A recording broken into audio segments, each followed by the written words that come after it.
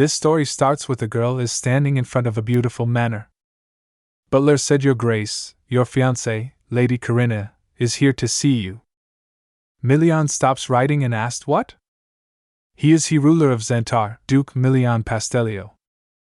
He asked, "Fong, isn't the wedding a year from now?" While bowing his head, Fong replied, "Yes, your Grace." He said, "But since she's come all this way, I think you should at least go and see her." Milian stands up and started walking. He said, "Why?" in angry tone. "How could she be this rude? What in the world is she thinking?" He said, "Though we're engaged, I can't believe that she would barge in here without even informing us ahead of time." While Fong is walking beside him, he said, "And she just had to come now, when winter is around the corner, and I have more important matters to deal with." Milian thinks in his mind, "We must accumulate enough food to last and make preparations to fight against demonic monsters. Please don't forget to subscribe and help me to reach 1K subs as soon as possible. Thanks for your support." Milian stops at a door and asked while opening the door, "Is it too late to call off the engagement now?" Karina said, "That sounds wonderful." Milian looks at her and thinks in his mind, "TSK, did she overhear?" He said, "What did you just say?" Karina said, "I'm willing to call off the engagement. In return, I'd like to live here for a period of about 6 to 10 months. Milian asked, "Who?" Karina replied, "Me." Milian asked, "Are you out of your mind?" Karina replied, "Not at all." She said, "I don't need a room in the main building. I'm fine with staying in the annex, as well." She digs up a paper from her robe and said, "I even brought the document to break off the engagement." While presenting the paper to Milian, she said, "Here you go." Milian looks at her, and then looks at her clothes. She's wearing worn out and shabby clothes. He asked, "Is your family struggling financially?" Karina tilts her head and while confused asked, "Pardon?" While looking at her clothes, Milian asked, "Did you travel like that? Where are the rest of your bags?" Karina said, I didn't bring anything else, in case something happened to me." He asked, "How did you come all this way?" She said while remembering her journey in her mind, I paid for a carriage ride, got off and walked for a while, then hitchhiked the rest of the way." Milian asked, "When did you depart?" Karina replied, 2 months ago. Milian takes a sigh and said, "You could have sent a message during that time. No, more importantly, how could you embark on a dangerous journey all by yourself? How naive can you be?" Karina replied, "That's because..." While smiling, she said, "This may be my first trip as well as my last." While remembering the scenery of her journey of forest and wildlife, she said, "I've always wanted to accomplish something with my own strength." Milian thinks in his mind, well, it wouldn't make sense for a noble lady to go on such a reckless journey more than once. Karina asked, "May I please stay here?" Milian walks close to her and asked, "What will you do if I say no?" Karina thinks and said, "Well, I did think of going from place to place and working here, and there is my plan B." Milian takes a sigh and thinks in his mind, what kind of a plan is that? He looks at her and thinks, is she really the same person I saw at the engagement ceremony? He recalls his memories of his engagement with Karina in his mind. He thinks in his mind, I had no idea that she was this rash. Karina said while smiling, "But I believe you won't say no, yes?" He asked, "What makes you think that?" She replied, "That's because Your Grace doesn't like me." While showing him the paper, she said, "I'm quite good at catching on to stuff like that. As you can see, I've already filled out the form to call off our engagement." He said, "Very well. Come in for now." She said, "Thank you. I promise not to be a bother. You won't even know that I'm here." She said, "And when I suddenly disappear one day, just think that I've returned home." While closing her eyes, she said, "Or you can think that you've been freed from an annoying burden." Milian said, "As you wish.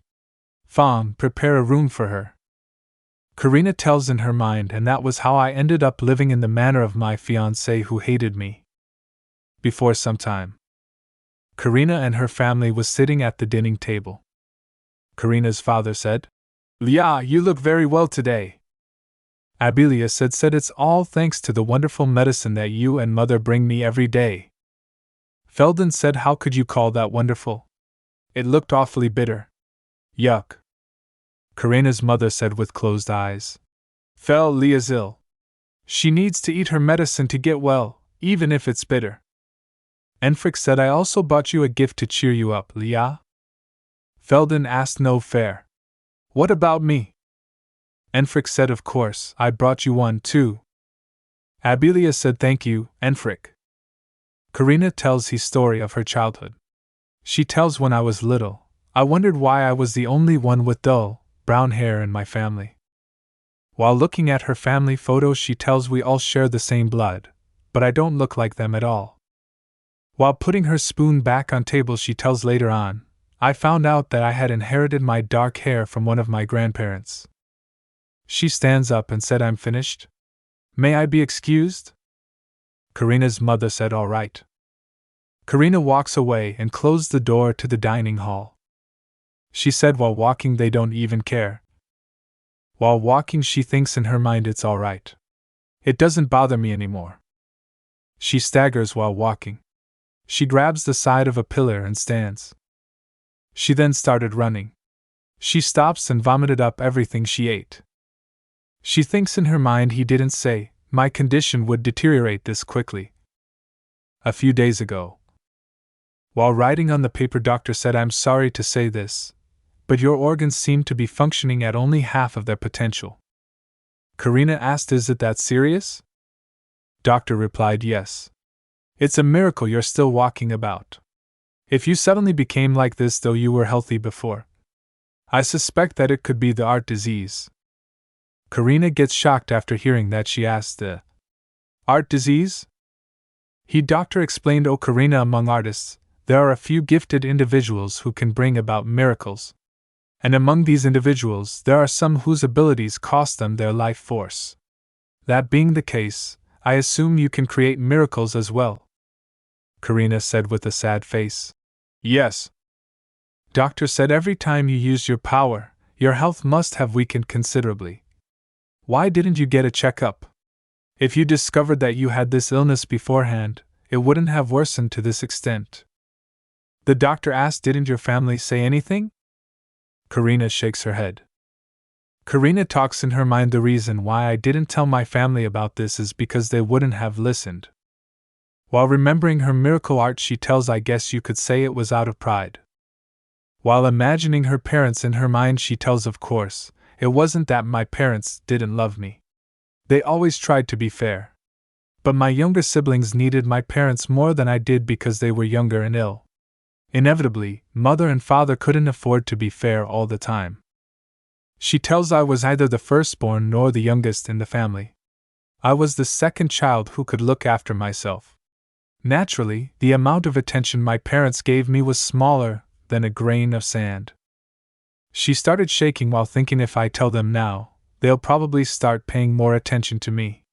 But how will I know whether they truly care for me? What if they're just interested in my ability? Back to present. The doctor asked, you said you're vomiting blood and feeling anemic? Karina replied, yes. Doctor said, that's serious. I'm sorry to say this. With a serious face, doctor said, but you have a year to live, at most. He said, since you won't be able to eat properly anymore, your body will become weaker. While Karina is shocked, he said, so even 1 year is a stretch. Karina asked, is there anything I can do to live? Doctor replied, no, not as far as I know. But come back after a while if you still wish to live a little longer. I may come up with something. While sitting near the window, Karina saw birds flying. She thinks in her mind, I wish I had wings too. She said, I'm going to die. She squeezes her hand and thinks, but before that happens, I want to do everything I had ever wanted to do. I'm not going to force myself to smile. I'm not going to act like I can do everything alone. She thinks, and I'm going to start speaking up for myself. While leaning on the window, she thinks in her mind, what will everyone think when they find out about my illness? While imagining her family, she thinks in her mind, if they start treating me like I'm an inconvenience. While taking a sigh, she thinks, I don't think I'll be able to bear it. That's why I can't tell them. She thinks while looking outside the window, should I just run away? But I have only a year left. Even if I do run away, where will I go? What will I do? While standing up, she thinks in her mind, I wish there was someone who would look at me for the way I am, regardless of whether they like me or not. She remembers something in her mind. Karina recalls her engagement day in her mind, in which Milian asked, "Are you a sheep?" He said, "You meekly do everything you're told, going this way and that. If you didn't want to come here, you shouldn't have." Karina looks at him. While walking, she thinks in her mind, but if I think about it, he didn't reject the engagement either. She thinks, then, shall I go to the north? While imagining herself on journey, she thinks it'll be a journey I'll embark on, with my own 2 feet. She thinks in her mind, all right. But what should I bring with me? While writing on a paper, Karina thinks in her mind, I should exchange gold for cash beforehand, make sure to pack comfortable clothes, jerky, water, and she thinks, I need to bring the document to call off the engagement. She started writing.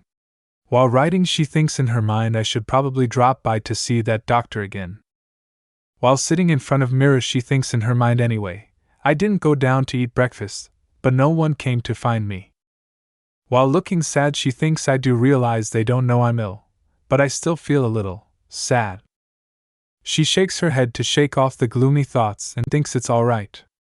I only have a week to get ready, so I need to begin now.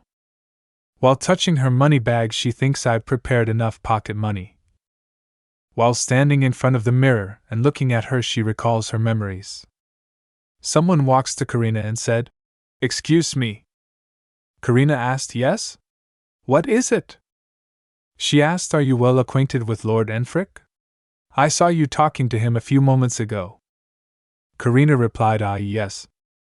Karina answering her, Karina thinks in her mind, that's because he's my brother. The girl started talking to the other girl, "Oh, how I envy you. He's quite dashing, isn't he?" The other girl said, "Count and Countess Leopold are both very admirable people, and their children are all famous, aren't they?" While imagining Enfrick, she said, "First, Lord Enfrick. They say that he's well versed in literary arts, is a skilled swordsman, and that he's more than capable to become the head of House Leopold at any time." She said, "That's right. And I also heard that a young noblewoman confessed her love to him through a letter not long ago." While imagining Felden, she said, "And Lord Felden. They say that he's always surrounded by people because he's full of life. And we mustn't forget Lady Abelia."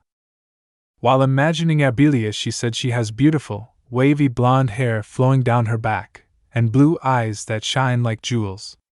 I saw her the other day, and you wouldn't believe how lovely she was. It's no wonder she's the most well-known lady in high society. But she's quite ill." After listening to them talking to each other, Karina walks away. The first girl said, "Yes, that's why the Leopolds are so careful about her health. Come to think of it, there was someone else." The other girl said, "Yes, someone quite plain was always with them. I wonder who she is. Could it be? Where did she go?" Karina was remembering all of this while standing in front of a mirror. She puts her hand on her cheeks and said, "Someone plain." While walking in the hallway, she thinks in her mind, I remember turning away and going straight back home that day. I wonder what happened afterward. While walking down the stairs, Karina saw Nocturne. Nocturne also saw Karina. Nocturne said, "Oh, hello, Lady Karina." Karina glares at him for a moment, and she said, "It's been a while, Nocturne. What brings you here?" He cheerfully replied, "Yeah. I mean, Lady Abelia is getting her checkup today." Karina thinks in her mind, "Yeah, huh?" While remembering her younger self, Karina thinks in her mind, I once had feelings for him, but... While imagining Nocturne and Abelia, she thinks in her mind Nocturne only had eyes for Abelia. Perhaps it was because she reminded him of his little sister, who died when she was young. I had no choice but to let my affection for him wither away. While passing by Nocturne, Karina said, "I see. I'll be going now." Nocturne looks at Karina, gets an intuition, and said, "You don't look too well. Are you alright?" Karina thinks in her mind, "Since when did you care?" She said, "I guess I didn't get enough sleep." Nocturne then said, "I could give you a checkup along with Lady Abelia, if you'd like." Karina said that's alright. While both of them were talking while standing at stairs, Abelia came. Abelia walks to Karina and cheerfully hugs her. While hugging, she said, "Karina!" Due to this unexpected hug, Karina stumbles and Nocturne grabs Karina. Karina looks surprised by Nocturne's gesture. While looking at Abelia, Nocturne said, "It's dangerous to run around here, Leah." Abelia said, "Sorry, Nocturne. I was just so happy to see Karina." Karina. Abelia keeps hugging Karina. She asked Karina, "Where are you going?" Karina replied, "I'm going out." Karina grabs Abelia by her shoulders and said, "Abelia, you should be more careful. What if you fell down the stairs?" Abelia said, "I knew you would catch me." After hearing Abelia, Karina mumbles something. No one heard anything. Nocturne and Abelia looks confused. "Huh!"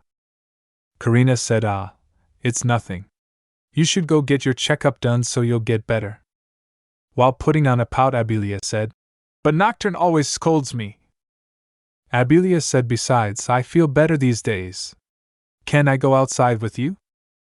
Karina pushes her hand away and said, "Nocturne came all the way here to help you. It wouldn't do to just send him back." Abelia looks a little sad and said, "But..." Nocturne said, "Leah, I'm sad that you think I only scold you. I'm just doing my job." He said, "Since Lady Karina has plans, we should let her go and head upstairs now." Abelia said, "Okay." Abelia drooped her shoulders and said, "You're so lucky to be able to go outside every day, Karina." After hearing Abelia, Karina gets shocked. She clenches her hands and thinks in her mind, "What? Lucky? How could you say that? You have no idea what I had to endure." Karina remembers a time. While taking care of Abelia, Karina tells in her mind, "Abelia loved clinging to me. So I always had to stay by her side and tend to her." While remembering the letters, she tells in her mind, "All those tea party invitations gathered dust on my desk because I couldn't go. Naturally." She tells in her mind, "I wished I could attend parties and have fun. I never got a chance to make any friends. That's how it was all the time." While talking to Karina, her mother said, "I'm sorry, Karina. Enfric fell off his horse, so I need to go and see him." Karina said with a sad face, "But today's my birthday." While maids are tending to her dress, Karina's mother said, "Your brother could have been seriously injured." Karina asked, "What about father?" Her mother said, "He's already left for the academy. Tell the butler what you'd like for your birthday." While looking at newborn kids, Karina said, "Wow, they're so tiny. Are they my younger siblings?" While lying on bed, Karina's mother said, "That's right. Since you're a big sister now, you need to take good care of them, alright?" Karina cheerfully said, "Okay." Karina imagines herself with her siblings walking, while she looks happy. Abelia coughs. Karina thinks in her mind, "Did she cough?" Karina said, "Mother, Abelia just..." Her mother said, "Karina, go to your room now." Her mother said to the maid with a worried look in her face, "Call for the doctor immediately." The maid said, "Yes, my lady." While another time, Karina said, "No. Feldon. Give it back." While Feldon is a kid, he grabs the toy. Karina pulls it from him and said, "Mother made me this for my birthday." Feldon falls with a thump sound and started crying. Karina gets startled after looking at Feldon crying. Karina's mother burst open the door and said angrily, "Goodness, Karina. What in the world are you doing? How could you treat your younger brother like that?" Karina said, "But Feldon tried to take my..." Her mother interrupts Karina and shouted, "He's just a baby. Give it to him." While holding Feldon, her mother said, "You must be kind to the little ones so they'll follow in your footsteps. Just let Feldon play with that. My darling boy, are you alright?" While Karina is hugging the toy, her mother said, "Be a good girl, Karina." She said, "Karina, do as you're told. Do you want to be punished by your father?" Karina said. No, but… Her mother said, then stop acting like a child. Karina gives her toy to Feldon. At another time, Karina said to her mother, Mother, I feel dizzy. While sewing, her mother said, What?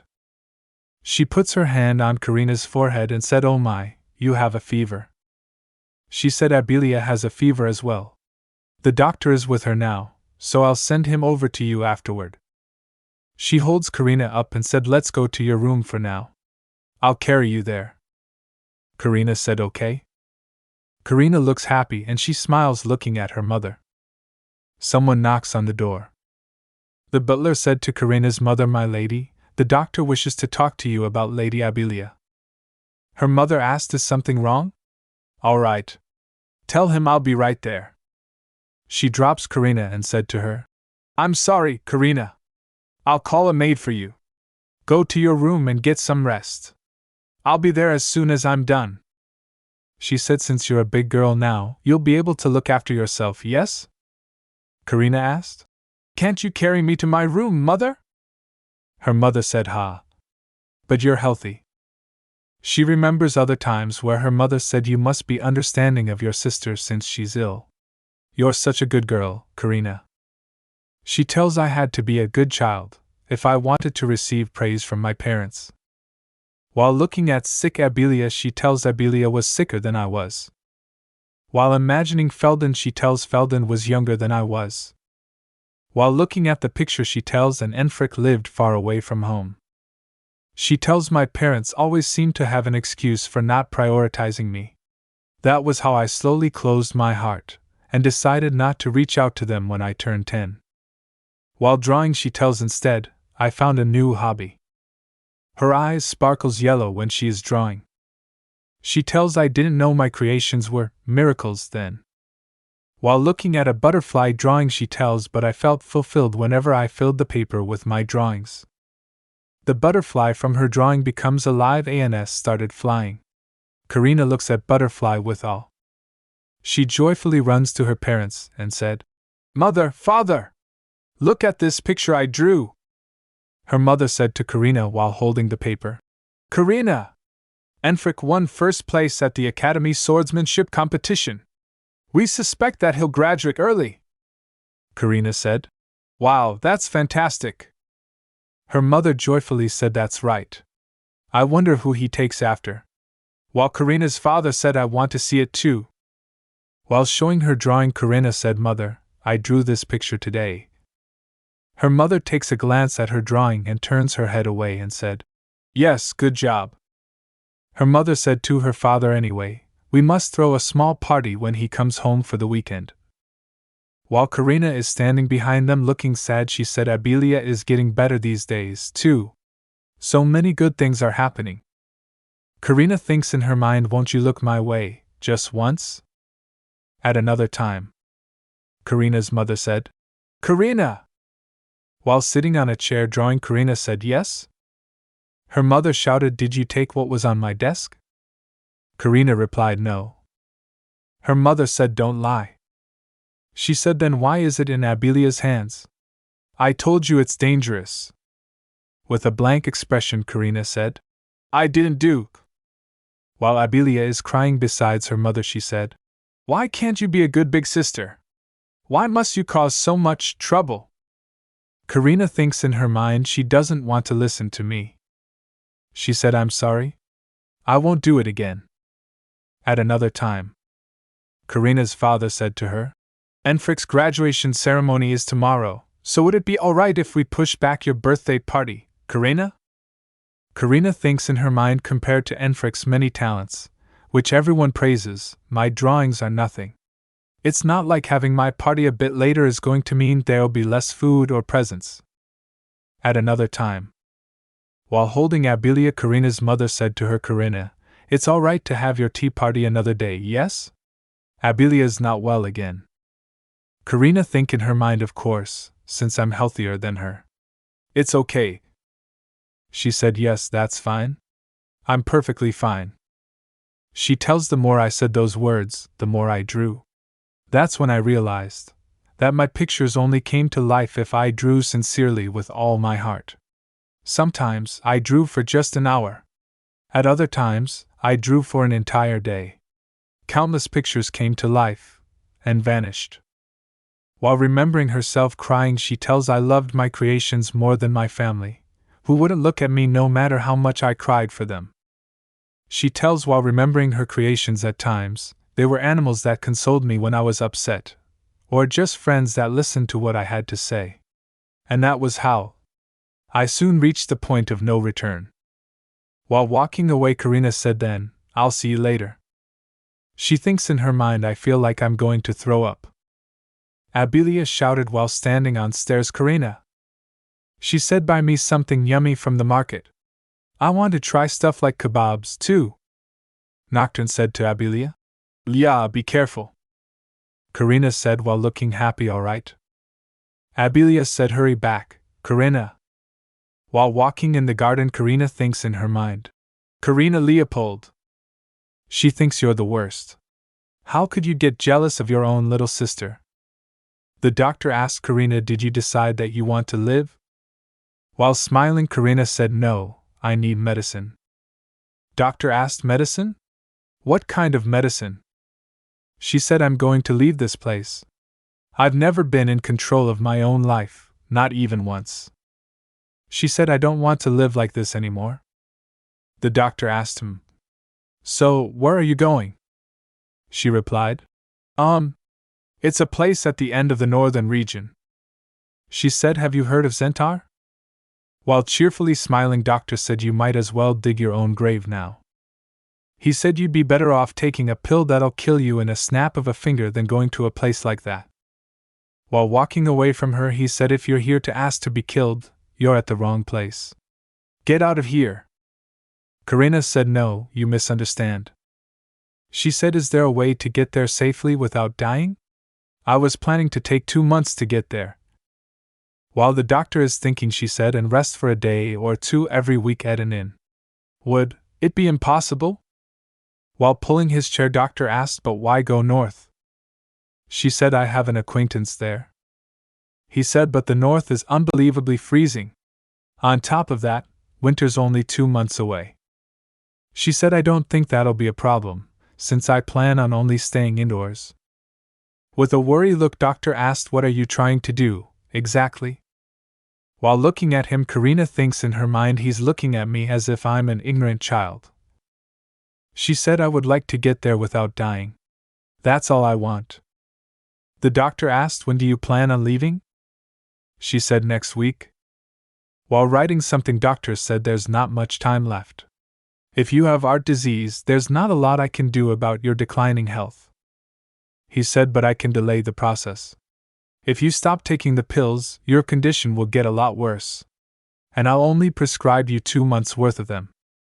After hearing the doctor, Karina cheered up and said, that's more than enough. Karina gives money to the doctor. He said, that's too much money. This medicine isn't even that expensive. Karina said, you're prescribing me 2 months' worth of medicine. And I also wanted to give this to you as a sign of thanks.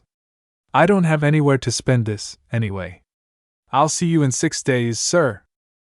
While looking at her leaving, doctor thinks in his mind, she's so young, and yet she's so quick to give up. I wonder what kind of life she lived to look so relieved about leaving. While walking in the bazaar, Karina thinks in her mind, once I get the medicine, I'll be all set to go. While walking in bazaar, she smells the aroma of kebabs. She thinks in her mind, that smells heavenly. The stall owner said to Karina, don't be shy and give it a try, miss. You'll thank me later. Karina remembers Abilia in her mind saying, I want to try stuff like kebabs, too. While smiling, Karina said to the stall owner, I'll have 2 to go, please. While sitting in the carriage, Karina looks outside. She looks at a girl wiping a little girl's face with an handkerchief. She remembers Abilia's words in her mind. You're so lucky to be able to go outside every day, Karina. While looking sad, she thinks in her mind, I know she didn't mean it in a bad way, and I know that she adores me as well, though I don't know why. While her heart throbs, she thinks in her mind, I wish I could be more easygoing about things like this. While coming from the gate and walking, she thinks in her mid, after all, Abelia and Felden are younger than me, and I should be understanding as their older sister. She said I guessed this would be perfect for a light snack before dinner. Felden asked Karina, "Where have you been?" Karina replied, "Hello, Felden." While sniffing the bag Karina is holding, Felden said, "Smells delicious." He snatches the bag from Karina and said while smiling, "Isn't this too heavy, Karina? I'll carry it for you."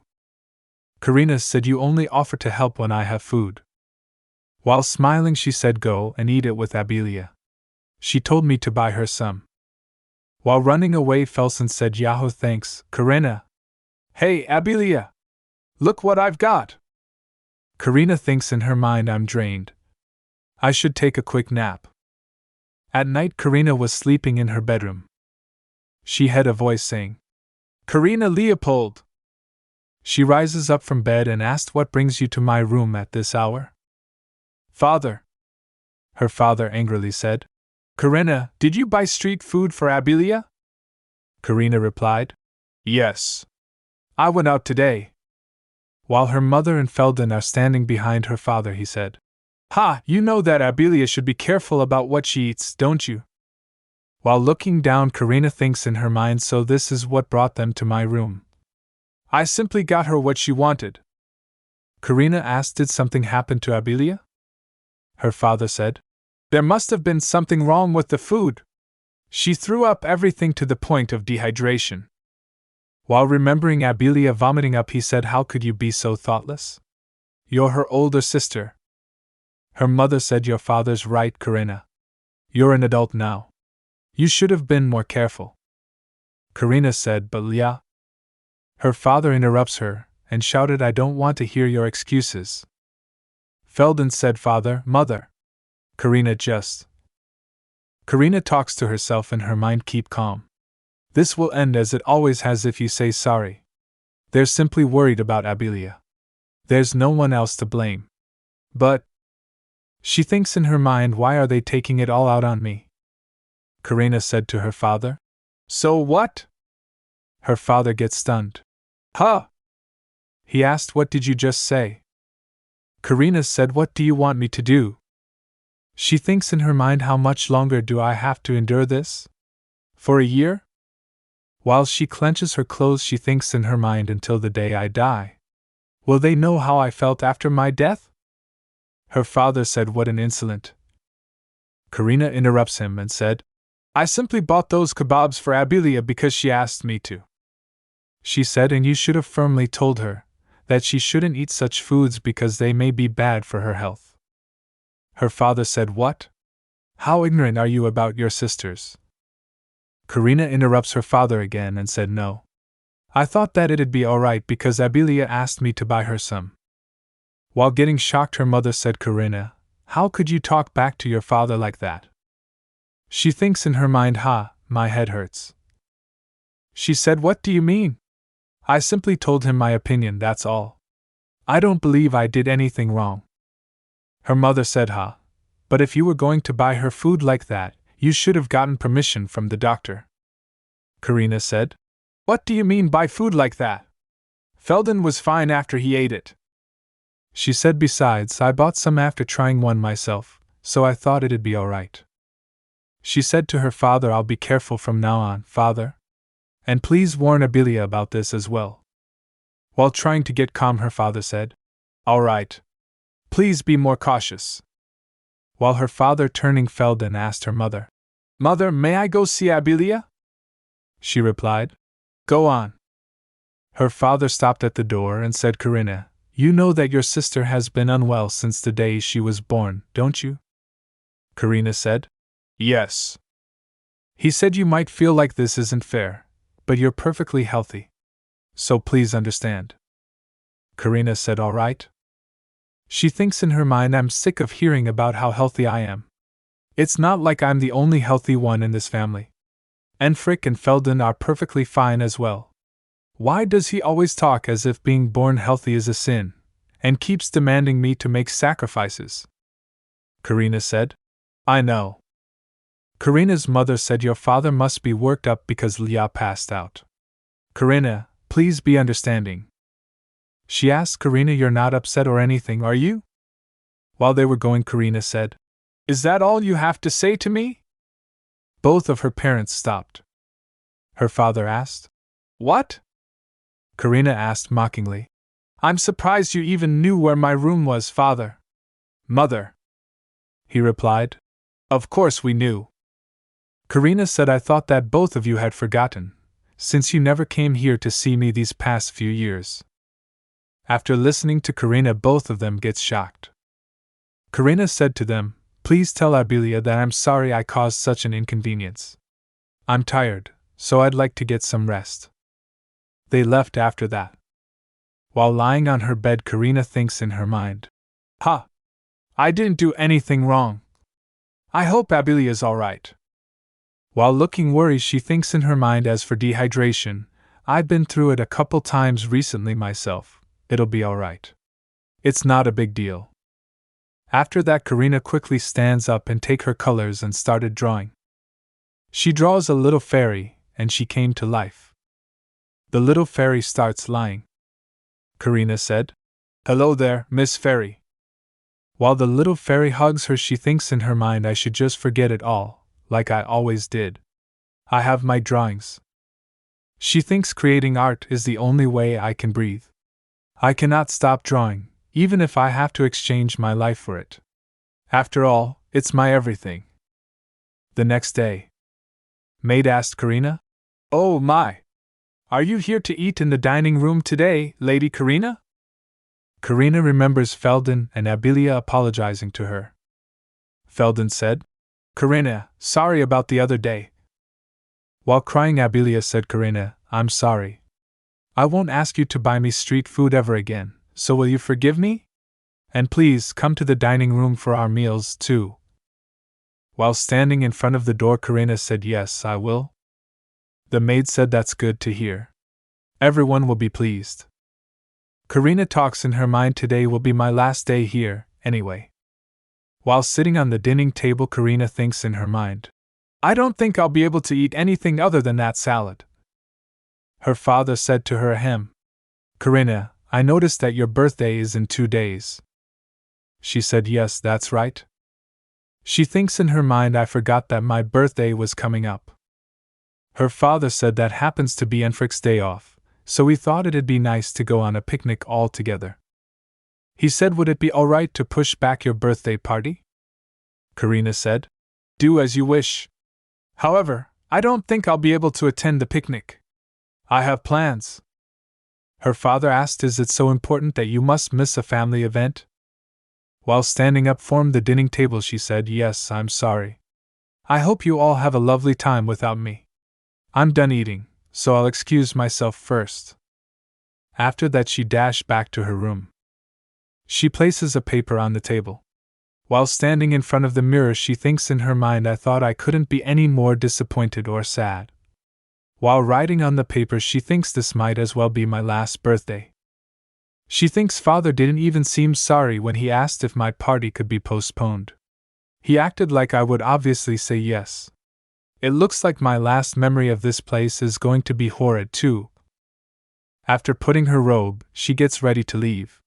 She thinks in her mind still, since they're family, I wondered whether I should at least say something to them before leaving. But I just ended up leaving a simple letter on my table.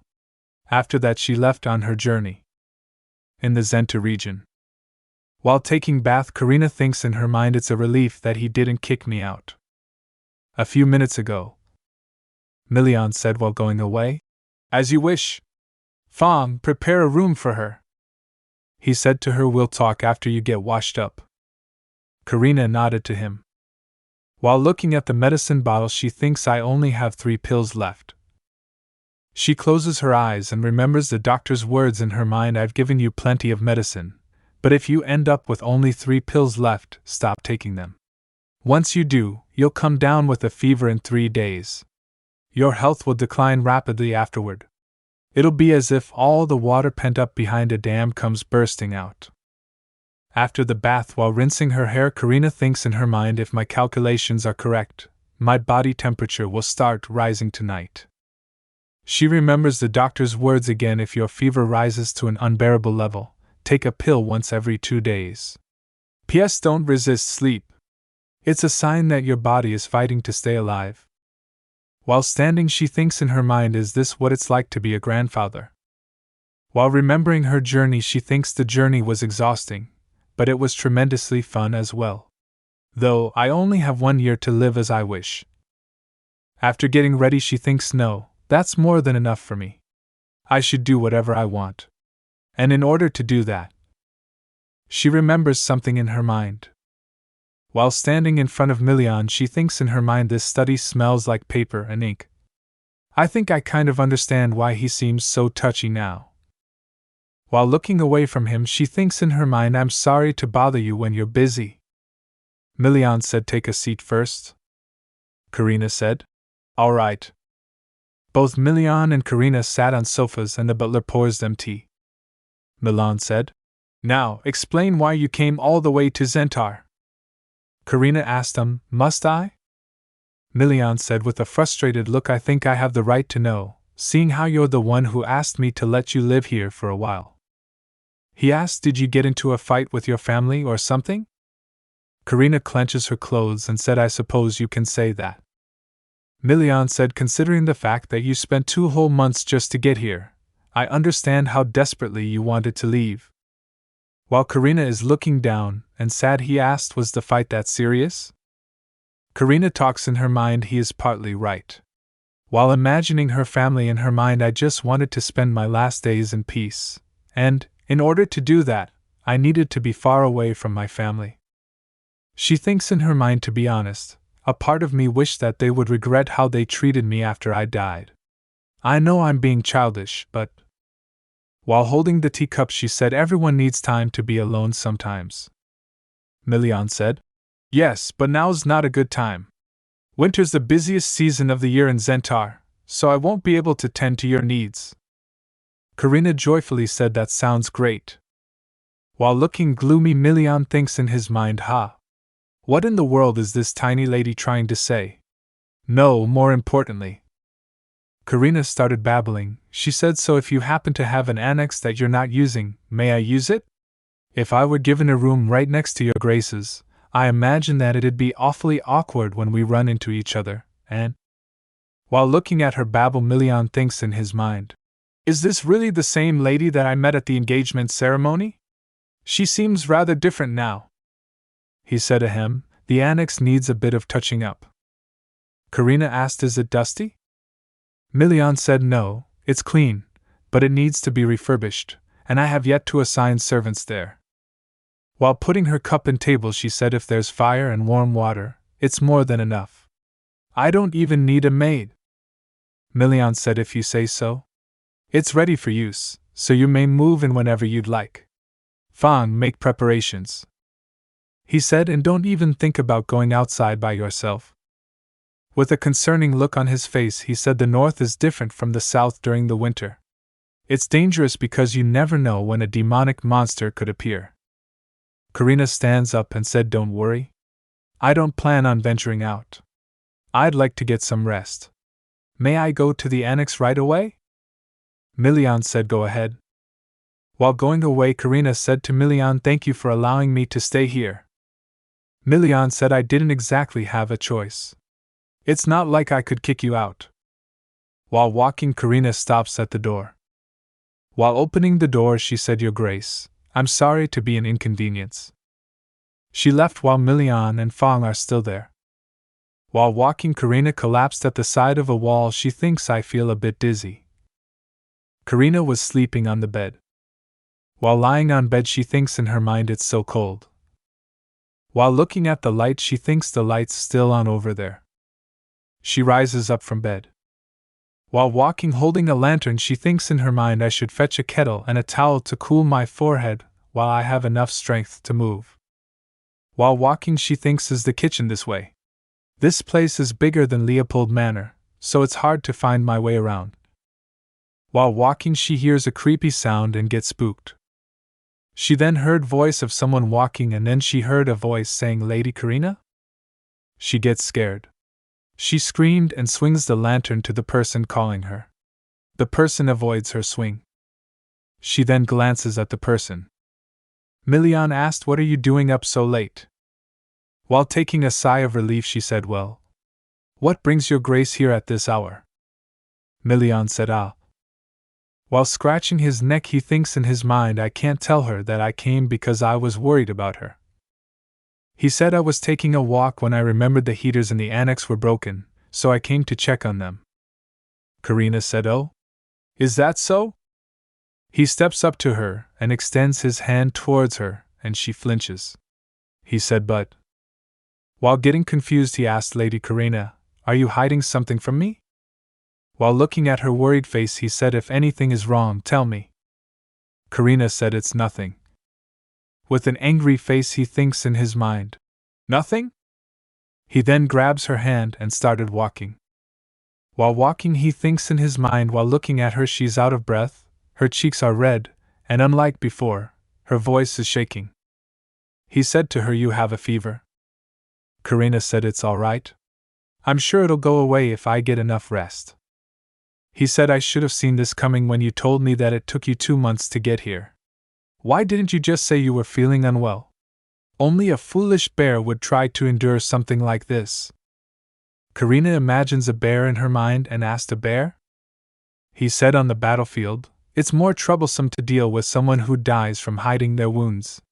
So, if you don't want your condition to worsen even more, I need you to tell me about these things beforehand."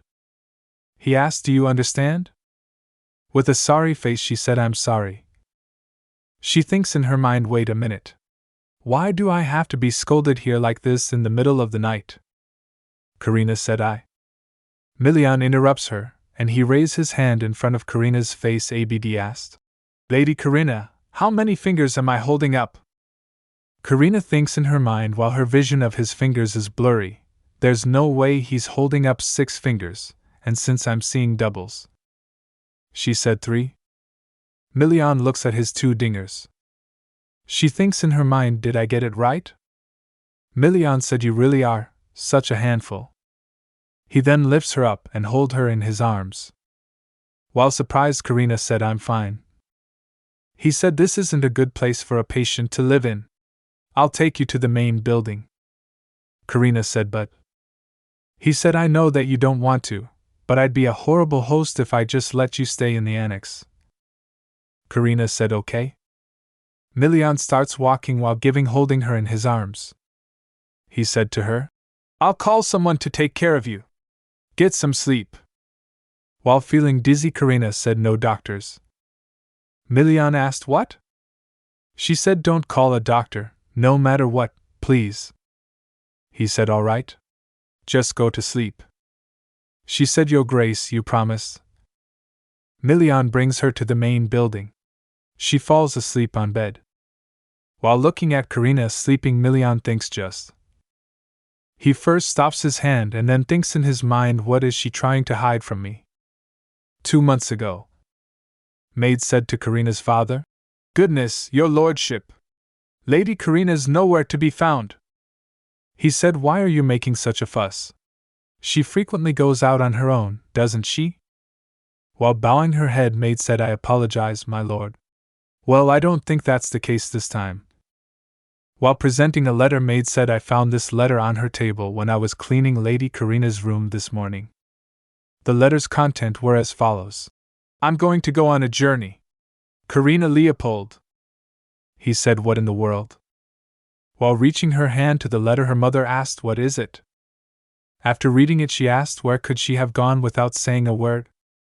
He father asked the maid, "When's the last time you saw her?" She said, "Well, I believe I saw her go outside 2 days ago." He asked, "What about yesterday?" She said, "Yesterday? I don't recall seeing her." He asked, "Did any of you see Karina yesterday?" Felden and Abilia looks oblivious. Abilia asked, "Since she wasn't in her room, I thought she went to the market again." Felden said, "I haven't seen her recently either." Enfric said, "Perhaps she was upset that the picnic overlapped with her birthday. I should have picked a different date." Enfric remembers his conversations with Karina in his mind. He said, "Karina, if you're upset, you can say so. Don't forget that mother and father love you. Karina said, I know. I'm their child, so they probably do love me, somewhere deep inside their heart. But one thing is for certain. I'm not their favorite. After putting the letter on the table, her mother wipes her mouth and said honestly, how could she be so inconsiderate? Didn't she realize we'd worry once we discovered she was gone? If she hated the picnic so much, she could have said so. Her father said to the butler she couldn't have gone too far. Dispatch a few of our men and find out where she went. Her mother asked the maid, did any money go missing? The maid replied, just 2 gold coins from today and yesterday combined, your ladyship. Her father said, see? She couldn't have made it too far with so little money. He said she'll probably be back after 2 weeks or so. I'll make sure to scold her properly when she returns. Her mother said, I hope nothing happens to her. Her father said, what an ungrateful child.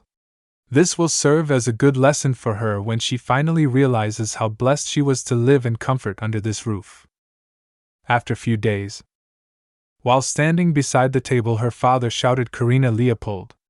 What in the world is she thinking? While crumpling the paper, he said, no matter how upset she was, how could she do this? His mother came and asked, darling, what's wrong? He said, it seems that Karina went south. She asked, so how is she? While putting his left hand on his face, he said they lost her when she got on a carriage headed for the capital. He thinks in his mind, I understand that Karina might feel upset, but how could she stir up trouble on purpose? What a disgrace to the family. While sitting, her mother said, who knows what may happen to her? We must send more people and bring her. Her father interrupts her mother and said, bring her back? For what? If she hates being here so much, let her be. She left of her own volition, so I refuse to let her into this manner unless she gets on her knees and begs for forgiveness. He called his butler Cassis. He said to him, I don't care how much it costs to keep tracking her down. Find her. Cassis replied while bowing she head, yes, my lord. Her mother said, I know that it was rash of Karina to do something like this, but I can only imagine how dismayed she must have been. Her father said, stop making excuses for her. She ran away because she was upset about a birthday party. He said, if word gets out about this, I won't be able to hold my head up. She's a smart girl. I'm sure she'll be back before that happens. Her father asked her mother, how's Leah? Isn't she lonely now that Karina's not here? Her mother, with a worry face, said, it seems as though she goes in and out of Karina's room, but she doesn't say much. Still, it must be hard for her.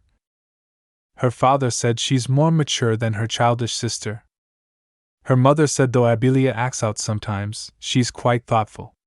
I'm sure Karina had her reasons for acting this way too. While imagining Karina in his mind, he said, what in the world could she possibly have been upset about?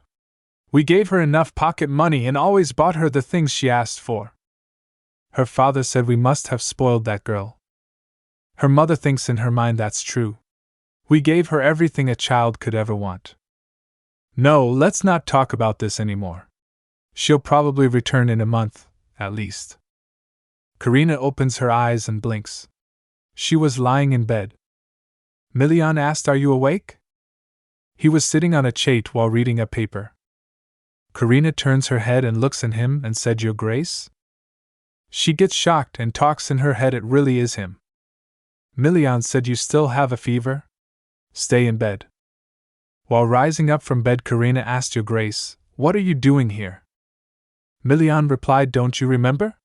You refused to see a doctor, and it was too late to call for anyone. He steps up to her and said, so I decided to stay by your side until morning. While Milian is pushing her into the bed, Karina asked, really? He said, then why else would I be reading my papers in here instead of my study? She said, but am I not a bother to you? Milian talks in his mind, why would she be a bother? She's a patient, so of course I have to take care of her. He said, I am the owner of this manor, Lady Karina.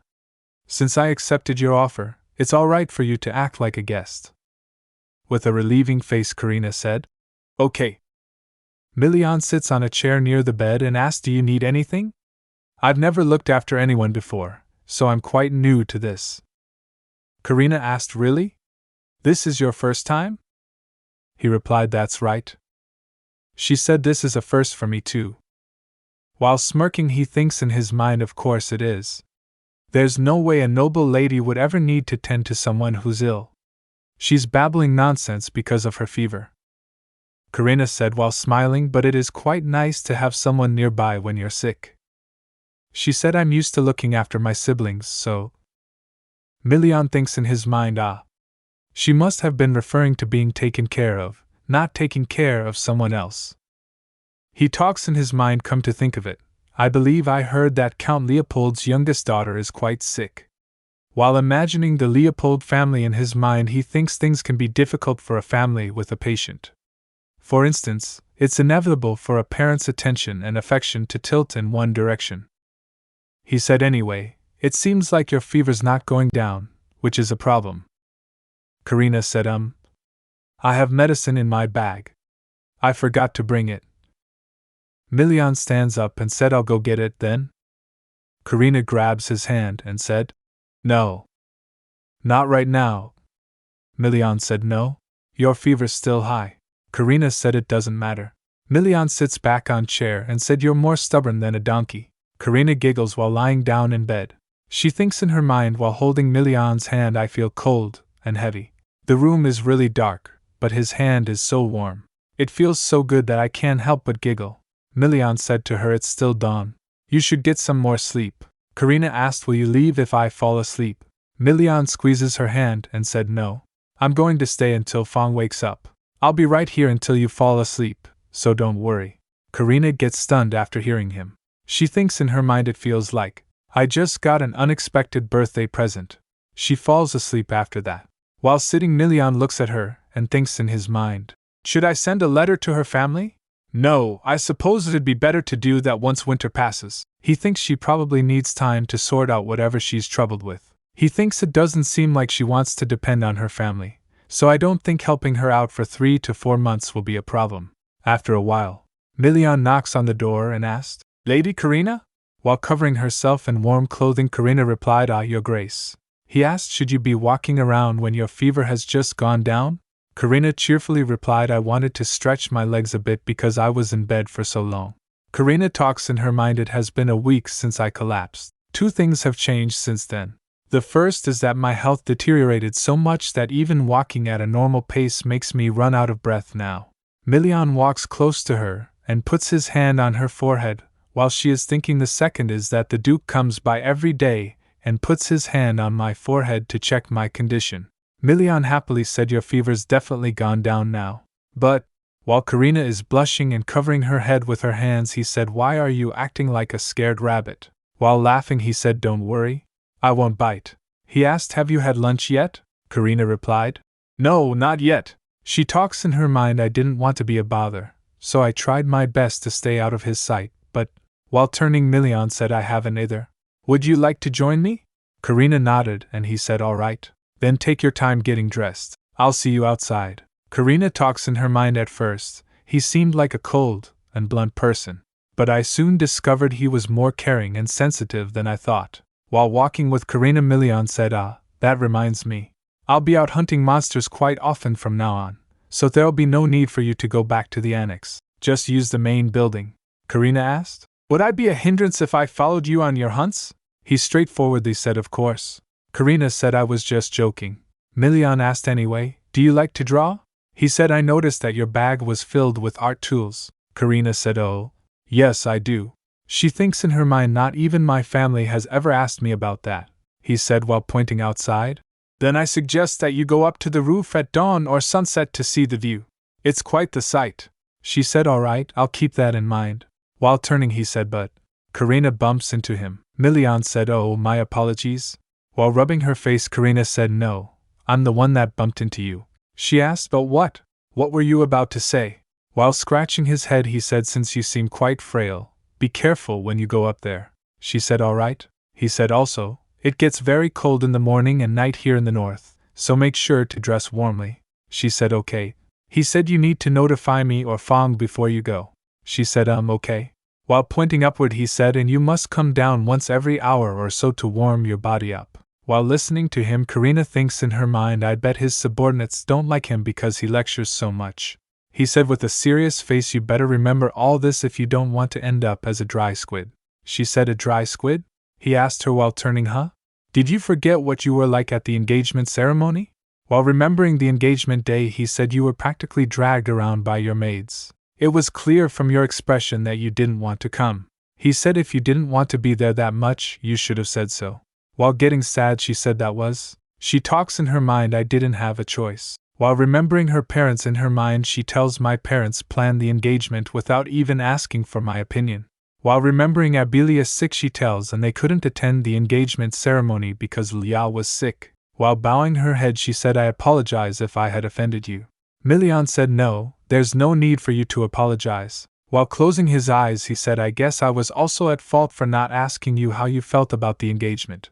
I was too focused on carrying out my predecessor's final wishes. He said, anyway, what I'm trying to say is, if you don't like something, while looking her in her eyes, he said, just say that you don't. Karina thinks in her mind, but I've never been able to express my opinion so openly before. If I had refused to get engaged, Abilia would have been forced to take my place. She doesn't say anything. Milian scratches Hugh's head and then turns and starts walking. As he walked, he asked, what kind of foods do you not like? Karina replied, I'm not good with greasy foods. While opening the door, Milian said, I suppose that's understandable. Come, you must be hungry. While amazed, Karina said, Your Grace, Milian said, this place is beautiful when it snows, but the cold is unbearable. So, I gathered all the experts of the north and had them make a glass dome here. While excited, Karina asked, wow, when will it snow? Milian replied, since this year's been fairly chilly so far, I suspect it'll start snowing early next month, Karina told. It wasn't cold enough to snow back at Leopold County though, Milian said. What an absurd comparison. Of course, the north is colder. Anyway, the food's getting cold. You should eat. Karina imagines Milian saying to maids, don't put any greasy food on that side. She thinks, he's so considerate. Milian then asked, you're not that weak, right? You're not going to throw up blood while eating, are you? Feeling pressured, Karina replied, I'm not that ill. She thinks in her mind, I feel so sorry that he had to go out of his way for me. I thought he was just a cold and mean person. If any problems arise because of me, he'll have to deal with the consequences. Perhaps I shouldn't have come here. While she was busy in her thoughts, Milian looks towards her and asked, what's wrong? Does it not suit your taste? Karina said. Your Grace, he replied. You can just call me Milian. Or Lien is fine as well, she said. Oh, all right, he asked, so why did you suddenly call out to me? Surprised by his question, Karina shakes her head and then replied, I just felt apologetic. He asked, apologetic? For what? She replied. For not notifying you before coming here. I thought you'd say no if I asked beforehand, so, he replied. Of course I would've, he said, but it wouldn't be because I don't like you or find you annoying. It's simply because it'd be dangerous. Forget about what I said to you when you arrived. I'd like to officially apologize for how I acted that day, Karina replied. It's fine. And, she wondered, should I tell him about my illness? Even if I do, the situation won't change for the better. In the worst-case scenario, I may no longer be able to stay here, and, while smiling, she replied, thank you for this meal, Milian said. That's it. Enjoy. The main chef will be sad if you don't, and I'll have him prepare something easier for you to eat next time, she said. Huh? Yes, thank you. Milian asked. How is it? She replied while eating. It's delicious. After a few moments, while walking, Karina thinks, I haven't been this full in such a long time. Our conversation was lovely as well. Looking through the glass window, she thinks, maybe I should go up on the roof tomorrow. Milian shouted. What did I tell you? While furious, he said, did you think I was joking when I warned you about going up there? Karina replied. I'm sorry. Milian said, would you please explain to me why you went up to the roof wearing only a robe over your clothes? I thought you promised me you'd be careful. Averting her eyes, Karina asked. Did I? While Milian glares, she admitted, I think I did. Firstly, I must tell Milian or Fang if I plan on going up to the roof. Secondly, I must dress warmly. And lastly, I must come down every hour or so to warm my body. But, she looks into the hallway and thinks, there's no one here. Are they all asleep? While she dashes, she thinks, I don't think I should bother them.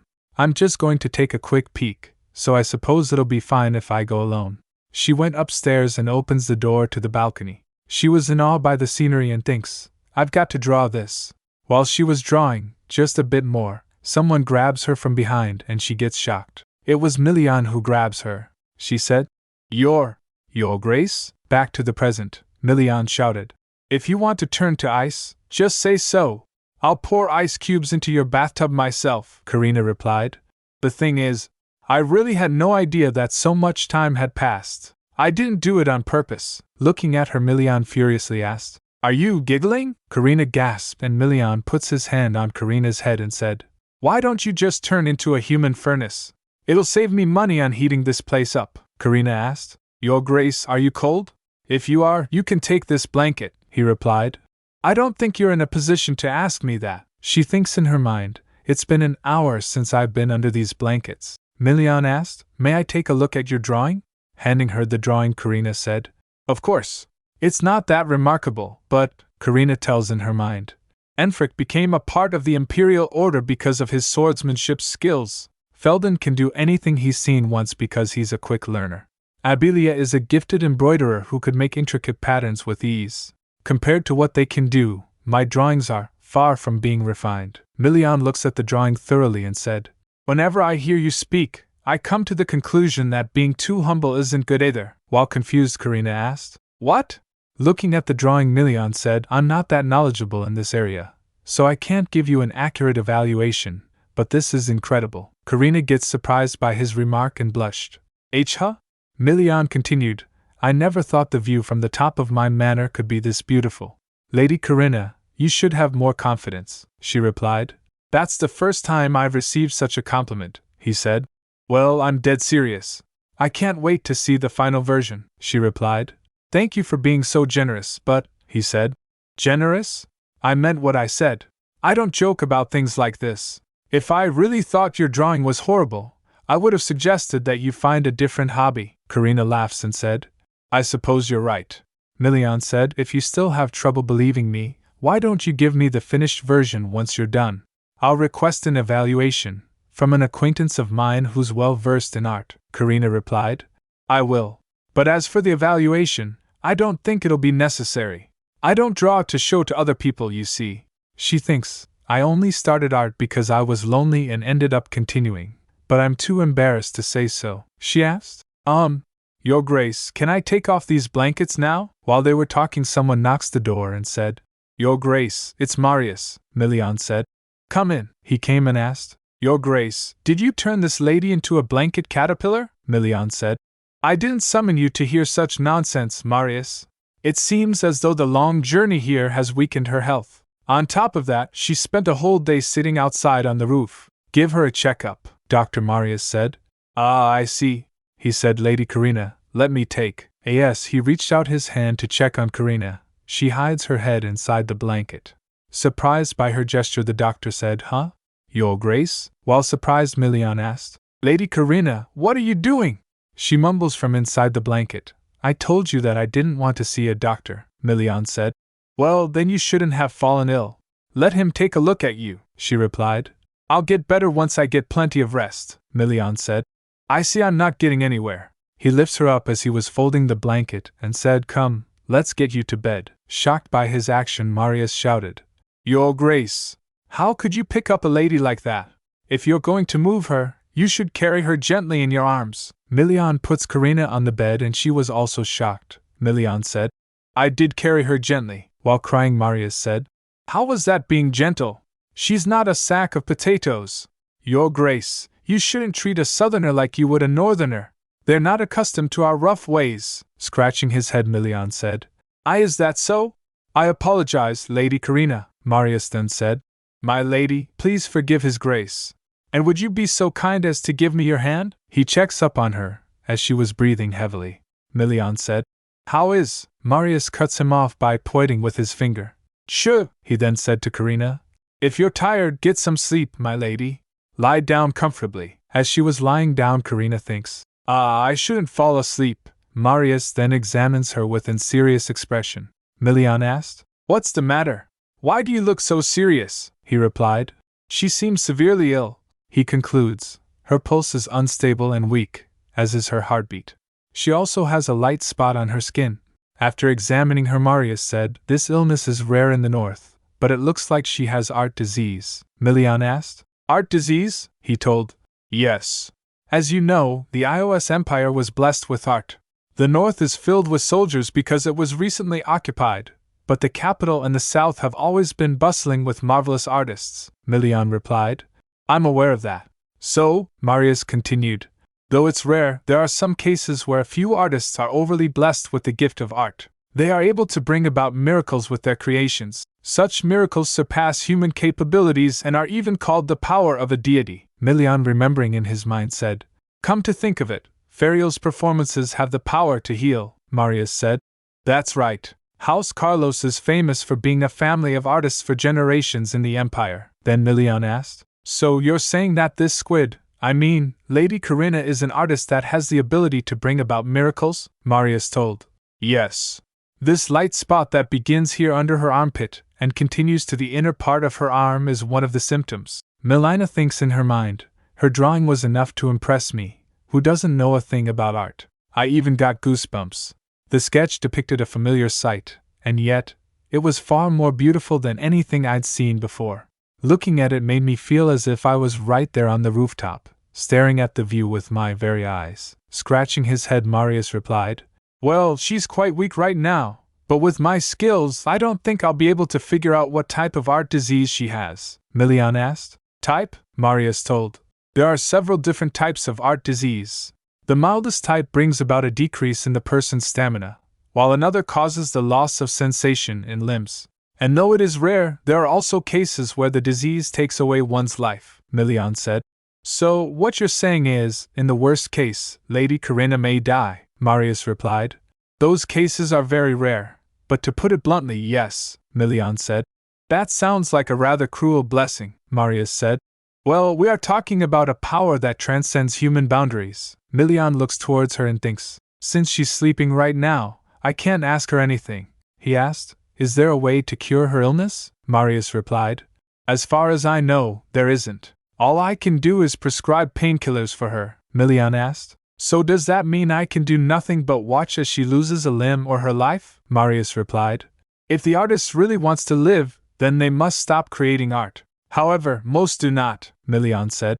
Why not? How hard could it be to choose life over art? Marius explained.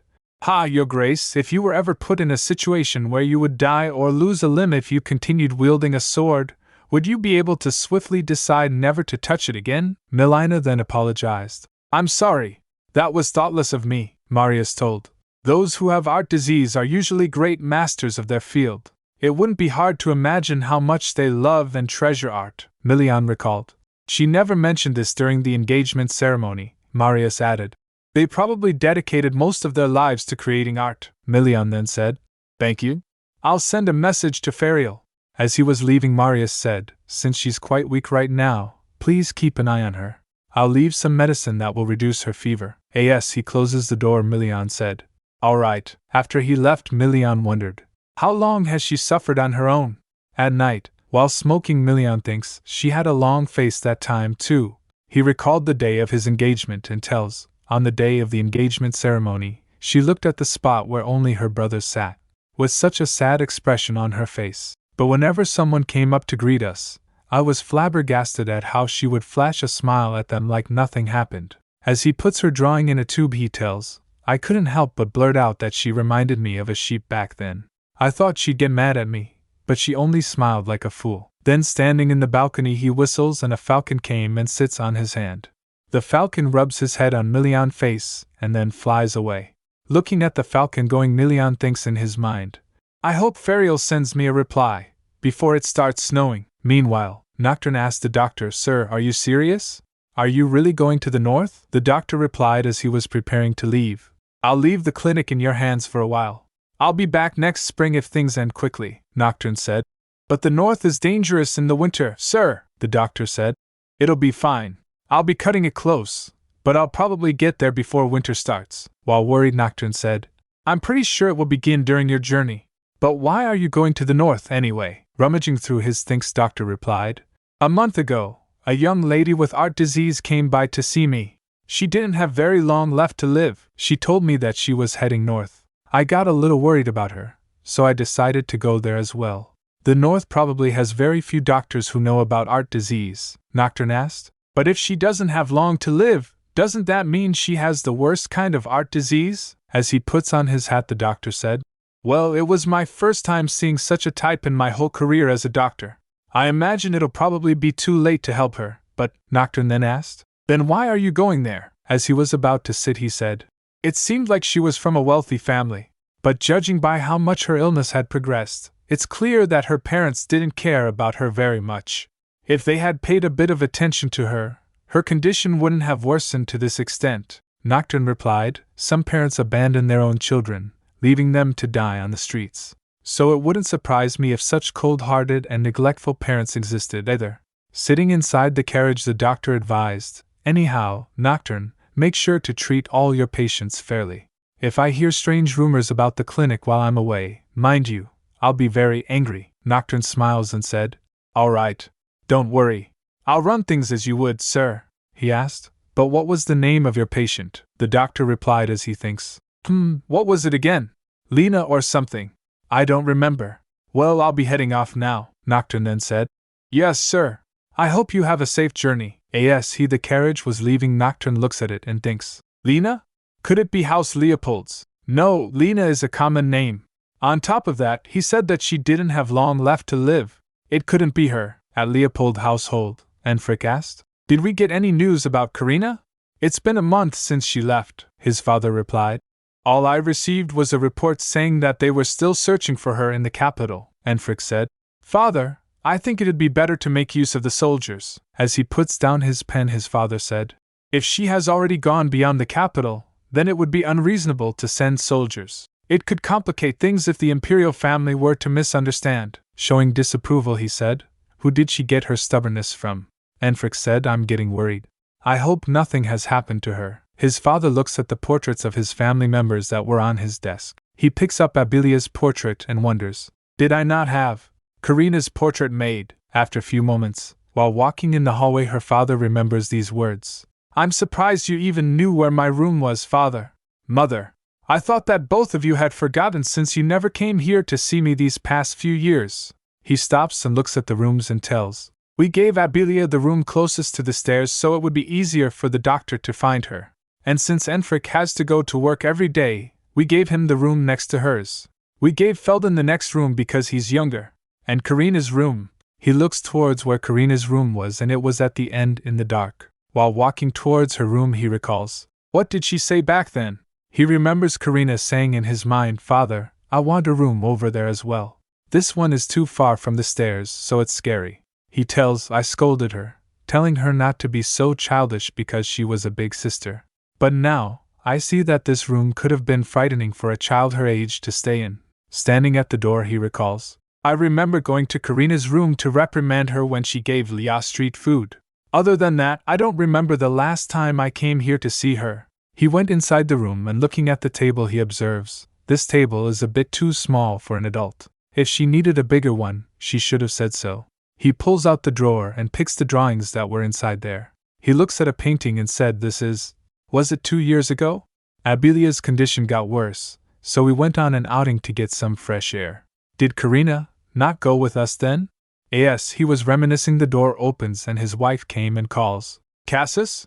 What are you doing in here? He replied, I was just dropping by. What about you?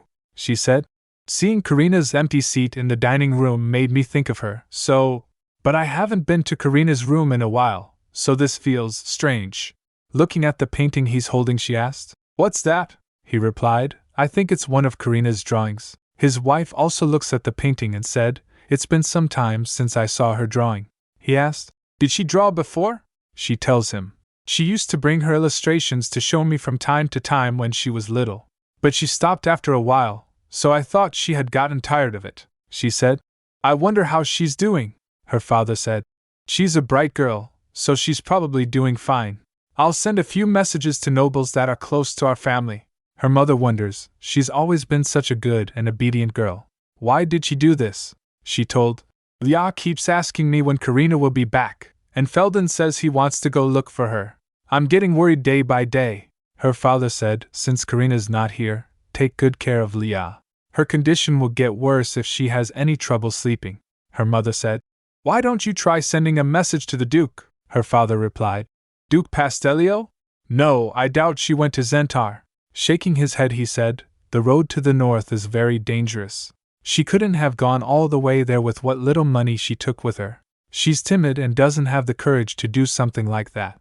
She's probably hiding somewhere in the capital. I'll take care of everything, so don't worry. I'll also make sure to ask friends who live near the capital. Her mother thinks, why do I feel frighteningly lonely when I look at this drawing? Meanwhile, Nocturne asked, why the long face, Lia? She replied, did it show? I was just thinking of Karina. It's been 2 months since she ran away. Nocturne remembers Karina Leopold. She was a quiet lady who never stood out. It was easy to overlook her because she had dull brown hair, unlike the rest of her family. But her blue eyes were strangely more beautiful than anyone else's, Abilia said. You know, Karina always stayed by my side whenever I was sick. That's why I never felt lonely, even though I didn't have any friends. While smiling, she told, she would read me a picture book whenever I asked her to, and even sang me a lullaby when I requested it. Hearing her, Nocturne replied, I see. Abilia continued, and if I told her that I was lonely, she didn't go out to meet her friends and stayed right next to me. While giggling, she told, actually, when I was younger, I was jealous that she got to go out when I couldn't, so I made her stay with me a couple of times. But I don't do that anymore. Nocturne smiles and said, Lady Karina must have been a kind sister. He concludes in his mind, though, she may not have liked you as much as you think she did. He then remembers a past incident. Abilia said, I knew you would catch me. Karina said, don't trust me. The words she mumbled at the staircase sounded so sincere that I thought her kindness to Abilia was all an act. And even if she doesn't like Abilia that much, she should have at least sent her sick sister a letter. Nocturne said, don't be too anxious. But if you're really worried, how about you get healthier so you can go and look for her? While rummaging through her things, Abilia said, that sounds good too. Oh, and I also found out something amazing about Karina the other day. Showing him a picture, she said, Tada, look at this. Nocturne asked, a drawing? Looking at the drawing, he thinks, it feels like I'm staring at this scene with my very eyes. It feels so real. Amazed by the drawing, he asked, did Lady Karina really draw this? In disagreement, she said, yes. I took it from her room. I have no idea why she didn't say anything about her drawings when she's this talented. If I were her, I would have run to Mother and asked her to compliment me. Karina's really good at doing things by herself. As she was talking, Nocturne stands up. Abilia asked, are you leaving already? He replied, yes. I just remembered that I had something to take care of, she said. Oh, all right. Goodbye. Nocturne left the room. After closing the door, he puts his hand inside his bag and thinks, could it be? He pulls out a prescription which contents were, name Karina, condition, suspected of having art disease, has 1 year left to live, at most, note, slim chance of living longer. He said to himself, no way. Back at the Duke's manor, Karina opens her eyes and she vavs lying on the bed. She rises up from bed and thinks, I'm thirsty. She extends her hand to reach the jug and wonders, did His Grace leave this for me? She said to herself, I shouldn't have come here. She thinks in her mind, I wonder if he found out about my illness. She said, I hope that he never finds out. When I was told that I didn't have much time left to live, the first thing that came to mind was how my family treated me throughout the years. If I told them I was dying, I thought they would give me more affection and attention. But I didn't want to face a reality where such love would only be given to me when I'm about to die. I felt miserable and disgusted at the thought of trying to seek their attention with my illness, which was eating away at my life like sand escaping through the crevice of my fingers. That's why I ran all the way to the north. My family can't reach me here, and Milian. I thought he'd ignore me because it seemed like he didn't like me. I tried to live as quietly as possible. She then remembers his words. I am the owner of this manor, Lady Karina. Since I accepted your offer, it's all right for you to act like a guest. While crying, she said, Why is he treating me so kindly? It's inevitable for people to have favorites within their family. That's why things are unfair sometimes, because everyone has their own set of priorities. But I'm merely a guest to Milian. I'm not even family. So how can he be so caring toward a stranger like me? While crying, she thinks, I'm going to die, and he'll keep on living. I should have made sure that he didn't develop any feelings for me, regardless of whether such feelings stem from sympathy or worry. If Milian ends up feeling guilty about my death, then she said to herself, I remember reading about a charm that can erase one's memory. She raises her hand as to draw and said, if I had that book with me now, I could probably draw that charm. My ability allows me to create any object I've seen, felt, and understood through my drawing. For example, if I draw the heart of a dead person, I could bring them back to life for a while. Of course, the power wears off as time passes, so a complete revival is impossible. But it's a powerful ability. If I had been born in a family that valued art, I imagine they would have supported my talent in every way they could. But what's the use in blaming my family now? Maybe I shouldn't stay here. Perhaps I should go to a monastery. I'm about to run out of pills, and I don't think I'll be able to go back to the south in my current condition. She then wonders, what should I do? A voice came. Do what? Milian came and said, You're up, Karina said. Your Grace. Yes, he walks close to her, he asked. What type is it? Huh? Milian drags the chair to sit and asked. You seem to be suffering from art disease. According to Marius, there are several kinds of art disease. I was asking what kind yours was. Karina averts her gaze and said, I'm sorry, he said. Don't apologize, just answer my question, she replied. I know that I'm selfish and acted out of line, he said. Lady Karina, I'm not trying to blame you, she said. I'm sorry I barged in here. It was thoughtless of me to do so. Milian takes a sigh and said, I see I'm getting nowhere. Karina asked, Is it too late to pretend that this never happened? With a serious face, Milian asked, What are you talking about? Karina doesn't speak. Then Milian said, Karina Leopold, she replied. Yes? He asked. Is it that difficult to answer my question? Clenching his fists, Karina said, Why, Your Grace, may I please move to the annex so that I won't be a bother to you? You won't even know that I'm there. But if I still end up getting in your way somehow, I'll leave. Then Milian asked, Will you get better if you move to the annex? Just tell me. Are your limbs going to be paralyzed? Or are you going to die? Are you really not going to cooperate? There aren't any doctors in the north that'll be able to treat you. It's also impossible to go outside because of the monsters. Karina shakes her head and said, I don't need a doctor. It's impossible to cure me, anyway. Milian told. Marius said that you'd be able to live if you stopped drawing, Karina replied. Then I will have nothing left. I've been an artist my entire life. If I stop drawing, I'll have nothing else to hold on to. Feeling puzzled, Milian said, Then explain to me why you came here. Was it really because you needed time to yourself? And don't say that you can't tell me this either. Out of consideration for you, I've been holding back for quite some time now, Karina replied. It might take a while for me to explain everything, though. Would you be all right with that, Your Grace? Milian replied with a smirk. Of course. I'm all ears. Karina thinks in her mind, I've never really opened up and told my story to anyone before. Where should I begin? 10 minutes later, while feeling annoyed, Milian said, Lady Karina? Karina said, Actually, I found out that I had art disease a week before coming here. She told, I wanted to organize my thoughts in a quiet place, and I didn't want to stay because I felt like I was being treated unfairly by my family. Milian asked, How so? She explains, Well, for example, I had to spend my birthday all by myself because it was on the same day as my brother's graduation ceremony. I was forced to lend my precious wallet that my mother had gifted me to my younger brother, and I had to watch as my younger siblings were complimented on their smallest achievements, while mine were ignored no matter how hard I tried. She told, I was afraid that I would have to endure being treated like that until I died, so I left. Then she asked, I'm quite childish, don't you think? Milian said with a straight face. Why?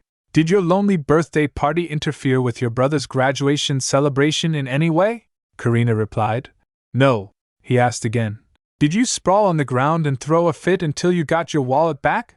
Or did you hit your little brother? She replied.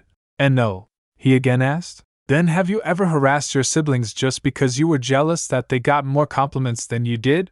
Surprised by his words, she said. What are you talking about? Being childish is being afraid of getting in trouble for spilling water on your father's papers and running away from home for a week. I'm going on a journey, he asked. What's so childish about what you did? You gave in to all of your siblings' needs, Karina admitted. Yes, but yielding to the needs of one's family is a given, he interrupts her by saying. It's a given? Says who?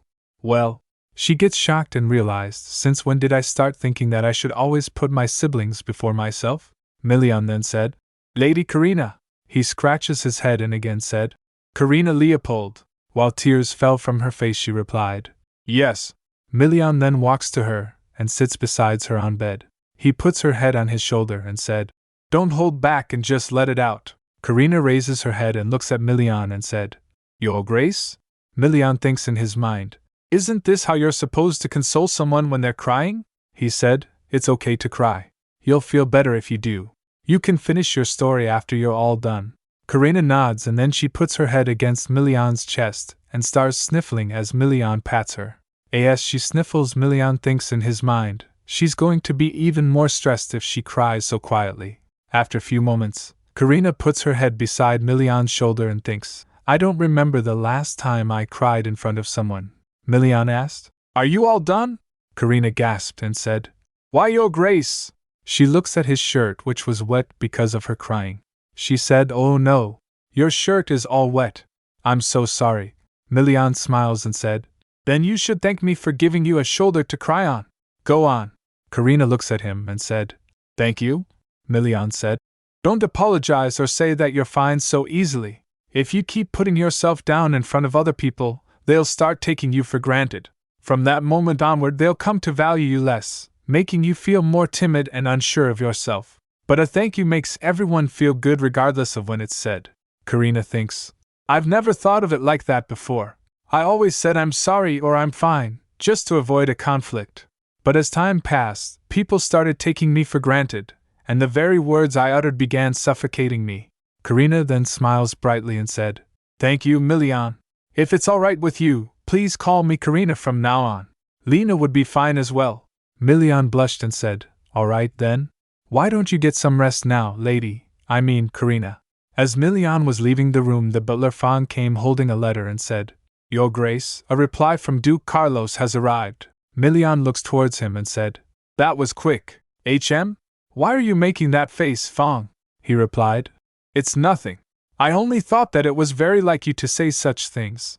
Milian asked, What do you mean? Hand me the letter. He opens the letter and starts reading. Blah blah blah, nothing important. The content of the letter were, You want me to use my miraculous powers to take a look at someone? You insolent fool. Why don't you learn some manners and ask more politely? Ferio Carlos, while enraged, Milian said, It looks like Ferio may come much later than I expected. He crumples the letter and said, Well, I guess I'll deal with this later. He then asked Fand, By the way, where do young noble ladies usually go for fun? A training hall, he replied. I'll look into it, Your Grace. Meanwhile, the doctor was riding the cart that was going towards north. The cart driver said, You were very, very lucky, Doctor. In early winter, you're rarely given permission to pass through the northern checkpoint because of preparations to subjugate monsters. At this rate, we'll probably arrive at Pastellio Manor before it starts snowing, the doctor replied. I see. I'm glad I came at the right time. Thank you for helping me, the driver said. I should be the one thanking you. You saved my sick daughter. But may I ask why you're sewing a map on that cloth? He replied. This? I'm looking for someone. Back at the Pastellio Manor, Karina tells, I recently picked up a new hobby. Every day, I watch Milian train at dawn and draw him.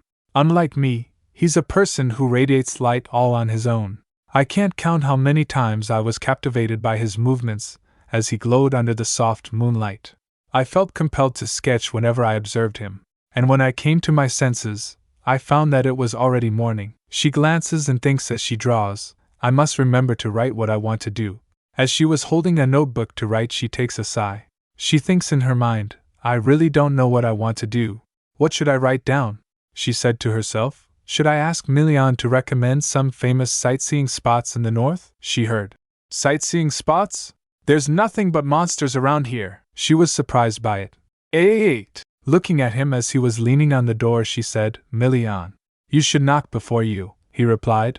For your information, I knocked more than 5 times. He walks to her. He leans on the table where her drawing was and said, What were you so focused on? She replied.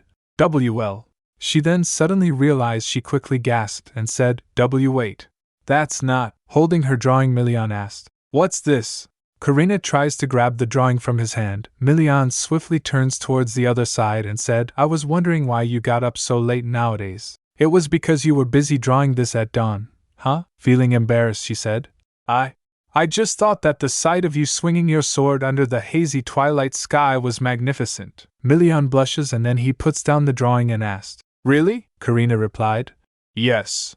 Besides, if I capture a scene in a sketch like this, I'll be able to remember it even after time passes. She then asked, Anyway, what brings you here? He replied. I was going to go out on a patrol soon, and I was wondering if you'd like to accompany me. I figured you'd be tired of having to stay indoors all day, she excitedly replied.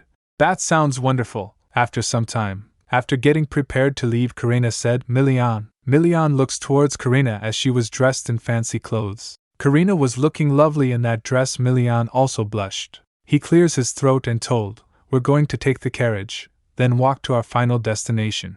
Will that be all right with you? Karina replied. Yes, it's fine. Milian then holds her hand and said, Then shall we? The maids bowed their head and said, Please have a safe journey, Your Grace. Sitting in the carriage, Milian thinks, Looking at her like this makes me realize that she really is a noble lady. He asked, Did you learn your etiquette from your parents? She replied, No, I learned it from a viscountess, while the rest of my siblings learned from my parents. He asked, And why was that? She answered, My sister was quite sick then, so I guess they didn't have the time to give me lessons. He concludes, I'd better not probe any further. He then asked, What's that in your bag? She told, It's a notebook that I was going to use to write down the things I want to do, but I'm having some trouble getting started. Milian said, Your goals don't have to be grand. Don't think too much. Just write down whatever comes to your mind. Who says you can only write down what's possible? This may be nosy of me, but I think you often overthink things. Take what you just said, for example. You have every right to be angry or upset about having been taught etiquette differently from your siblings. After the carriage stopped, Milian extends his hand towards Milian and said, Karina, the world is big. Don't let the memories of an unfortunate past discourage you. Asterisk. As Karina grabs Milian's hand, he said, It seems as though Count and Countess Leopold kept a great tree in a small pot for too long. The tree had no choice but to keep growing its roots out in that tiny pot.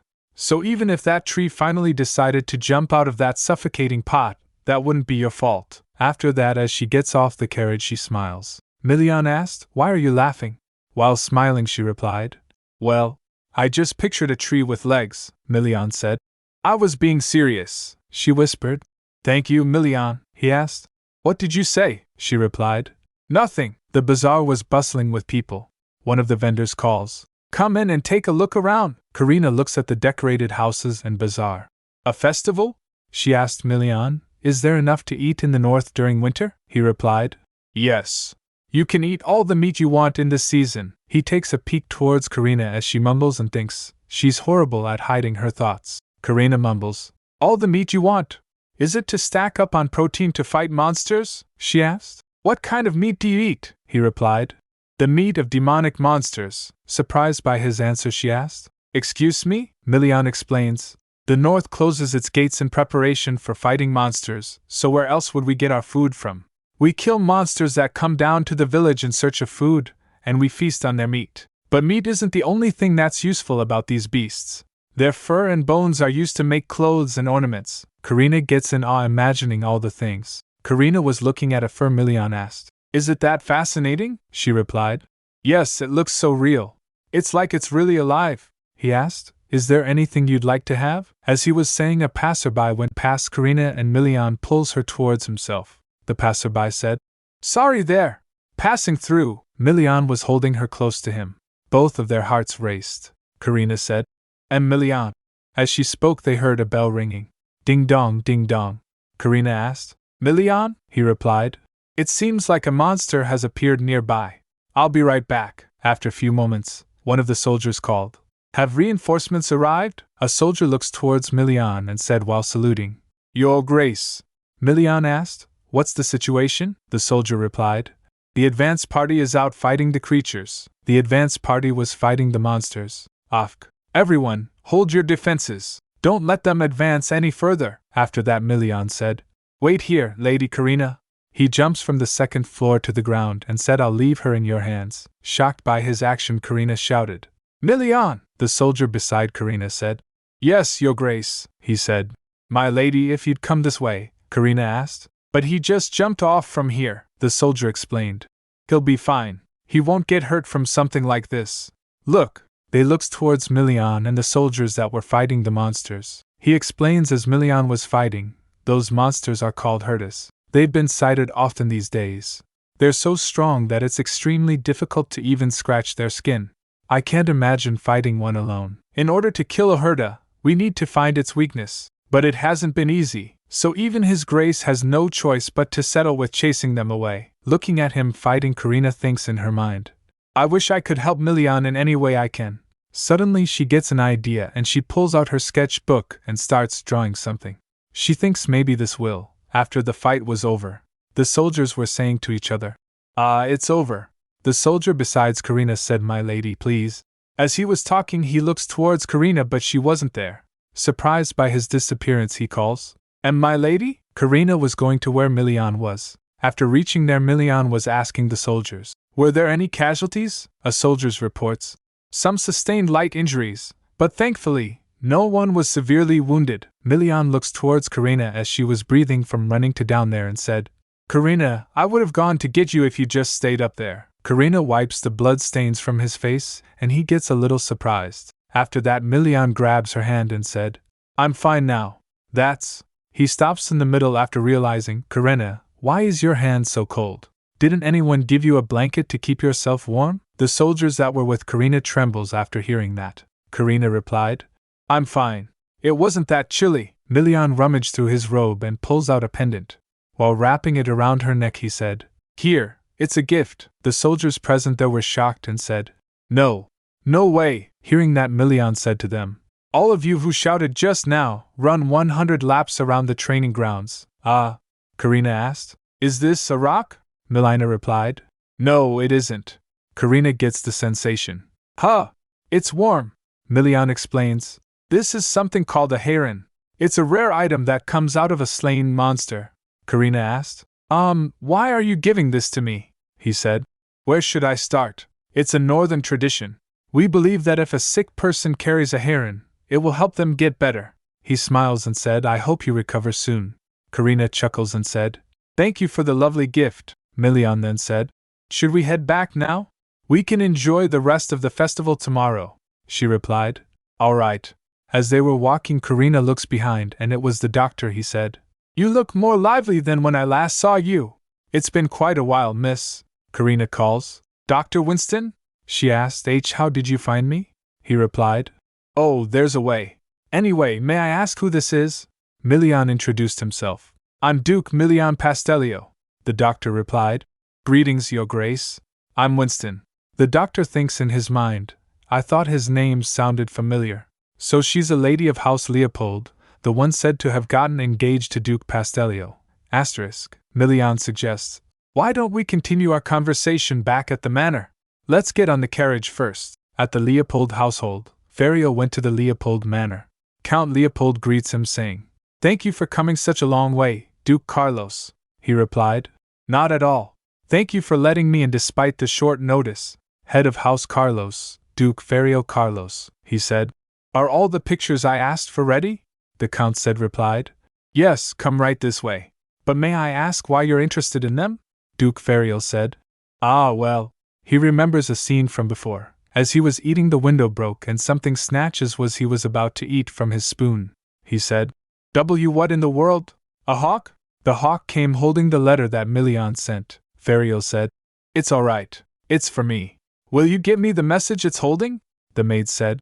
Here you are, Your Grace. Ferio said, I haven't heard from Milian in a while.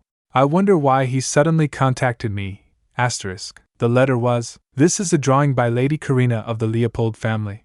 I believe she has art disease. However, she won't tell me what kind of art disease she is suffering from. Why don't you put your powers to good use and look into it? And make sure to find a cure as well.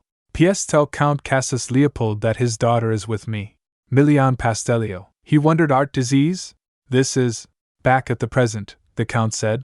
To be honest, I was surprised when you asked me to show you my daughter's drawings, he asked the servant. Did you bring all of them? The servant replied. Yes, Your Grace. He flips through the drawings and puts them down on the table. He said, Your Grace is a master of arts, so I'm not sure whether you'll find these meager sketches to be pleasing. Ferial takes a sip and said, I think that you should study art more, Count Leopold.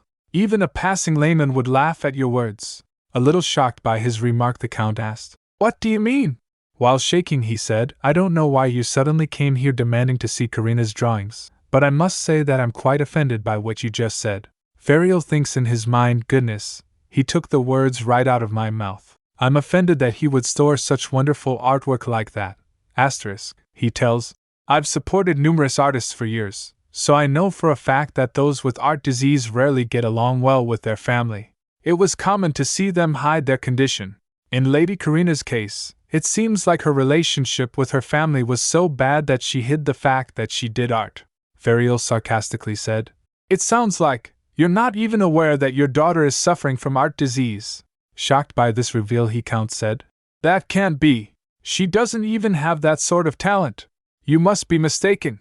And if she was really sick, then how could she have run away? Ferial asked. She ran away? The Count replied. Yes, unfortunately. And we haven't been able to track her down, Ferial said. Aha! I guess going to one's fiancé is considered running away from home here. The very person who sent me here was Duke Pastellio, the Count asked while in shock. Karina's in the north? Duke Ferial said. You don't even know where she is, and yet you claim that she's in good health. It seems like either you or my friend has lied to me. Then the Count said, How dare you make such rude speculations? He stands up and said, If you're done looking at the drawings, please leave. Duke Ferial smiles and said, I guess I will. I don't have anything more to find out here, anyway. He stands up and said, Please excuse me. The Count said, I'd like to thank you for telling me my daughter's whereabouts. I'll make sure to pay you back in some way later. The Duke said, Now that's fascinating. The Count asked, Fascinating? Your Grace, do you find this situation amusing? The Duke replied, Count Leopold, you did not believe me when I said your daughter has art disease. And yet you believed me when I said she's in the north, the Count said. What are you? Duke Ferial said as he was about to leave. It's interesting how you only hear the things that you want to hear. If someone told me that my child was suffering from an illness, the first thing I'd ask is if the child was all right and how ill they were. Well, goodbye then. He closed the door, and standing outside the door he thinks, the subjects of the sketches are missing, and a good amount of the drawings are mostly empty. He speculates, this seems like the miracle of creation. He said to himself, it looks like I may be too late. After Duke Ferial left, the Count was organizing his thoughts sitting there. Suddenly someone knocks on the door. He said, Come in. Enfric and Nocturne came. Enfric said, Father, I came back because work ended early today. Nocturne here says that he has something to report to you, so we came in together. The Count looks towards them and said, I see. How's Abilia? Nocturne replied, She's not very energetic, but she's doing quite well. I think it'd be alright for her to attend tea parties or banquets as long as she doesn't overdo it. Her father said, What a relief. Please look after her. I imagine she must be quite lonely. He asked, What about Dahlia? Nocturne replied, Her ladyship wore herself out because she hasn't been sleeping well these past few days. She'll recover once she gets plenty of rest and takes her medicine, his father said. I see. Then Nocturne bowed his head and said, Then I'll take my leave now. At the door before leaving, Nocturne looks back and thinks, should I tell him about Lady Karina's art disease? But if Lia finds out about this, I'd better not. Dr. Winston's already gone to the north, so I'm sure he'll return with an answer. After Nocturne left, his father said, Just moments ago, Duke Carlos paid a visit. Did you run into him on your way here? While remembering, Enfric said, I thought I saw an unfamiliar carriage. What brought him all the way here? His father said. He said that Karina is at Pastellio Manor. Getting shocked after hearing that, Enfric asked, What? Then we must go right this instant too, the Count said. Lower your voice. He takes pill while drinking water. He said the gates of the northern checkpoint must be closed by now, so it'd be impossible to get across. He puts down the glass and curiously asked, Enfric, when you attended Karina's engagement ceremony in my place, what was your impression of his grace? Enfric told. Duke Pastellio was just as the rumors described him. He was courteous and had an impeccable character. And it seemed like he took good care of Karina throughout the ceremony. Though I'm not absolutely certain, it seemed like Karina liked him as well. His father thinks in his mind. Is this why Karina went to Duke Pastellio? Because she was touched by his kindness? Honestly. He takes a sigh and said, they're not even married yet. How improper. And she didn't even send a single letter to her own parents. What an unfilial daughter. Enfric suggested. Why don't you have a conversation with her after she returns? There could have been a misunderstanding between us, his father replied. But we must meet her first if we want to do that. Just where did everything go wrong? Back at Center, sitting inside the carriage, Karina asked. How did you find me? The doctor replied. I got help from the power of a miracle. Surprised by his words, Karina asked. Huh? A miracle? Showing the piece of cloth, doctor said. Believe it or not, I have a gift for embroidery, Karina said. Goodness, Milian asked. What does that have anything to do with it? Doctor puts the cloth back in his bag and said, well, I can find whatever I want. For example, he demonstrates, let's say I want to find my glasses. I first picture the item in my mind. Then, when I burn my needlework, which has been embroidered with any kind of pattern, I can find out where those glasses are. When I was a sprightly young man, I used this talent to help my town's guards catch criminals. Both Milian and Karina claps. Then Milian asked, I noticed that you used the past tense. Then are you? The doctor takes a glance towards Karina and said, yes, that's right. I'm suffering from art disease as well. And unfortunately, I'm slowly losing my sight. If a deity truly exists, I thought that they are quite cruel. After all, what sort of god would take away an embroiderer's sight? Then Karina asked, then are you unable to see right now? The doctor laughs and said, no. To be exact, I almost lost my sight.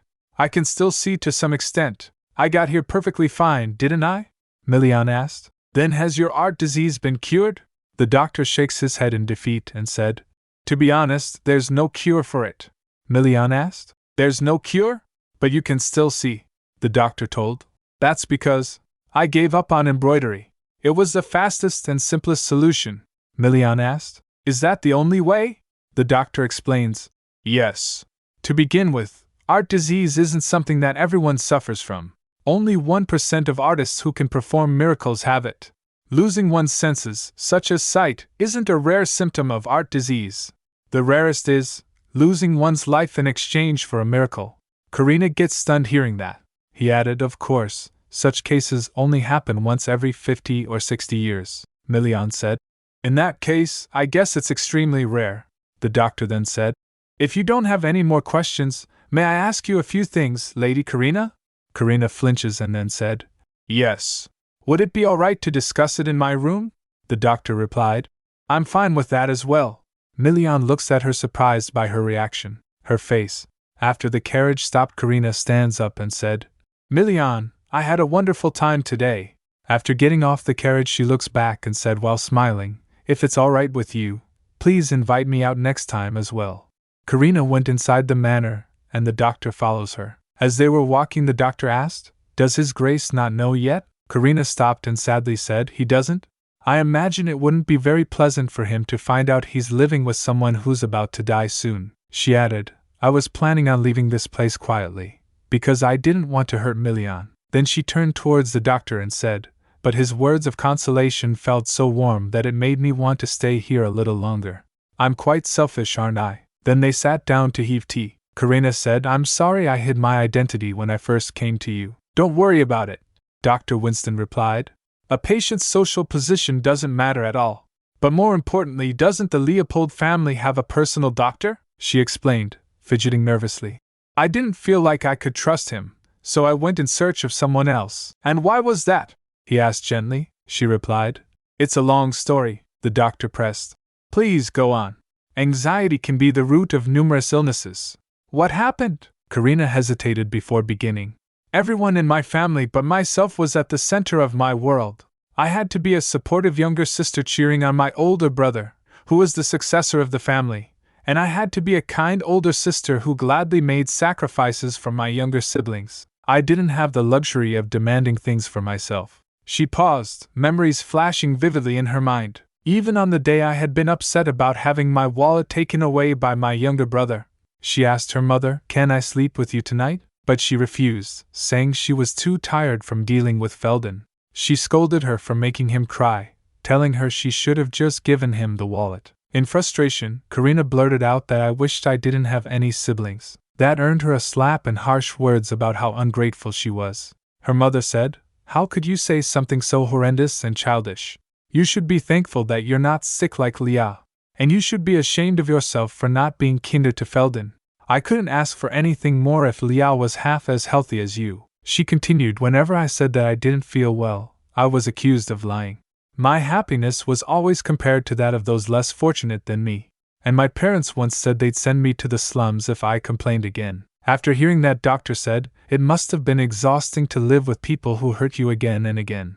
You did a good job enduring all that pain until now." Karina sniffled as she heard that. He said, "Compared to your story, mine could seem trivial, but I had my share of pain when I was younger." He began reminiscing. "I loved doing embroidery ever since I was a boy. But people looked down on me and said that embroidery wasn't for boys. My parents wanted me to become a knight and earn a title, but I hated even the idea of it. So I stubbornly continued stitching. Whenever I picked up a needle, all of my worries would evaporate. I suppose you felt that way too." Karina nodded as he said that. He continued, "Then one day, I lost something I cared for greatly but gave up trying to find it. I embroidered that object and set it on fire, just like how people burn the belongings of the deceased after their funeral. And as I showed you before, a miracle happened. Afterward, it was as if I had become a hero. I helped track down criminals and found lost pets or missing children.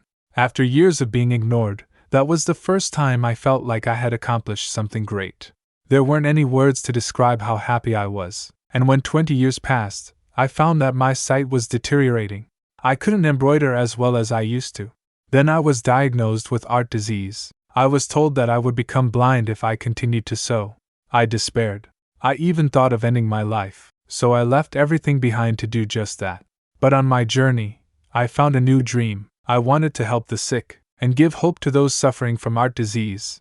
That's why I came to find you." Hearing that, Karina smiled and said, "I see." He added, "Also, I want to tell you that you did the right thing by distancing yourself from your family. Some say that confronting your problems is the shortcut to healing your pain, but I think that spending some time away from it is also a way to heal. Since you've escaped your family, try to make new relationships and wonderful memories." Karina concluded, "I thought I was being a coward by leaving without saying anything." As she was busy thinking, the doctor said, "You didn't explain the part about your family, doctor." Karina said, It's quite an embarrassing story, but..." She began recalling, "I think I was about 17 when our family doctor came to Leopold Manor. It was just an ordinary day. I was taking a walk in the garden. Suddenly Nocturne came and said, excuse me. I didn't know there was anyone here." Karina asked, "Who are you?" Nocturne introduced himself. "I'm the new doctor for House Leopold. My name is Nocturne." "Pleased to meet you, my lady," Karina said inwardly. That was how I met my first love. When I first met Nocturne, it felt as if spring had finally arrived. He was a very friendly person and a great conversationalist. I had never felt such warmth from someone before. She felt like wanting to know him more. She went to him and said, Nocturne?" He stands up and asked, "Lady Karina, how may I help you?" She said, "I was just curious about what you were up to," Nocturne said while smiling. "The flowers in the garden were in full bloom, and I wanted to pick one to show someone." Karina thought perhaps he was going to give it to me. Her heart raced at the thought. I had never received flowers from anyone before, so I didn't know how I should react. Nocturne then turned and said, Abelia, look at this flower.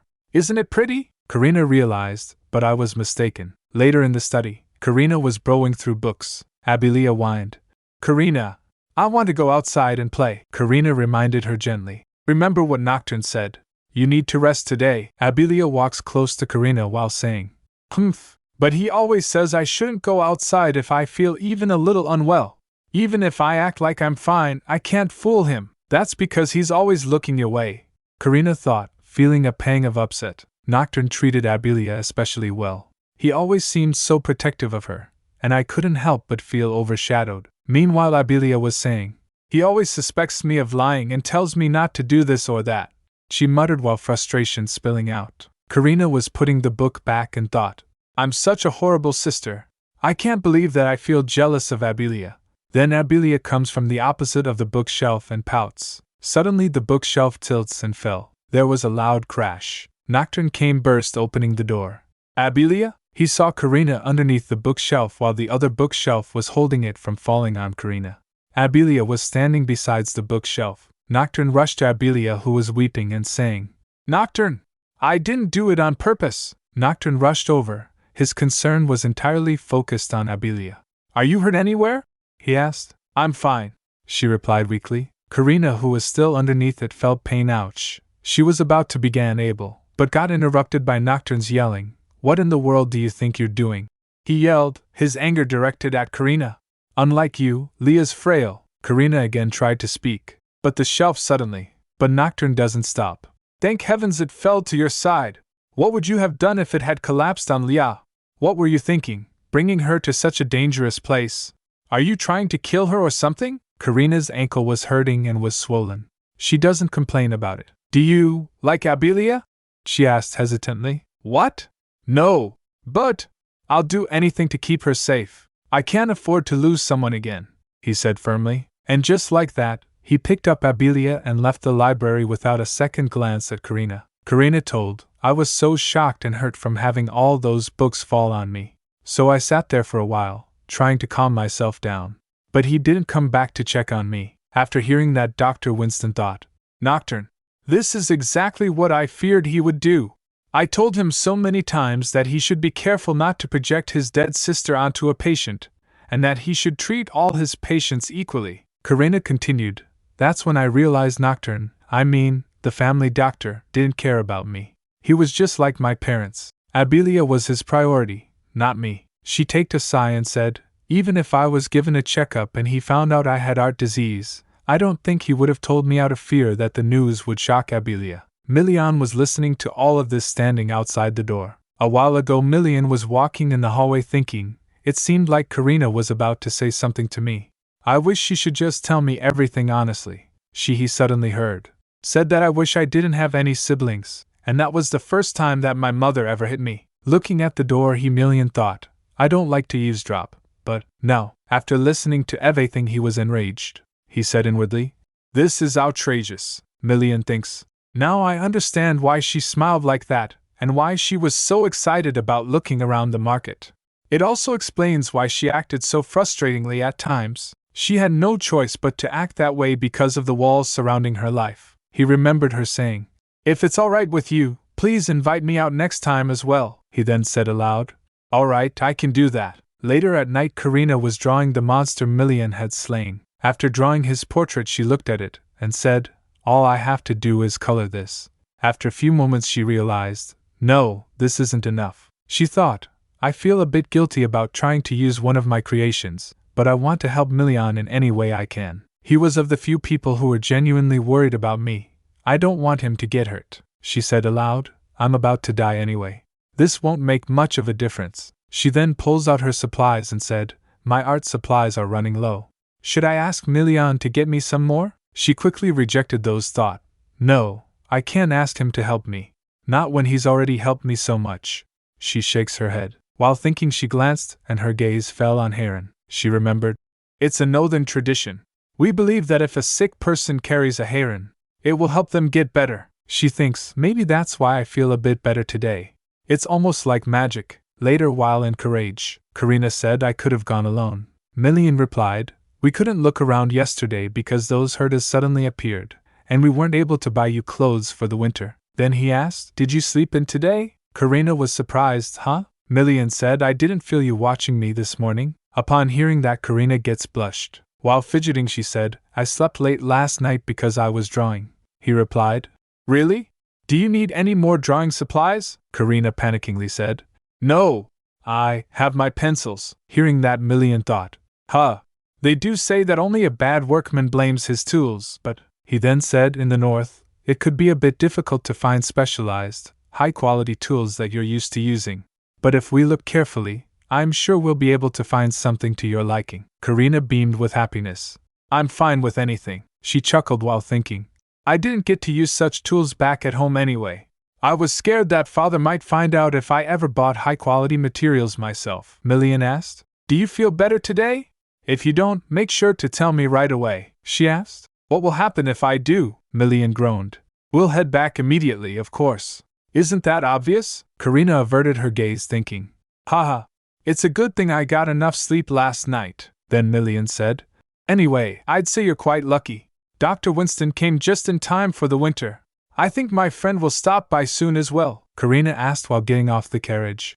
Your friend? They started walking towards the shop, Milian said. He's the head of the Carlos family. He's quite interested in finding new talents.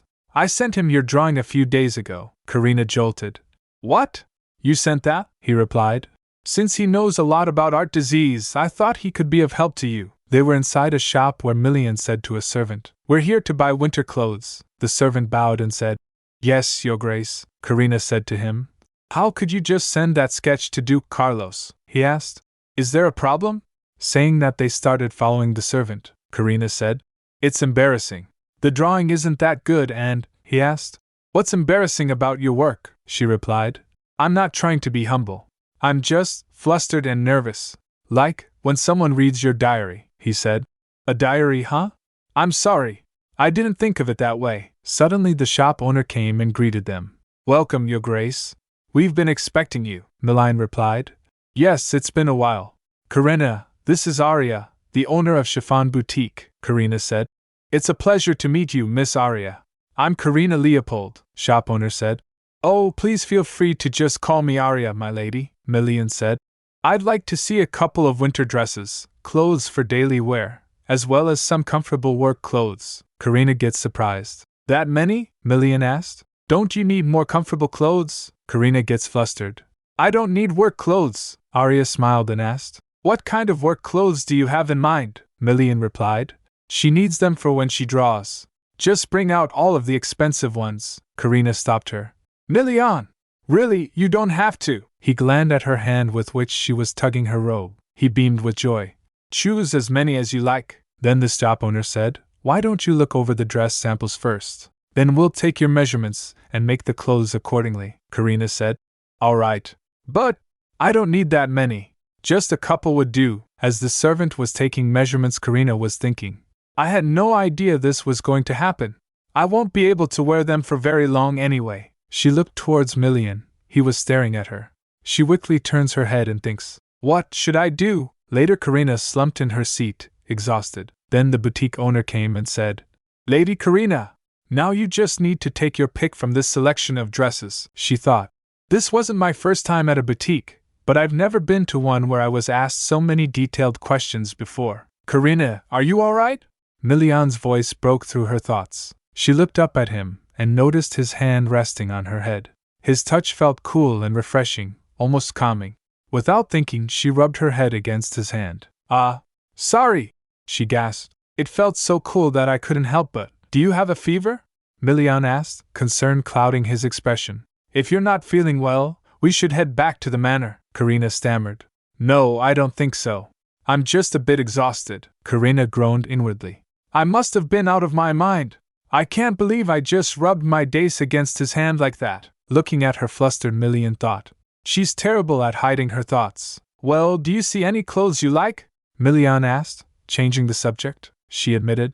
They're all very beautiful, so... Milian cut her off. Oh, really? You like them all? As he stands up, she realized she tried to stop her. Huh? Milian? She stuttered as his expression turned serious. Later, as they were walking in the market, Milian asked, Why are you so sullen? I said I was fine with buying you that many clothes, she replied. And I told you I don't need that many. She was feeling blushed. I've never heard anyone say they wanted to buy everything off the rack, Milian said. Really, think of this as my apology for showing my friend your drawing without asking you, Karina sighed. Honestly, I can't stay angry at him, but I won't be able to wear them all anyway. If you keep the clothes, I'm sure you'll end up wearing them someday, Milian said with a kind smile. Karina thought. His gestures are making me hesitant to leave. How should I repay him? She wondered. Are you sure you're fine? Milian pressed while staring at her. Of course, she replied quickly. He said, The store Arya mentioned isn't far from here. Let's stop by there before heading back to the manor. As Karina doesn't reply, he asked, Karina, are you listening? Karina grabs her hand and squeezes it. Noticing that, he grinned and said, let's go. We don't want to be too late getting back. After reaching that shop, Karina was amazed. This place is filled with the sharp smell of paint. Karina let go of Milian's hand as soon as they walked in. The storekeeper greeted them with a skeptical look. I don't see folks like you often in a store like mine. What brings you here? We're here to buy painting supplies, Karina replied happily. You've come to the wrong place. We don't have any of the high-end stuff you're probably looking for, the shopkeeper said gruffly. Milian grumbled. Are you out of business? Karina quickly stopped him. I'm not looking for anything fancy. All I want are some paints and flat brushes. The shopkeeper then noticed something. He leaned towards Karina and said, May I examine your hands? What are you? Milian began, but Karina stopped her. It's all right, Milian, she reassured him. You're an artist, the shopkeeper said after a moment, releasing her hands. Forgive me. I thought you were just a wealthy lady dabbling in art for fun. Everything's for sale. Take a look around, Karina said. Thank you, the shopkeeper then said to Milian. I'm sorry for grabbing your lover's hand earlier. I can tell whether someone's an artist by looking at their hands. We're not a couple, Milian interjected. Ah, I see, the shopkeeper said. It seems like she's been drawing for quite some time. Does she have an atelier? She hasn't been here that long, Milian replied. But I was about to make one. Bring whatever's needed for an atelier. I'll pay for it all, the shopkeeper replied. All right. We have all of the most basic equipment here, Milian said. I'll send someone to bring everything to you, he then asked. Were you an artist as well? How can you tell just by looking at someone's hands? I was, he admitted. Before I lost my arm to a disease, Milian asked. Are you referring to art disease? The shopkeeper said. You know about it. That's right. He looked at his hand reminiscently began. One day, my fingers started going numb. Then they hardened, and I couldn't move them freely anymore. I tried drawing with my left hand, but the same thing happened. After moving to the north, though, the pain and fever got a lot better. Pain and fever? Milian murmured. He began. Then, but hot interrupted by Karina. I'm all done. She was holding the supplied. Milian. Is that all? Karina replied. Yes, this will be more than enough, she thinks in her mind. I can't choose more when he's already spent a fortune on those dresses for me. Mister, include this with everything else that will be delivered, Milian said firmly. Everything else? Karina asked, confused. Milian declared. You don't have a proper workshop at the manor, right? So, I'm going to make you an atelier, Karina began.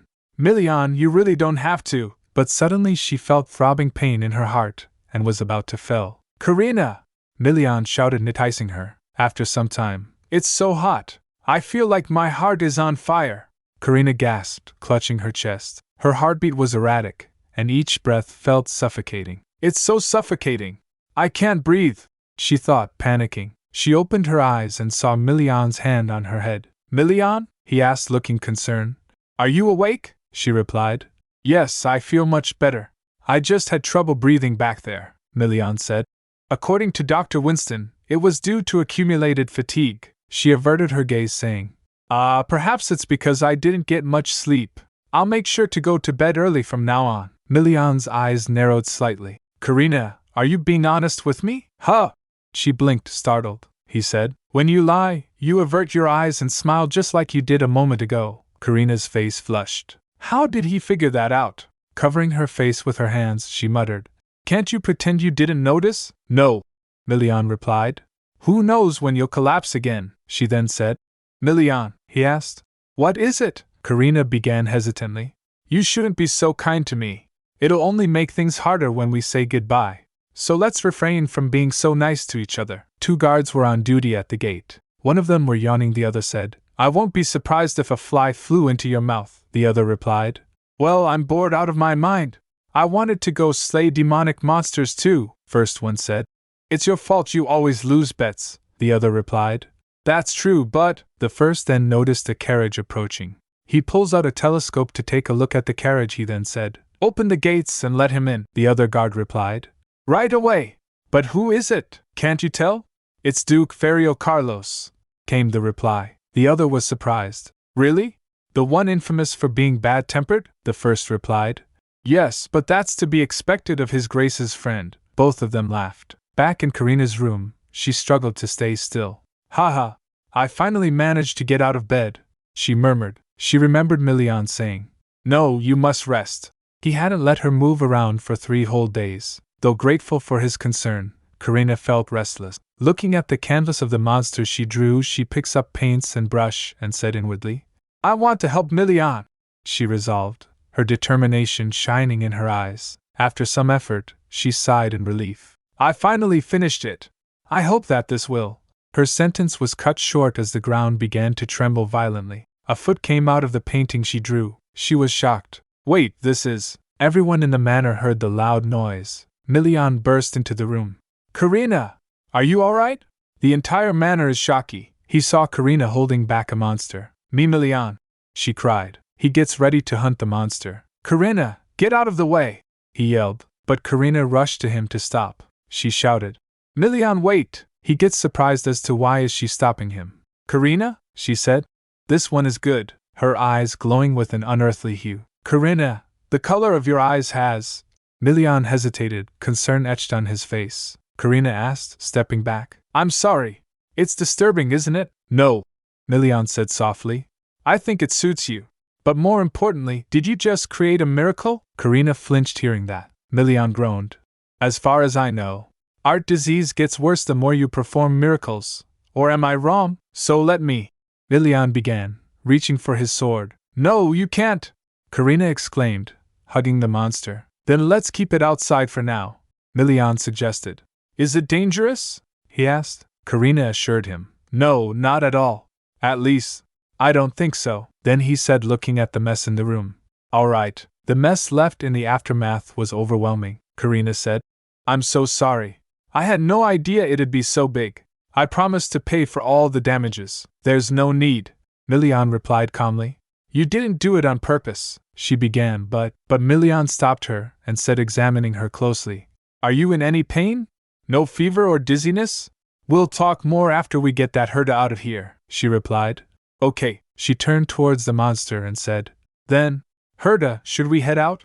The monster nodded and started walking. He stomped and cracked everything on his way. Karina turned back to Milian and again said, "I promised to pay for everything." "I said it's fine," Milian again said. "The creation growled at birds and different things," Milian said. "That thing," Karina filled in. "Herta. Be good. You could startle people." He stopped and walks to Karina. She patted the monster. Seeing that, Milian sighed. "This is unbelievable." "Aren't you even scared?" Karina replied. "Excuse me?" Milian pointed and said. "Even these trained knights are trembling in fear. But you don't look fazed at all," she replied while leaning towards the monster. "Ah well, I'm not afraid because it knows how I feel better than anyone in this world." After that, as they were walking, Milian thought, "Is she somehow connected to the creatures she summons through her drawings?" he asked. "Karina, of all the monsters out there, why did you summon a herda?" she replied. Actually, I did it to be of help to you." "Would you be angry if I said I did it to find out its weaknesses?" Milian frowned inwardly. "Of course I'd be upset. How could I not be?" he sighed. "But I never asked you to help me," she replied.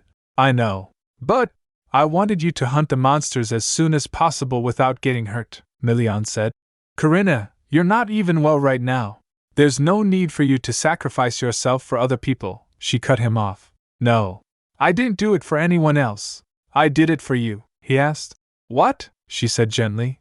"Milian, if I've been of help to you, once the monster hunt is over, and we part ways, will you hold me closely? Just once?" she thought. "If he embraces me warmly before I leave this world, I think I'll be able to go happily without any regrets." Milian gets stunned after hearing that. Karina wondered, "Did I go too far? What if he thinks that was an odd request?" she said. "You could think of it as a sort of goodbye present when I leave this manor," he then said. "All right. I will. In return, don't do this ever again. I don't need your help." After hearing that, Karina froze for a moment, then she said, "All right. If you say so. I promise not to do anything." Milian interrupted her. "Karina, what I'm trying to say is..." Suddenly Fong came and informed, "Your Grace, Duke Ferio Carlos has arrived." Both of them went to where Ferio was. Milian called out, "Ferio!" He turned towards them and said, "You're finally here. I was just about to leave if you didn't show up." It's been a while, Milian, and he stopped as he saw Karina. He then stands up from his place and said, It's a pleasure to meet you, my lady. I'm Ferio Carlos. He extends his hand towards Karina. Looking at him, she thought, He's absolutely gorgeous. She replied, I'm Karina Leopold. She reached out to his hand, but Milian quickly grabs Ferio's hand. He said, It's nice to finally meet you. But I didn't exactly reach out my hand to shake yours, Milian. Milian squeezed his hand tightly and said, I'm just so happy to see you, that's all, he argued. If you're that pleased, then why didn't you run over here earlier?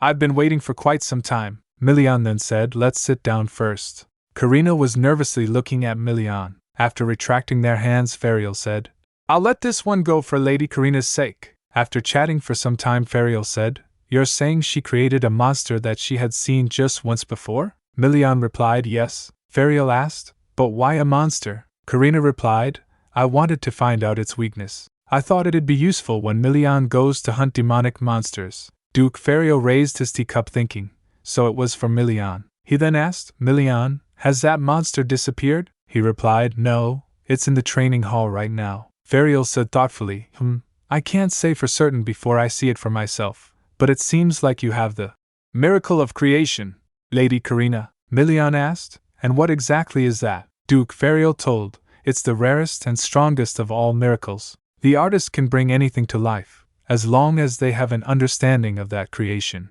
It doesn't matter whether that thing really exists in this world. You can even create a person. At least, that's what the records said. After saying that, he said inwardly while looking at Karina, This is bad. After meeting her, I'm sure of it now.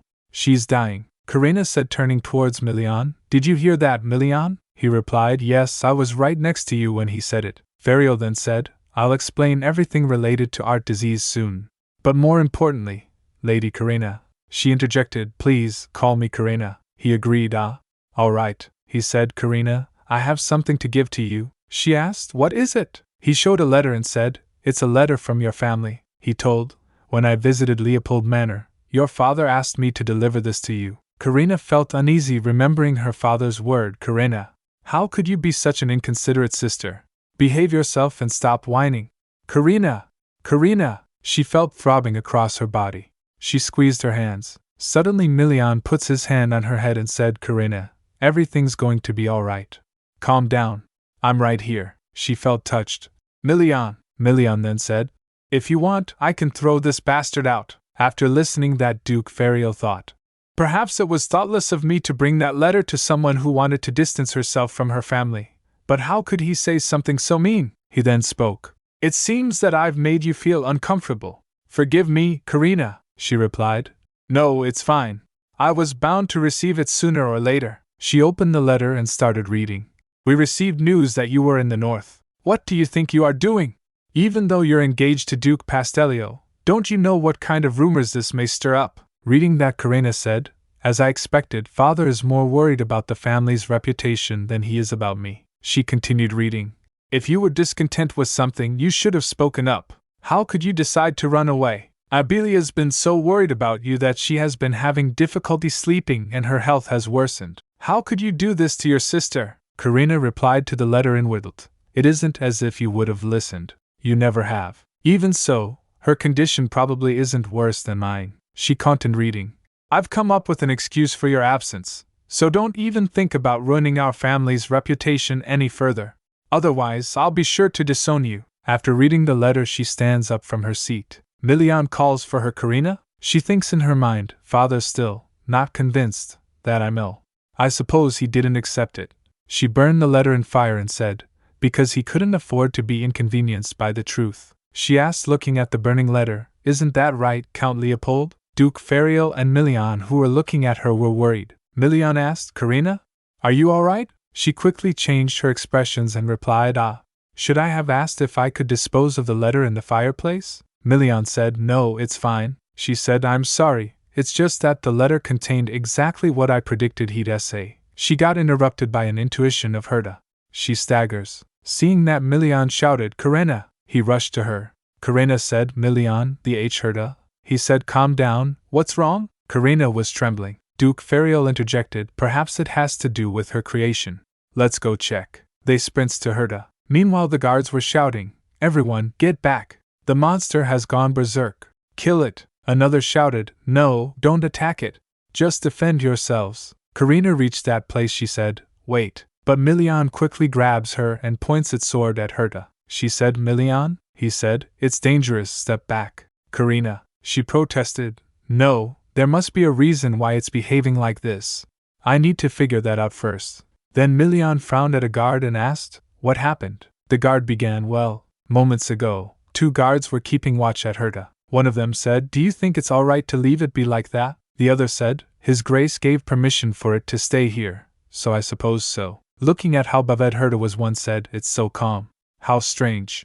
One of them reaches for his sword and said, 'Then, should we find its weakness while we have the chance?'" Back to the present, Milian frowned at the guard. "I thought I clearly gave orders to leave it alone." He pleaded, "Forgive me, Your Grace." Then Milian released Karina and said, "Karina? I'm sorry. It looks like my knights caused all this." She said, "It's fine.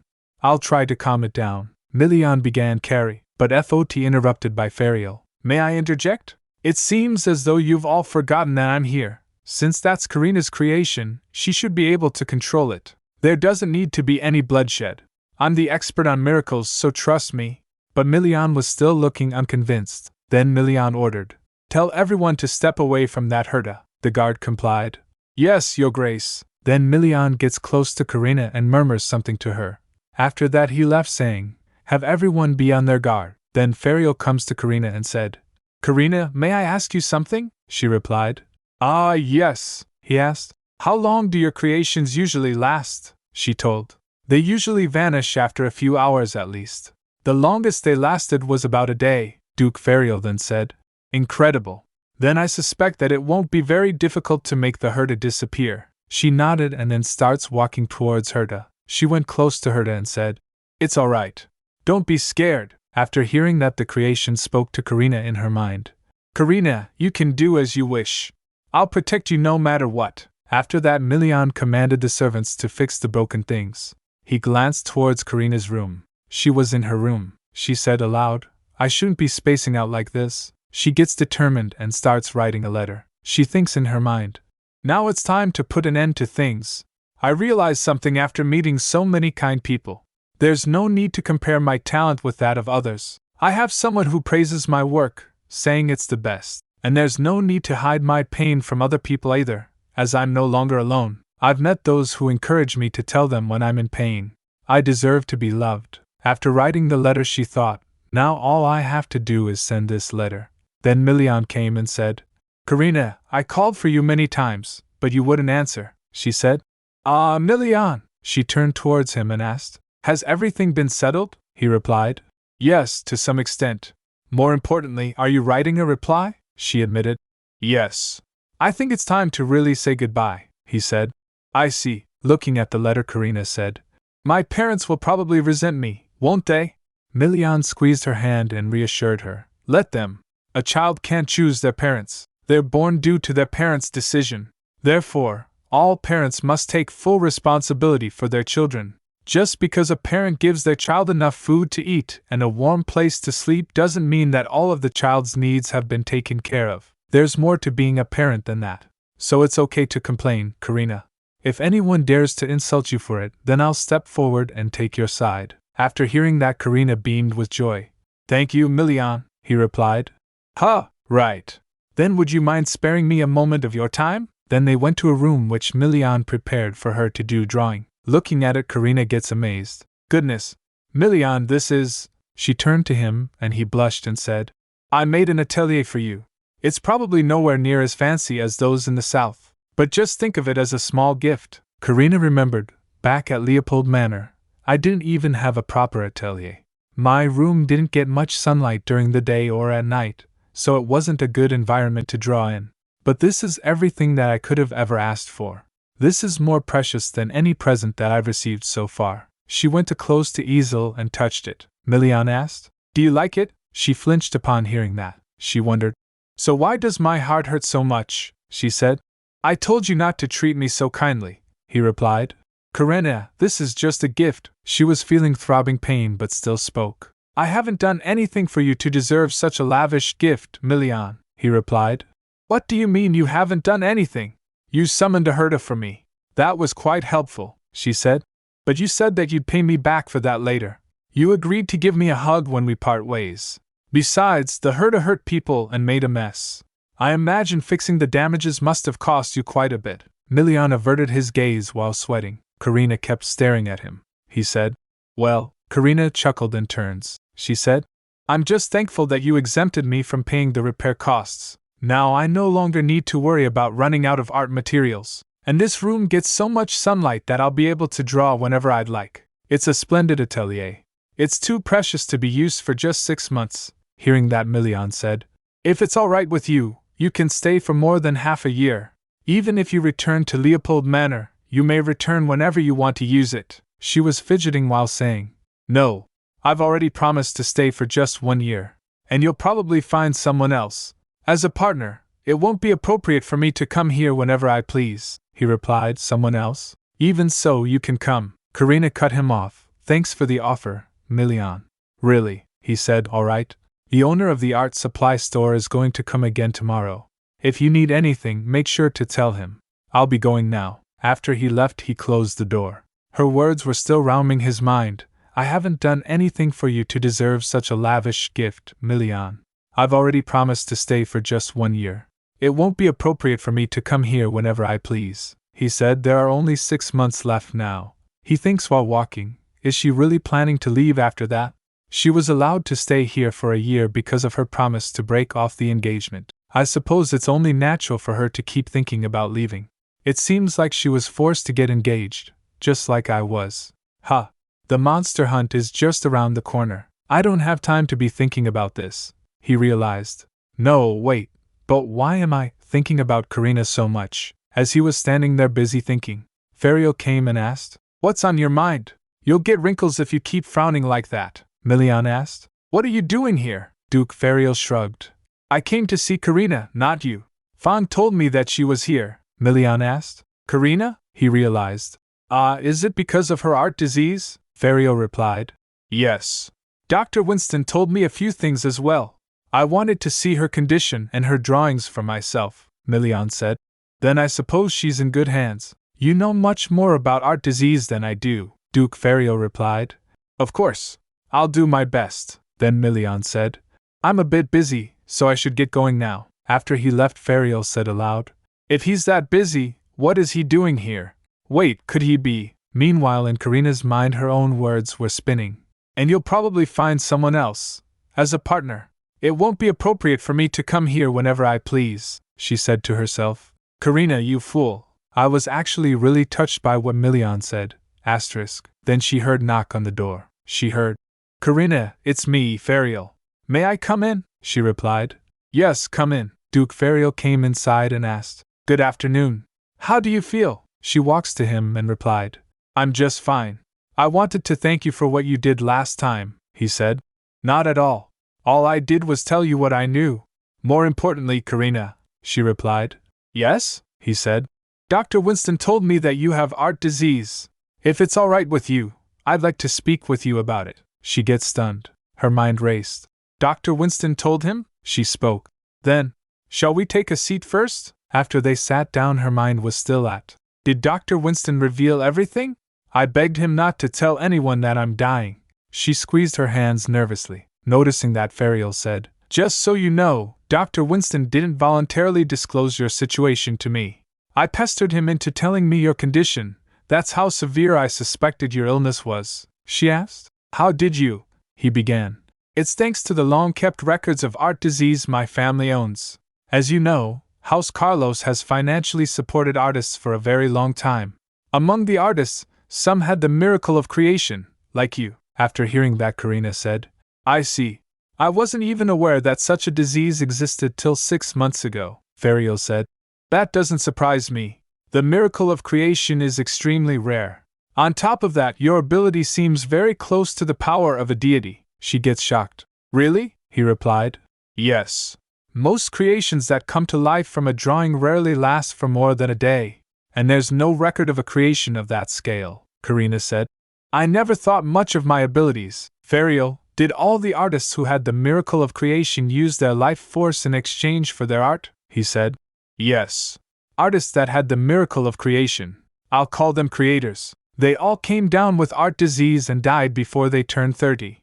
None of them had a strong attachment to life, only their drawings. The more they drew, the more insane they got. They even used their own flesh and blood as materials and had no qualms about sacrificing their lives for their work. Hearing that, Karina said in her mind, "Goodness, but I understand why they would go to such lengths. I don't think I would have a problem doing that either." Fariel added, "Karina, I want to help you. And in order to do that, you mustn't hide anything from me, not even trivial details. So if you have the symptoms that I'm about to list, tell me," she replied. "Okay," he began. "Other than becoming insane, creators grow more neurotic and emotionally unstable, and draw drawing after drawing as if they're under a trance. Some records also say that creators claim their creations are the only ones that understand them, and regard them as their everything," Karina said. "I have all those symptoms. As time passes, I feel more sensitive about everything and I keep drawing as if I've been hypnotized, but I can't seem to stop myself. No one ever cared about my feelings, but my creations knew exactly how I felt. I was so lonely, so that's why." Fariel gets shocked after hearing that. He stands up and said, "Karina, I'm not trying to admonish you. In the end, you're going to be the one that suffers more if you continue running away like that. If you let your anger, sadness, and loneliness take over you as you draw, you'll surely regret it." He asked, "I heard that you don't have much time left. Is that correct?" she replied. "Yes." He asked again, "Do you have any intention of giving up drawing?" She replied while smiling, "No, this is all I have," he said. "I see. I understand," Karina asked. "Really?" he said. "Yes, just as you pour everything you have into your drawings, I myself devote my all to music. When I was young, I played my flute so passionately every single day that my parents even ordered a maid to keep a watch on me. Of course, I found ways to hide from her and kept playing. It's not easy to give up the joy of creation." Karina chuckled. He peeked at her and added, "Anyway, Karina, if it's all right with you, may I ask you for a favor?" she asked. "What kind of favor is it?" he said. "I want to see you draw. To be direct, I want to see you use your ability," she said. Then, I was just about to leave a letter at Leopold Manor. Shall I draw a door that leads to it?" After that, he picks up the paint and brush and stands in front of large canvas to draw. Fariel was standing beside her. He asked, "Are you going to paint without sketching anything first?" She replied, "Yes, I want to paint quickly right now." After she began to draw, Fariel was in awe. "Goodness, this is just incredible. I can't take my eyes off of it. I've never seen such powerful, yet detailed brushstrokes. I feel like I'm standing in the middle of a painting, watching a breathtaking view. Her talent is beautiful and lovely. How can I express this surging emotion to her?" Karina felt pain and thinks, "I feel like something's pressing down on my chest. But I'm not finished yet." She then heard a voice. "Huh! This sound is, Fariel is playing his flute. What a warm and calm melody." She felt refreshed. "It's a lot easier to breathe now. My body feels lighter as well. How amazing! Is this Fariel's healing power? It's a very beautiful and lovely tune." After completing, she said, "I'm done." She asked, "Fariel, what is the name of that piece you just played?" he said. "Karina," she asked. "Yes?" he said. "I think I just fell in love with you." She felt annoyed. "What?" he asked. "How did you like my performance?" she replied. It was exquisite," he said. "I was inspired by the sight of you painting and improvised. I always carry my flute with me." Karina gets surprised and exclaimed, "Are you saying that you just made up that song on the spot?" He told, "Yes, I heard the melody in my head the moment I saw your painting. It was that splendid," she said. "Thank you," he said. "This is just my personal opinion. I hope I didn't make you feel uncomfortable. Anyway, does it take a while for your miracle to take effect?" she said. "Yes, I think that it's activated right after I finish my painting." He stares at the painting and said, Is that so? And you're saying that this door will lead to Leopold Manor, yes?" he thought. "If that's really possible, then it seems she indeed possesses a godly power." She then grabs the doorknob and said, "Yes, I'm going to go now." "Are you joining me as well, Fariel?" he said.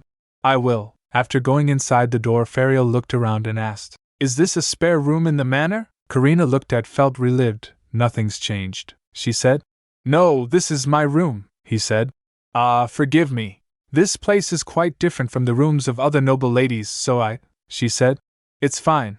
I can understand why you thought that, as the rooms of most young noblewomen are fancy. My sister's room is like that. It's adorned with lace, and the curtains are colorful. She has lots of dolls as well. I'd bet the rooms of most young noble ladies are similar as well. I was too busy looking after my sister that I didn't have time to make friends, so I've never seen them for myself. But I feel a little sad about that because I've always wanted a friend, Fariel quickly said. There's no need to be saddened, Karina. I'm here, he added. We've gotten to know each other, and we've even set out on an adventure like this. He extends his hand smiling and said, Don't you think that this would make us friends? Also, as I know everything about your situation, I can give you advice. As a fellow artist, I can empathize with you, and since I have a lot of time on my hands, I can go with you to various places, Karina said. But I don't know what friends are supposed to do together. Do you still want to be my friend despite that, Fariel? He replied. Of course. Besides, it's never too late to learn about such things, she said. Then, let's be friends, Fariel. She shakes his hand, he said. Of course, then Karina said. Now that we're friends, there's something I want to ask you, he said. Yes? What is it? She asked. How do you know what the rooms of other noble ladies are like? He flinched after hearing that. She nervously asked. Most men can't enter a lady's room unless they're that lady's fiancé. If you have a fiancé, wouldn't me becoming your friend complicate things? He said. I don't have a fiancé, she asked. Fariel, are you? He filled in. Karina, I think you've misunderstood something. I was simply invited to have tea. That's how I know. Really, that's it, she chuckled. Okay, I believe you, he asked. Then are you going to deliver your letter now? She pointed and said. Well, I was planning to just put it here, but as you can see, I have no way of knowing when my family will discover it. I want to leave it and go back in secret, if possible. But I risk being seen because there are so many servants wandering in the manor, Fariel said. I can help you with that. While showing his flute, he said, Karina, could you open the window a little bit? And please cover your ears. Outside the manor, 2 maids were sweeping. One asked, Don't you think the atmosphere is quite tense in the manor these days? The other replied, Absolutely. I can barely breathe. She continued, Have you been in the dining room during supper time? Count Leopold and her ladyship hardly talk anymore. Lord Enfric doesn't even come home, and Lady Abelia has recently become so depressed that she barely eats. And Lord Felden keeps nervously looking around. Just where in the world has Lady Karina gone? She must return soon. One filled in, exactly. Everyone is worried. Suddenly they heard sound of music coming from the room. One asked, Don't you hear music coming from somewhere? Other replied, You're right. That's Lady Karina's room, who left the windows open. After hearing the music they started feeling nauseous and drowsy. One said, But why am I suddenly so drowsy? The other filled in, Me too. This has never happened before. After Fariel put everyone to sleep with his music, Karina said, I never imagined you'd put them to sleep. He replied, It's a trivial trick, compared to what you can do. She denied, No, not at all. He chuckled, Everyone in the manor is asleep. If there's anyone you'd like to see before leaving, you should go see them. Karina said with serious expressions, There's no one I want to see. Noticing her reaction, Fariel asked, Lady Karina, the letter you wanted to deliver to your family. Is it a goodbye letter? She replied, Yes. In it, I wrote that they should stop being concerned about me. She explained, Count Leopold won't believe that I'm sick till he sees my dead body. Only when he sees my cold corpse will he regret his decision a little. But I'm sure that he'll just be enraged soon afterward. Why didn't she tell me sooner? She caused her parents trouble till the very end. He'll raise his voice, saying that I should have said something earlier. But when I desperately begged him for attention, he didn't even look my way once. As they were, she saw Abelia unconscious lying beside a pillar. She calls her Abelia. She gets close to her to check on her. Fariel said, She's fine. She's simply asleep like everyone else. Karina said, Yes, it seems like she is. After examining her, Karina thought, What a relief. She looks healthy. She then said, Fariel, if you don't mind, could you please help me move her? He agreed, Of course, Karina. He picks up Abelia. Karina said, Please carry her to her bed over there. Hearing that, Fariel nodded. After putting Abelia in her bed, he looked around in her room. He noticed drawings lying around. He wondered, What are these? He turned towards Karina and said, Karina, these drawings are. He stopped in the middle as he saw Karina whispering something to Abelia. Then Karina asked, Shall we go now? he replied. Yes. After closing the door, Ferial said, Karina, I thought you were on bad terms with your family. You said earlier that there was no one that you wanted to see. Karina started walking, saying, our relationship wasn't horrible. She said inwardly, on the surface, we were a perfectly happy family. And that's because no one knew that their happiness was made possible with someone's sacrifice. She began, I'm the good, ordinary, and obedient second daughter. As long as Abilia is sick, and Frick always brings good news, and Felden is a troublemaker, I won't be able to live for myself here. So I wanted to spend what little time I have left doing things for myself. She turned to Ferial. You know, Ferial. He replied, yes, Karina? She told, I want to leave my artwork in this world not as Abilia's sister or the oldest daughter in the Leopold family, but as Karina, the painter. And in order to do that, I must first forget everything about this place. Later, when the Count Leopold returned to his manor, a servant informed him. He asked, what did you say happened at the manor? The servant replied, well, a moment ago, something strange happened. The Count asked, strange? Elaborate. The servant said, everyone in the manor, including me, fell asleep for a while. The Count asked, everyone? The servant bowed, yes, please forgive me. According to my investigation, no one remembers anything after hearing a song. The Count said, that's absolutely ridiculous. Then he noticed a letter. What's that letter? The servant said, huh? A letter? No letters arrived at the manor today. The Count picks up the letter and started opening it, saying, So did anything go missing, or did anyone get hurt? The servant replied, we checked, but everything seems to be fine. Looking at the envelope, the Count thought, this seal looks familiar, but there's nothing written on the envelope. Did someone put everyone to sleep to leave this letter here? The intruder went through all that trouble, but it doesn't seem as if there's anything special about this letter here. He started reading the letter. Dear Count Leopold, he realized, this handwriting looks familiar. Whose could it be? The letter continued, if I begin this letter like this, I'm sure that you'll be wondering who I am. He thought, it's as if the writer knows me very well. The letter continued, there are so many things I wanted to say if I had the chance, but they don't matter anymore. I have a terminal illness, therefore I won't ever be returning to Leopold Manor. Reading that, he thought, could it be Karina? The letter my daughter sent was surprisingly short and to the point. She declared, consider this letter my last farewell. I'm going to become famous as Karina, not Karina Leopold. He thought, the tone of her letter was so stern and cold that I wondered if it had really been written by her. She sounded fiercely determined, making me doubt that she had been threatened into writing it. She mentioned that her name would spread from the far north to the central part of the empire, where you live. You always told me not to tarnish the reputation of our family, and I believe I have upheld that principle well, until now. But now, I ask something of you. Do not tarnish my reputation when I become well known throughout the land. She continued, I am done waiting. I am in love with someone who makes my heart flutter. Did you know there's a world out there where I am the protagonist? A world where I am not overshadowed by Abilia, Felden, or Enfric. In that world, no one raises their hand against me or threatens to throw me out of the house. This is because I am loved. No one yells at me or punishes me under the guise of, it's for my own good. Instead, I am gently scolded, treated with care and kindness. Suddenly a servant came and opens the door. The Count was saying, what a wicked, ungrateful child after everything I did to raise her. Noticing his anger, the servant said, my lord. The letter continued, you may be furious at your wicked, ungrateful daughter, who you believe should have said something sooner. But did I truly never speak out? Was I always the obedient girl who never cried? Reading that, the Count wondered, Karina, when did you stop crying? The letter continued, it's not that I never tried to speak. I simply gave up trying to talk to you. If you wish to see me, come to the north yourself. I will not return to Leopold Manor. Feel free to tell everyone that I am dead. After reading that, the Count crumpled the letter and throws it away. He shouted, contact Duke Pastellio immediately.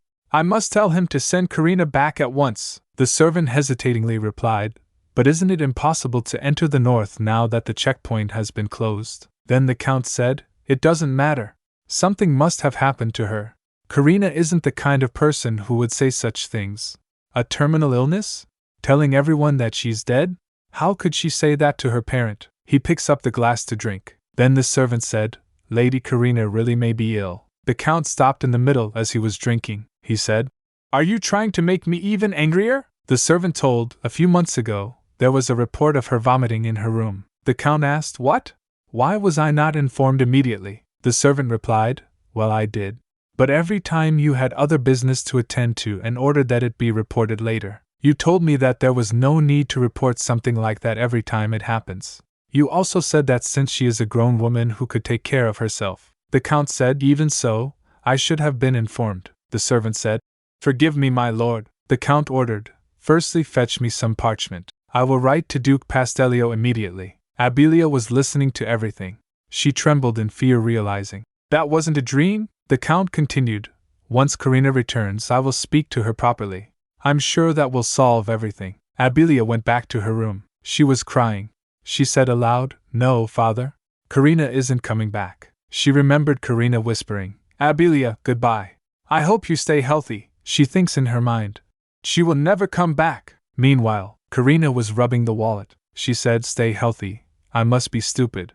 How foolish of me to think I could forget it all. Still, I spent the most time with her, so perhaps it's fine." She then walks to the table and said, "I plan to send this letter with this bird, but..." She draws a bird and made it came to reality. She said to the bird, "I trust that you'll follow my instructions." The bird flies away with the wallet. Karina said, "Take this wallet and get rid of it, so I won't ever have to see it again." This is truly the end. At the dining table, Milian calls, "Ferial," he replied. "Yes?" Milian asked. "What are you doing here?" He replied with a smile. "Because I was invited, of course." "Right, Karina?" Karina said. "Yes. I invited him because I thought it would be nice to celebrate our new friendship. I thought you'd like it too, Milian, but I suppose it was a bit thoughtless of me to assume that." "I'm sorry," Milian said with sore attitude. "It's fine. There's no need to apologize." Karina looked at him thinking, "Did I make a mistake? He doesn't look very happy," he asked. "Then what do you plan on doing today?" she replied. I don't have anything special planned," Ferial interjected. "But Karina will be studying with me for the day," Milian said. "I didn't ask you," Ferial countered. "But you weren't asking Karina either," Milian argued. "Of course I was asking her. I don't care what your schedule is," Ferial again countered. "Good heavens, you didn't specify who you were talking to, so I thought you were talking to me." Seeing them bicker, Karina chuckled. Both Ferial and Milian were surprised. He asked, "Karina, what's so funny?" She replied, "It's just, you two seem to be very close friends," Milian said. "We're friends, but not because we want to be," she said. "Ah, I see," Milian said. "I'm being serious, Karina," she again chuckled. "Okay." Milian felt embarrassed asking, "Are we that funny, Karina?" She told, "It's just that. I'm happy. I'm so glad that I'm with people I can talk comfortably to, eat a meal full of laughter with, and share these trivial joys of life. And I'm glad that I'm sharing all these moments with you, Milian." He smiled and said, "Is that so? Well, don't push yourself too much. If you feel unwell, ignore Ferial and come to me." She giggled. "Okay, I will," she said inwardly.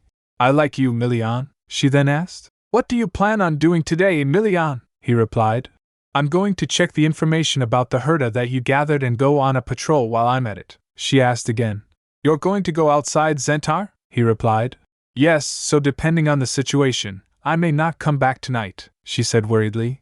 "I see, be careful." Milian blushed seeing that. Karina thinks in her mind, "I wish that he didn't have to go, but subjugating monsters is an unavoidable task, so I can't get in his way." Then Milian tucked her head and said, "Wait here. I promise to bring you a better heron than the one I gave you last time." Karina blushed and turns her head. She said, "Thank you. I think it really does make me feel better." "Perhaps it's because you prayed for me," Milian replied. "Ahem, I'm glad that it's so effective," Ferial, who was watching everything, thought. "Oh? Well, would you look at that? It looks like he's completely fallen for her. I can't believe he's smiling so brightly like that. But that's odd. Didn't they say that they were going to break off their engagement?" Karina then looked towards Ferial and Tuma sipped, thinking, "I don't think he noticed." She suddenly felt throbbing again and felt drowsy. Meanwhile, Milian was asking Ferial, "Why are you looking at Karina with that face?" Ferial replied, "With what face?" Then Karina stands up and said, I'm a bit tired. I think I should go upstairs and lie down." Milian asked, "Do you feel unwell?" "I'll take you to your room," she replied. "And no, it's all right. I feel a bit drowsy because of the warm tea. My room is nearby. so I'll go by myself. I wouldn't want you to leave when tea time isn't over yet, Milian said. Never mind that. Should I call a maid for you? She protested. I'm fine. I'll be going now, Fariel said.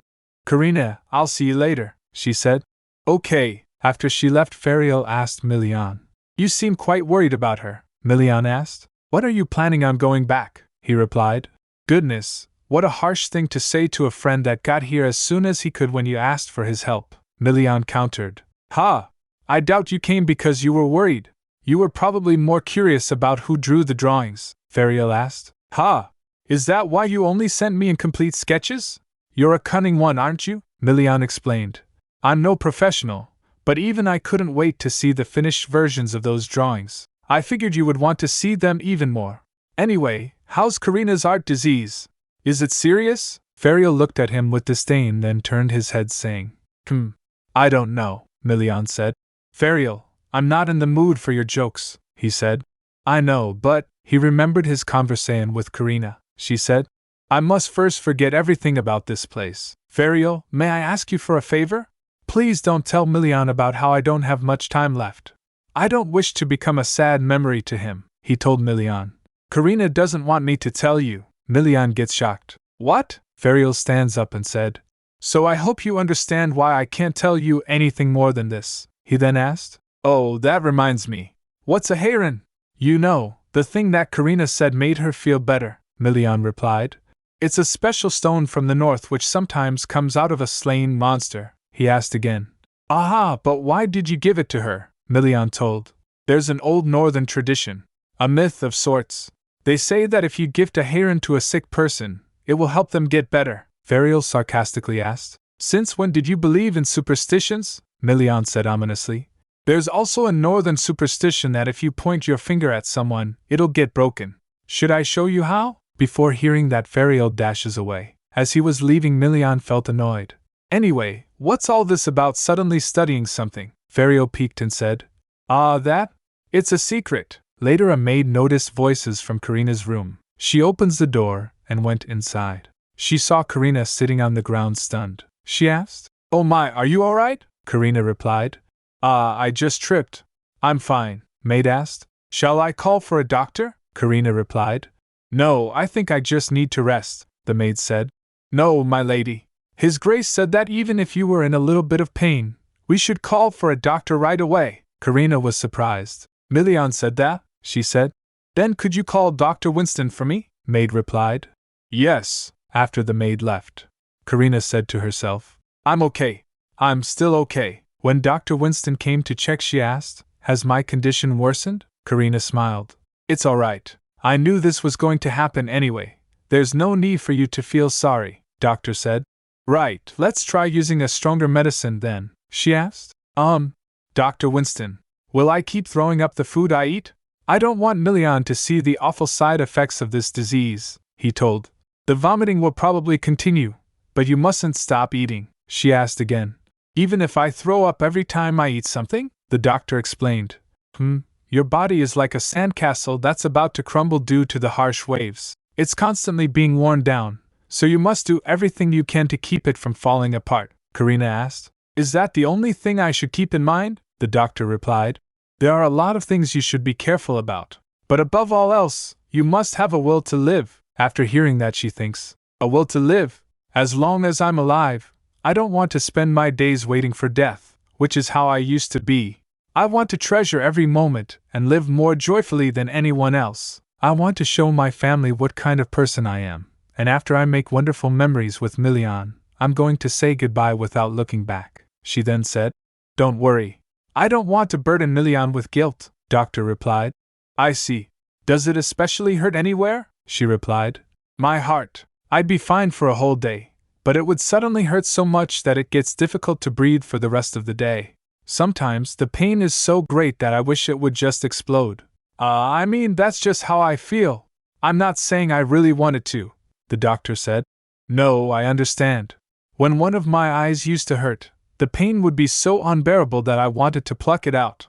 If the symptoms of art disease were the same for everyone, or if there weren't so many different records on it, then it would have been easier to develop a cure. It's such a shame, Karina said. I feel sorry for burdening you and Ferial. If everything had gone as I planned, the two of you weren't supposed to find out about this, the doctor said with resolve. Don't say that. It's my job to save people. And a doctor that makes a patient hide their disease isn't a proper doctor. She flinched hearing that. She said, I see, Ferial then said. You don't need to apologize to me either, Karina, he said. You didn't look very well back there. I had a question I was hoping you would answer for me. I needed to teach you something as well, so I decided to drop by. Then the doctor said, I see that you already had an appointment. Since I'm done here, I'll get going now. As he was leaving, Karina said, Thank you for coming, Dr. Winston, he said. Lie back down. You need to get rest for now. He suddenly remembered something. But before I go, I must tell you one thing. Don't give up. If you don't lose your will to live, then it'll help you live longer. After hearing that, she smiled. Thank you, Dr. Winston. I no longer want to die soon anymore. Actually, I regret the time I used to think that. If I had discovered a world like this existed a little earlier, I would have escaped that place sooner. But I only mustered up the courage after it was too late, so I feel like a fool. The doctor nods and said, Good. I'm glad you've come to that conclusion. After the doctor left, Karina said, Ferial, what did you want to ask me? He replied, Well, your miracle is completely different from other miracles. Could it be?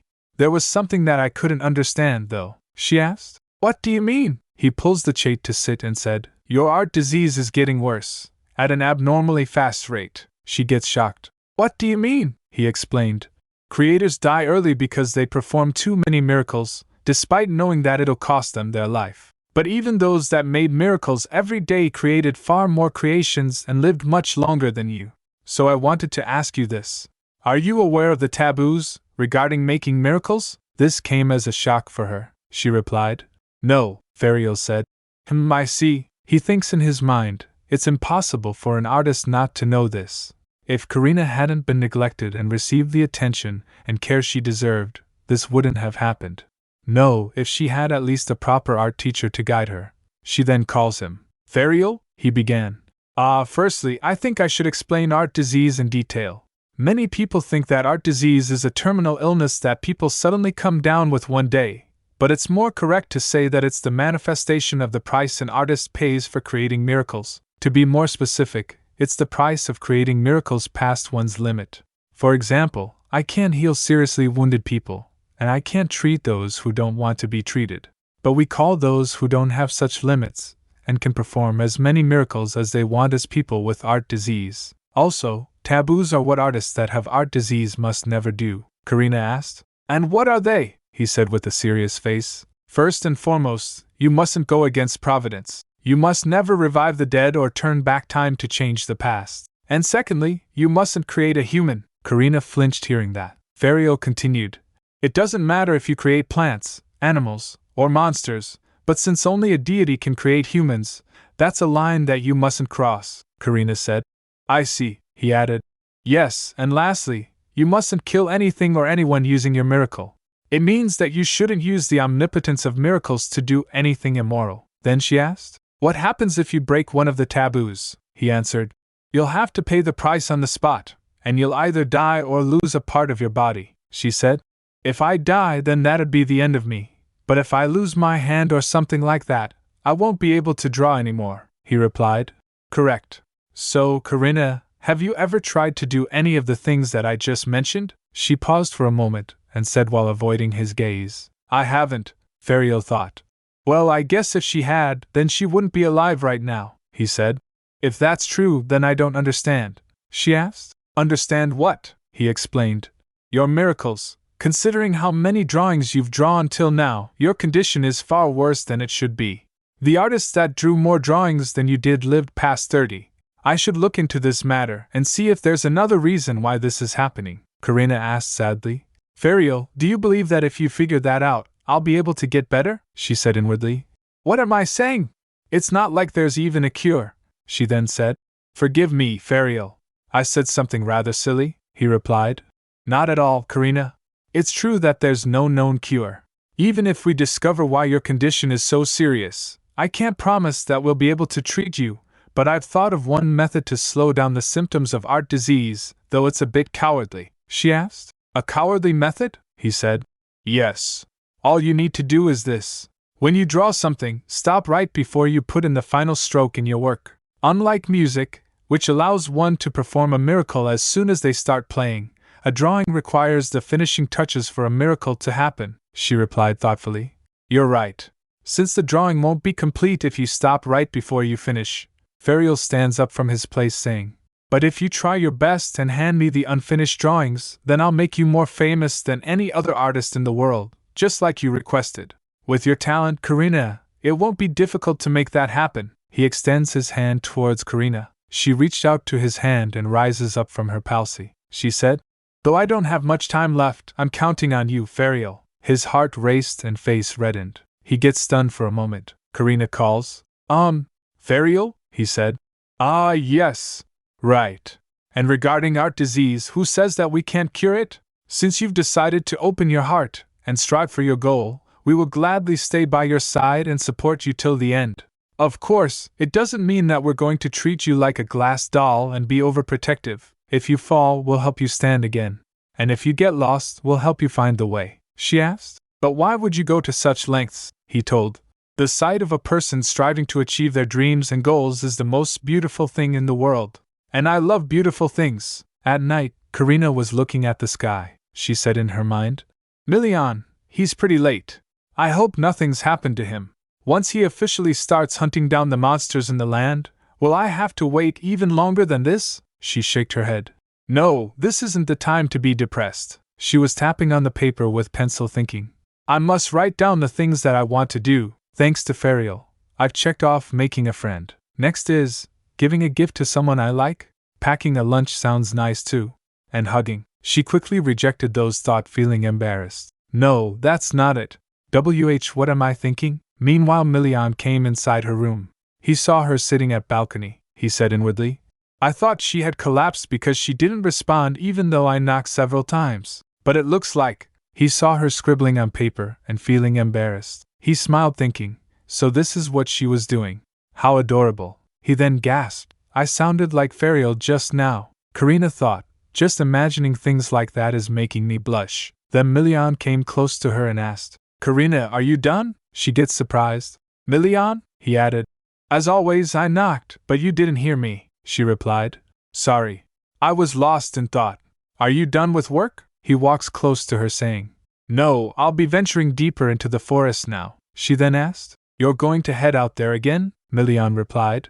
Yes, I need to scour the place a bit more before the monster hunt. But I wanted to come see you first. You didn't look too well earlier today. Are you alright? She smiled and said, I'm fine. I was a bit tired, but I'm feeling better now that I've gotten some rest. Dr. Winston gave me a checkup as well. After hearing that, he said, That's a relief. Did you find out more about? He stopped in the middle, remembering Ferial's word. Karina doesn't want me to tell you. He scratched his head saying, Never mind. Don't push yourself too hard and get plenty of rest. If you need anything, tell Fong, she replied. Okay, I will. Please return safe and sound, Milian, he said. Yes, I'll see you the day after tomorrow, Karina asked. What time will you be back? He told. Probably around dinner time at the latest. He was about to complete his sentence, but changed seeing her hopeful face. He said instead, I'll try to make it back by lunchtime. He thought to himself, I must be crazy. I'm not even sure if I'll be able to make it back in time for dinner. It's so unlike me to lie. But then Karina said, Milian, I'll be waiting. See you at lunch the day after tomorrow. Later at the expedition, Milian was galloping his way. A soldier said to Milian, Your Grace, we're going too fast, he asked. Is there a problem? The soldier told. The knights are having trouble keeping up. We're not in a hurry, so I believe we should slow, Milian said. If we want to make it back by lunchtime tomorrow, we need to go faster, the soldier asked. Lunchtime tomorrow? Milian said. Yes, I'll be giving orders from the front, so tell them to follow me, the soldier complied. Yes, Your Grace. Milian remembered Karina's word. Milian, I'll be waiting. See you at lunch the day after tomorrow. After marching for a while, they stopped at a place. Milian got off his horse and said, This is where we're going to meet. After a light meal, we'll head in as soon as the second party arrives. The soldiers shouted, Yes, Your Grace. Then Milian looked towards the forest and said inwardly, Originally, the northern land belonged to monsters, But God took pity and sent a hero to this world to chase the monsters away. That hero was the forefather of House Pastellio. The monsters that are chased away starve all summer before they go mad with hunger, and come down to the villages to hunt during winter. Fending them off till spring is the duty of northerners, including me, as the ruler of this land. He grabbed his sword and got ready for the hunt. He then remembered Karina's word. If I've been of help to you, once the monster hunt is over and we part ways, will you hold me closely? Just once? Milian grinned and said, I hope I come across many monsters that have a heron. Meanwhile, back at the estate, Dr. Winston asked Karina, Are you waiting for his grace? Karina calls him. Dr. Winston? He asked. Why are you waiting out here in the cold? It's not like you know when he's going to arrive, she replied. Well, I know that he's going to be returning tomorrow at lunchtime, but I couldn't calm down, so I'm taking a walk to clear my mind. I have plenty of blankets, and I'm wearing lots of layers, so don't worry. After hearing that, Doctor observed. I see. You've changed so much these days, she asked. Really? Have I? The doctor said. Yes, you look much happier than before. It's a relief, Karina sighed. You're right. I'm in such a good mood these days that I did something I would have never done before, the doctor asked. You did? What did you do? She told. I sent a letter to my father. I told him not to bother with me anymore. I'm still trying to work this out, but I'm also planning on repaying him. I want to live as long as possible and become famous with the drawings that he and the rest of my family wouldn't even look at. Once I calculate how much it took to feed, clothe, and house me, I plan on paying them back that exact amount. I think that'd show that there's nothing left between us. I won't deny the fact that my mother gave birth to me, and that my father helped raise me. However, that doesn't mean they own my life. Then the doctor said, You're right. Parents are merely their children's guardians, not their owners. Though parents do spend much time with their children, they cannot walk on the same path forever. One day, the child will become an adult, and the parents will have to look at them from afar. That's because the child must start living their own life. But if the child returns one day and holds their aged parents' hands, then that's proof that they were good parents. I'm so sorry that you weren't given such parents. Karina smiled. I'm all right now, she thought. Even if they apologize to me this very moment, that can't make up for all of my lost time. Every passing second is precious to me now. I don't want to spend a single moment regretting the past. I'm going to go forward, she said. Spring has finally come to my life. At the expedition, a soldier shouted, Attention, everyone! His Grace is going to give us orders. Then Milian began. Tomorrow at dawn, we'll be venturing deeper into the forest. As you all know, our first goal is to kill Herdas. A Herda's weak point is suspected to be right under its nails. Only try to attack it there if you can. If that's not possible, aim for its lower belly. The hide is thin there, making it another weak spot. The soldiers shouted. Yes, Your Grace, Milian continued. Our second goal is to monitor the monster's behavior. Do not venture deeper into the forest on your own. If there is a problem, come to our meeting place immediately. The soldiers again shouted. Yes, Your Grace, Milian continued. However, if you feel your life is in danger, prioritize surviving over following my orders. That will be all. Ah, and one more thing, if you discover any herons, bring them to me, a soldier said. Huh! But we need them too, Milian then sighed. No. Now return to your night watch posts. After the briefing, a soldier came close to Milian and said, Why do you need them, Your Grace? You've never been interested in them before. Ah, is it for your? Milian replied. Stop blabbering nonsense. The other soldiers started chuckling. Then Milian glanced around and saw a monster. He drew out his sword and said, It looks like I got very lucky. There was a Herta nearby. He then commanded, All of you, spread out. Surround it. There's only 1 inch, the monster roared. A soldier wondered, seeing that.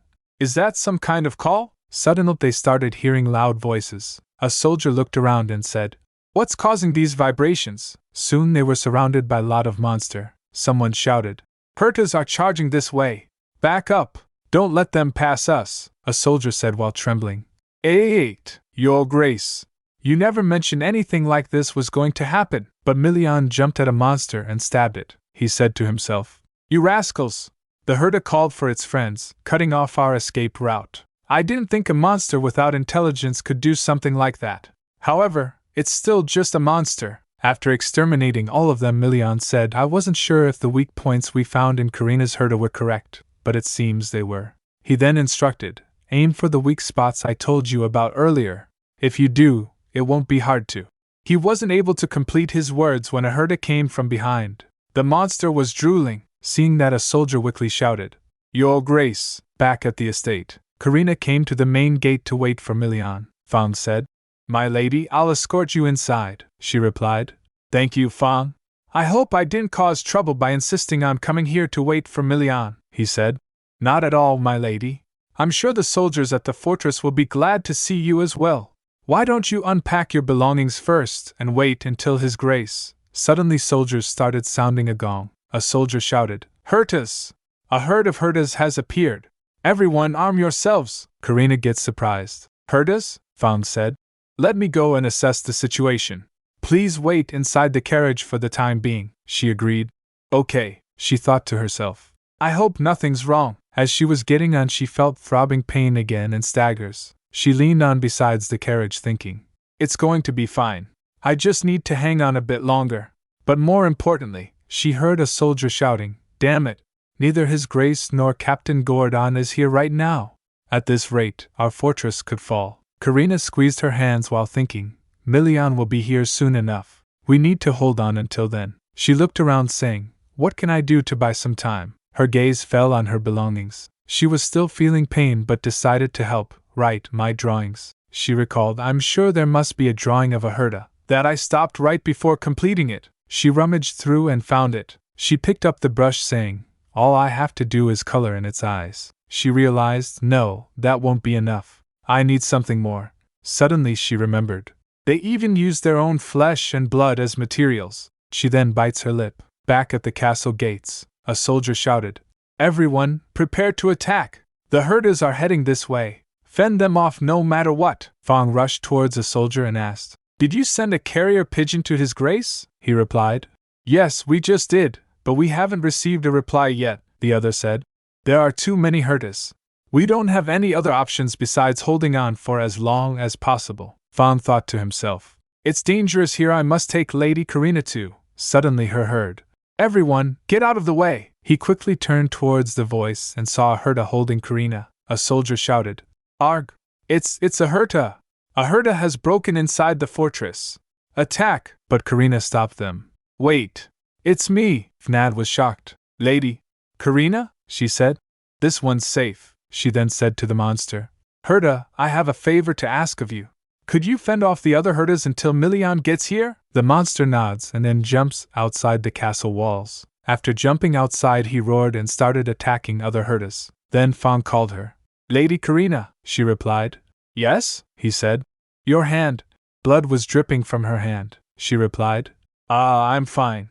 It's just a small cut." Then soldiers who were watching that herda attack other herdas said, "What in the world? Look over there! That herda's incredible!" That herda was hunting others. Seeing that, Karina said, "Amazing." Suddenly she heard, "I must." She quickly turned back saying, "Huh! What did you?" She stopped in the middle seeing that no one was behind. Seeing her surprised, Fang asked, "What's wrong, my lady?" she asked. "Didn't you just hear something?" he replied. "No, I didn't hear anything," she again heard. "I must take it by killing them," she wondered. "Wait, was it my herda that spoke?" The voice continued. "If I don't find it, I'm going to die." The herda started eating other herdas. It said, "It's not here. I must eat the other ones.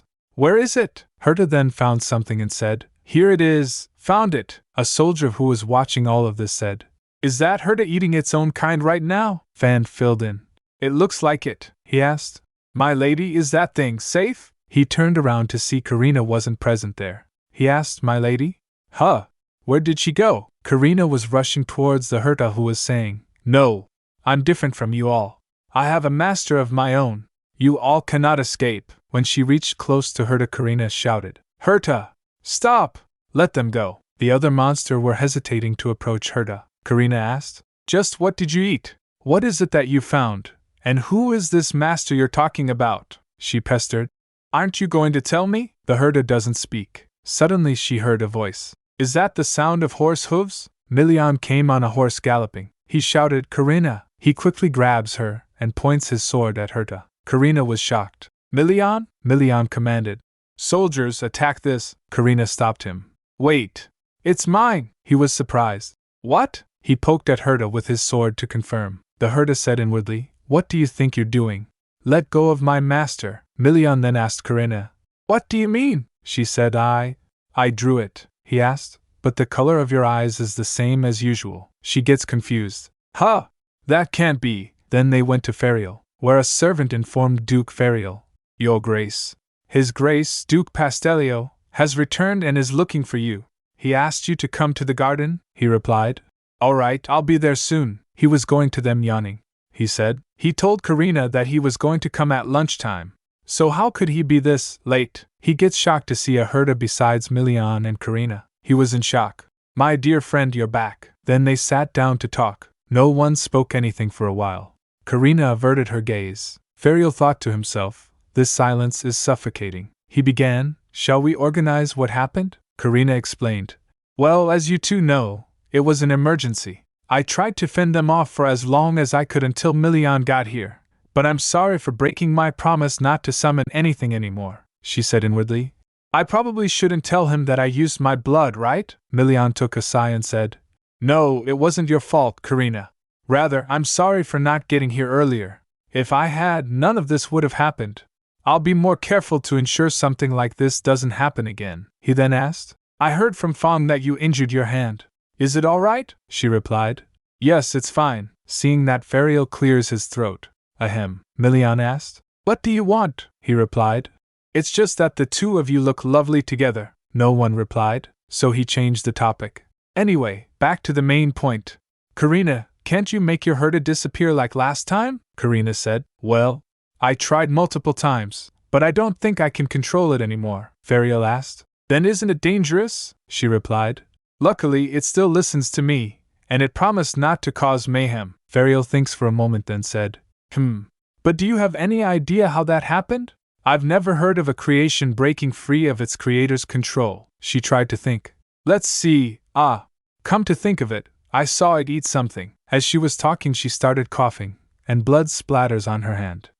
She was shocked to see blood on her hand. "But I didn't feel any pain." Her heart started beating fast. Seeing that, Milian shouted, "Karina!" She turned towards Milian but couldn't see anything. She gets confused. "I can't see." Chaos erupted in the manor as Milian ordered, "Quick, call Dr. Winston." Servants and maids rushed to help her. Milian asked her, "Karina, where does it hurt?" He complained. "Just when is Dr. Winston going to arrive?" Karina was seeping. She said, "I'm fine." Milian sits beside her and said, "Don't be stubborn. Tell me, do you want to take the medicine you were given before?" But Karina couldn't answer. She gasped and thinks, "I feel like someone is squeezing my heart so tightly that it's about to explode." As she was losing consciousness, Milian said, "Karina, please hold on a little longer." She wailed in pain. "Milian, it hurts so much. I can't die like this." Milian hugged her, saying, "Don't worry. You're not going to die. I won't let that happen.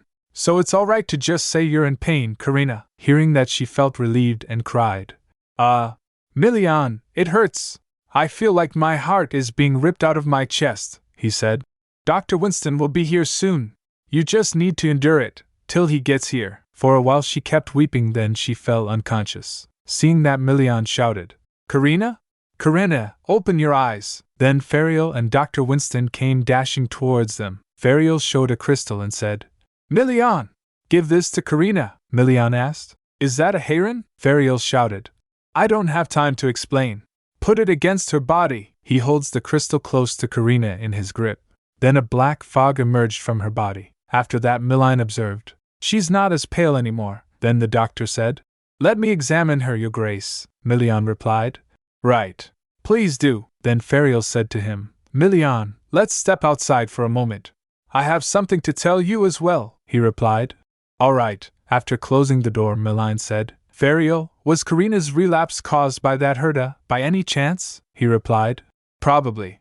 As you know, a miracle comes at a cost. I predict that it took a huge chunk of her life to create the creature." Milian shouted, "Then wouldn't killing that Herta right now fix this?" Ferial stopped him. "Calm down. The miracle has already happened, and the monster is no longer under her control." Milian sighed. "I feel pathetic.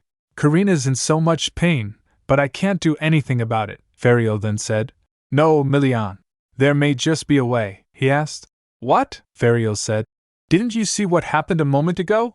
When you gave her that heron, her breathing stabilized. Heron may be a cure for heart disease, Milian asked. That stone? Ferial explained. Yes. While you were out patrolling the area, I experimented with a heron, and it resonated with my miracle. It was as if the stone was trying to offset it. And judging by how it improved Karina's condition, I'm sure it doesn't only react to my abilities. On top of that, Fang told me a while ago that the Herda Karina made ate the corpses of its own kind. Milian smiled. Wait, are you trying to say that the Herda was trying to eat the heron inside the other Herda's bodies? Ferio replied. Exactly. The heron may have nullified Karina's miracle and allowed the Herda to break free from her control, Milian said. This is the first time you're starting to make sense, Ferio replied. What a hurtful thing to say. Anyway, this is only a hypothesis, so we need more herons to prove it, Milian asked. How many more do you need? Ferio replied. As many as possible. Hearing that, Milian grinned. Milian told. The coldest part of winter is coming. Starving monsters will swarm down the mountain in large groups, and the monster hunt will begin in earnest. Judging from the size of the Herda's leader, it probably also has a huge heron inside its body, he said with determination.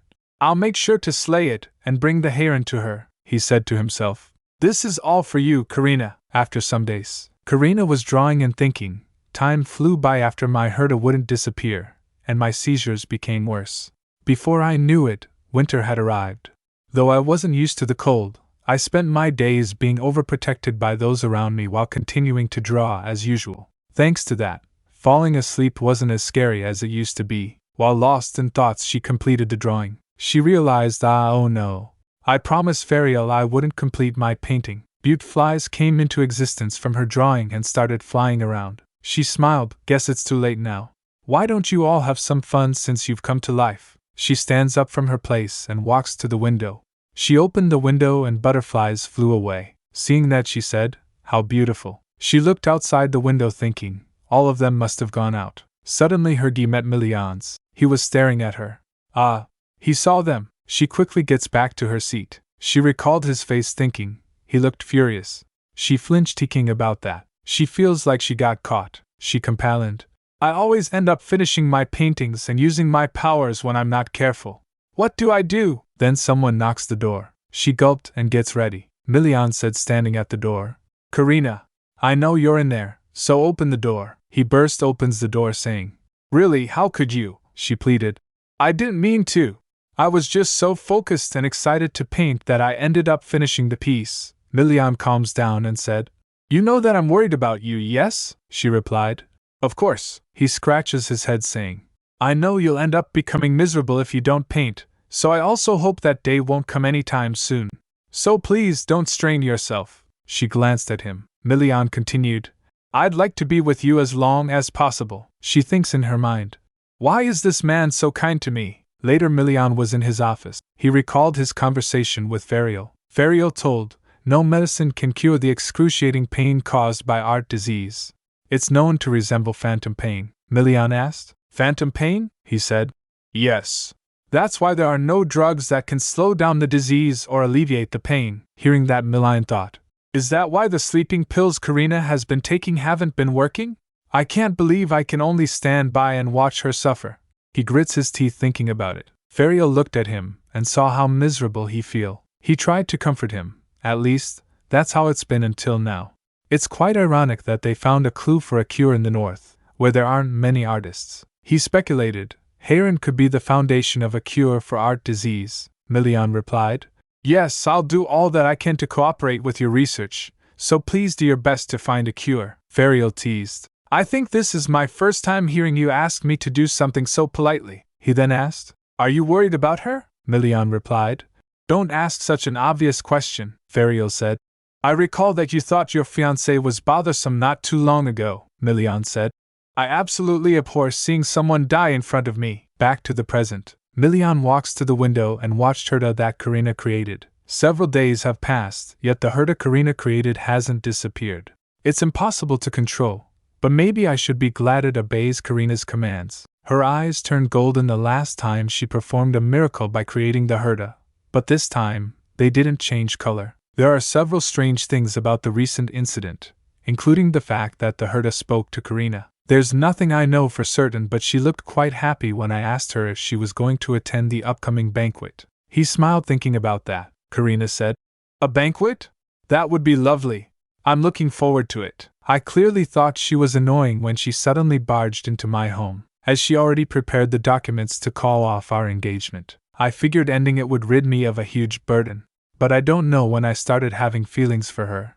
I can't help but look at her, and I find myself becoming upset at the thought that she'd be in pain, all alone, if she weren't where I could see her, and I feel the urge to kiss her every time I see her face. He blushed thinking about it. He shook his head to clear those thoughts. How could I think of doing that to someone who's unwell? If we had spoken to each other properly when we first met, would it have changed anything?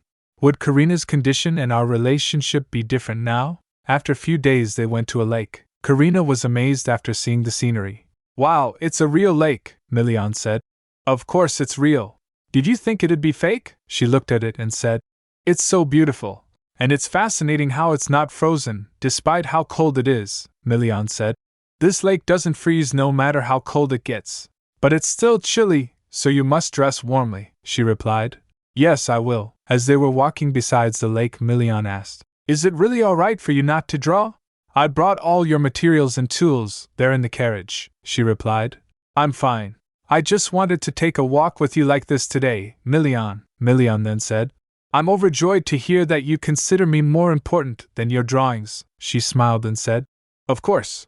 Consider it an honor. Milian glanced at her and then said, come to think of it, you said that you don't know much about the North, she replied. Yes, you're right. I'm ashamed to say this, but I'm oblivious about this place, Milian said.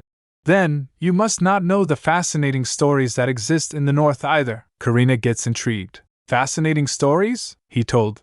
There's one called The End of Winter, which is about the Winter Mountain Range. If you venture deep into a place beyond the point where the sea freezes, you'll find a mountain range there. No one has gone beyond that mountain range, and people say no one knows what's on the other side. There are rumors that it could be a paradise, the demon's realm, or the homeland of extinct dragons. I think the rumors have been exaggerated, because there's very little information on dragons. After hearing that, Karina said, oh, those are some very extreme guesses. But I think that place would be very beautiful if it really existed, Milian said. Actually, it's just a cliff, Karina then said.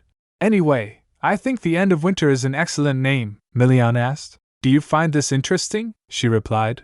Yes. Spring comes after the end of winter.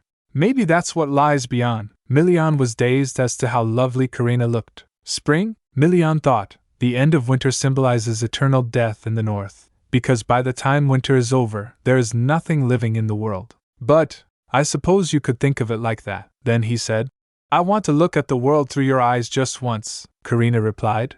My eyes? I'd bet it'll be boring, Milian smiled.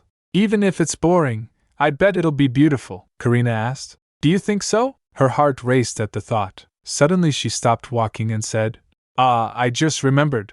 I have a gift for you, Milian, he asked. A gift? She rummaged through her robe and pulls out a paper. Milian grabs it and asked, is it a drawing? He unfolds the paper and saw a drawing. He asked, what's this? She told. This is medicine. He was confused. Medicine? She said. It'll help you recover from wounds. It'll heal any injury, but it won't work on someone who's been so severely injured that they're unrecognizable or dying, Milian asked. Such a thing really exists? First she hesitated, then said, well, I made it. I thought it'd be nice if there really was such medicine, so I pictured it in my mind and created it. I'm not going to give it to you like this, of course.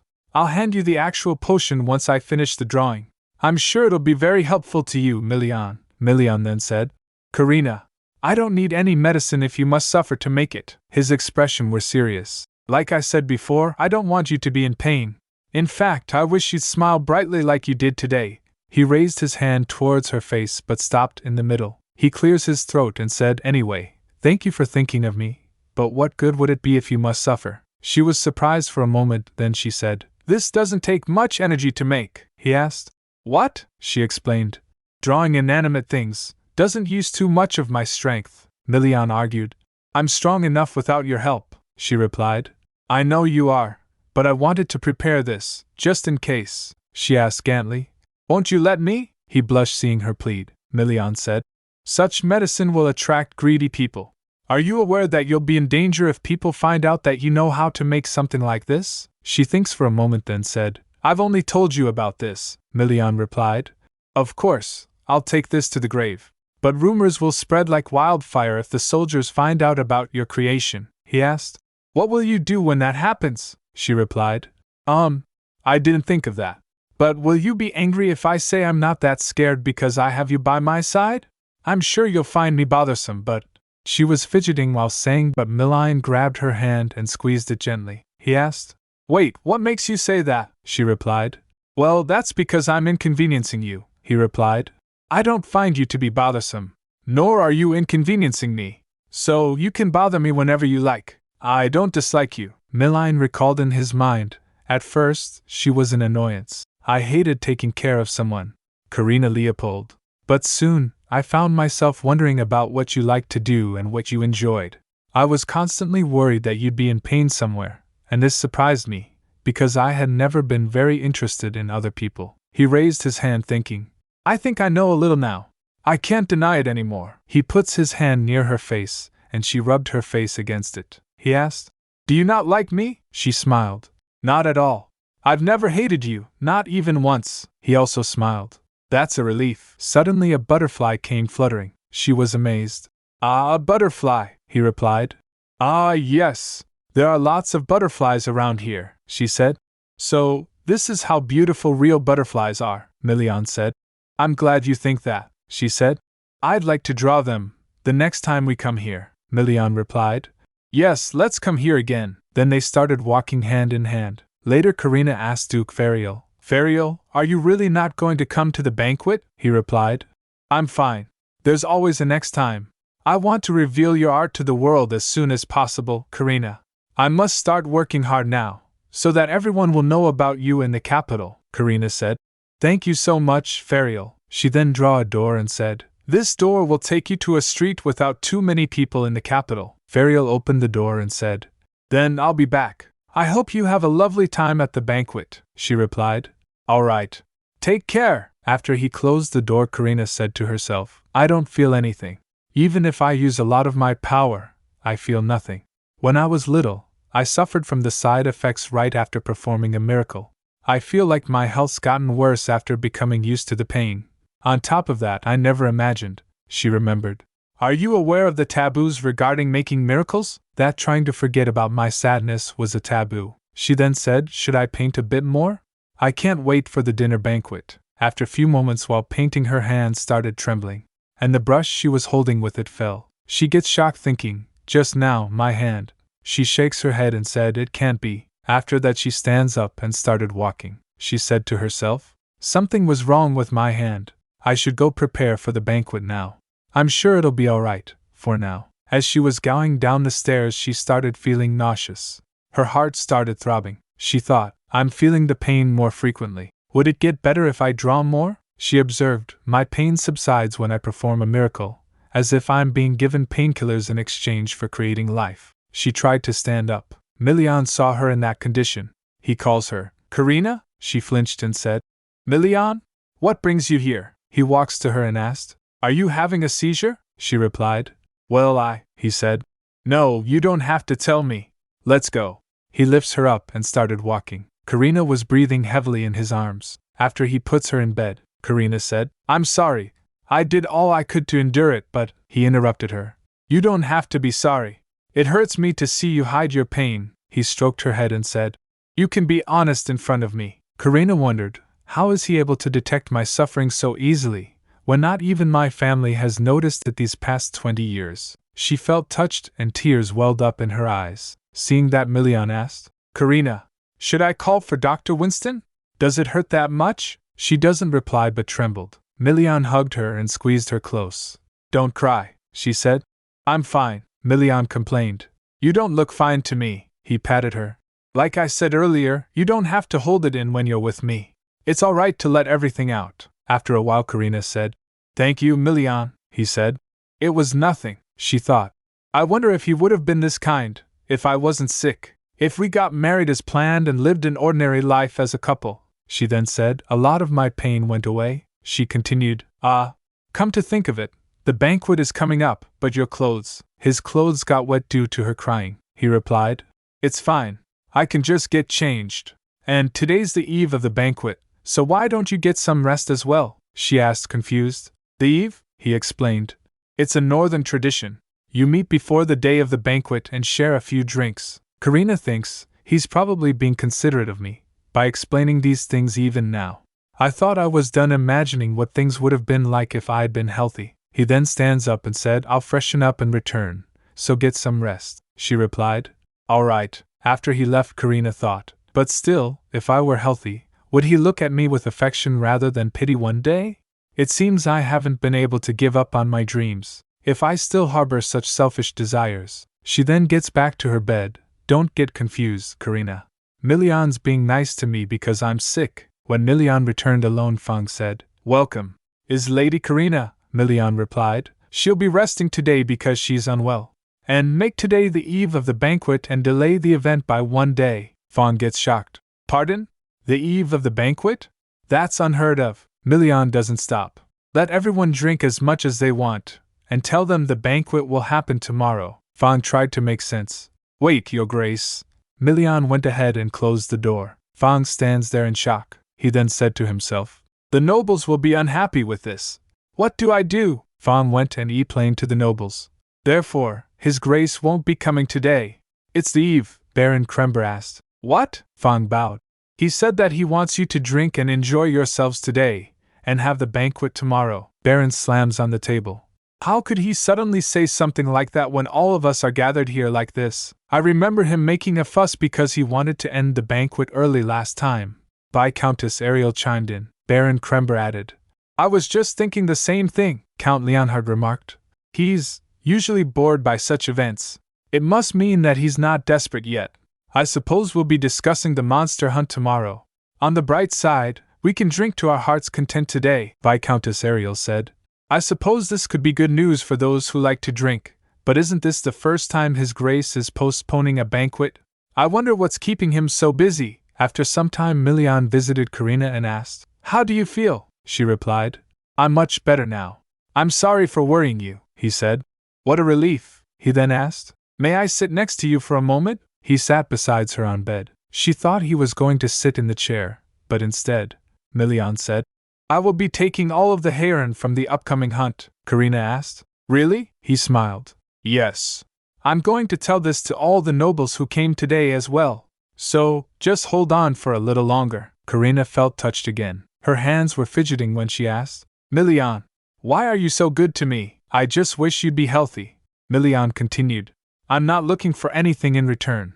I want to see you draw without a worry next year, and the year after that as well. Hearing that, Karina thought, not knowing if you're going to live another year is truly painful. Though Karina knew the truth, she wouldn't survive much longer. His words warmed her. She hesitated, then asked softly, Milian, I have a favor to ask of you, he replied. A favor? What is it? She said. I'd like to accompany you to the hunt. He gets shocked. What? Karina bit her lip. After Milian returns from the hunt, they would only have 1 or 2 months to spend together. She couldn't believe that was all the time she had left with the person she liked. She pleaded, I'm fine with being at the back. I won't get in the way, he replied. No, it'll be too dangerous. If you want to go outside, we can go after I'm done hunting down the monsters. I can't even guarantee that the hunt will be safe for the knights. Karina lowered her gaze. It's all right, I just wanted to spend more time with you. Is that so? Milian stammered, clearly taken aback. Wait, what did I just say? Karina thought to herself. She tried to explain. I feel stuffy from being stuck inside all day, and I don't want to be alone either. I'm sure I'll be able to help you somehow. You don't have to offer your assistance, Milian said gently. But since you say so, I'll think about it, Karina replied.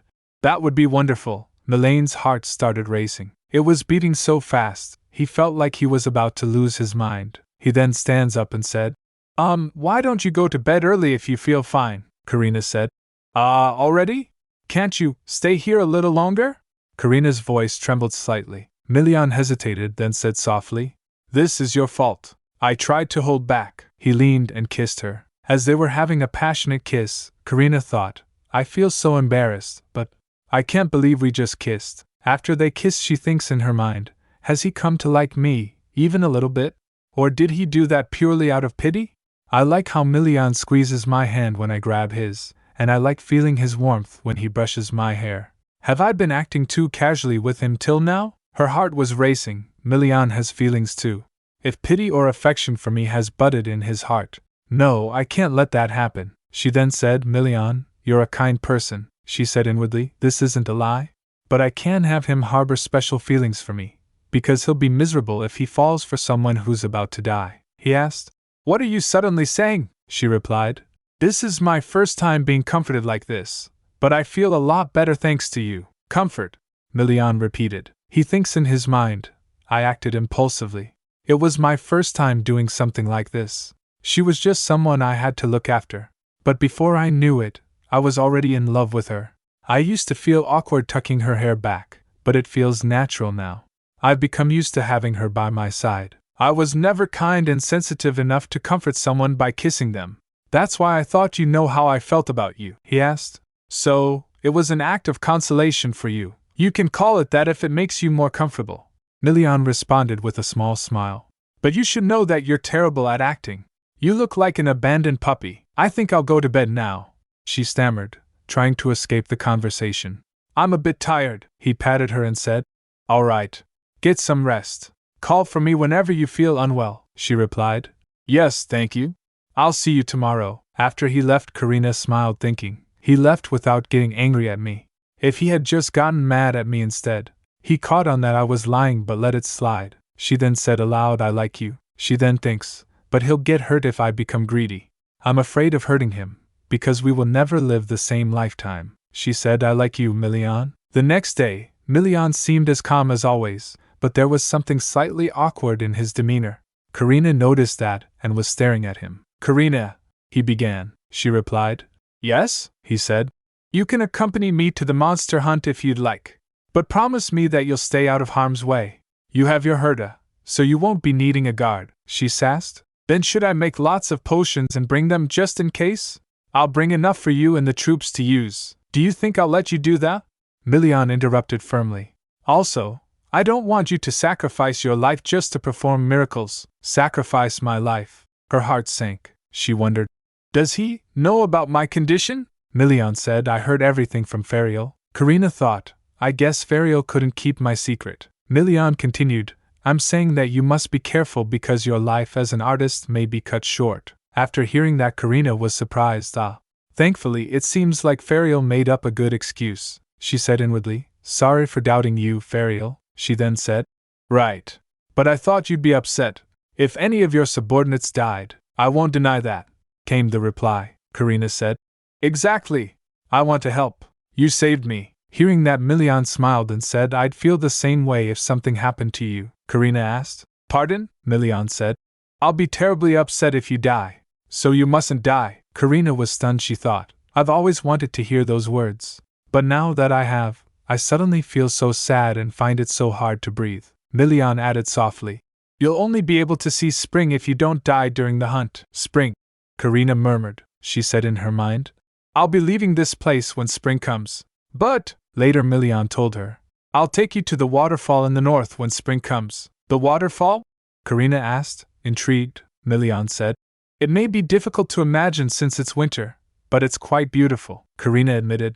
I've never seen one in real life. I'll be looking forward to it. I hope we'll be able to go together. Milian smiled. You'll be able to see summer, fall, and a winter that's different from the one you've seen so far. The north is vast, and there are many things to see. Perhaps I'll end up staying here forever, Karina said with a laugh. She thought, summer, fall, and the winter that will come again. I won't be able to enjoy any of them once the season ends. Karina, Milian called. She responded. Yes, he said. Would it complicate things if I said you don't have to go? Karina froze after hearing that. Milian added. You may stay here, if you want. I wouldn't say it would complicate things. Karina thinks, I can't bring myself to say I have to leave because I feel apologetic about lying to him. Milian added. I'm serious. The north isn't as warm as the south, and there aren't that many delicious dishes here. But I can show you various places for you to draw. Of course, I'm not forcing you. Just think about it. Clenching her fist, Karina said. Thank you, I will, she said to herself. I guess I'll have to keep lying to Milian till I die. How can I alleviate this emotion? I like you. Meanwhile, in the capital, Fariel brought all the paintings of Karina with the help of servants. After examining, he said, It looks like we have everything now. A servant asked. Your Grace, are these all? He replied. Yes. Those are all the paintings that will be exhibited. All you need to do is hang them up on the places that have been marked, a servant observed and said. Though there aren't many paintings, the exhibition hall is quite fancy, so it won't look empty at all. Another asked. Do you think it'd be all right to hang just 3 paintings in such a grand room? Fariel explained. The paintings aren't majestic, but they give a very strong impression. Rumors about paintings made by a painter with art disease have spread all throughout the capital already. The paintings make you feel as if you've centered yourself in the painting. I bet many people will come swarming to see if the rumors are true. Make sure no one responds to those rumors. House Carlos doesn't know anything. Do you understand? The servants replied. Yes, Your Grace, he then said. When the exhibition is over, these paintings will go out into the world as the painter intended anyway, he said to himself. It's time to tell the world about Karina the painter. I'm going to make her the most famous and respected artist in the empire. When Karina's painting were displayed, a lot of people gathered to see them. Enfric was going in a carriage. He looked at the crowd and asked, Why are there so many people? It seems you haven't heard the rumors. His attendant replied. He asked, What rumors? Attendant told. Everyone is talking about the exhibition held by House Carlos. Apparently, even His Majesty is interested in it. Enfric asked. Even the Emperor? What kind of exhibition has drawn such attention? Attendant replied. They say it features masterpieces created by a painter with art disease. The paintings are said to be so captivating that you'll feel as if you're inside the painting itself, Enfric said. Really? The painter must be amazing. Let's take a look as well. He began to get off from carriage. Slow down, my friend. You'll trip, came the cautious reply. The audience was intrigued. Karina the painter. Who could they be? There are many rumors. Some say they're just a child, while others believe Karina is a pseudonym used by an already famous painter. But House Carlos, the family hosting the exhibition, claims to know nothing and has kept silent. Meanwhile, the exhibition was in full swing. One by one, the paintings were revealed. This painting has been sold to Viscount Brand, the auctioneer announced. Finally! I won the bid! Viscount Brand exclaimed with satisfaction. As the next painting was brought forward, murmurs spread through the crowd. House Carlos revealed 6 more never-before-seen paintings during the auction. People speculated that Karina had earned an incredible sum of money, so much that it was hard to believe the painter remained anonymous. Fariel watched with quiet pride. Everything is going smoothly. Everyone is responding very positively. They're even excited about the incomplete drawings, just as I expected, he recalled. Karina, standing beside him, admitted. Keeping myself from adding the last stroke is harder than I thought. Fariel smiled. But Karina, you mustn't finish the painting. Aha! I'll try. Karina replied with a soft laugh. Thank you, Fariel. The auction had drawn significant attention. So many people came, Fariel mused. I'm sure these carefully selected 100 attendees will help spread the word throughout the capital. Then I'm sure news of this will reach that place as well. In Count Leopold's estate, a conversation unfolded. Father, Enfric began. Did you hear the strange rumors circulating in the capital these days? Strange rumors? His father asked distractedly. Enfric said. Yes. I think there was an article about them in the papers too. I don't have time to pay attention to trivial rumors, his father snapped. Look at the state of your mother right now. Even our family doctor is struggling to treat her. Enfric hesitated before responding. Then I think you should pay attention to the rumors even more. His father frowned. Enfric, why in the world are you bringing this up? Father, the rumors I mentioned are about an anonymous painter. Their name is unique, very unique, his father said. Stop beating around the bush. What is it that you want to say? He said. The name of the painter is Karina, his father replied. It could be someone with the same name, Enfric replied. Yes, that's possible. Since their family name wasn't revealed. Just like Karina said in her letter, his father shrugged it off. You're jumping to conclusions. You don't think that painter is your sister, do you? Enfric thinks for a moment and said, Don't you say the same thing when Duke Carlos told us that Karina had fallen ill? He shakes his head saying, Father, don't you realize, that you'll never be able to meet Karina again, if you keep acting like this, he continued. In her letter she said that she would become famous as Karina, and not Karina Leopold. She said that her painting would be remembered by all, his father asked. Then is the painter's sponsor House Carlos? Enfric replied. Father, the painter's sponsor is House Carlos, but they've remained silent and claimed to know nothing. His father remembered the words. I reckon my name will spread from the far north to the central part of the empire, where you live. Father, are you not going to do anything? Enfric demanded. His father thought. That painter is really Karina. What must I do now? Later Karina gets ready for the banquet, she said to herself. It's finally the day of the northern banquet that I've been waiting for. I hope I don't make any mistakes. As she came, Milian smiled and extends his hand. Karina said, Thank you. Then Milian said, Now, let's go in. Milian told. You don't have to be so nervous. Banquets here in the north aren't as formal as the ones in the capital, Karina replied. Is that so? Well, this is my first time meeting the nobles of the north, Milian said. You don't have to feel overwhelmed. It won't even be that fancy?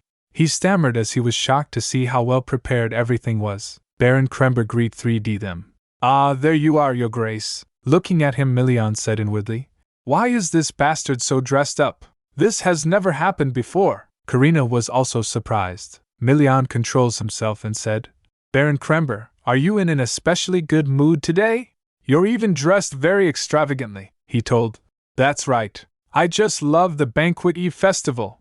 I'm in a great mood because I can drink as much as I wish. Then Viscountess Ariel chimed in. The Banquet Eve festival? Your Grace, who in the world made such a thing? Milian thought. No one is helping, he said, but Baroness Ariel, you seem to be having a wonderful time. Despite your many complaints, you look like you've drunk a little too much, in fact. He then remembered. Did you do the favor I asked of you? Ariel asked. Favor? Milian said. I'm talking about creating an elite unit that can hunt down herders. You haven't forgotten about it, have you? Ariel showed her disapproval. Honestly, how could you talk about work as soon as you see me? Seeing that Karina tugged Milian's arm, he leaned towards her and asked, What is it? She said. I'd like to say hello as well, he asked. To those fools? She nodded, saying. Pardon?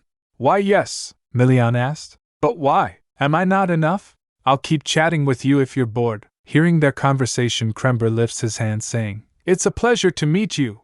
I'm Baron Krember. Lovely miss. Karina greets him. It's nice to meet you. I'm Karina. You can just call me by my name. Then Ariel also introduced herself. You're very polite, unlike somebody. I'm Viscountess Marin Ariel. You can just call me Marin. Looking at Karina, she thought. Is this lady the treasure Duke Pastellio has been hiding? Karina said. Thank you. It's lovely to meet you. Say, you don't normally go to Banquet Eve festivals, right? You must have come because of me, Milian answered. Well, it's just an event for people to have a few drinks. I don't like alcohol very much. Hearing that, Krember whispered to Ariel, Wow, how could he lie without batting an eye? She responded, Leave him be.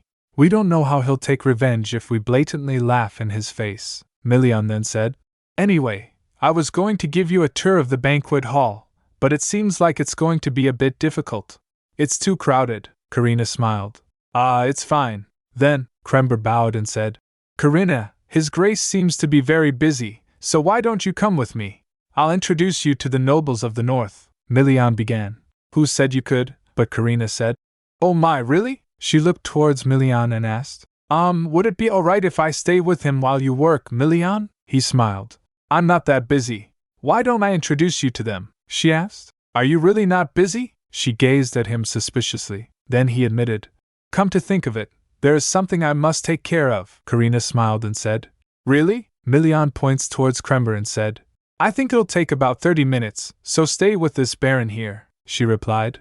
All right. I hope you come back soon. As Milian was leaving, he said to himself, She didn't tell me to stay with her till the end. Where should I go? After he left, everyone rushed to Karina. First of all, Krember asked, That was amazing, Karina! You were treating him like he was a puppy. Ariel quickly squeezed her arm and asked, How did you ever manage to tame that man? I've never seen him look so nervous before. Karina stammered. I didn't tame him. Then Count Leonhardt came and said, It looks like everyone's gathered here, he said. I heard Duke Pastellio's fiancé was going to be here. You must be her, Karina replied. Ah, that's right. I'm Karina, he replied. I'm Count Shirley Leonhardt. Pleased to meet you, she said. Actually, I'm sure this will be announced soon, but my engagement with Milian will be called off, Krember said thoughtfully. Huh! But there was an order to send all the heron we might find during the upcoming monster hunt to the Duchy of Pastellio, Count Leonhardt added. Yes.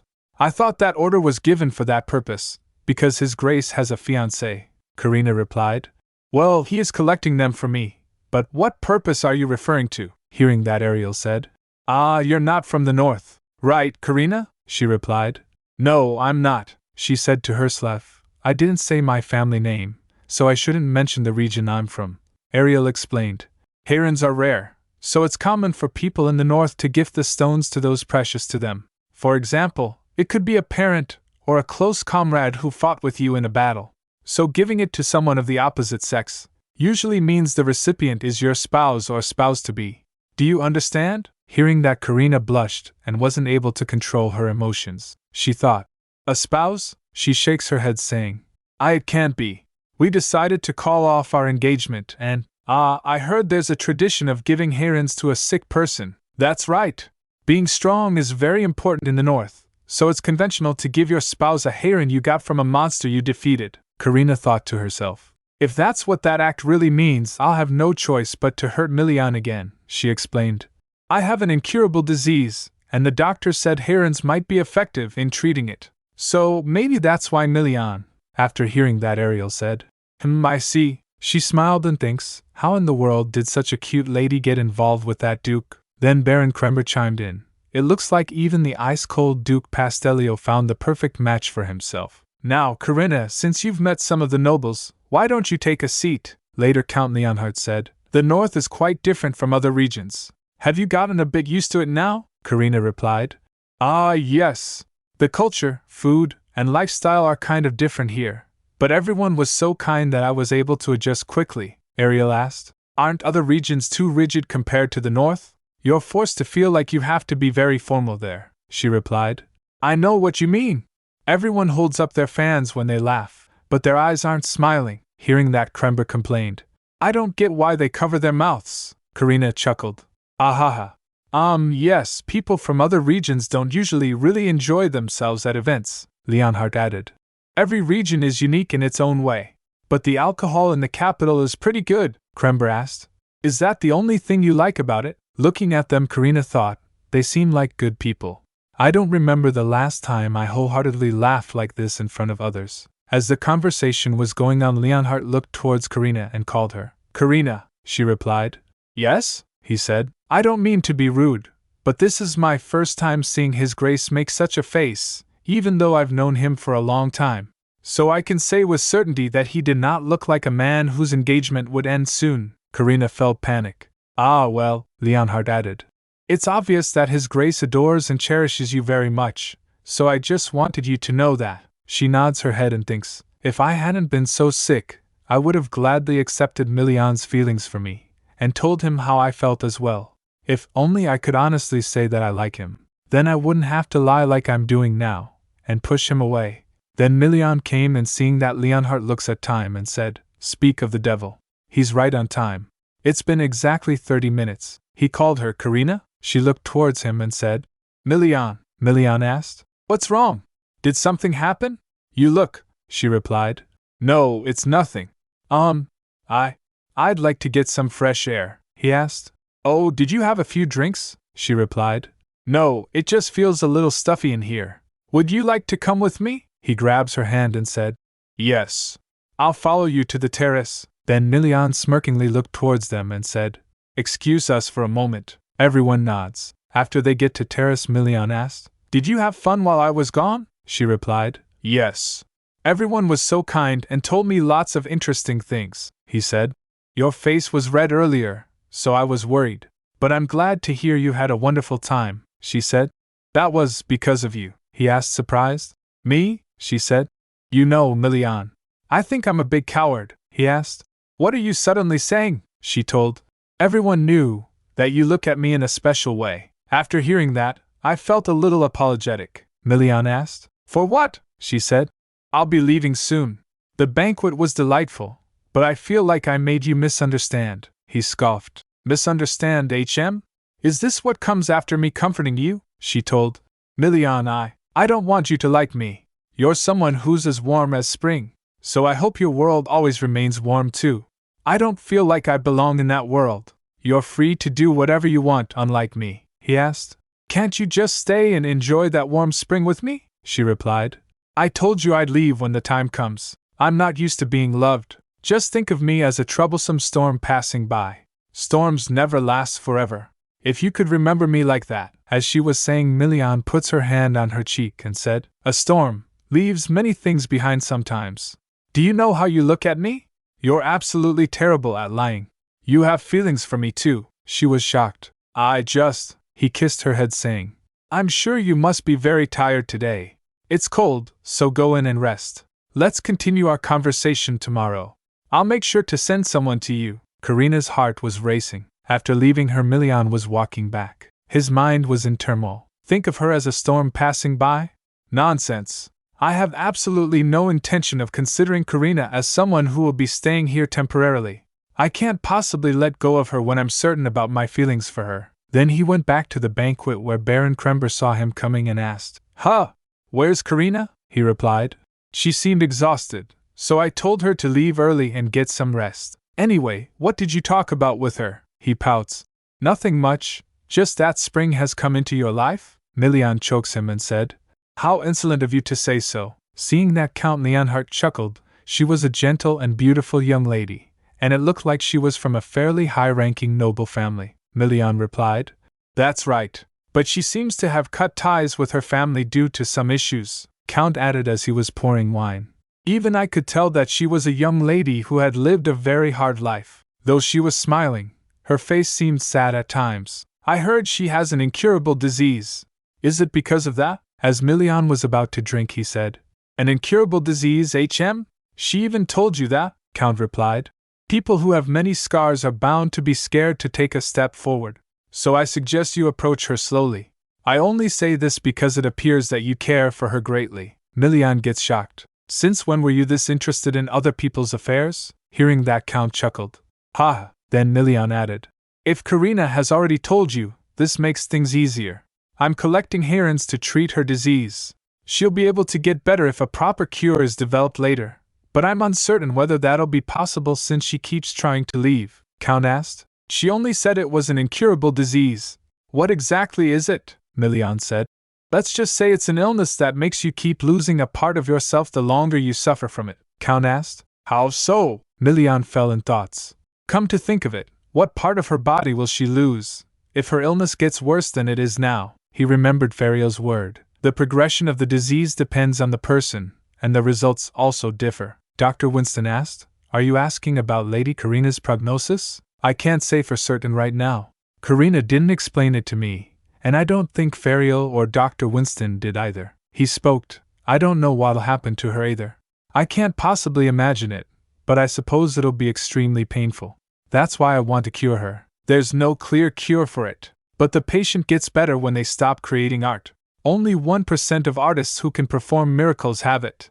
The symptoms vary drastically from person to person, so I can't explain them all in detail. The rarest symptom of them all is losing one's life in exchange for a miracle, he mumbled at the end. I doubt it. Dr. Winston said that it was very rare. After hearing that, Ariel thoughtfully said, An incurable disease, HM? Do you know where you'll be able to find more information on it? Krember said. Wouldn't it be best to ask someone who suffered from the same disease? I'm sure you could find at least one person who had it if you search for them, Milian repeated. Someone who suffered from the same disease? He suddenly remembered something. Wait, then perhaps. He quickly stands up saying, I just remembered I need to be somewhere right now. I'll excuse myself first. As he starts wassailing, Ariel asked, What? You're going to leave now? Really? She shouted. But what about the meeting? But Milian doesn't stop and left. Then Krember said, This is the most entertaining banquet ever, Count Leonhardt added. Haha, indeed. He's finally acting his age. After some time, Ferrio came back to the north from the door. Fawn greets him. Welcome, Your Grace. Did everything go well in the capital? Ferrio replied. Of course. It went extremely well. Where's Milian? Fawn said. Something happened in the duchy. so he left the manor for a moment. Should I tell him that you came by? He replied. No, it's fine. I was just going to say hello if he was here. That's why I asked. Did Karina leave with him as well? Fang told. Lady Karina is probably in the atelier. I received a report from the maid that she went there after eating breakfast. After hearing that, Fariel said, Is that so? Then I'll just leave after seeing her. Then he walks towards the atelier. His mind was reflecting. From the art exhibition to the auction, everything went perfectly in the capital. It all went so well that I was busy writing the same reply to all the letters I kept receiving. I'm sure she'll be happy when she hears this news. She'll be more excited about the fact that she's becoming famous, and her work is being well received by people than the fact that she made money from selling her art. He imagined Karina saying, Really? I'm so glad to hear that. He felt pleased thinking about that. He then knocks the door and said, Karina, may I come in? There was no response from inside. He thinks for a moment, then a thought struck him. Did she faint? He felt chills down his spine thinking about it, and panicked. He quickly opens the door and shouted, Karina! He saw Karina painting a portrait of Milian. She was like someone was possessing her. She was smiling menacingly, saying, I'm almost done. I'll be able to perform a... But Fariel quickly grabs her hand to stop her. He said, Karina! Stop! You mustn't do this! Karina shouted. Let go! I must complete it! She was still in craze, saying, Why? No, I must finish. As she wasn't stopping, Fariel shouted, I told you! This is taboo! If you finish this, you'll die? Hearing that, Karina snapped back for a moment. Then she smirked. If I can finish this painting in exchange for my life, it'll become a masterpiece. So let go. She tried to break free her hand. Then Fariel shouted, Do you want a fake version of him? Hearing that, Karina stopped. Fariel added, That fake will never be able to replace the real one. It won't be the real Milian. Then the paintbrush she was holding fell to the ground, and she felt a little calm. She realized, Wait, was I really trying to create Milian? Why? Is it because what I create becomes mine? Is it because I wanted a Milian who looked only at me, like my Herta did? She trembled thinking about it, and said, I'm sorry, Fariel. He smiled. No, it's fine. Have you calmed down now? He patted her, thinking, This is exactly what was written in the ancient texts. No, maybe her state isn't as bad. Artists who create go insane, and in worse cases, they don't hesitate to harm themselves to continue creating art. But I'm glad that saying Milian's name made her stop. He said that fake will never be able to replace the real one. It won't be the real Milian. She squeezed her hand, saying, At first, I simply remembered a conversation I had with Milian one day. She recalled Milian asking, Do you not draw people? Karina replied. People? Milian said. Yes. I don't think I've ever seen you draw people as opposed to scenery or animals. She thinks for a moment. Well, Milian added, You don't really have to draw people, but I'd like for you to draw your own portrait if possible. They're called self-portraits, right? Karina said while thinking. Self-portraits, but I want to draw your portrait more. Milian was surprised, and looked towards her. Mine? Karina nods to him. He smiled, saying, I'll be looking forward to seeing it. Then she explained the reason. That's why. I was going to draw a portrait that I wasn't going to complete. I was planning on giving it to Milian, so I wasn't going to finish it because it would disappear if I did, Fariel replied. And yet, it seems like things didn't quite go according to plan, Karina told. I felt like someone was telling me to finish this painting. The voice in her head was saying, Don't you want to have him for yourself? Then just finish this painting. He'll be all yours. Imagine how happy you'll be. He'll belong to you, and you only. Just make him yours. Fariel asked her. Did you try to stop? Karina felt defeated and said, Yes, but I'm not sure if I really wanted to stop but couldn't, or if I found another excuse to continue. Hearing that, Fariel thought she was about to finish it. That was close. Karina continued, It was a familiar sensation. He asked, confused. Familiar? She explained. Yes. There was a time when I felt something like this. I wasn't able to fight it off then, he asked. When did this happen? She told.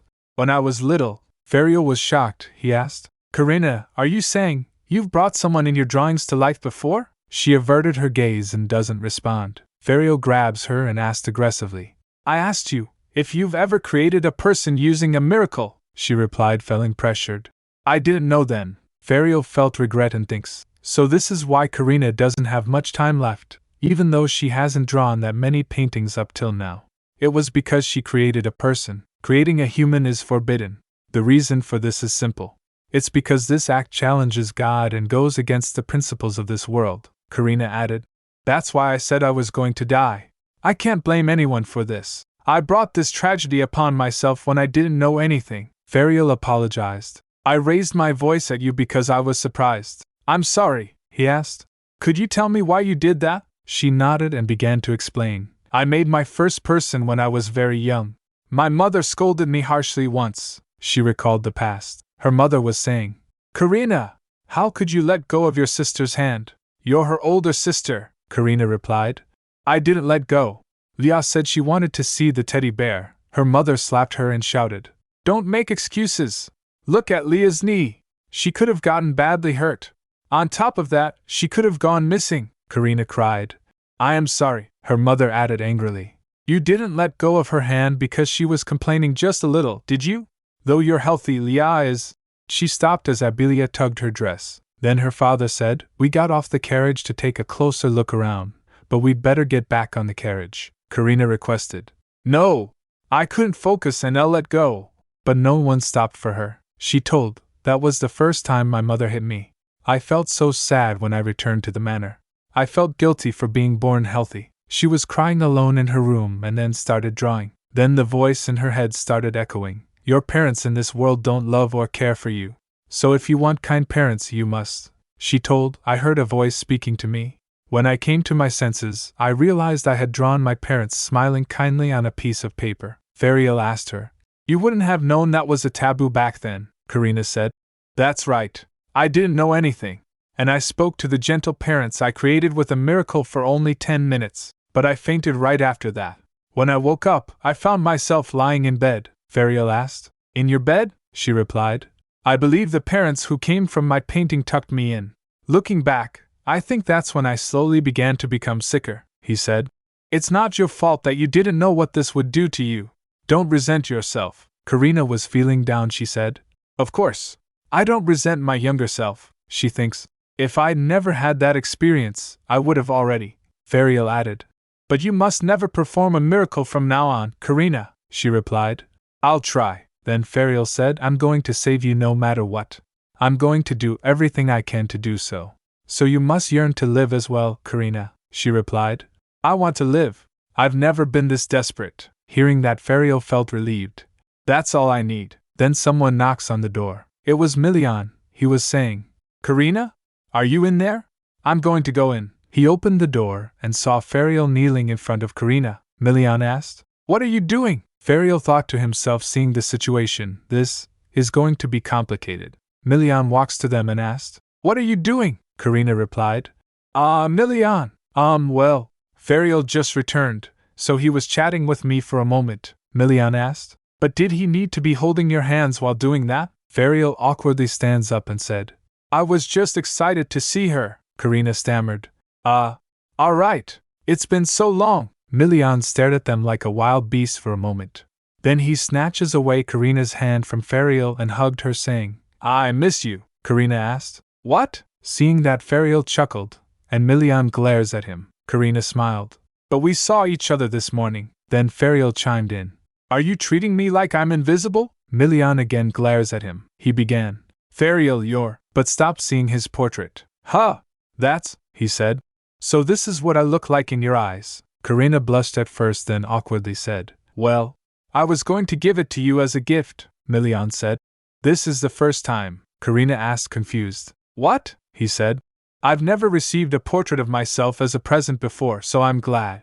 And I'm even happier because you're the one who drew it for me, Karina asked. Really? She thought to herself. I'm glad I didn't complete it. At least I'll be able to leave a trace of myself now. Fariel, who was also standing there, thought. They're really treating me like I'm invisible. He started walking and said, I'm done here, so I'll be going now. Milian called. Fariel, Carlos, he replied. Yes? Milian said. I have something to say to you, he asked, confused. Something to tell me? Milian asked. Do you have time? Fariel felt instinctively. I have a bad feeling about this. After that, as they talked, Milian slapped Fariel. He felt pain and said, What in the world are you doing? Milian asked. Don't you have anything to say to me? Fariel was confused. Anything to say to you? What do you? Milian cut him off. You're more knowledgeable about art disease than I am, Fariel began. What are you suddenly? But again got cut off by Milian. You already know that Karina's dying. Am I wrong? Milian clenches his fist saying. I trusted you. That's why I asked you to help her, Fariel then asked. It couldn't have been Dr. Winston who told you. So who was it? Milian grabbed Fariel by his collar and shouted. Does it matter right now who told me? How could you hide this from me when her life is in danger? Fariel responded. Let me correct you on one thing. I was asked to do this favor, Milian asked. A favor? He replied. Someone asked me to keep this a secret from you. Who do you think that was? Why don't you blame yourself for failing to win Karina's trust instead of blaming others? Hearing that Milian wasn't able to control himself, and raised his fist to hit Fariel, he shouted.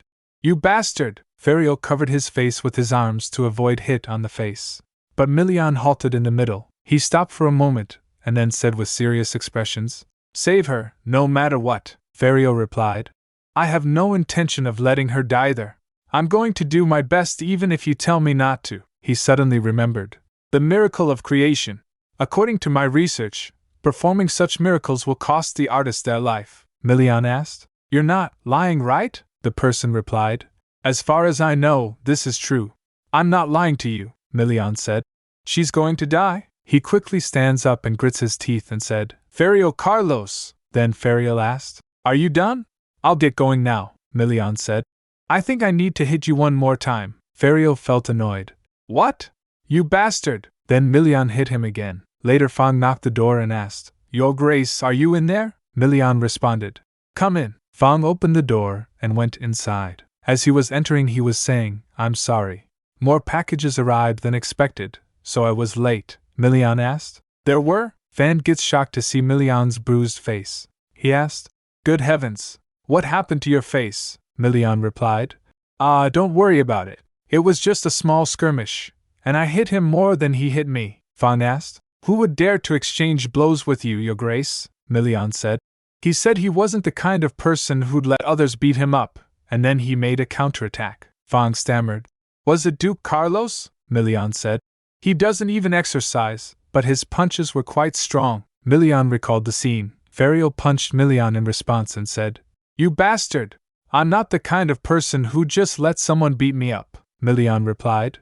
Me either, saying that they engaged in a fierce skirmish. After a while, both were lying on the floor exhausted. Milian then said, Fariel, did you really not tell me anything because Karina asked you not to? He replied.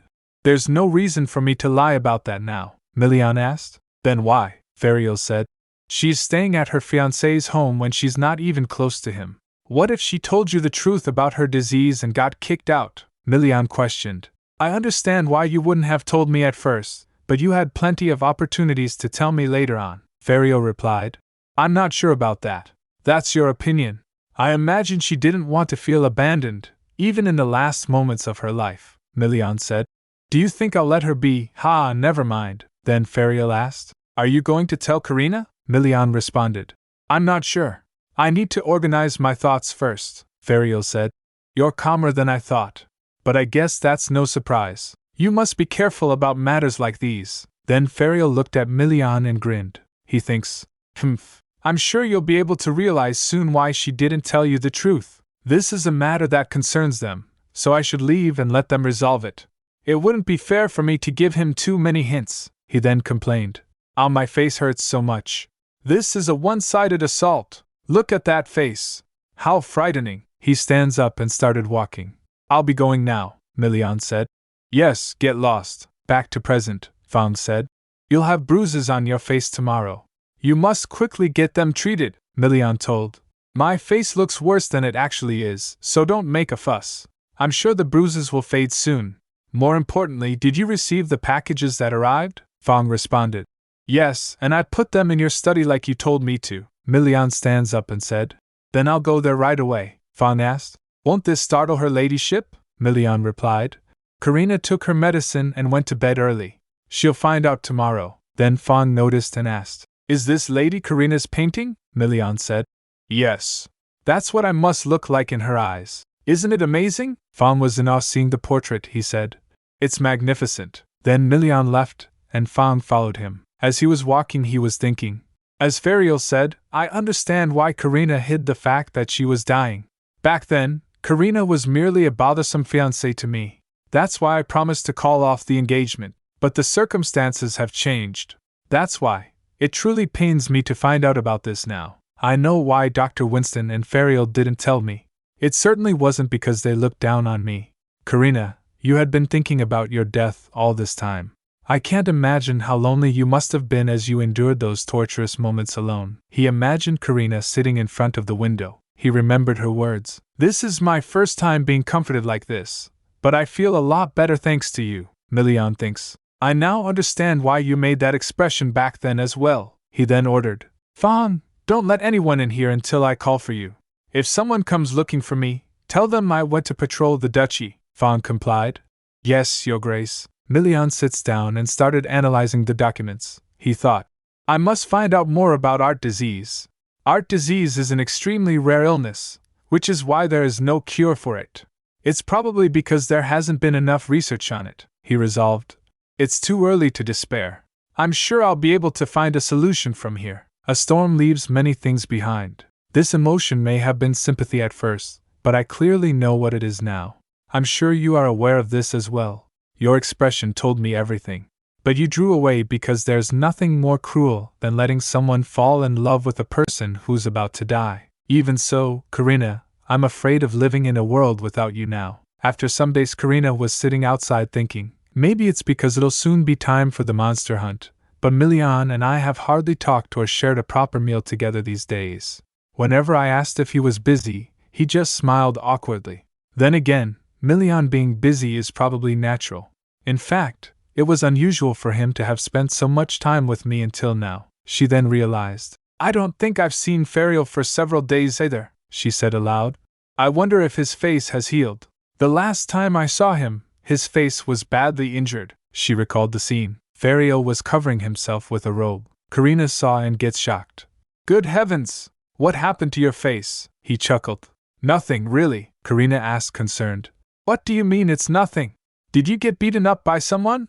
Your face is completely swollen. Fariel scratched his face thinking and doesn't respond. Karina gets shocked realizing. Wait, did Milian? But Fariel shrugged it off saying. We just had a small fight. We didn't really get along when we were in the academy either. Karina prayed. I hope everything is alright. The Herta who was lying on the ground walks to Karina. Karina said. Herta, we're going to go to the forest soon. Do you know that? She extends her hand and rubs Herta. Karina thinks, I can't believe Milian does everything I ask him to do. I've gotten so used to having him be a part of my life. This might make it harder to say goodbye later. Suddenly Dr. Winston came and said, There you are. Karina looked towards him and asked, Dr. Winston? Oh, is it time already? I'm sorry, he replied. It's all right. Shall we go inside now? It's not good to breathe too much cold air, Karina replied. All right. After checking up on her, doctor asked, How have you been feeling these days? She replied, I still have seizures, but I'm doing all right. Doctor sighed. You don't need to lie, then she said. Honestly, I'm not fine. I feel like it'd be better to be dead, but I can't tell anyone about this. These days, I feel sorry for those who became involved with me. Doctor comforted her. You don't have to think that in front of me at least, Karina said. You know, Dr. Winston, I feel like I'm doing something terribly wrong to Milian right now. I wonder if it'll be all right for me to leave. After a pause, she added, Dr. Winston, I'm going to die. My seizures become worse day by day, and the pain is getting stronger. I feel like my end is drawing near, Doctor said. Lady Karina, suddenly someone knocks the door. A maid came in and told, My lady, His Grace invited you to a dinner banquet. May I help you get prepared? Karina replied. Ah, yes. Please come in. She turned towards the doctor and said, Dr. Winston, about what I said today, he assured. Don't worry. I won't tell anyone, she replied. Thank you. After she gets ready, she walks to him thinking, I feel a little embarrassed because I've been thinking about Milian all day long. Milian called for her. Karina, she asked, have you been waiting long, Milian? He replied. No, I just arrived as well. Take a seat. He sits in front of her and said, I thought that dress would look great on you, and as I expected, you look absolutely beautiful, she replied. This dress is so pretty. Thank you, she remembered. Are you not busy anymore? He replied. I'm not. We'll be leaving soon. Karina looked towards the food and said, It feels like it's been so long since we had a meal together. Milian asked. Have you been lonely? Karina blushed. What? Milian teased. Your expression tells me you were, she replied, feeling embarrassed. Not at all. Milian, you're teasing me, aren't you? He replied. No, I'm not, Karina then said. Would it sound strange if I said it's amazing how you've always eaten with me, even though you're such a busy person? Milian said. I didn't find it bothersome to spend time with you, he asked. Is that all you have to say? Karina gets confused. Excuse me? Milian then stands up and walks to her saying, Karina, it's not easy to be honest, so I'll be honest first. He puts his hand on her face and said, I felt lonely because I wasn't able to see you. Karina wasn't able to respond. Milian asked, Is it strange to say that I have been lonely? She replied. No, it's not. I was just a bit surprised. Milian smiled and said, Should we eat first? I have absolutely no intention of starving you because I'm glad to see you. Then Karina said with a low voice, Actually, I've been a bit lonely as well. As Milian was sitting down, he asked, What? She replied, It's nothing. Should we eat now? While they were having dinner, Milian asked, How is your body? Karina replied cheerfully, I'm fine, Milian said. What a relief. Don't hesitate to tell me if you feel even a bit unwell, she replied. All right. Don't worry. Both them stares at each other, then Milian asked, Is the food to your taste? She replied. Of course. After a slight pause, she added, But Milian, he replied.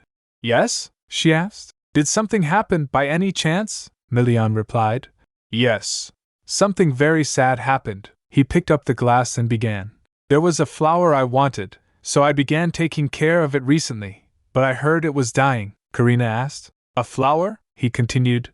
Yes. And when I went to see it, I was told that it had withered and was going to disappear soon, Karina said.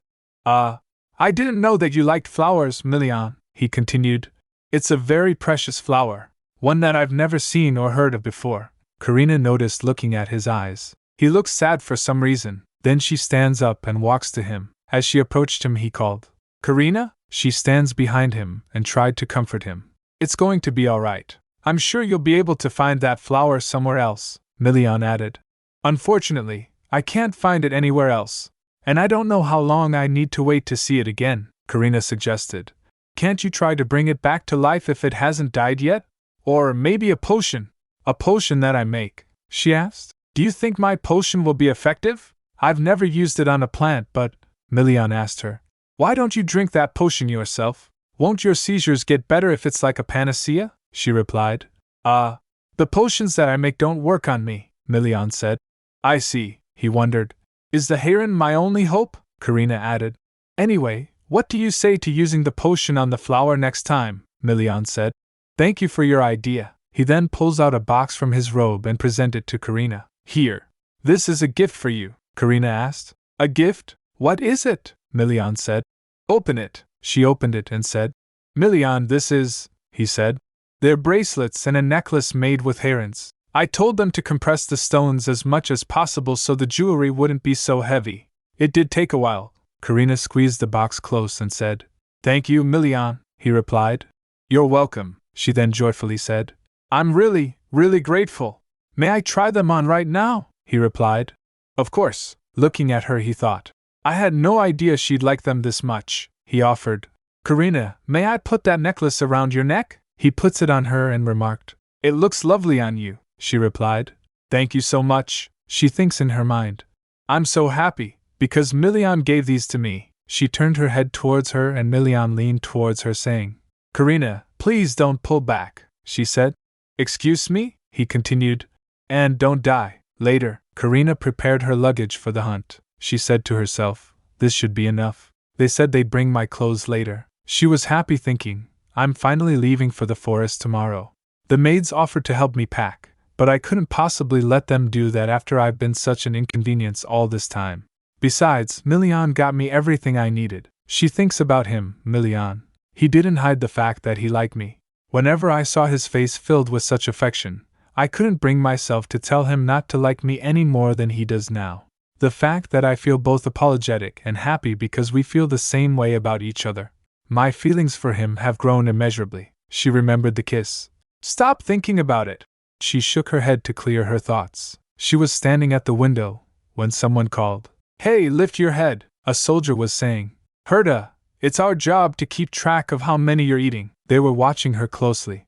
It's hard for us to count if your head is covering them. The other soldier said, that's why you should have counted how many there were before it rushed forward to eat them. I ran late today, he muttered. Karina smiled. Looks like our Herta is doing great. Come to think of it, that Herta seemed to be able to communicate with other Hertas. I had tried to find out more, but I forgot about it. I'd better head down when the Herta is done eating. She turned and suddenly she felt dizzy. She felt a sharp pain and dropped to the ground. She thought, I hate being in pain. No matter how many times this happens, I can't get used to it. But I know it'll continue. The disease will spread throughout my body until I die. As time passes, every part of my body will ache. Eventually, I'm sure I'll throw a violent fit in pain, even if I don't want to. If I end up raising my brush to get rid of the pain and save myself, I'm going to be. Tears started falling from her face. Then a maid knocks on the door and comes in. Excuse me, my lady. The maid saw her on the ground and rushed towards her, calling for her. Karina tried to steady herself but couldn't. As she was losing consciousness, she thought, I must tell her I'm fine. If Milian comes back, he'll worry about me. She passed out. Later, when she opened her eyes, she was in bed. She was blinking her eyes thinking, I need to get up, but warmth surrounded her as she struggled. She turned to the other side and saw Milian. He said, Good morning, Karina. Seeing him, she thought, I remembered the seizure yesterday and the maid who found me. Had an entire day passed already? You sweated a lot at dawn. Are you thirsty? Milian asked, brushing her hair aside. A little, she replied.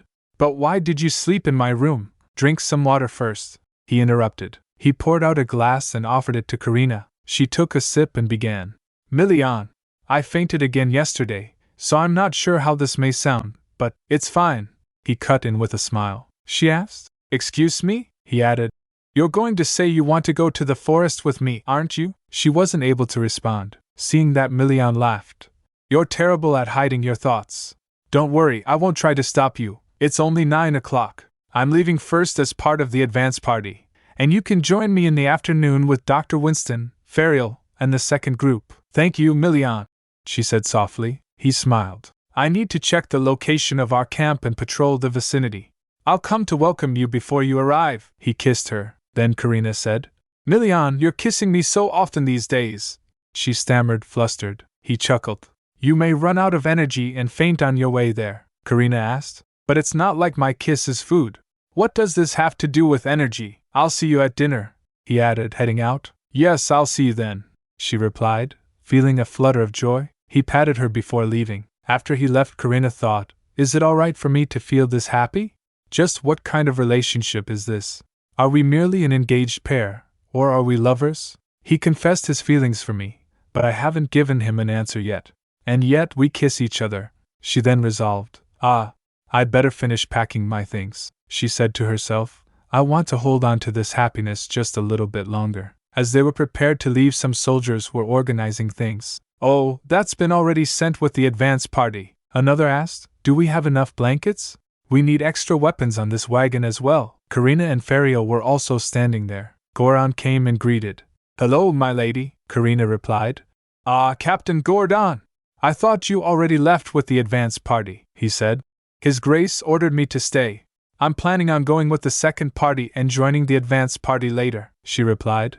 I see, Gordon added. Anyway, I prepared your carriage, Ferial suggested. It'll be more comfortable for you to ride a carriage than a horse, Gordon asked. Or would you like to ride your Herta? Ferial looked at Herta and said, Ooh, they must have put that bow around it to differentiate it from other Hertas. Then Karina called out, Herta? Herta rushed to Karina and bowed in front of her. Seeing that, Karina said, I love your cute bow. Are you telling me to ride you? Karina sits on its hand, Gordon said. It could be dangerous, so be careful, she replied. I will. Herta puts Karina on its shoulder. Then Gordon said, Don't go too quickly. And don't get into a fight with her ladyship on your back. Herta stared at him and then averted its gaze. He then added, Anyway, we'll be leaving soon, so please wait a moment. Ferial also started walking, saying, I'll be going with the party over there. See you later, then Karina said. Herta, you popped out of my painting, yes? It growled. She added, I'm happy that you're still alive, but I'm curious about how you managed to do so. It spoke. I ate it, instead of your life, Karina asked. What? You ate what? It said. I ate the core, Karina replied. Core? Are you talking about the heron by any chance? Hearing that, she thought. It ate that instead of my life? Why? Then a soldier announced. We'll be leaving now, Karina replied. Ah, yes. Meanwhile, Milian was fighting with monsters. As he sliced another one, a soldier said, Your Grace, I don't think there are any monsters around here anymore, Milian asked. Is this the last one? Check if there's a heron and take it away, the soldier complied. Yes, Your Grace, soldier examined and said. We weren't able to find any herons in the monsters, including the one now, Milian ordered. Then drag the carcasses over there so they stay out of sight. And wipe all of the blood. Soldiers were shocked. One of them asked, Pardon? How are we supposed to wipe all of this blood? Milian said. What if people in the second party see this and become startled? The soldier replied. But we see monster carcasses all the time, so I doubt. He got interrupted by another soldier who whispered. Shut up and just do it, you fool, he whispered back. But why? Others said. Hurry and fetch some water. Then he turned to Milian and said, I'm sorry, Rohan's not a bad person, but as you can see, he's slow to catch on, Milian said. Just hurry up and clean this mess. Then the soldier asked, Will her ladyship be coming with the second party? Milian said. Yes, the soldier replied. Then it looks like we must try to erase this stench as well. Seeing all the marks, Milian thought. I don't think Karina would mind very much, but I just don't want her to see this. Sympathy? Remorse? Love? It's hard to describe how I feel when I think of her. I have no idea what was going through her head when she smiled at me all this time. I wonder how many times I hurt her out of ignorance, but she didn't show that she was upset even once, he said aloud. You make me feel like an idiot. You don't want anything. You have no desires, you never ask for things, and you do not share your thoughts with me. So, I suppose you won't reveal your feelings till the very end. But I have no intention of waiting till it's too late to find out. I won't let you leave me, go off to a quiet place, and die. That's why I must find herons. They could be the only way to save you, he then instructed. We'll call it a day when the second party arrives, then we'll go hunt for monsters at dawn tomorrow, the soldiers complied. Yes, Your Grace. As Milian was walking, a soldier asked, Where are you going? He replied. I'm going to go get some fresh air, the soldier thinks. But we're in a forest. Aha. He's going to go welcome her ladyship. As Milian was walking, he thinks, I imagine she's almost here. Meanwhile, Karina was riding Herta. It growled, so Karina asked, What's wrong, Herta? Are we going too slowly? It growled again. Karina said, Unfortunately, I don't think we can ask the soldiers to speed up. There are too many people to do that, she then called out. Captain Gordon, he replied. Yes? Karina said. It seems like my Herta wants to speed up. So I was wondering if we could go ahead, he asked. Are you saying that you want to go faster? Karina said. I'm with Herta, so I'm sure I'll be fine. On top of that, the advance party has already passed through here, Goran asked. Do you think that it'll start rampaging if we don't let it go faster? Karina replied. I don't think it will if I tell it not to, Gordon said. I guess I have no choice. As you said, I don't think it'll be very dangerous. But don't stop and join the advance party right away, just in case, Karina agreed. All right. Let's go, Herta. Herta then sniffed and started sprinting, holding Karina. She thought, It's so fast. I can see why it seemed frustrated with going slowly. There's nothing blocking its way, and there's so much open space here. It's so refreshing. She smiled, thinking, This is the first time I've ever felt so free. She asked, Herta, do you feel better now? You've slowed down, so it seems like you do. Herta rushed towards something, then slowed. Karina said, You went so quickly that I'm sure we'll meet the advance party soon. Suddenly she noticed, There can't be a person in a forest like this. But if there is, then. She saw Milian and called out, Milian? He gets surprised. Karina? Then Karina said, Herta, stop for a moment and let me down. Milian walks to her and said, Karina, I told you to travel safely, but it looks like you couldn't help it, she replied. My Herta wanted to run, so, and I was alright with it since I had lots of fun, she added. I wonder if this is what it feels like to ride a horse. I want to try it out one day. Then Milian undresses his robe and puts it on Karina, saying, The winter wind is quite cold, she blushed and said. I'm really fine. I didn't feel cold when I was traveling here with Herta, Milian said. I'll teach you how to ride a horse later, if you'd like. Karina jumped with joy. Really? He said. Yes. The Herta slept near them and started doing off, Karina said. I'd love that. But I'm kind of surprised, because I thought you'd say no, Milian asked. Is that how much you wanted to ride horses? She told.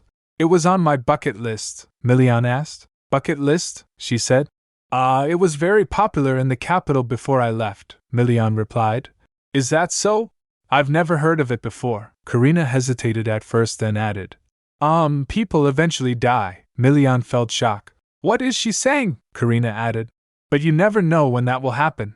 So commoners made lists of things they wanted to do before they died. It was a popular trend. Simply put, a bucket list is a list of things you want to do, Milian asked. What else is on it? She replied. Pardon? Milian said. Your bucket list. What else would you like to try other than riding a horse on your own? She tells in her mind. My bucket list was filled with things like this: prove myself to my family, show the world my paintings, paint lots of sceneries till I die, and go on a trip with Milian. Order all of the cakes I want to try and take only a bite from each one. I want to raise a dog, marry Milian, have a child with him, and shower it with the love that I didn't receive. There are so many things I want to do. But above all, I want to tell Milian that I like him. She shakes her head saying, There's nothing much on it, Milina asked. What do you mean? It's all right, so tell me, Karina replied. It's all for fun anyway. I'm going to do them all one day anyway, so it's fine, Milian mumbled. You're fine with everything? Karina asked. Pardon? What did you say? He grabs her hand and said. Never mind. Let's go now, Karina said. I can walk, Milian said. Your hands are cold. I should have brought gloves. TSK. I wasn't able to think of that, Karina said. Your hands are so warm, Milian, he replied. No, yours are just cold. Then Karina remembered. Come to think of it, it's my first time coming to this forest. It's so fragrant here. So this is what it feels like to be surrounded by the smell of grass and soil, she thinks in her mind. I suddenly feel compelled to paint after realizing this. Milian smiled. Your art supplies will arrive with the second party. Be patient, even if you get the urge to paint. Karina gets confused. Excuse me? How? Milian said.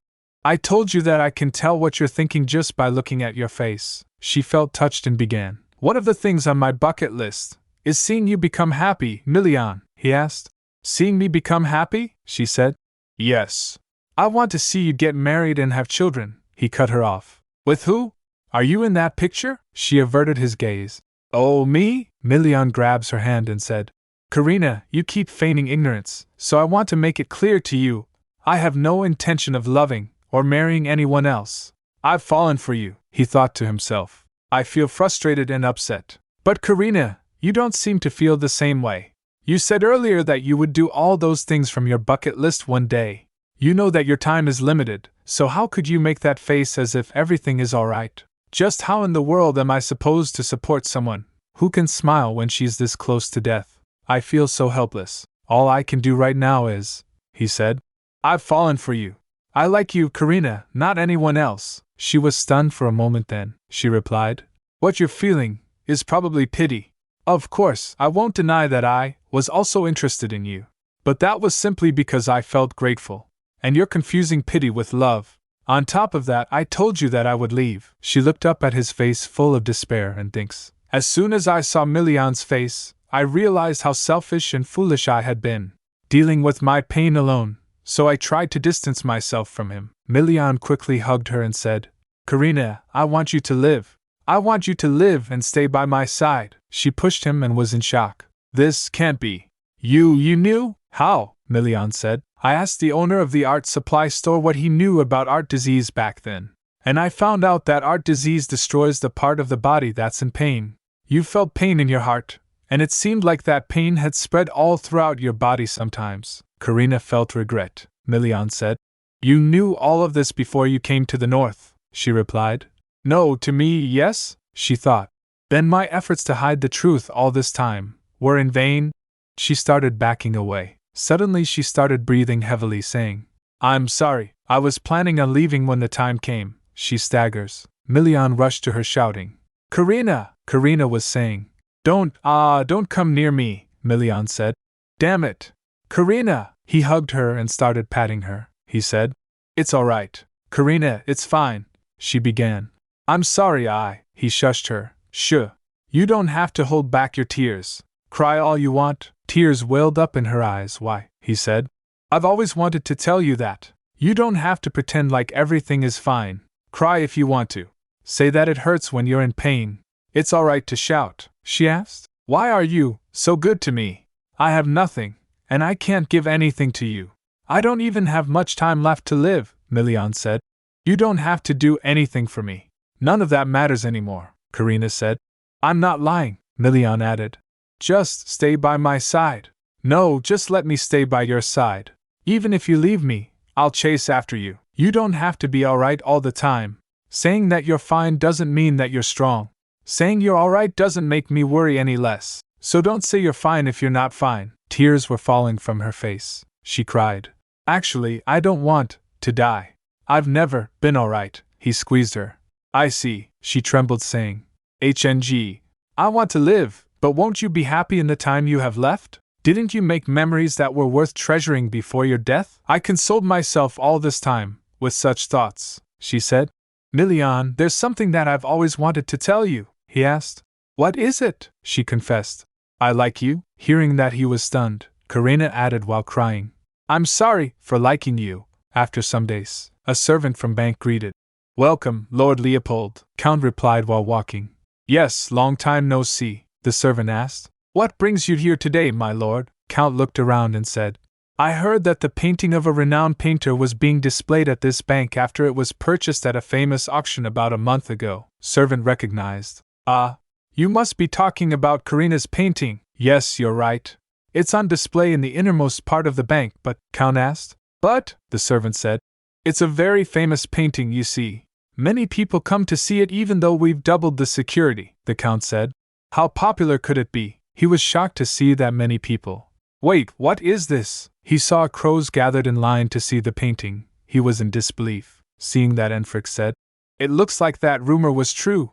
I heard people say that it was difficult for both commoners and nobles to see the painting if they didn't get in line. The servant apologized. I'm really sorry, but please stand in line over here. Then the Count showed his annoyance to wait in line. The Count said while waiting in line. Enfric, I don't believe Karina is that famous painter, Enfric replied. This painter's works became famous after Duke Carlos began managing them, and it's well known that Duke Carlos and Duke Pastellio are close friends. Don't you believe there could be a connection? The Count said. But Karina never learned how to draw properly to begin with, so she couldn't possibly have painted something so famous. This is a waste of time. I feel like a fool standing here. Enfric, let's go back, Enfric asked. Father, are you going to repeat the same mistake again? Count asked. What? Enfric said with a serious face. Your apathy pushed Karina to the limit. Our family was to blame for making her cut ties with us because everyone thought she was alright, he thought to himself. But do I have the right to say this? I felt terribly regretful when I heard that Karina had run away from home. I found myself wishing that she had told us something other than I'm alright. I thought everything would be fine because we were family. I believed she wouldn't leave us no matter how hurt she was, precisely because we were family, and that even if she did, she'd return someday. I thought she was simply becoming more mature, but she was actually closing her heart off, he remembered. Did you know? There's a world out there where the main character isn't Abelia, Felden, or Enfric. There's a world where I'm the protagonist, he wondered. Did Karina see us as the main characters? Then, Karina, what did you consider yourself to be? Looking back, I don't recall buying her a proper present even though I'm her brother. My family probably brought this upon ourselves, his father asked. What in the world are you saying? Enfric said. I'm saying that everything Karina wrote in her letter is true. You, mother, and I have indeed been much too indifferent to her, his father questioned. I'd like to ask how I was so indifferent to her. I would have readily talked to her about this if she wanted me to. And I provided her with more than enough food, clothes, shelter, and pocket money she could ask for, Enfric asked. Do you really think so? I know very well that you thought she was bothersome when she behaved childishly for even a moment, since she usually hardly caused any trouble, his father began. That's because, but Enfric cut him off. Father, I'm not trying to blame you. I'm no different from you or Mother. I'm just saying that we should admit what we did. We were wrong to treat her that way, his father said. Enfric, how could you? Suddenly the servant at the door called out. Next, Enfric started walking while saying, There are people standing in line behind us, so let's go inside for now. I'm sure we'll find out if Karina truly is the one who drew this painting upon seeing it. After seeing the painting, Count said, I feel like I've seen similar sketches and layouts in Karina's room. Is my daughter really the famous painter? Enfric was shocked to see the painting. He said, Father, but Count replied, Yes, you don't have to say a word. It's clear that Karina painted this. Enfric interrupted. No, more importantly, look at that hill. Count recognized. Hill? That looks exactly like the hill behind our manor. And it looks similar to something she drew a while ago. Enfric pointed. Do you see that under the tree? Count turned saying. Under the tree? I can't see very well. Let's hurry back. I must find out more about who hosted the auction, Enfric said. It's us. Hearing that, Count stopped. Enfric said. The people under that tree are our family, Count replied. I see. I'm glad that she hasn't forgotten our home. Anyway, we must meet with her in person and talk to her, Enfric asked. Do you know what that means, Father? Count grumbled. Enfric, what are you trying to say? Speak plainly. I'm getting old, so it's becoming harder for me to understand your intentions if you speak in a roundabout manner, Enfric said. The painting means Karina was home alone while we were enjoying ourselves under that tree. This drawing holds Karina's loneliness.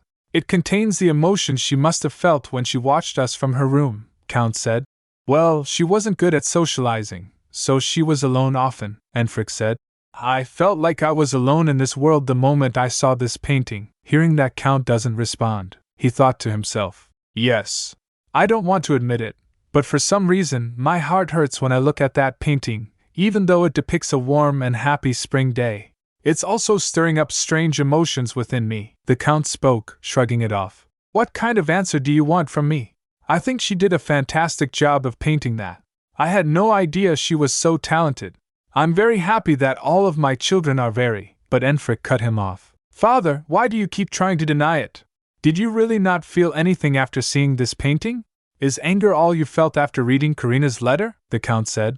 I felt apologetic that I didn't realize anything till this happened. That's why I'm trying to meet Karina and have a conversation with her. But I'm not so sure about the painting. I've changed.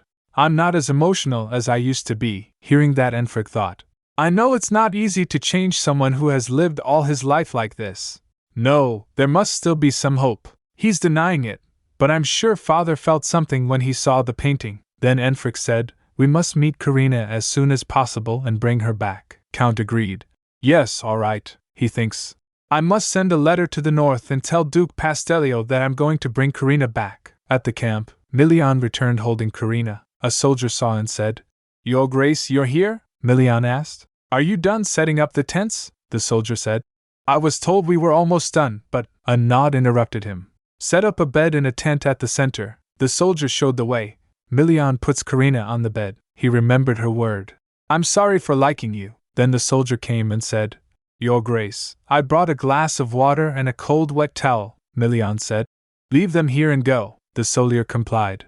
Yes, Your Grace. As Milian started to leave, the soldier asked, Your Grace? Where are you going? He replied. I'll be right back. The air was cold as Milian stepped outside. He started smoking. The smoke from his cigarette curled in the air. If possible, I didn't want to smoke at all. But if I don't do this, I know I won't be able to remain calm. Memories of Karina flooded his mind. I could only console Karina when she cried uncontrollably. I felt so pathetic because... He slammed his fist against the tree. Damn it! I wonder what she was thinking. Why did she nonchalantly think of all the things she wanted to do before dying? After grabbing my hand, he wondered, what should I tell her? He dropped the cigar to the ground, the weight of his thoughts crushing him. Should I tell her that she doesn't have to apologize for liking me? No. It won't matter what I tell her. But I can't keep avoiding this. After that he went to second party. Seeing him coming, Captain Gordon said, Your Grace, Milian called out. Captain Gordon. Gordon looked around and asked, We're all here now, but where's her ladyship? Milian said. She arrived a while ago. She's resting for a moment right now. Gordon noticed how the others deferred to Karina. Herta listens to Lady Karina more than I thought, he asked. Did the advance party find anything? Milian replied. I think we should go deeper into the forest, Gordon said. I see. Then I'll go and finish unloading everything. Milian started walking and said, All right. He went inside the Karina's tent thinking, I wonder if she's still sleeping. When Milian entered the tent, Karina greeted him softly. I was worried you wouldn't come. What made you think I would just leave you here? He asked. He sat beside her. She hesitated. I feel like I acted rather childishly in front of you. I was afraid I had annoyed you by crying too much. Not at all, he said. After that, a silence swept the room. After a few moments, Karina began. Milian? He replied. Yes? She continued. You can forget about what happened earlier if it makes you uncomfortable. I shouldn't have said that. I know I cried so much, but I'm actually all right. Really? After a slight pause, she added. So, you don't have to make that expression. What kind of expression was I making? He asked, his brow furrowing. She puts her hand on his face, saying, It was one that didn't suit you. Then Milian said, I don't know what expression you're talking about. But if I made such a face, it must have been because that's how I felt about you. Don't, she whispered. She retracted her hand, but Milian grabbed it and held it close, saying, You took the words out of my mouth. It's fine to act like a child in front of me, Karina replied. I've already done that plenty of times, because of your kindness, Milian said. That's not enough at all. He sits in front of her on the ground, so Karina gets surprised. He leaned closer and bowed, saying, Show me how you feel, and don't hold back. Don't push me away. Let me stay by your side. Karina gets down from bed and sits in front of him. Karina's eyes widened. Milian, his mind was in turmoil. I thought of coming up with a ploy to coax you, or even threatening you to change your mind about wanting to live. You keep trying to push me away. Don't die, Karina, he pleaded, his voice breaking. Tell me that you want to live. Karina, please. She stared at him. She was about to cry. Why are you looking at me with such a desperate face? Milian said. I love you. Hearing that, Karina hugged him. After some days, Karina was reading a book thinking, I wasn't able to tell Milian that I wanted to live when he begged me to and confessed to me 2 weeks ago. I'm more desperate to live than anyone, but I know I can't say that so rashly. You don't have to answer, he had said. Just become my lover and give me the right to stay by your side until the end. She thought, for the first time in my life that day, I desired something I couldn't have. Milian added, If you are ever given a chance for hope, please promise me you'll do your best to yearn for life. I promise, she replied. She thought it was the best answer I could give him. As she closed the book, Milian came and asked, Karina, did you eat? She replied, Milian. No, not yet. I waited because I wanted to eat with you. 2 weeks have passed since we became lovers, and it's been a week since the hunt began. Milian has been gone often, and in his absence, I've spent my time drawing and chatting with Ferial. My days might seem tedious to some, but they are very precious to me, thank goodness. I ordered the servants to bring some food, he said. She teased. What would you have done if I had already eaten? He replied, grinning. Then I would have eaten 2 servings, she laughed. What are you saying? She added. Good job today as well. Did you get hurt at all? Milian replied. No. I promise you I wouldn't let myself get injured. Really? She asked, her concern evident. He assured her. Yes, I'm really fine. Then he leaned down and said, But more importantly, he was about to kiss her when the servants arrived with meal. Your Grace, we brought you your meal. Excuse me. Servant were surprised to see them. Both of them felt embarrassed. Milian's tone turned sharp. Damn it! Leave it there and get out. Right away!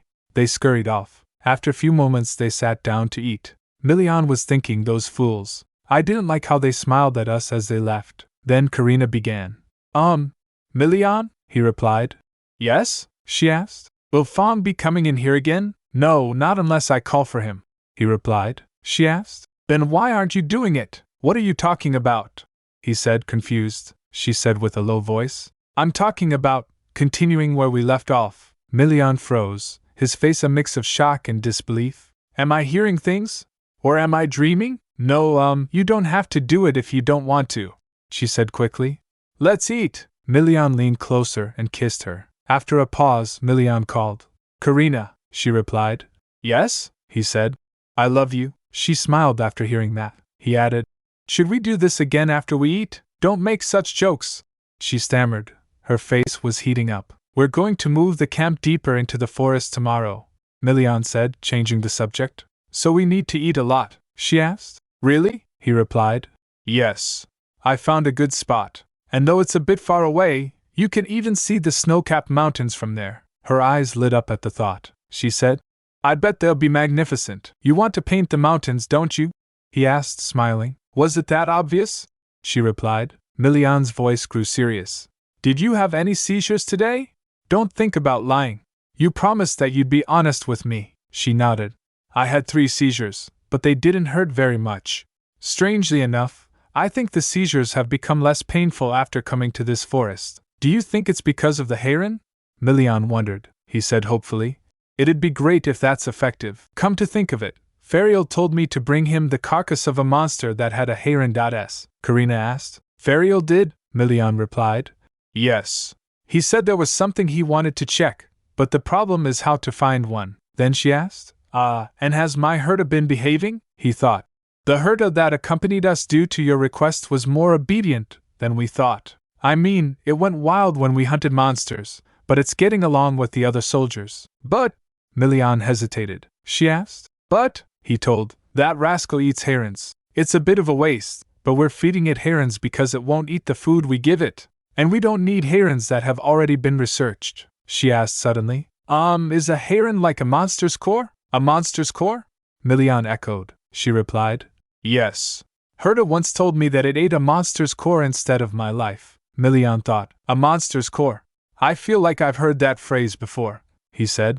Wait, I'm sure I have. Those words were used a very long time ago in these lands before they became part of the Empire. Karina gets surprised. Was it that long ago? How did the herda I made know that? Milian said.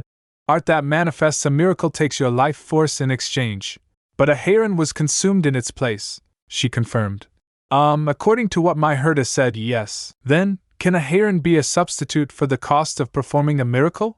Milian asked, his tone heavy with curiosity. The creatures I created were intelligent, but not in the same way we think of intelligence. They obeyed my orders and did favors for me but didn't do anything on their own beyond that. However, the herda I made this time was different. I don't know much about my first herda, but maybe it's because I created the second one while in a state of insanity. It was an intelligent being, one that acted on its own desires. Karina said, I wonder what's different about this herda? I know so little about herons, Milian replied. I'm not sure.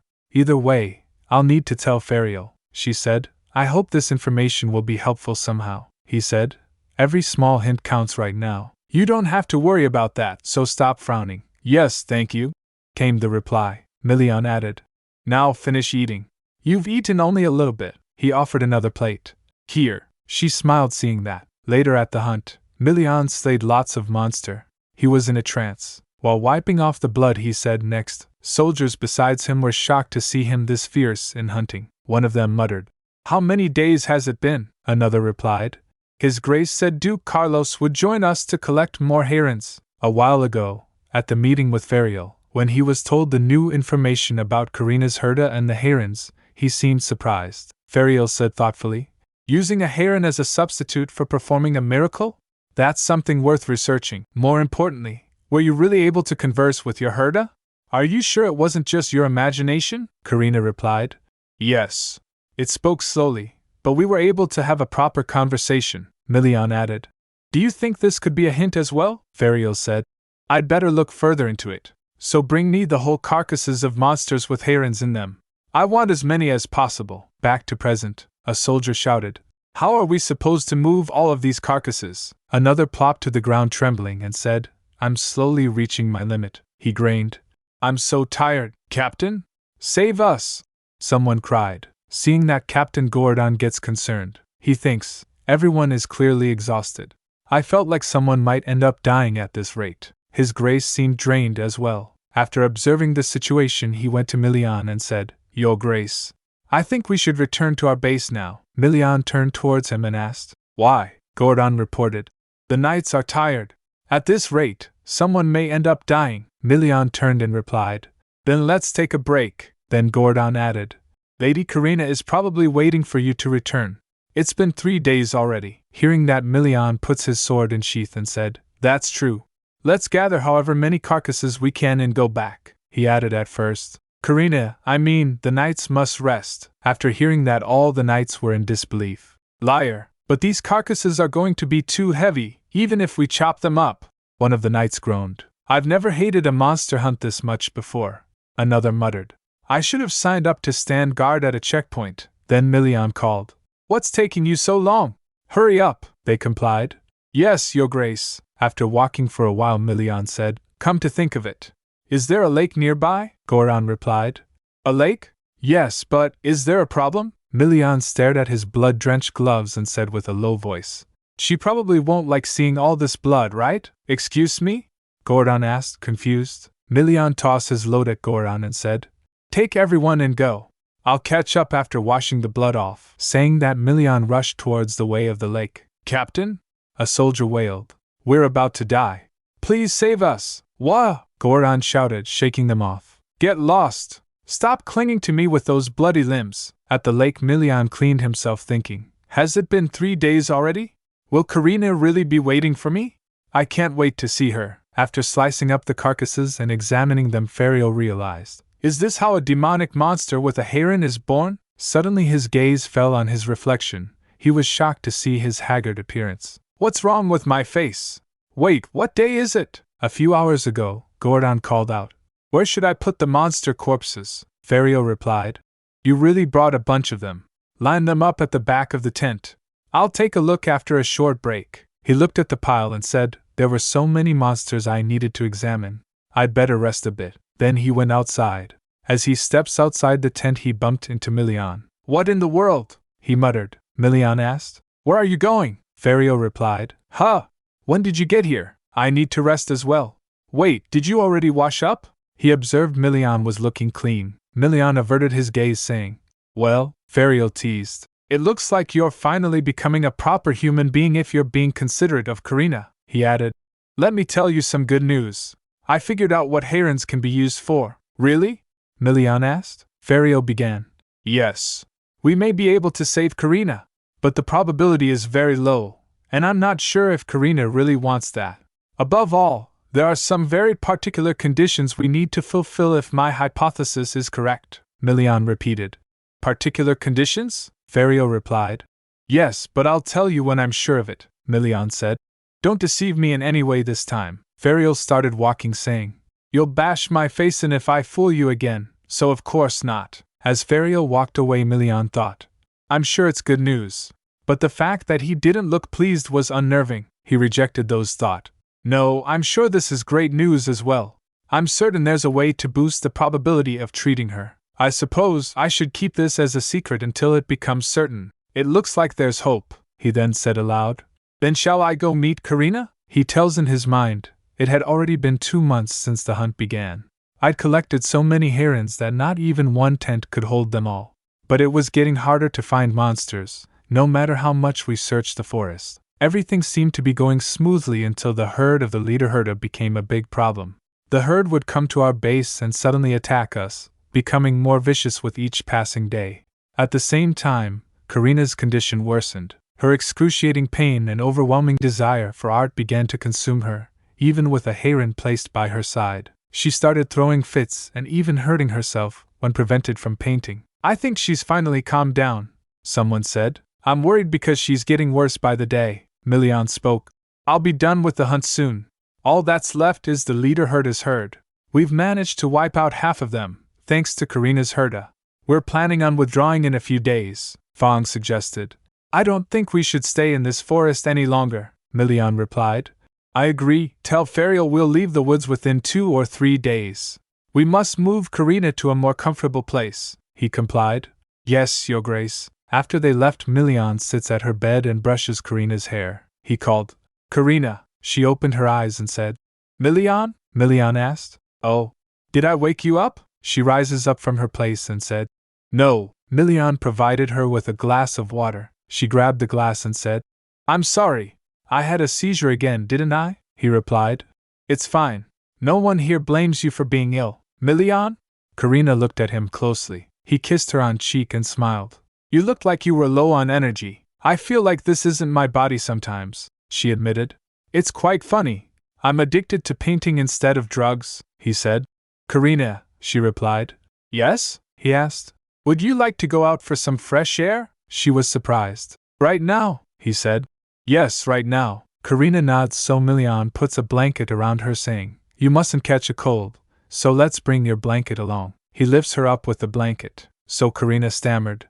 I can walk. Please put me down. He smiled. No. This is something only I'm allowed to do since I'm your lover. After getting outside in snow, she inhaled deeply. She said, The air outside is so refreshing, Milian said. It's been so long since I've seen that. Seen what? She asked. He said, You smiling. You've been particularly down the past 2 weeks, she told. I hated the fact that I wasn't myself. I realized I was hurting Ferio when I suddenly came to my senses one day, and I found myself scratching you on another day, and then I discovered that I was hurting my own body on yet another day, Milian said. It was beyond your control, she explained, but I feel like I'm slowly going insane. If I were like this back at Leopold Manor, my limbs would probably have been tied to my bedposts. People would have called me a lunatic too. As Milian was walking, Karina said, You know, Milian, I feel like I won't be able to open my eyes one day. Don't think that, he replied. She confessed. I wasn't afraid of imagining myself dying before. But now, you're speaking in the past tense, he interrupted. Do you want to live now? Milian rubs his head with her head, saying, If you want to live because of me, then that's enough. She smiled. Yes, thank you. Would you like to go to the end of winter tomorrow? He asked suddenly. Though, you can only see a blocked cliff and a dark mountain range without an entrance there. Are you asking me out on a date? She teased, he said confidently. Yes, I am. After a few days, all the research went smoothly. Milian provided a constant supply of herons and monsters, and Dr. Winston helped Ferial so he was able to focus on his research. All the hypotheses he came up with turned out to be incorrect. The price creators had to pay was different from that of other artists with art disease. There was no way to recover the life they lost to create art. So Ferio was wondering, does this mean it'll be difficult to save Karina in the end? Seeing him his despair, Doctor asked, It looks like things aren't going well. I'm sorry that this old man isn't of very much help, Ferio replied. That's not it. It's not because you're unhelpful. I just can't figure out a way to save Karina no matter how hard I try. I feel like I'm locked up inside a dark room. What if Karina dies? What if I can't come up with a solution in time, Dr. Winston? Milian would never meet with me ever again. He may even resent me for failing to keep my promise to Karina. Dr. Winston looked at the documents and said, I think you're worrying for no reason. They're not the kind of people who would dismiss your efforts, Dr. Winston assured me. On top of that, there's no need to take on this burden all by yourself. I'm not sure how helpful I am, but I and His Grace are trying our best. And he looked outside. It looks like our herd just left a wild animal in front of the tent. Ferio began. That's, after a slight pause, he said, I'm in charge of managing herons, so it's probably telling me to give it food. Doctor comforted him. Don't be nervous. I'm sure you'll be able to see a different path after taking a break, Ferio replied.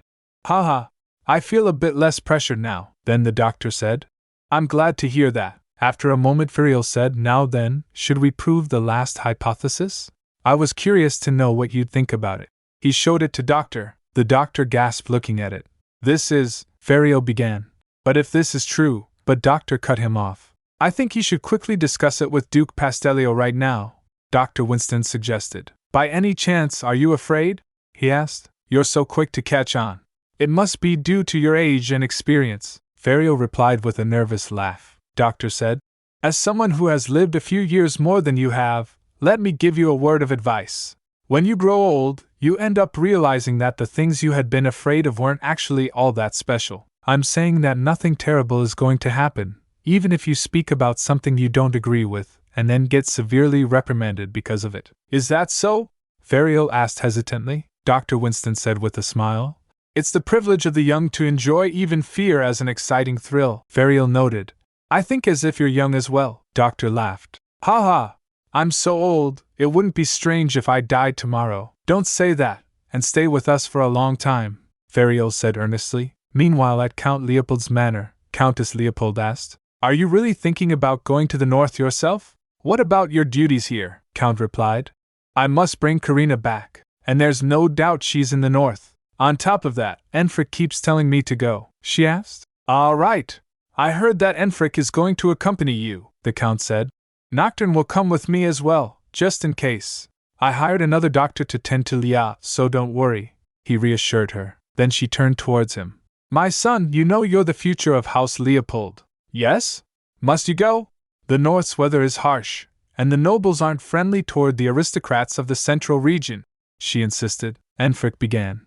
Mother, I cannot stay here and merely wait, because I feel apologetic toward Karina, he sighed.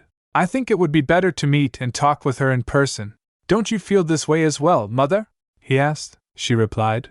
Of course I do, but how could the head of the house and his successor both leave the manor? The trip will take 2 months. On top of that, I heard that art disease isn't life-threatening.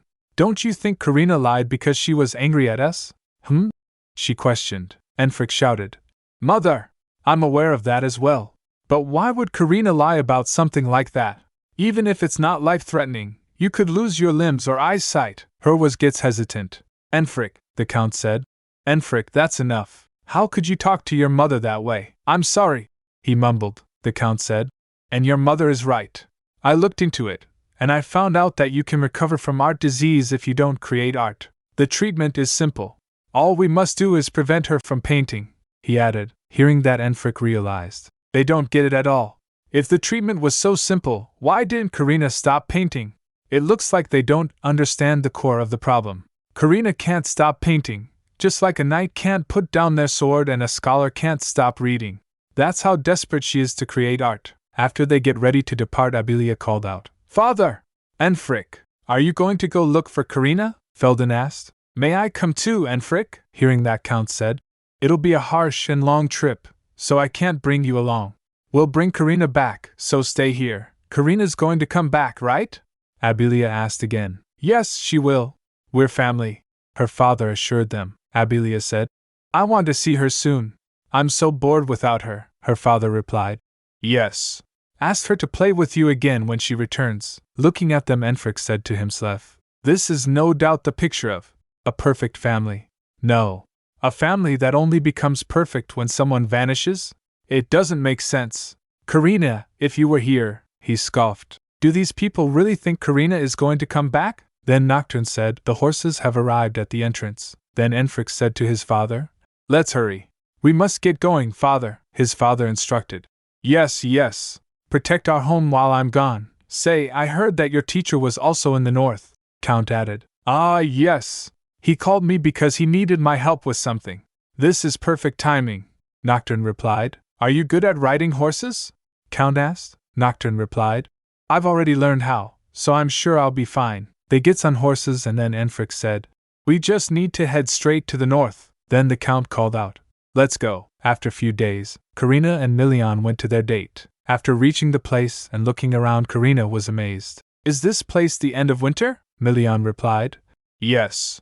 It looks grand from far away, but it just looks like a cliff when you stand in front of it. It's incredibly high, Karina asked. May I touch it? He replied. Yes. It looks quite firm. She touched it and felt. How fascinating. It's as if a giant dragon has stiffened like an old tree, Milian asked. A dragon? She replied. Yes. I don't know why, but that's what came to mind. I wonder what's beyond it, Milian told. It's been completely blocked for a very long time, so I can't even imagine what's on the other side. Karina looked towards Milian and smiled. She said, It looks like we won't be able to sleep together anymore once we return to the manor. Milian asked. Huh?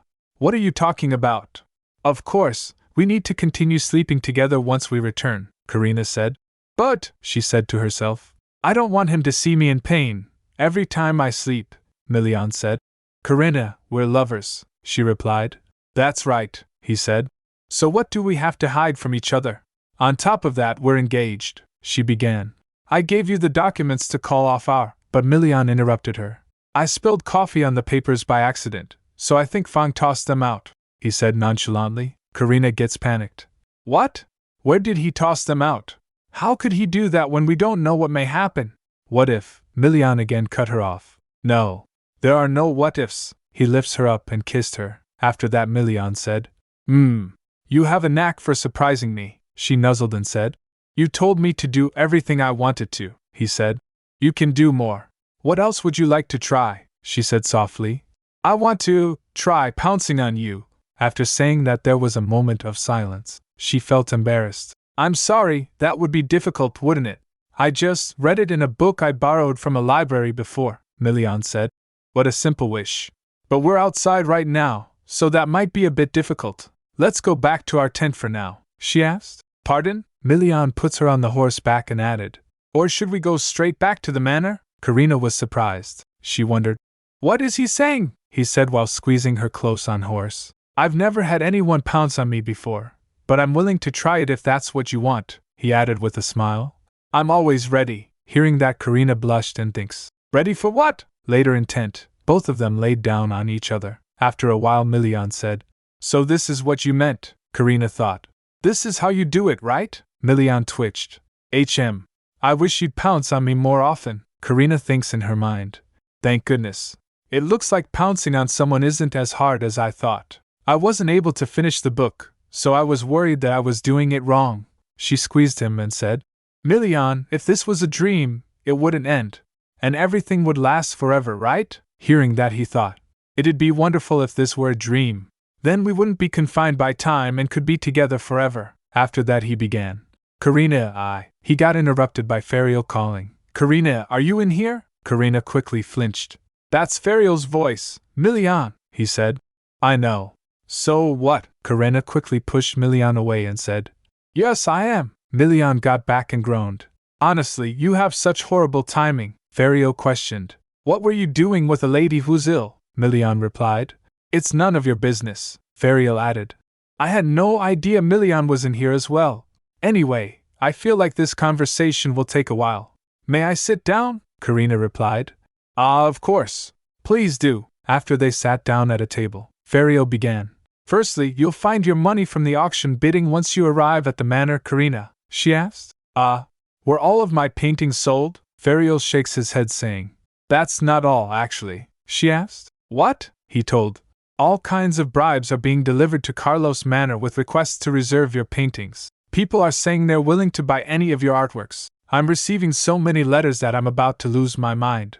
Of course, everyone must get a fair chance to buy your work at the auction, so I'm turning down all the requests. Hearing that, she said. I'm so happy. Ferial looked at her, and then said. And I came here to talk about you and Herons, Milian instinctively asked. Have you found out something? Ferial said with a serious face. What I'm about to say may be a little bit shocking, he began.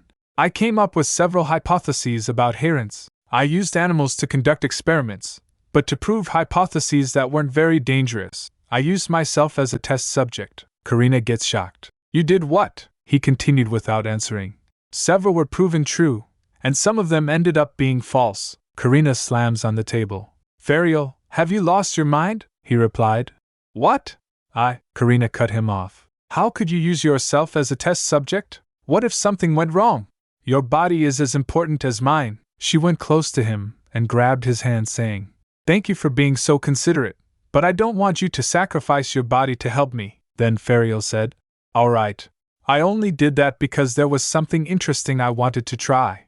But I won't do it anymore. Karina sits back on her seat. Ferial showed a picture and began.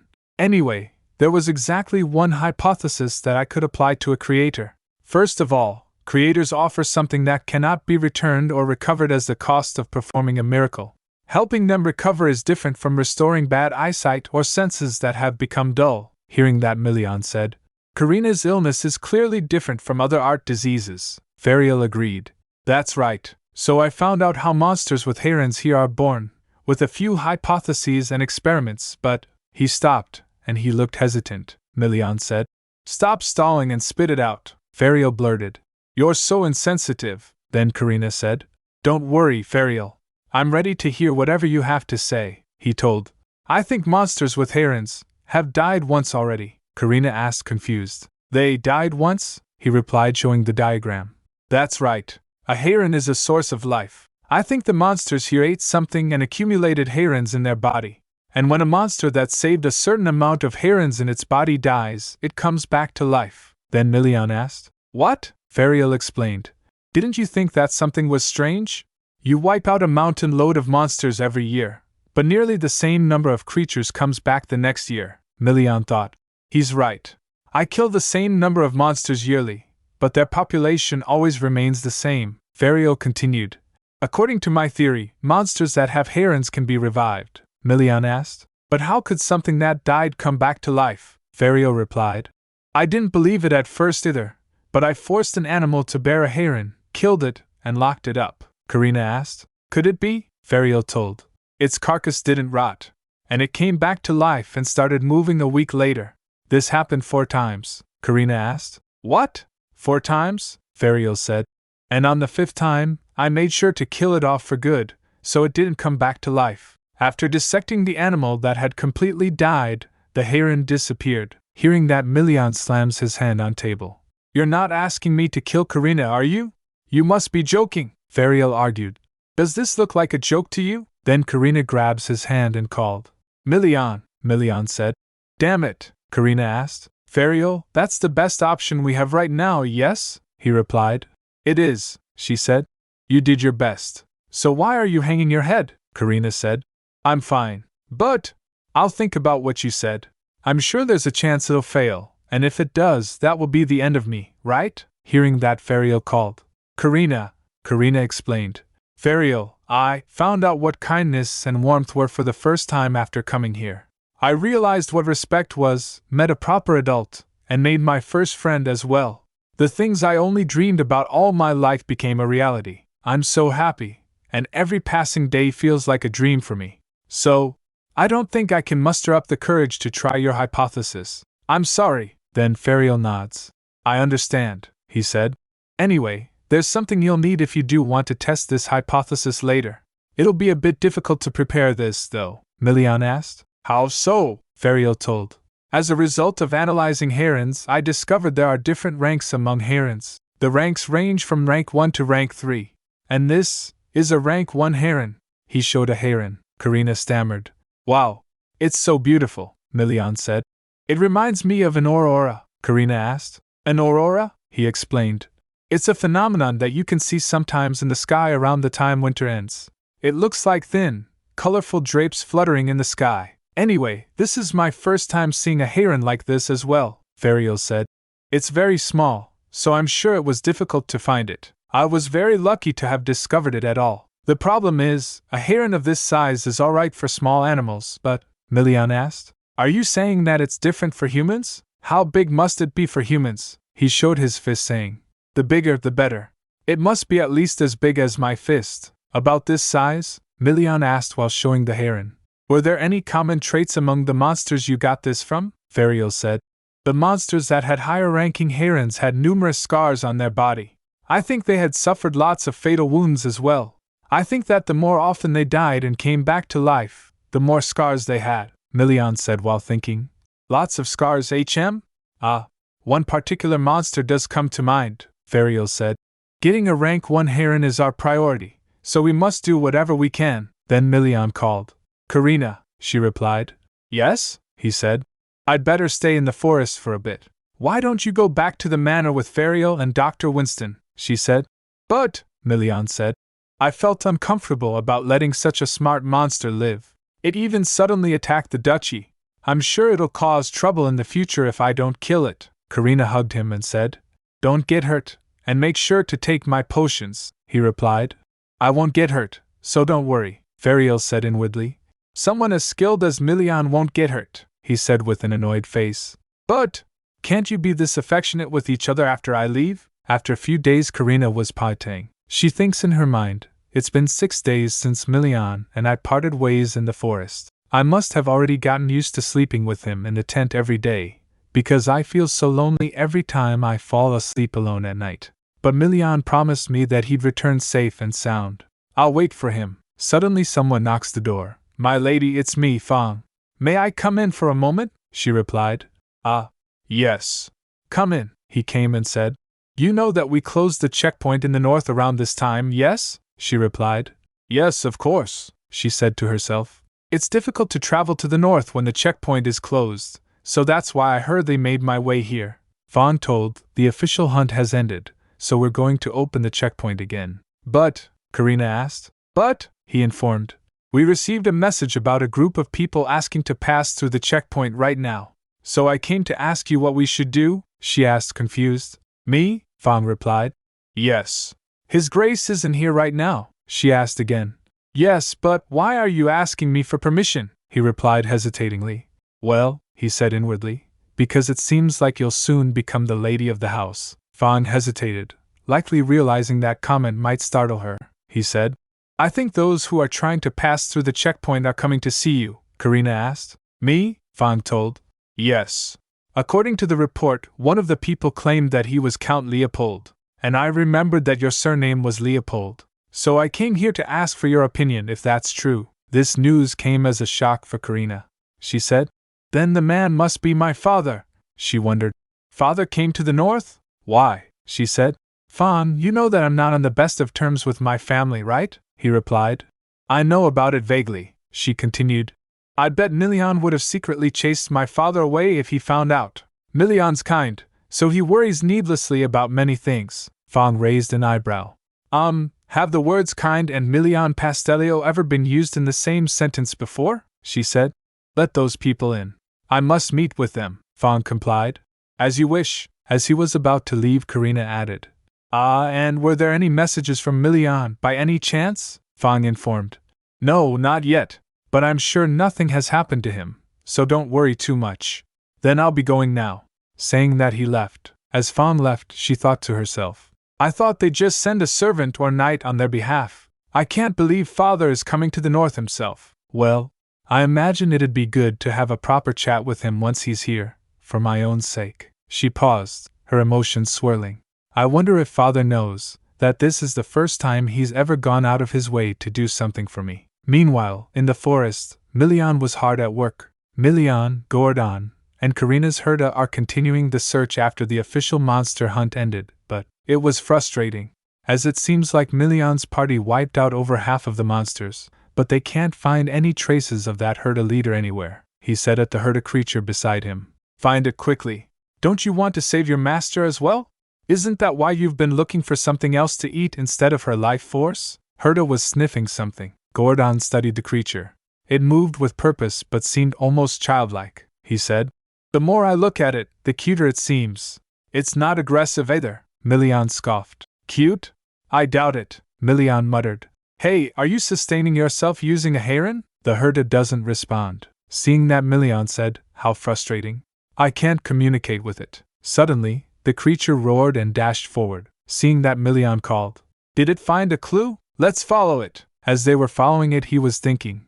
I'm sure the Herda leader's heron will be effective. Even if there's only a 1% chance that this will work, I've got to try in order to save Karina. After sprinting for a while, the Herda stopped at a place. The creature led them deep into the forest. Have we arrived? Milian's breath came in short gasps. The air was heavy with the metallic scent of blood. It reeks of blood. Milian's gaze sharpened. I'm sure it's here. The Herda leader emerged, a hulking beast surrounded by the remnants of its battles. Your Grace, let's surround it and capture it at once, Gordon commanded, as the leader rushed forwards. Milian drew his weapon, his voice filled with raw determination. I'm going to kill you, and return to Karina no matter what. Karina fidgeted nervously, glancing toward the door. Seeing that, Fang said, I'm relieved that His Grace had arrived before your family. It had been a week, and finally, she would see him again soon. She asked, May I go greet him now? She asked with excitement. Fang replied, Yes, of course. Karina hurriedly made her way outside, her thoughts swirling.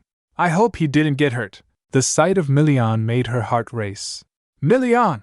She called out. Seeing her, Milian said, Karina, it's cold. Why did you come out here? She replied. I wanted to meet you soon. It looks like you managed to return within a week, she said, her voice filled with relief. I hurried because I missed you so much. Milian replied with a soft smile. You didn't get hurt, did you? She asked, inspecting him closely. He replied, No, I didn't. But, he paused so Karina asked. But, he said, I haven't been able to take a shower for a while now. Can you wait until I wash up and come back? Karina blushed. Ah, yes. Then I'll go upstairs first. I'm so glad you came back safe and sound. He started walking and said, Wait a bit in my room. I'll get ready quickly. Then, with a gentle but heartfelt tone, he added. And I'm home. Karina wanted to embrace him as soon as he returned, but she hesitated. Am I being too greedy? She thought about Ferial's suggestion and the low chance of her survival. If Milian ends up being left behind in this world, she'll regret having been so selfish. The weight of her affection for those around her pressed heavily on her heart. She wondered, what do I do? There are too many people I've grown fond of. It'd be better if they could just forget I ever existed. If only I could take their pain with me when I die. Later, Milian reappeared, his hair still slightly damp. Milian, aren't you tired? Karina asked. He replied, I'm fine. Have you been waiting long? No, not really, she replied, noticing his hair wasn't completely dry.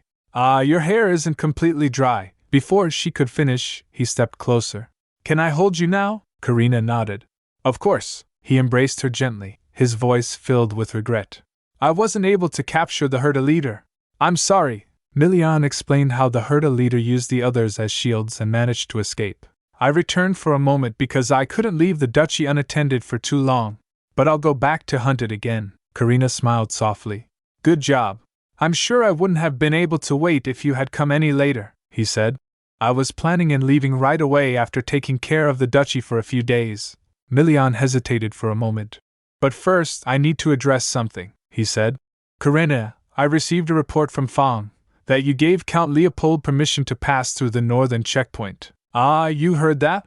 Karina replied, unsure how to proceed. I was wondering when I should tell you. I'm sorry I made that decision on my own. Milian shook his head. No, it's fine for you to do what you want. But why do you want to meet him? Karina said. Well, it was clear that he would forever think I was an ungrateful child if I didn't meet with him. And I have something to give to him as well. I want to properly end things between me and my family, Milian assured. I wouldn't expect anything less from you. Do as you like. Don't mind me, she replied. Yes, thank you. Then Milian kissed her on forehead and said, I wish you could stay by my side like this forever. But the reality of her situation loomed over him. He thought about Ferial's suggestion to make her absorb a harem. Karina asked, Milian, do you want me to accept Ferial's suggestion? Karina hesitated. My days may still be numbered even if we succeed. Yes, even if that's true, Milian said firmly. I still want you to live another day. Her resolve hardened. Although we may not succeed, the memories we've shared are unforgettable. I'm not afraid anymore. Then he kissed her. Meanwhile, Count Leopold grumbled impatiently, waiting. Goodness, the northern nobles aren't hospitable at all, he muttered. We had to wait outside for a very long time before being let in. Well, we're not exactly welcome guests from Duke Pastel's perspective. I'm going to make sure to complain about how disrespectfully we were treated at the castle gate earlier. Enfric sighed. Father, I think you ought to wait for now. Then the Count said. Come to think of it, where did Nocturne go the minute we arrived? Enfric replied. He said he had to meet his teacher. It seemed like that was shy he's come to the north from the start. Then the Count said. Goodness. Everything is getting on my nerves after I decided to come to this place. Then Milian came and said, It looks like I've kept you waiting, her father replied. It's been a while, Your Grace, he said, turning to Milian.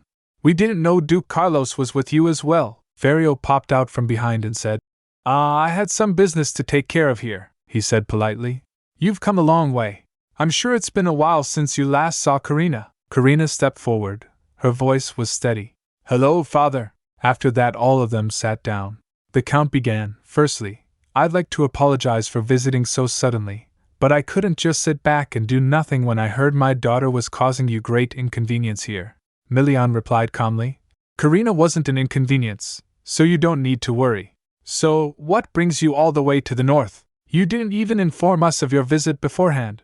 Looking at him, Ferial thinks he's a good actor.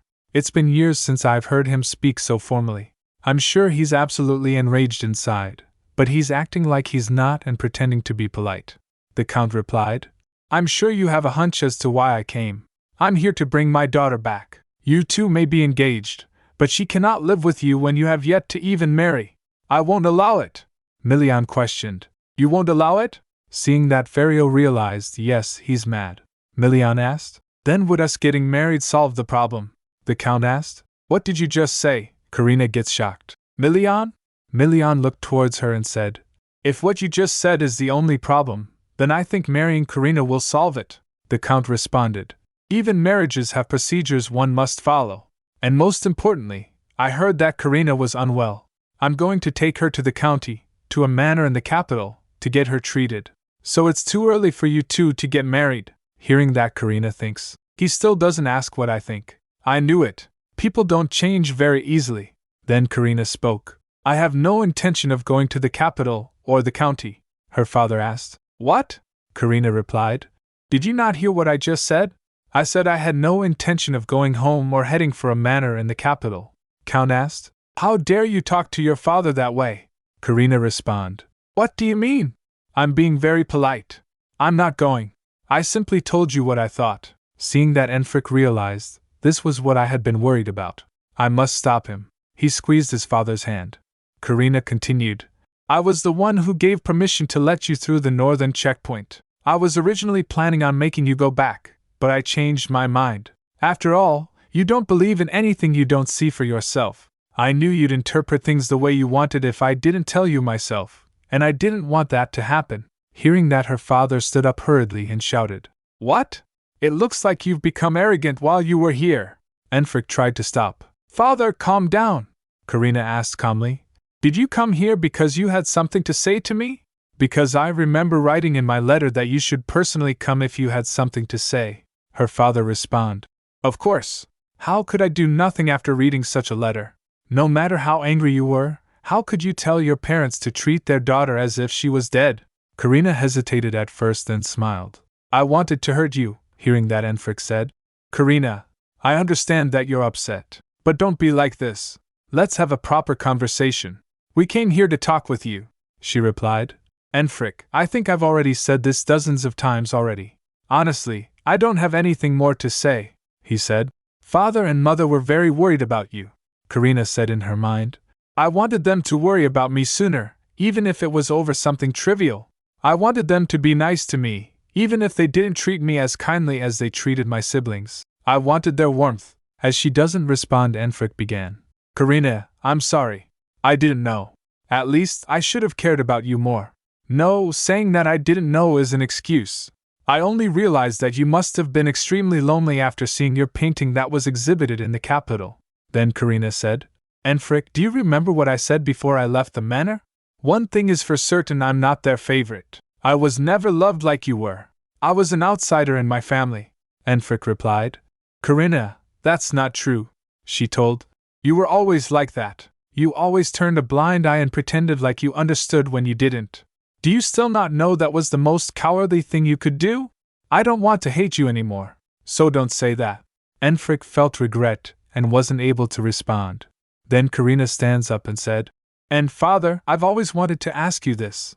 Did you ever even love me? He replied. You're my child as well. Even if I had been a bit negligent, what parent doesn't love their child? She began. Would you have acted like this if Abelia or Felden ran away from home without saying anything and you heard they were dying from an illness? Would you have doubted the fact that they were sick, taken this long to come find them, and made decisions without asking their opinions the minute you were reunited with them? I'm positive that you wouldn't have done so, he replied. I doubt any child would speak like this just because their parents made a small mistake, he questioned. Have you forgotten how hard we worked to raise you? She replied calmly. Yes. Thank you for raising me till now. You always said you gave me everything I could ask for. Father, I only ordered the checkpoint to be opened this time without Milian's permission because I wanted to tell you this. I'll pay you back for the money it took to hire the nanny who took care of me and all my living expenses. And if you won't take the money yourself, I'll calculate the exact sum and send it to Leopold Manor. Hearing that, the Count shouted. What? How could you say something so ridiculous? She continued. And I want you to either erase me from the family register or report me as dead. I don't want to be your daughter anymore. And lastly, pretend you don't know anything about Karina the painter. While saying that, her hands trembled, she realized. My pain is getting worse. But she continued. I don't want to get involved with House Leopold anymore. These were the 3 things I wanted to tell you. Hearing that, her father shouted. Karina Leopold! And Enfric tried to stop him. Seeing that scene, Karina started losing consciousness. She continued as she staggered. You favored my other siblings more and discriminated against me. She resolved. I must endure it. If I faint now, she added, So please, just accept that. Milian caught her before falling, and shouted, Karina! Then Ferial shouted, Damn it, bring me her medicine! Karina trembled in Milian's arms and was shaking. He shouted, She's having a seizure. Everyone there was worried for her. Karina! Just a moment! Her father stands there watching everything unfold. After putting her to bed, the doctor said, We've given her emergency treatment for now. I'm sure she'll feel better soon. Milian took a breath of relief. Ferial asked, What should we do about the Leopold family? We left them in the reception room. Milian replied, What do you mean? They should just quickly disappear from my sight, Ferial asked. It didn't seem like Karina got to finish her conversation with them either. Are you going to take that opportunity away from her? You were pretending to be well behaved because you were in front of Karina earlier, he added. It was so unlike you. But you actually have something to say separately to the Leopolds as well, don't you? Milian responded. I wasn't exactly pretending to be well behaved, Ferial sighed. Just look at you losing your temper. Well, never mind. Anyway, we must deal with them somehow. Milian agreed. Yes. As Karina was sleeping, Milian kissed her and said, I'll return soon and stay by your side, so sleep tight, Karina. In the reception room, the Count was complaining. How could he tell us to stay here when my daughter fainted?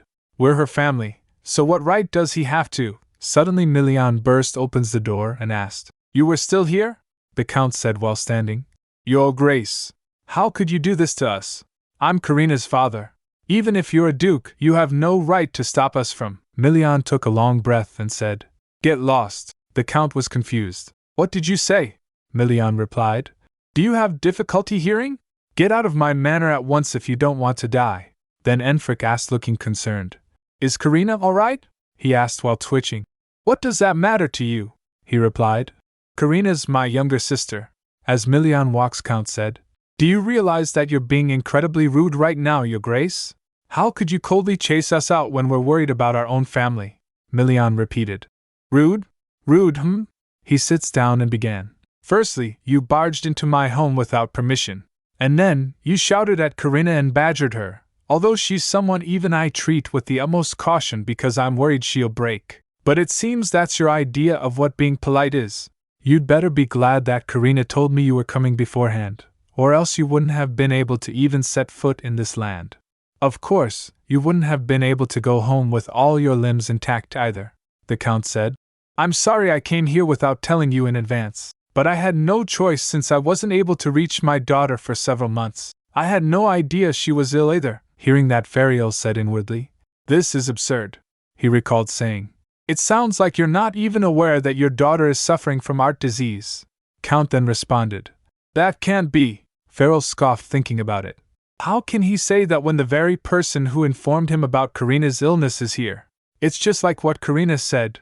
He only remembers what he wants to remember. Karina must have been disappointed about having a family like that. I'm sure she must have held back her tears and consoled herself thousands of times. She probably felt like a lone island in the middle of a vast ocean. She sacrificed her life and gave up decades of her own lifespan to draw her parents, who could only stay in this world for a short while. And she must have fallen into their false embrace happily because there was nowhere else she could find love. I wonder what it was like to endure everything for so long until she decided to leave her house with hundreds of permanent scars on her heart because she had no one to depend on. Then Ferial spoke. Didn't I tell you about Karina's disease? I believe I did several months ago. Count hesitated. Well, she was healthy, so it was difficult to believe you. Hearing that, Milian said. How fascinating. There aren't many people who make me as angry as you do. Count Leopold, Karina has been far from healthy since the first time we met. She was absolutely pale and always in pain. She couldn't eat properly and wept silently every night. But then again, I doubt that someone who didn't even come to our engagement ceremony could have possibly known. The Count clenched his fists and said, I didn't know. If I had known that it was this serious. Karina never stood out, so naturally, we didn't pay much attention to her. But I thought we had been giving her everything she needed. Milian asked. Do you think saying that you didn't know exempts you from being responsible? The Count said. But since I know now, I'll take her to the south, get her treated, and have a proper conversation with her. Milian replied. I can't let her go. She doesn't have much time left to live, so she'll probably die on her way there. Enfric gets shocked. What do you mean? Then Dr. Winston asked. Your Grace, may I explain it to these two? He agreed. You may. The doctor began. Lady Karina is suffering from the worst form of art disease.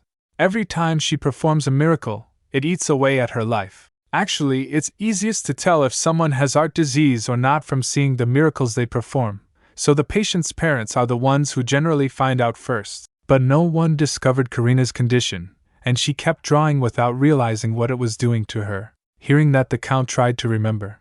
Karina showed me a picture when she was little, but I can't remember what kind of picture it was or what face she made at the time, he excused. Parents are humans too. They can't be perfect in every way. Everything is a first for them when they have a child, Dr. Winston argued. Even if you couldn't be perfect, I feel like you should have never given up trying. This was Karina's first time living her life as well, and you were her only parents. She could only be a child in front of you, but you took all of her opportunities away. Then Milian stands up saying, Count Leopold, you turned your back on a child who reached for you several times, and you did that for 20 years. He wasn't able to answer, he gets stunned. Aye. Then Milian grabbed him by the collar. The Count called, Your Grace. Milian leaned close to him and said, Do you even realize that Karina had accepted her death? She laughed and said that it was inevitable. Just how resigned do you think she was to have reached such a conclusion? The Count asked while his mind was in turmoil. Did she really say that? Milian replied. Yes, she said it was all right because she was prepared for her death and that she was perfectly fine. I was only able to finally hear her say that she wanted to live after persuading her for a very long time. So what makes you think you have any right to come here and say you'll take her away? Milian released him and said, Count Leopold, if you have a conscience as a parent, then sincerely apologize to Karina and do as she says. Don't shout at her anymore, and get out right now if you don't think you'll be able to do this. I'll consider you both my enemies if you hurt her one more time. The entire North will be at odds with you and your family, so you'd better brace yourself. Milian left as he said that. As he was leaving, Enfric and Count Leopold bowed. Enfric pleaded, Please, at least let us stay by her side.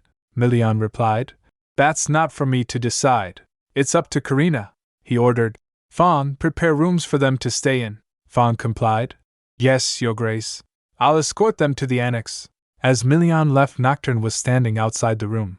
Dr. Winston called him. Nocturne, he asked. Master, what in the world is? The doctor stopped him. May I have a word with you? He replied. Ah, yes, my lord, I'll follow you soon. After that, Dr. Winston said, Your face tells me you've been well. Nocturne replied, I'm glad. It's been so long since I last saw you. You look like you've become a bit thinner. Doctor replied. I'm quite old, so it shows on my face if I strain myself. Nocturne said. Master, don't say that. Doctor replied. It's been about 15 years since I took you in and raised you like my own son, he replied. Yes, that much time has passed already. I always thought of you as my savior. Then the doctor asked, Nocturne, answer me. Are you the family doctor of House Leopold? Or are you the personal doctor of the youngest lady in that family? He gets confused and asked, What do you mean? Dr. Winston said, Don't even think about playing dumb. I had hoped you'd become a proper doctor. Were you afraid that Lady Abelia, whom you adored, would be shocked by the news? Nocturne responded, No, master. I don't know what Lady Karina told you, but I didn't, Doctor said. Even at a glance, Lady Karina didn't seem healthy either. There's no way you wouldn't have known that. And you should have informed House Leopold if you saw the medical records I left behind. But you didn't, he argued. That's because Lady Karina always told me she was all right. Dr. Winston cut him off. I'll get straight to the point. Nocturne, henceforth, you are no longer my student. Hearing that, Nocturne fell in shock. He tried to apologize. Master, I'm sorry, Dr. Winston said. I told you to treat all your patients equally and not become arrogant, he explained. I couldn't forget my younger sister, who died before my eyes when I wasn't able to do anything for her illness. That's why I treated Lady Abelia specially. But, he dropped to the ground and kneeled. Forgive me. Please give me one more chance, the doctor sighed. I've been patient with you for a very long time, and I gave you plenty of chances. I'm old now, and I don't have any energy left. Return your medical certificate and nameplate. Hearing that, Nocturne shouted, Master. The doctor started walking away and said, I raised you as my son for 15 years. so I'll treat you as my son in the future as well. But you cannot live under my wing forever. You're no longer a doctor, Nocturne. The world is very big. Go out and see the world. And make sure that you mature properly as an adult." The doctor left after saying that. Nocturne was still on the ground regretting his decision. "No, no. Master, please, this can't be." After some time Karina woke up. Milian asked, "How do you feel?" "I was worried because you were asleep for a whole day," she replied. "I'm fine now." He sat beside her bed and asked, "Really?" She replied, "Really. It doesn't hurt as much as it did earlier." She glanced at him and asked, Milian, did you get angry?" he asked. "Should I not have been?" She chuckled. "No, you just look as if you were furious," she told. "Actually, I'm a little bit mad," he asked. "Mad?" she replied. "Yes. I didn't want that person to see my weak side, and I was afraid that he'd try to talk to you later if I didn't have a proper conversation with him," Milian replied. "Well, I won't let him, so don't worry." Then Karina said, "I'm glad to hear that. Did you chase them out by any chance?" He smiled. "No. I didn't think we'd be able to finish the conversation, so I had them stay in the annex for now." He asked again, "Should I kick them out?" Hearing that, Karina giggled. She asked, "Then would it be all right if I met them right now?" Milian poured her a glass of water, saying, "What are you talking about? You haven't even recovered yet," she said. "I want to resolve this quickly," Milian said. "I need time to be with you, not them," Karina asked again politely. "Please?" Milian fell in awe and was dazed seeing her. He agreed. "All right. But more importantly, you want to live now, right?" She smiled. "Of course. I want to live as long as I possibly can with you," Milian said. "Yes. That's the only thing that matters." After some time a maid knocks on the door. Enfric quickly opens the door and asked, "Did Karina wake up?" The maid told. "Yes. She told me to escort you to her." Hearing that, Count said, "Let's go, Enfric." Enfric replied, "Yes, father." Enfric thought to himself, "Seeing Karina faint like that earlier was so unexpected. You always seemed healthy, so I can't believe you were actually terminally ill." They walked to her room and knocked the door. Karina responded, "Come in." As they went inside, Karina said, "We weren't able to finish our conversation yesterday, so I called you here." Her father asked, "No, it's all right. How do you feel?" She began. "I feel a lot better, thanks to the medicine. And I'm sure you've heard an explanation of what's going on. I can't live for a very long time anyway. So, register Karina Leopold as dead in House Leopold's records. And don't call me your daughter anymore," her father pleaded. "Karina, please don't be like this. I know I've been very inattentive. This was my first time being a parent as well, so I made lots of mistakes. I thought I was doing a good job, but it seems like I only thought about things from my perspective. I'm sure you got hurt on numerous occasions, but please forgive me." Karina responds, "I would have been so happy if you had said that a tiny bit sooner." Tears started falling from her face, but she continued, "If you had told me that several years earlier, I only found out what kindness and gentleness were, at death's doorstep. This was your first time being a father, but this was my first time living a life as well. I worked hard, desperately wishing you'd look my way. I reflected on myself, pondered, and waited. Have you ever tried to put in an effort like I did? If you had done so before I left home, then I'm sure I would have forgiven you, Count Leopold." After a few moments, Enfric and Count Leopold left. Seeing that, Karina said, "It looks like I really wasn't that important to them." Milian sits beside her and said, "Karina, you're the most important one in the world to me, so don't be sad anymore because of them. My heart aches so much when you're sad." Saying that, he kissed her. She thought, "A part of me hopes that they will become miserable, but another part of me wants them to be happy in a world where I don't exist as well." She recalled the scene before. She said, "Then I'm sure I would have forgiven you, Count Leopold. I'm too exhausted. I'm not sure I have the strength left in me to understand you anymore. Just living each day is so draining that I don't want to think about you any longer." Her father began, "It's not that I didn't love you," but calmed down a little and continued, "It's just, I think it's true that I didn't pay as much attention to you as I did to my other children. I'm so sorry that I realized this only now." Karina replied, "Count Leopold, I'm going to die in 2 months, so you should just think I'm dead right now. Thank you for everything." Karina was sad, reflecting upon what had happened. Milian caressed her and said, "Don't make that face. Should I kick them out tomorrow? Karina chuckled. Haha, really? Milian squeezed her close and said, Of course. Then she said, You know, Milian, I haven't been able to get much sleep in the last few days. He asked. What? Are you unwell again?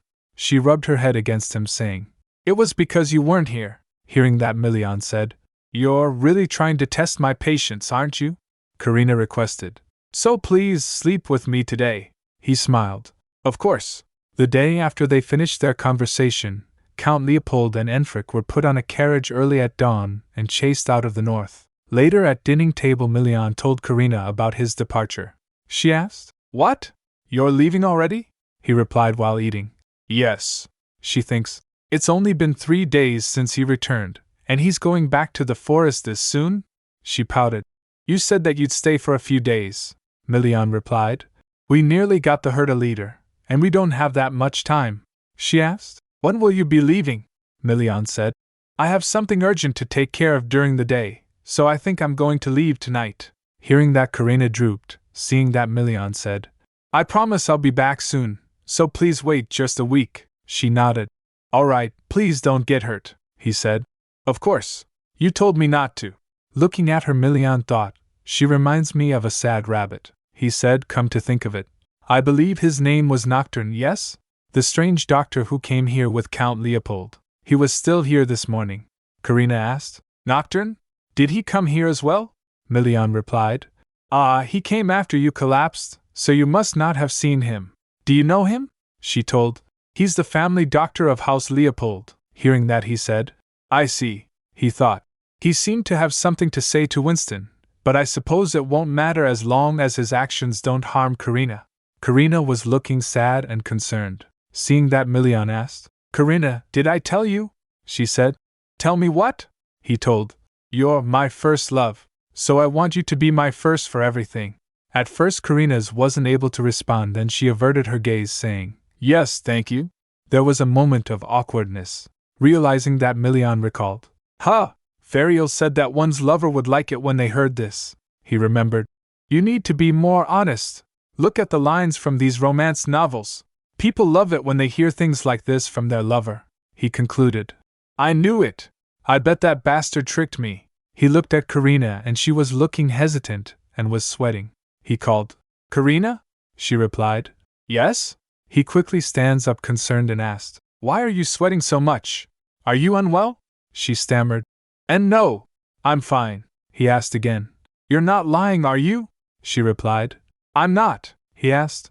Then why won't you look at me? She hesitated at first. Well, then quickly said while panicking. I was so touched when you said that I was your first love, she said inwardly. I feel guilty for some reason, Milian said. I told you this before, but you're a terrible liar. If you're fine, then why are you sweating so much? He asked nonchalantly. Am I not your first love or something? Ha ha, ha ha, ha. As there was no response, he squeezed his hand and asked, Who was it? He stood up shouting. Which bastard was it? Karina chuckled. What do you mean? Ha ha. She thought, I feel like Nocturne will be in danger if I say it was him. She laughed. It was someone I just had one-sided feelings for. One-sided. Milian clenched his fists. What? She replied. Of course, I love you right now, Milian. He grits his teeth. But you were my first. She tried to calm him down. It was when I was really young, he questioned. When? I'll let it go if it was when you were 5 years old at the most, she replied. Are you serious? That's so not fair, he said. Then 7 years old, she sweated. Even 7 years old is, he mused. People can take down monsters when they're 7 in the north, he asked. So who was it? Is he still alive? Karina still sweated. What? Of course he's still alive, she said inwardly. Not only that, he's also in this very building. I'm full, she stammered, avoiding his eyes. Milian stared at me suspiciously. I have something to do with Ferial, so I'll be leaving now. Saying that, she darted off. Karina! Milian called after her.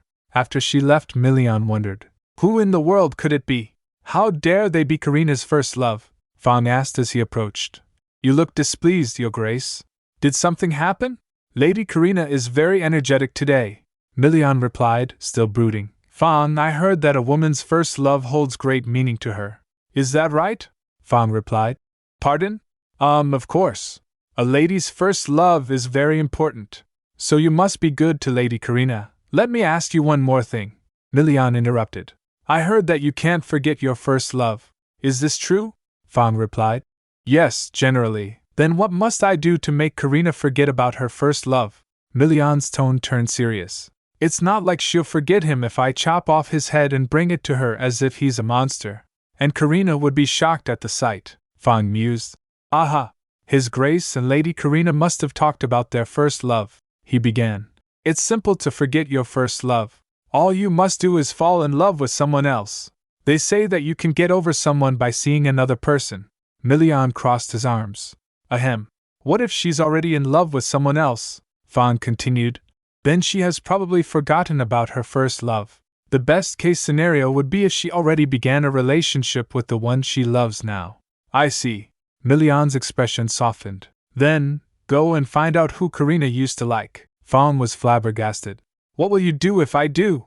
He said. It'd be troublesome if he's alive. After all, he could flirt with her if they happened to meet again. He stands up and said, Find out who it was before I return. The monster hunt had officially come to an end, so the checkpoint was opened. Milian assigned Fang to manage the less important documents. Fang asked cautiously, Come to think of it, does Lady Karina know that you were rough with Count Leopold and his son when you kicked them out this morning? Milian's gaze turned cold. He recalled the scene, crying in pain. You won, Enfric stammered, dropping his sword. Milian said, You dropped your sword. Pick it up. I told you that I'd grant you a wish if your sword managed to touch my body even once. Were you planning on taking Karina away from me when this was all you could do? Your Grace. Please stop, Count Leopold pleaded. Milian replied. Does it hurt? Karina suffered at least dozens of times more. You neglected the daughter you should have protected. Do you think that wounds that cannot be seen are not wounds? Leopold froze as Milian continued. Count Leopold, why were you so cruel to Karina when you knew how to protect your son? He turned and said, Ha, talking to you is a waste of breath. Don't say anything more and leave before Karina wakes up. No. Please let us stay here. Please give us one chance before she dies, Count Leopold pleaded. Milian responded. It's too late. So forget about her. While walking away, Milian said, Well, I suppose she may find out, but I don't want to go out of my way and tell her. After hearing that, Fang replied, I see. Elsewhere, Karina found herself lost in thought. Nocturne. It's been so long since I heard that name. I had forgotten about him after coming here.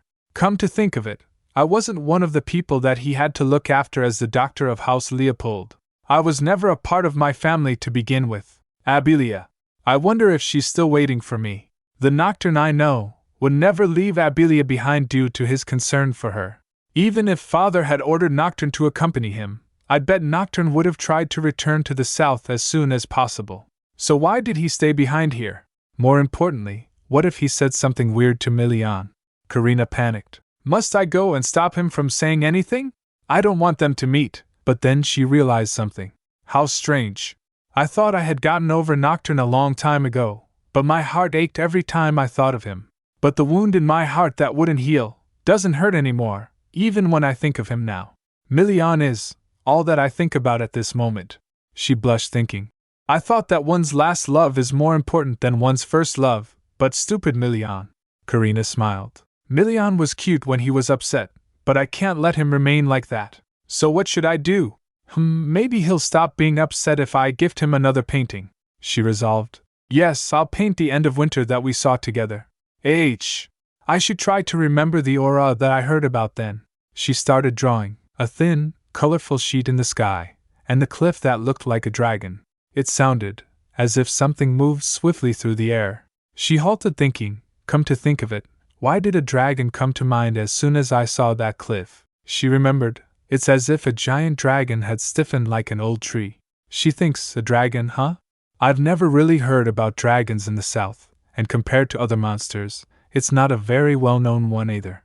Maybe it's because Milian told me that extinct dragons, there are rumors that it is the homeland of extinct dragons. They lived beyond the entrance to the end of winter. She drew a sketch and said, but I wonder what a real, living dragon looks like. after scribbling for a while. Huh, Karina murmured. My pencil tip broke. That's a rather ominous sign. Suddenly someone knocks on the door. Karina, are you in here? Yes, Fariel. Come in, she replied. Fariel entered the room, looking exhausted. It looks like you're drawing something today as well, Karina asked. Fariel, you look terrible. Did something happen to you? Is it obvious? Fariel sighed. I was up all night experimenting with herons, so I couldn't sleep properly. She asked. What kind of experiment are you doing that made you stay up all night? He explained. I think herons have the power to cancel out a miracle made by art. If I can find out more about the power that can prevent a miracle from being performed even if a piece of art is completed. You didn't test it on your body by any chance, did you, Fariel? Karina interrupted. Of course not, Fariel stammered. Anyway, what were you drawing? After looking at the drawing, he asked. Is this a dragon? When did you learn about dragons? Karina hesitated. No, this is just. I had a feeling it would look like this for some reason, so I drew it. When I went to the end of winter, the sight of the mountain range crossing another mountain range, it was so grand that it felt like a dragon, Fariel thinks. Dragons are unfamiliar to even the people of the north. I can't believe she drew it so accurately with only her imagination. Karina's imagination exceeds my expectations. I see. Are you thinking about selling this as well? Fariel asked. Karina replied. No, I'm going to give this one to Milian as a gift. Flashback, 5 days ago. Please come back safe and sound. You must not get hurt at all costs, Karina said anxiously. I'll be right back, so wait here and just think about me. Milian nagged. Don't think about that punk who you said was your first love. Karina blushed. I told you that you're all I think about right now. How much longer are you going to mention him? That's enough. I'll give you a gift if you return safely, all right? A gift? Milian's eyes lit up. That sounds wonderful. I can't wait. Back in the present, Fariel sighed. I can't believe Milian's going to receive that rare masterpiece. What a shame, Karina said. I want to quickly finish it before he returns from the hunt. But I can't focus on my drawing for some reason today. Maybe it's because I miss him. It had been 5 days since Milian left the manor. Karina worried. Fariel remarked. He's quite late, then he said. But I just overheard. Milian is on his way back, riding your herda. Really? Then let's hurry and go downstairs, Karina exclaimed. Fariel replied. I can't believe you're telling me to go greet him. You're so cruel, Karina. Suddenly a servant barges opens the door and shouted, Your Grace! Lady Karina! Duke Pastellio has returned. But he's badly injured.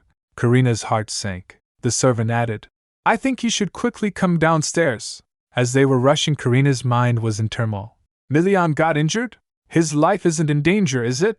I know how dangerous hunting was, but I hoped he would return perfectly unscathed. Perhaps I've been too naive. Downstairs, the manor was in chaos. Hurry! We need more bandages! Bring warm water and a towel! Servants shouted. Someone shouted, Dr. Winston! This way! After reaching there, Fariel asked, What's going on? Captain Gordon began. Your Grace! When the leader herda was cornered, it killed the other herdas and began eating the herons in them. The leader herda suddenly became strong after eating a bunch of herons and… The knight hesitated, guilt written all over his face. I'm sorry. It's my fault for failing to look after his grace. Fariel fell in shock. What? Are herons more than just a source of life? If they have other functions then… He consoled him and said, All right, you seem to be seriously injured as well, so you'd better quickly get treated too. Karina steadied herself, wobbling slightly. Heron! I know, that Milian is collecting herons to save me. But still, there's nothing more important than his own life. It's all right for him to run away if things get dangerous. No one is going to criticize him. On one hand, Karina wondered if herons were truly that important. On the other hand, she knew better than anyone why Milian was trying so hard. She clenched her fists. I can't possibly bring myself to say it out loud. Fariel, she said firmly. We should hurry over to Milian. Fariel replied. He's very strong, so I'm sure he didn't get injured too badly. Despite his words, an ominous feeling gnawed at him. Fariel stepped forward. Karina, I'll go take a look at Milian, so just wait in your room. Suddenly, a panicked voice shouted from the hallway. Hurry! I can't stop his bleeding. Press his wound from the side. Karina dashed forward. Let's hurry! Karina! Ferial called out, but she didn't stop. When she arrived, the sight stopped her in her tracks. Blood pooled around Milian. Her eyes widened in horror. Look at all that blood! Could it be me? Milian? Her voice cracked. The lifelessness in Milian's face sent a chill down her spine. This can't be. He won't stop bleeding. What should we do? Desperation overtook her. Milian, wake up. That's right. Ferial! You can treat him, can't you? You said that your miracle could heal people. Please treat him with your flute. Ferial lowered her gaze. I'm sorry, Karina. I lied to you. Actually, I experimented on my body to figure out how long a heron would prevent miracles. I can't perform a miracle right now. Karina stared at him in disbelief. Oh no. No. She began thinking. Herons shouldn't have existed. Such a rock should never have existed in this world. If we had never known that it had such powers, then Milian wouldn't be in such danger right now. A sinister voice echoed in her mind, snickering. How much longer are you going to blame herons? You already know. Karina flinched as the voice continued. That he became this hurt because you were greedy. Her breaths quickened. No, that's not true. Don't make excuses. The voice sneered. You're the one who led him to his end. Karina Leopold, this is all your fault. The laughter in her mind grew louder, mocking her. He may end up dying at this rate. What do you think? How does it feel to be the one who pushed the person you love to his death? Tears streaming down her face. No, that's not true. The voice cackled. Don't make excuses. You're the one who led him to his end. Karina Leopold, this is all your fault. You did this. Helpless and broken, Karina could only sob as the haunting words repeated in her mind, louder and crueler with every second. Few time ago, Captain Gordon said while examining the herders' bodies, Your Grace, there's another carcass over here. It looks like the guts have been torn out too. Milian said, someone's been ravaging through the nest? Captain asked, this is a first for us. Are the two of us really enough to handle this? What if we reorganize the squad and shut down the checkpoints? Milian said, we don't have time for that. We're already far too late. He was about to say, but suddenly he felt something, this bloodthirst. A herder came in front of them. Not a regular one but a really big one. Captain shouts, it's the head herder. Milian said, so it was that bastard behind the slaughter. There were herons in herder's mouth. Milian said, it was all to devour herons. The herder starts coming towards them while Milian shouts, we can't let it escape this time. Their friend herder crashed with the head herder to stop him. Milian drew his sword out to attack. He attacks the herder. Captain shouts, Your Grace, watch out. Milian lands safely after falling from height. The herder starts eating the herons. Captain shouts, it's eating herons again. Milian shouts, we have to stop it. After eating the herons, the herder become double his size. Captain said, Your Grace, we have to run. That thing is. But Milian was so determined to fight that he didn't listen. He dashed towards herder to attack. We can't stop here. But sadly the herder was so overpowered. Captain shouts, Your Grace. Coming back to present time, Captain said in meeting with Doctor and Ferial. After that, the only option was to urgently escort the Duke back. If I had just pushed harder to convince him, Ferial said, don't blame yourself. It was that foolish man who was being stubborn. Fong said, we'll have to continue monitoring his condition, but thanks to Lady Karina's potion, the worst has passed. The doctor said, it's an effective remedy, but now that I know how it's made, I can't help but feel bad. He recalls the moment when Karina came to them with a lot of potion and said, these are healing potions. She said, if you need more, I'll make as many as you need. So please, please save Milian. He thinks she gave her life to save him. What a cruel reality. Ferial asked, how is Karina doing now? The doctor said she collapsed immediately after that and still hasn't woken up. He said, it must have been a big shock. Let's make sure to keep a close eye on both of them for now. Others said, understood. After a few days, Karina was waked up. But Milian wasn't. Karina thinks sitting next to Milian's bed, how many days has it been now? When will Milian wake up? If he never opens his eyes again, The sinister voice in her head echoed, do you really think a potion like that will bring him back? How many more lives will you sacrifice for someone who's already dying? She touches his face, he feels cold. She leans on him. While hearing his heartbeats she thinks, Milian's heartbeat. It's slow, but I can still feel it. She thinks holding his hand, he's still alive, but The doctor came and said Duke Pastellio will be alright. I promise. She turns towards him saying I trust you. While she left with the doctor she thinks, after Milian wakes up, he can't keep sacrificing himself for me. If holding on to hope for my survival leads not just Milian, but everyone else, to their deaths then, let them despair. It doesn't matter anymore. While she went upstairs she was lost in her thoughts. She said with a low tone, I must paint. The sinister voice said, yes, that's it. That's the only thing you can do.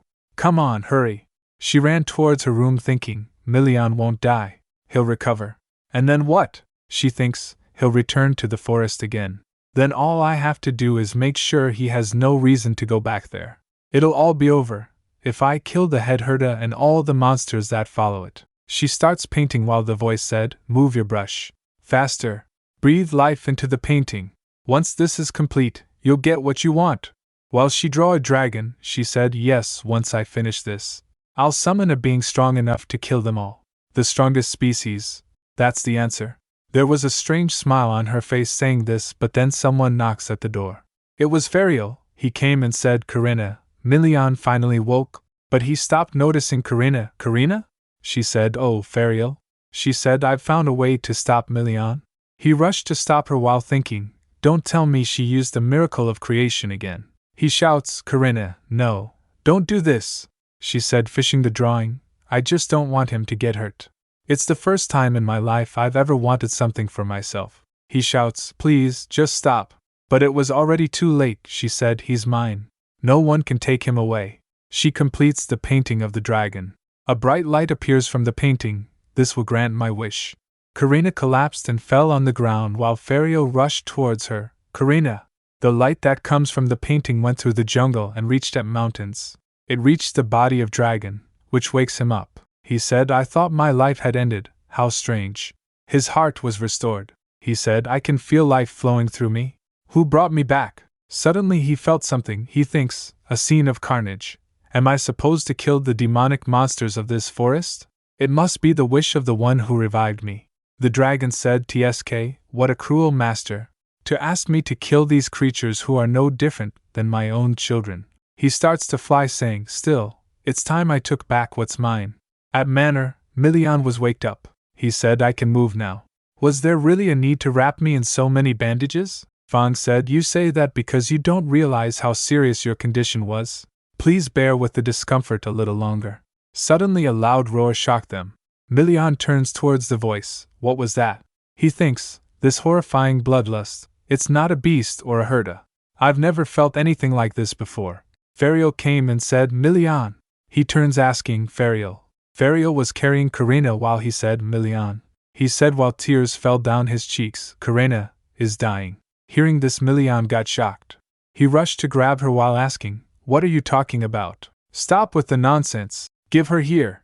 Fariel said, Karina's soul. No, her life. Damn it. I should have never let her test it on me. He tells, she performed a miracle. She created something beyond human imagination. She made a dragon. Milian asked, a dragon? But why? Fariel asked, you still don't get it? To her, you're more precious than life itself. He continues, she said she couldn't think of any way to stop you. This must have been the only thing she thought might work, Milian.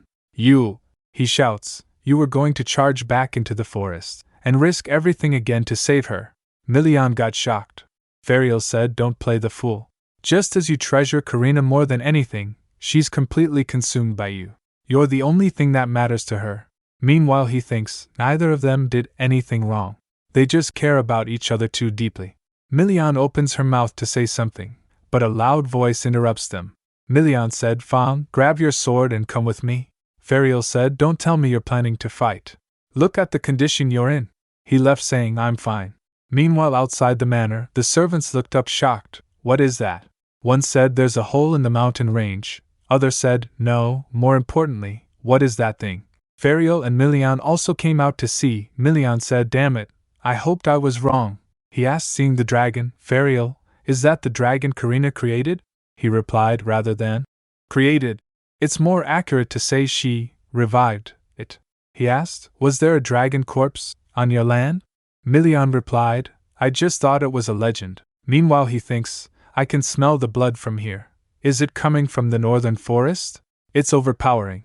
Fariel said that the miracle of creation grants the artist's wish. If that's true, then maybe Karina's wish was the slaughter of all the monsters in the forest. Fariel said, Milian, if she's the one who brought it to life, it likely won't hurt us. But still, that may have been her final miracle. He thinks she brought back something far too great. If we had a rank 1 heron, we might have a chance of beating it, he mumbles, but we never got one from the head herder. Milian asked Fariel, do you think that dragon might have a heron? Fariel asked, are you trying to sugarcoat a admission? Milian asked, being emotional, then what else should I do? How do I save her? Fariel Carlos. He was about to say, I'll find a way some. But before he could complete, Fong shouts, Your Grace, the dragon. No, the creature is heading this way. The dragon came right in front of them. Seeing it, Milian thinks, so that's the dragon from the legend. Its presence alone is overwhelming. Still, if it truly carries a heron, we have no other option. Milian hands her over, saying, Fariel, first we need to get Karina. But before he could finish, the dragon asked, is that my master?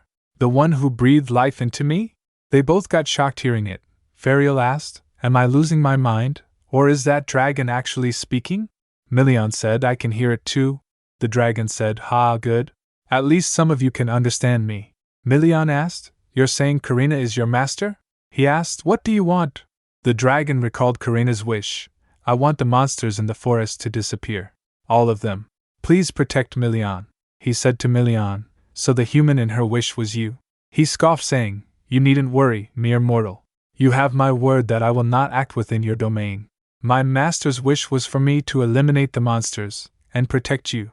Milian asked, Karina's wish? The dragon said, yes, the one who brought me back to life made this wish. But in doing so, she doomed herself. He said, her soul was the price. TSK. At most, she has 3 days left. Milian clenched his hand, thinking, are the monsters truly all gone? If so, that means we can no longer get our hands on herons. He drew his sword and asked, if I slay you, will Karina live? The dragon starts laughing. Pwahaha, he said, a mere human thinks he can kill me? How amusing. Allow me to enlighten you. I am the Crimson Dragon, Ajitahaka. I'm not one to be taken lightly. Milian said, answer the question. Fariel said, wait, Milian, settle down. The dragon said, I admire your courage, but to put it bluntly, she cannot be saved. Master already paid the price to revive me. Just as time that has passed cannot be reclaimed, this too cannot be undone. Hearing this, Milian gets shocked. The dragon continues, those blessed by the god of art rarely meet a happy end. Fariel asked, the god of art? Dragon said, indeed. That god has a flawed mindset. They think real art can only be created through constant suffering and solitude. So their chosen ones receive both blessings and the curse of eternal loneliness. You see, most gods tend to be broken in some way. Milian asked, is that why she's dying? Dragon said, don't be so angry. Despite the odds, there are still some artists who manage to live full lives. Dragon said, of those touched by the god of art, the few who were raised with kindness and love often mastered their talents, and even found themselves rising to prominence. Amidst that happiness, those children could learn to harness their powers without sacrificing their lives. Fariel asked, is that really possible? I've never seen a single record of a creator surviving. Dragon asked, well, why would there be? They simply grew up like normal kids, lived as ordinary people, and died as such. Dragon continues, children who were never loved when they needed it most often cannot endure solitude. In the end, they throw themselves into the only thing that understands them, which is art. But those who were truly loved do not need to rely on their art alone. As long as they have something to guide them, even those who fall or become lost can find their way again. They fail and despair, but they rise again. Fariel asked, so you're saying art disease isn't a death sentence then? Dragon replied, well, for the unhappy ones it is. Hearing this, Milian grits and said, Karina never received that kind of love. Her family was selfish and forced her to sacrifice herself. He got furious and shouts, damn it! What's the point of talking about this now when it's already too late? Fariel said, it's unfortunate, but you're right. What's done is done. Milian asked, isn't there any other way to get a heron? Dragon asked, heron? Fariel said, do you know anything about this stone? It's what comes out when a monster dies. Then the doctor shows it to Dragon. Dragon said, I see, It seems that when I died, the mana that flowed out of me slowly hardened into stone. The monsters must have fed on it to survive. Milian asked, "What are you saying?" Dragon said, "It said that dragons are beings just short of becoming gods. But did you know? Due to our natural incompatibility with divinity, our physical bodies cannot endure beyond 10,000 years. When that time ends, we cast off our shells, and only our spirit ascends to the divine realm. In preparation for that lifespan, we accumulate vast amounts of mana, which gradually takes form as a dragon heart." Milian asked, "Dragon heart?" Dragon replied, "It's the source of mana which holds immense life force. The stones you humans call herons are just scraps that broke away from that." Hearing this, a thought flickers in Milian's mind. So the monsters with herons didn't die, because of that life force that was within them. "Then, if we extract the dragon heart and give it to Karina," the dragon said, "calm yourself. I know what you're thinking. Even if you put my heart into Master, her human body wouldn't be able to withstand it." Milian asked, "Then what are we supposed to do?" He got emotional, saying, "Karina is dying as we speak, and if what you said is true, she only has 3 days left." Dragon said, "My heart may be too much for a human, but I can give you just as much mana as what's stored in those things you call herons." Hearing this, Milian got shocked. Dragon said, "Still, my mana won't bring back the dead." Ferial said, "I know. I've studied herons extensively." Dragon said, "My mana is merely energy. It can extend life by supporting the body. But a weak human heart can only endure it once. Forcefully transforming a human heart into something akin to a dragon heart is an incredibly straining process. Also, as I mentioned earlier, a dragon's power is incompatible with divinity. The blessing of the god will vanish, and she'll never be able to perform miracles again." Ferial asked, "You don't mean?" Dragon replied, "Yes, she'll still be able to create art, but unlike before, it won't bring about miracles." Milian fell on his knees asking, "Then, how much longer would Karina live if we do that? Could she live longer than 3 days? Please, if there's any chance of saving her." The dragon said, 5 years? If I said she could live just 5 more years, would you still choose to replace her heart?" Milian asked, shocked. "Wait, 5 years, you say?" Dragon said, "Yes. If I give her the maximum mana her body can handle, she could live for, at most, 5 more years. Milian thinks, no matter what we do, Karina will die.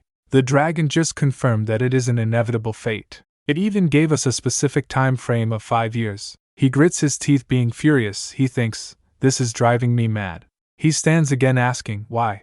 Why does she have to die?" The dragon said, "That's simply her fate. Without the love of her parents, the blessing of art drove her to madness. It's as simple as that." Milian thinks, "I wanted her to be happy. She's kept her kindness and warmth through all she's been through. I hoped her future would be full and bright. But after facing so much, is death her only reward?" Ferial said, "Ajitahaka, if what you're saying is true, something seems off. Until now, even when a monster's heart was destroyed, they survived as long as they still had a heron." The dragon said, "That's because the core, the heron was still intact." He said, "If a heron remains intact, even a shattered heart can be restored. But if the heron is broken or removed, there's no chance of revival." Milian asked, "Will the same be true for Karina?" Dragon replied, "Yes, it applies to her as well." He continues, "Once the heron and heart are fused, even if the heart is damaged, she'll be revived repeatedly, almost as if she's coming back to life. If a human body could handle unlimited mana, eternal life through herons might be achievable. But human bodies are soft and fragile, and HM?" Suddenly he felt something and thinks, "What's this? I feel eyes on me from afar." He saw someone seeing them from a distance. The person starts running to hide. Ferial noticed the dragon and asked, "Is something wrong?" The dragon said, "No, it's nothing. Anyway, what will you do? If you want, I can share my power." Milian asked, "Do we have to decide now?" The dragon said, "There's no need to rush. I will explore this new world for a while. Decide before I return." He makes a heron using his power. The heron dropped in Milian's hand. Dragon said, "This is a heron? I've cast a spell on it, so just cut open Master's flesh and place this on her heart. By doing so, the dragon heart transformation will begin. No need to decide immediately, but you understand you don't have all the time in the world, right?" Ferial said, "Understood. We'll make a decision. So please," the dragon said, "don't worry. I'll return before it's too late." Saying this, he flew away. Milian turns saying Fariel. He took Karina back from him and thinks, this is the only way to save Karina. Even if it means just 5 more years. He took her inside while still lost in thoughts. Her life afterward will be nothing like an ordinary person's. She will be able to heal no matter how severe the wound. Can anyone truly endure that kind of existence? Would she really want to be saved like this? Fariel asked, Milian, are you alright? He replied, no, I'm not. Please give me some space. Fariel left saying, as you wish. Milian placed her on the bed. He thinks, if I had done this right and gotten a heron, would things have been different? His face was full of tears. Karina.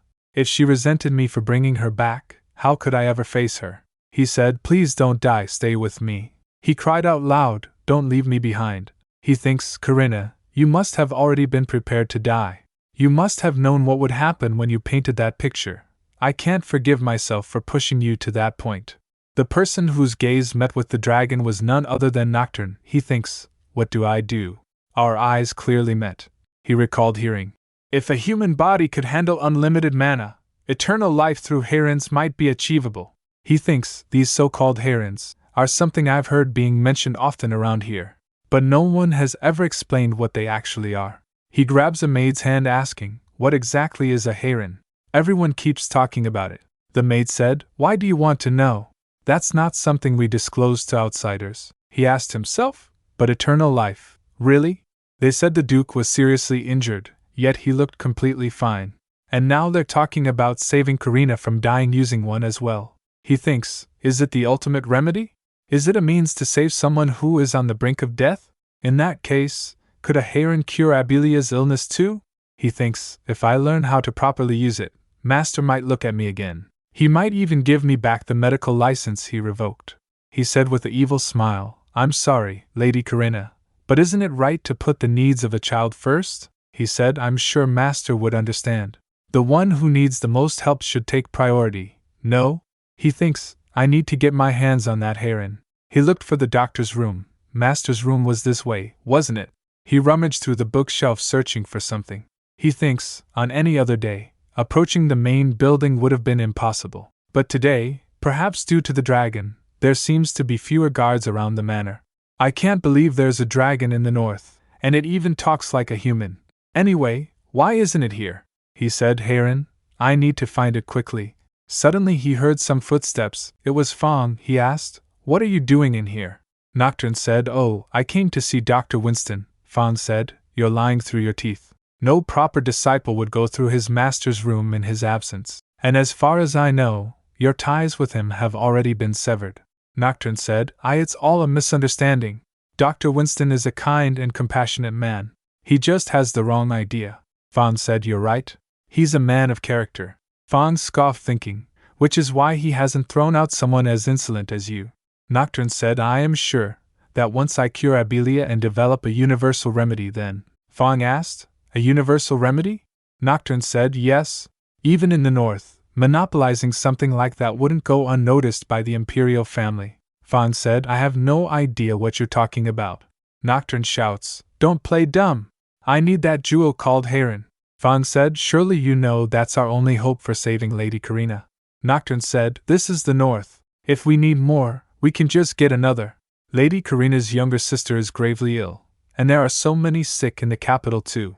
If we make a universal remedy from the heron, even Dr. Winston will. Fong said, cutting him off, that's enough. What you mean, plain and simple, is that you want to sacrifice Lady Karina. The heron is for her. Nocturne said, but Fong didn't listen to him and said, I won't stand for any more nonsense. Be prepared to face the consequences of your actions. Meanwhile, Milian sat beside Karina's bed. Suddenly she blinked and opened her eyes. She heard Milian crying, please, Karina. She thinks, Milian, why is he crying like that? I can't move my body. She said, Milian, he gets surprised, Karina? She smiled and said, good evening, Milian. She said, what should I do? I want to hold you, but I can't lift my arms. He grabs her hand saying, then I'll be the one to hold you. He lay next to her. She asked, are you feeling better now, Milian? He said, I'm fine.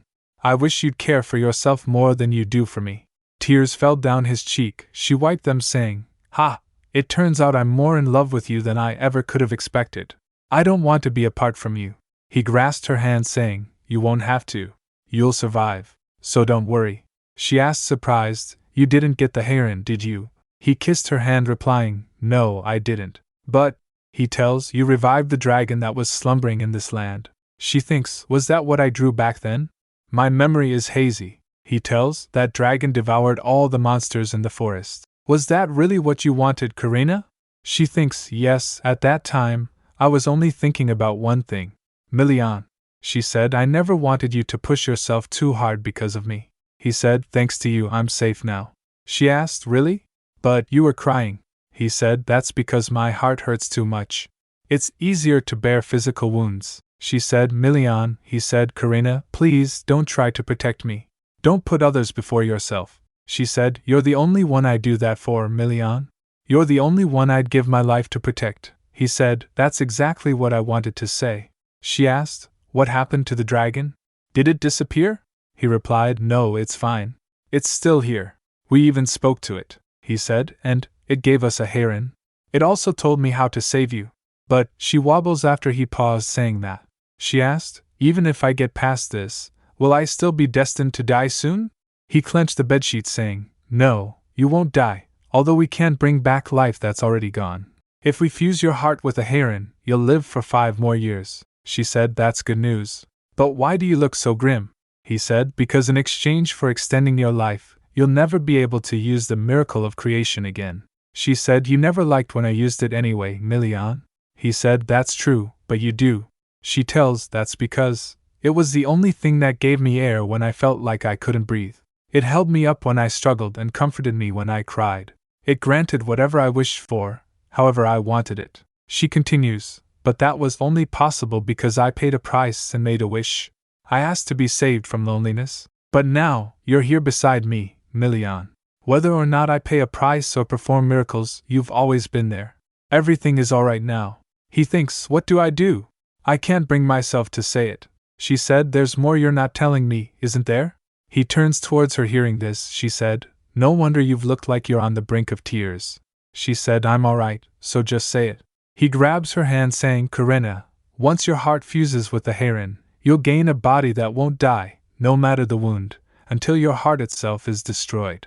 It's essentially immortality, albeit temporary." He said, "You'll live a life unlike that of any ordinary human." He leans on her, saying, "But even so, I want you to live. Would you resent me for saying that? I know it's selfish of me." She said, "You're telling me to become a monster, Milian." He said, "If it means saving you, I'll take the blame." He drooped his head when she asked, "So, were you planning to give up if I said no?" Milian starts crying again, saying, "I'm sorry, but I can't." She said, "Even if I'd become a monster, you won't abandon me, will you, Milian?" He kissed her, saying, "Never. So let's live on together. Live for me." Right after sharing her thoughts, Karina quickly fell asleep again. Milian leans to check her heartbeat. He thinks, she's still alive though barely. Before falling asleep, Karina said, "See you tomorrow morning?" He thinks, her faint heartbeat is enough to bring me some comfort. But there isn't much time left. I really have to make my decision now. Karina said she wanted to live. If that's the case, then what I must do is... Fang came and said, "Your Grace, everyone is gathered in the sitting room." Milian replied, "I'll be there soon." He kissed her forehead, saying, "Karina, rest for a little while longer. Just a little bit more." In the gathering, Fang tell everyone about Nocturne. "And that's what happened?" he asked. "What should we do about Nocturne?" The doctor said, "It's my fault. I should have cast him out when I cut ties as his teacher." Milian asked Fang, "Isn't he aware that Karina will die without the heron?" Fang nods, replying, "He is, but he seemed to think that another could be procured elsewhere." Milian said, "Banish him from the north, and deal with him quietly. His life is the price for overstepping his bounds." Then he turns to the doctor, saying, "Winston, I'm sorry, but we cannot let someone like that live." The doctor replied, "I understand. We'll take our leave now." After Doctor left, Ferial said, "That settles his punishment."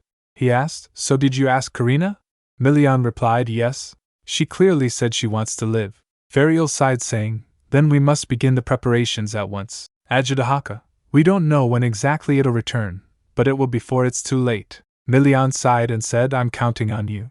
Then he went to Karina and called for her. "Karina." She thinks while being unable to wake up, "Is it morning? My body feels so heavy." It's warm, but. She saw a glimpse of Milian while he asked, Karina, how long are you going to sleep? She thinks I want to get up. I want to tell him I'm alright. It's so dark. My voice can't reach him. Just once, please. Milian said, let's see each other in the morning. I'll wait for you. She thinks he wants to see me in the morning. I have to open my eyes. Even if this is my last moment, and all my time runs out, there are things I want to tell him. I want to tell him I'm sorry I couldn't keep my promise, but that I was happy with him, and learned how joyful life could be thanks to him. I don't care if telling him these things is the last thing I do. Just once. Then she opened her eyes. Milian asked, Karina? Her eyes was turned yellow now, she said. Milian, he said, Karina, your eyes? But before he could finish she interrupts saying, I love you. She said, all my life, I never surrendered my heart to anyone. Until you. You made me want to live. She holds his hand saying, you are one of a kind. You showed me that life is worth enjoying, and that just opening my eyes in the morning could feel like bliss. Milian said, Karina, I feel the same way. You brought light into what used to be a dull life. Because of you, I decided to live my life to its fullest. He said, thank you. Her eyes filled up with tears. Then he kissed her. She said, I still have so much more I want to say, but there's not enough time. I'm sorry, Milian. I said we'd meet in the morning, but the truth is, I don't think I can keep that promise. She said, if this really is our last moment, I was terrified that the last thing I left you with would be a lie. He hugs her. She pats him while he said, no, it'll all be fine. The dragon will come soon. You'll live. He starts crying saying, so please don't say things like that. Suddenly she dropped down on bed. Karina, she said. Milian, I'm going to sleep for a bit. He said while his eyes were full of tears, sleep well. We'll see each other in the morning. No matter how many mornings it takes. I'll wait for you. If it's difficult to wake up, you can rest. It's alright to take your time. But please be sure to come back. Karina Leopold was dead. Only the northern nobles were invited to the funeral, and news of her passing quickly traveled from the north to the capital and beyond, eventually reaching the south. Among the 4 children of Count Leopold's family, the second daughter, who had always been the most overlooked, was no more. As if that were not enough, news also surfaced about the accident involving Nocturne, their family physician. The Leopold family shut themselves away for a while, and even the management of their estate and county fell into chaos. Nothing came of their belated regret. This much was all the world knew. At Leopold Manor, Karina's mother asked her father, What do you mean? Karina is gone? You're lying, aren't you? He replied. I want to believe it's a lie too. She asked. What are you saying? Why would Karina be dead? Enfric, you even went all the way north to see your sister, so why didn't you say anything? Enfric said. Mother, about that. Karina's dad shouts, wasn't it said that Duke Carlos was ill? I heard he had heart disease and would die soon. I heard the news on my way back here. I was chased away and didn't even get to see her face properly. Her mother plopped down on the sofa saying, This can't be true. She was always healthy. Right up until she left, she was definitely. Meanwhile she thinks, was she healthy? She thinks she would leave the dining table as quickly as she sat down. I thought it was just because she was a picky eater. Did she have a fair complexion, or had all the color long since drained from her face? Her mother asked. If this is true, shouldn't we be the ones to hold the funeral? Why did only you two return? Enfric said. She said she wanted to sever all ties with us, Karina's father said. She told us to handle her death ourselves. What can we do? It's our fault for not believing her, he thinks. What we realized after going all the way north was that it was already too late to fix things. Even if we apologized, she would never look back at us, he said. She said we didn't even have the right, so how could we hold her funeral? Enfric said it's our fault. Her mother tries to say something. But no word came from her mouth. She thinks I never once thought of her as anything but my child. Karina Leopold was definitely my daughter. It's just, she was the daughter who somehow never drew my attention. I thought there was no need to take special care of her. She seemed fine on her own, so I didn't give her the same attention I gave the others. There were so many children to care for, and I gave her less than I should have. The door creaked open and Abilia and Felden came. Abilia asked, Karina is dead? Her mother said. Abilia! Felden, you're here too! Abilia rushed towards her dad shouting. You said you would bring her back. Why did she die? Answer me, Felden asked. Ienfrick.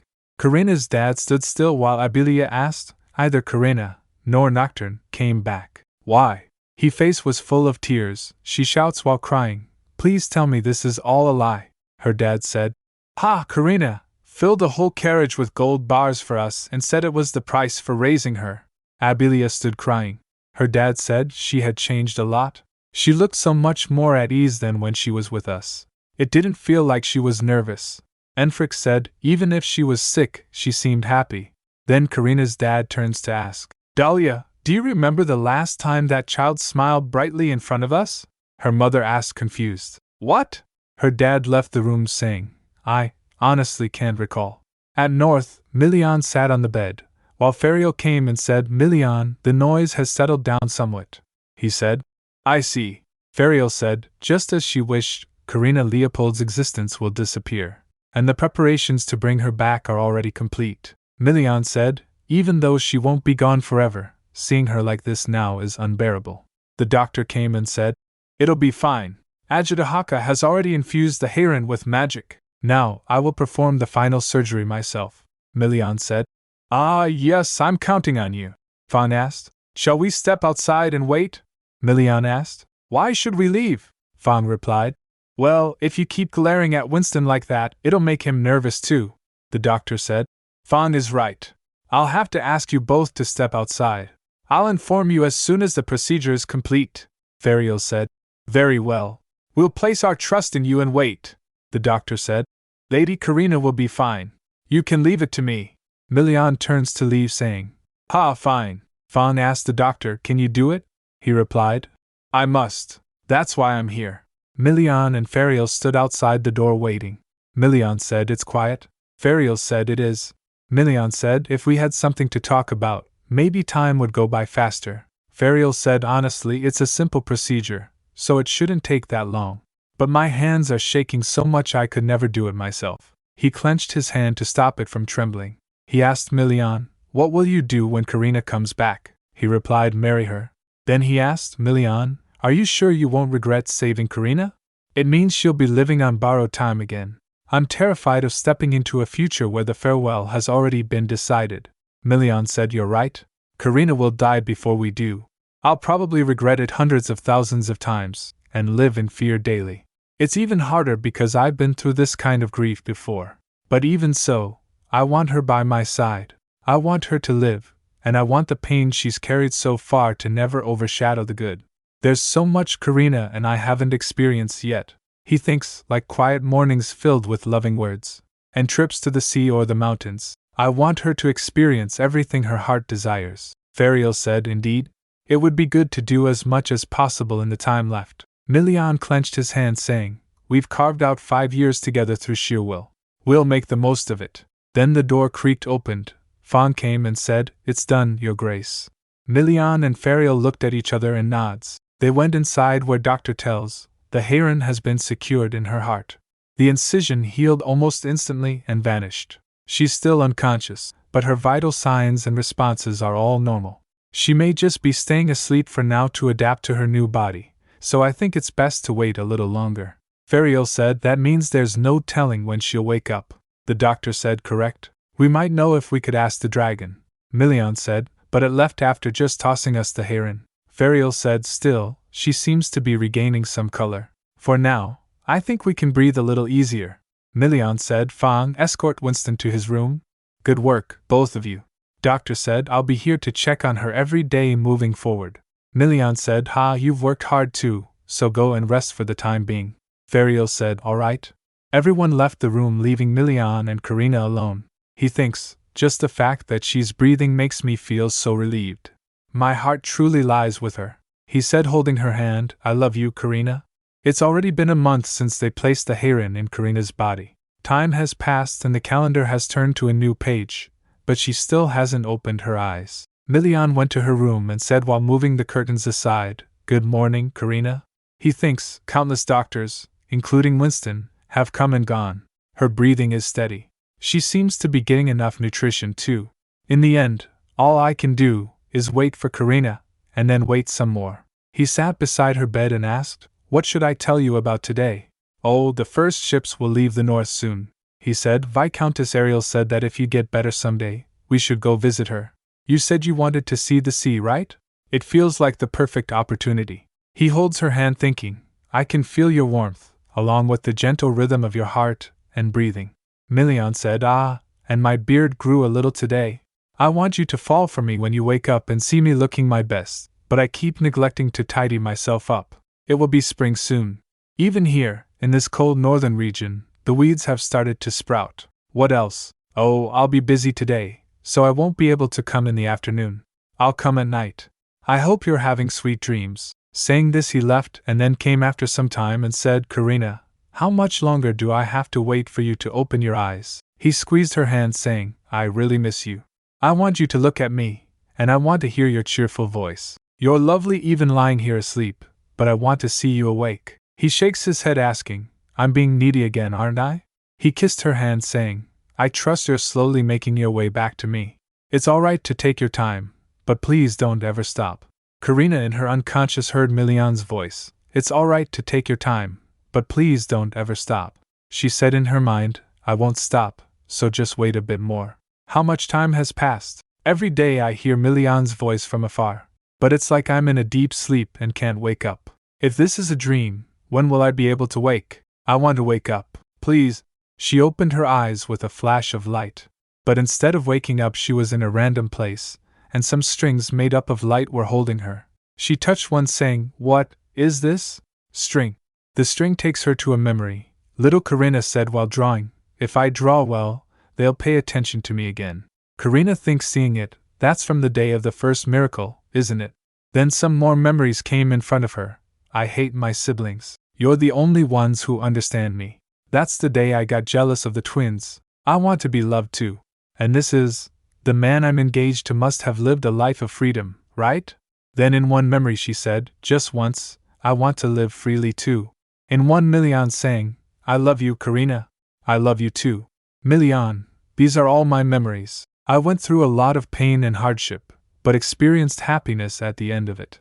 Then a voice shocked her. It's a relief to hear you say you were happy. She turns to see, who's there? The art god said, someone who cherishes you more than anyone else. I am the one who gave you the miracle of creation, and helped your art blossom. It's so nice to meet you. Karina asked her, a god. Are you the god of art? The art god replied, yes, that is what humans call me. I've long wanted to look over you in the divine realm, but numerous factors made it impossible to take you there. The god of war and that damned dragon ruined my plans, she said, and on top of that, my dear, I never expected you to give up the power of creation. Karina shakes her head, saying, I didn't need it. But the art god said, impossible.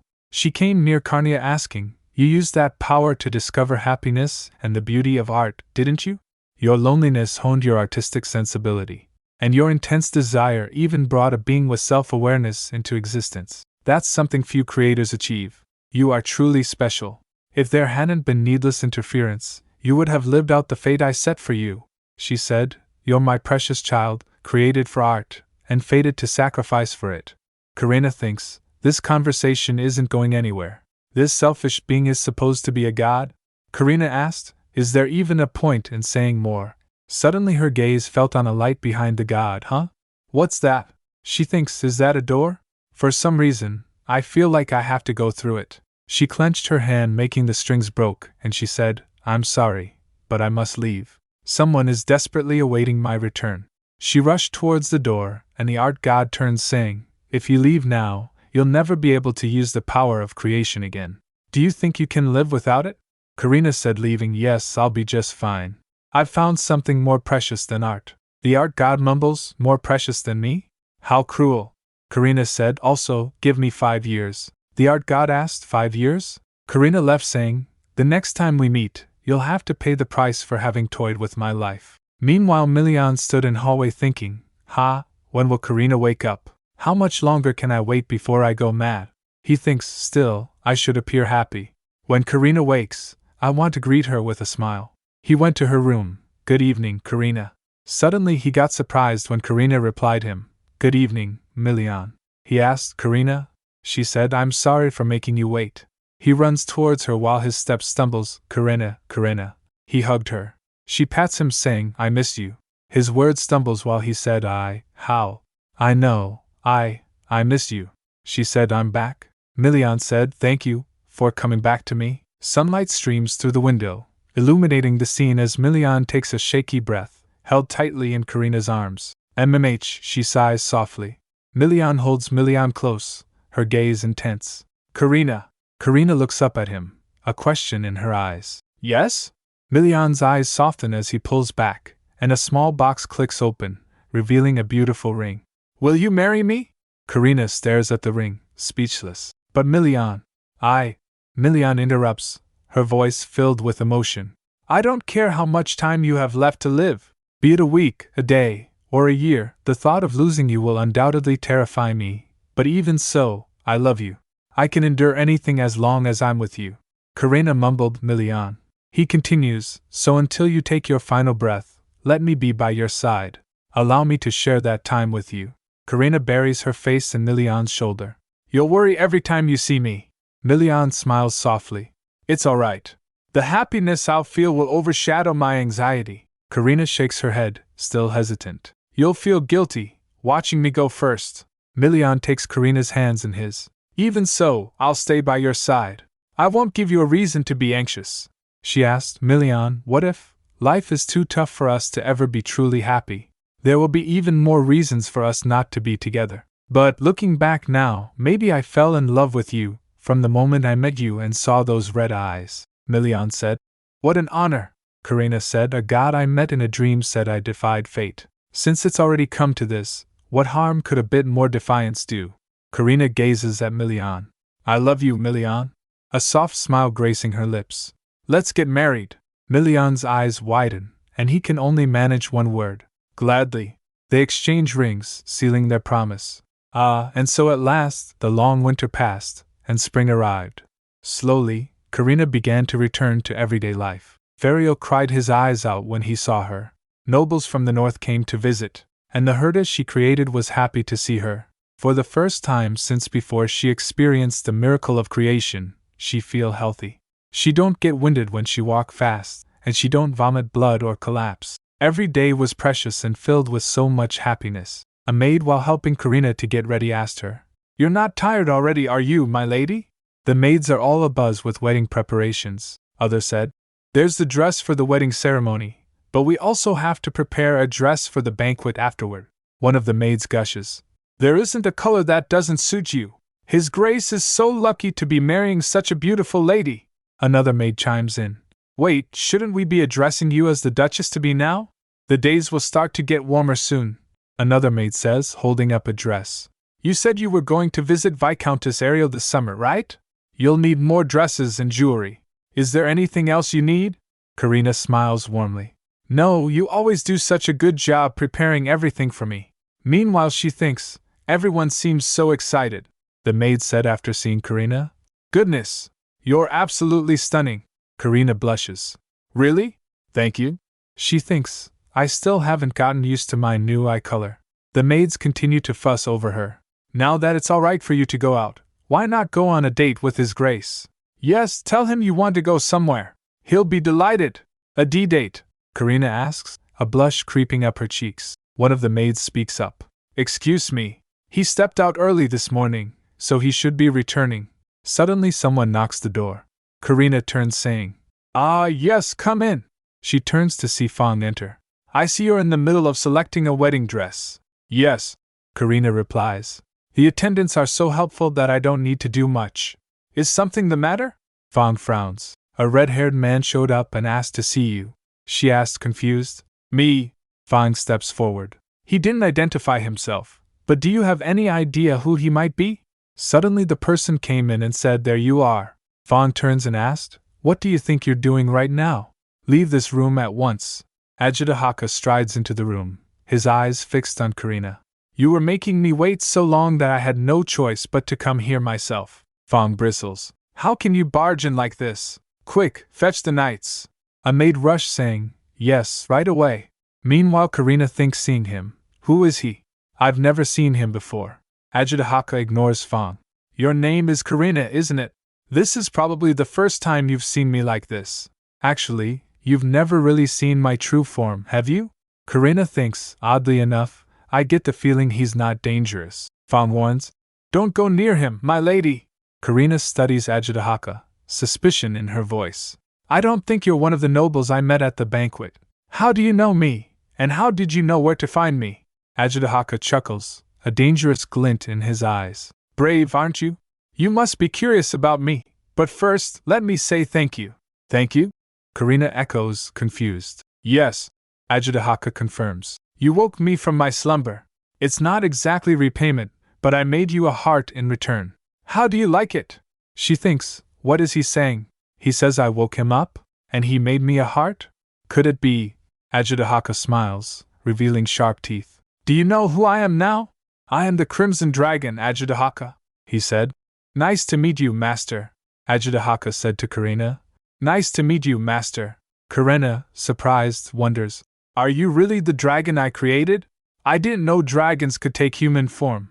Well, I'd be too noticeable if I roamed around in my natural form, Ajitahaka explains. Karina turns to Fang. You can lower your guard, Fang. Fang hesitates. But, Karina reassures him. This dragon saved my life. I don't think it'll harm me. Fang relents. Understood, my lady. I will be just outside the door, so please call for me if you need anything. Thank you, Karina replies. Karina tells the maids. I'm sorry, but can we try on clothes another time? The maids eagerly respond. Yes, of course, my lady. We'll bring some snacks for you. Ajitahaka raises an eyebrow. I don't know what all the fuss is about. He scratches his neck, looking unbothered. Karina smiles. Ahaha. Karina muses. Our eyes are the same color. If I truly bear a dragon's heart, then. He leans in, smirking. It looks like there's a lot you want to ask me. Karina gasps. Is it that obvious? Ajitahaka laughs. Honesty isn't a bad thing. Shall we sit somewhere and talk? Is that all right with you? Karina asks. Ajitahaka agrees. Sure. Later, seated at a table laden with delicacies, Ajitahaka remarks. Ooh, the hospitality at a duke's manor is truly unparalleled. Please help yourself, she asks him. So, where have you been until now? Milian's been searching for you, but you simply disappeared. He replies. I expected him to look for me, but I was so busy replenishing my magic that I couldn't think about anything else. She asked. Magic? He said. If the master who saved me died, what do you think would happen to me? Karina listens intently as Ajitahaka explains. Just like you, I fell into a deep sleep and couldn't move. If I hadn't replenished my magic before slumber, it would have all dissipated and gone to some big mountain range. Karina is surprised. I see. I had no idea.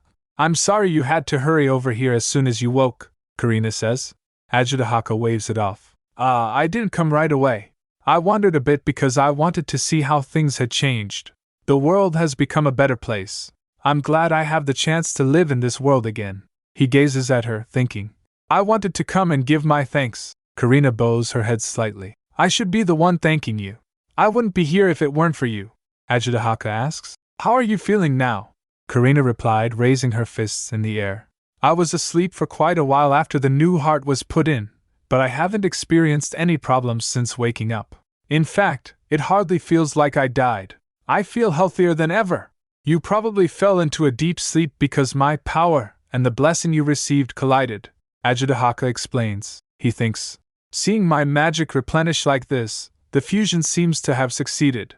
Life was fading from her before, but I'm glad now that I see her breathing properly and smiling brightly. He said it took some time, but I'm glad you're safe. Karina smiles gratefully. Ajitahaka, thank you again for giving me this new life, Ajitahaka responds. If you're truly grateful, live out the rest of your life happily. Your heart is my core, so I will inevitably be affected by your emotional changes. Karina ponders. Is that why I instinctively knew you were harmless, even though I'd never met you before? Ajitahaka says. Perhaps. If you compare us to humans, we're bound tightly like a father and daughter. A father and daughter, Karina repeats. She looks at him with hopeful eyes. Ajitahaka, while I'm alive, would you stay here with me? You saved my life, so I want you to be comfortable. Ajitahaka considers the offer.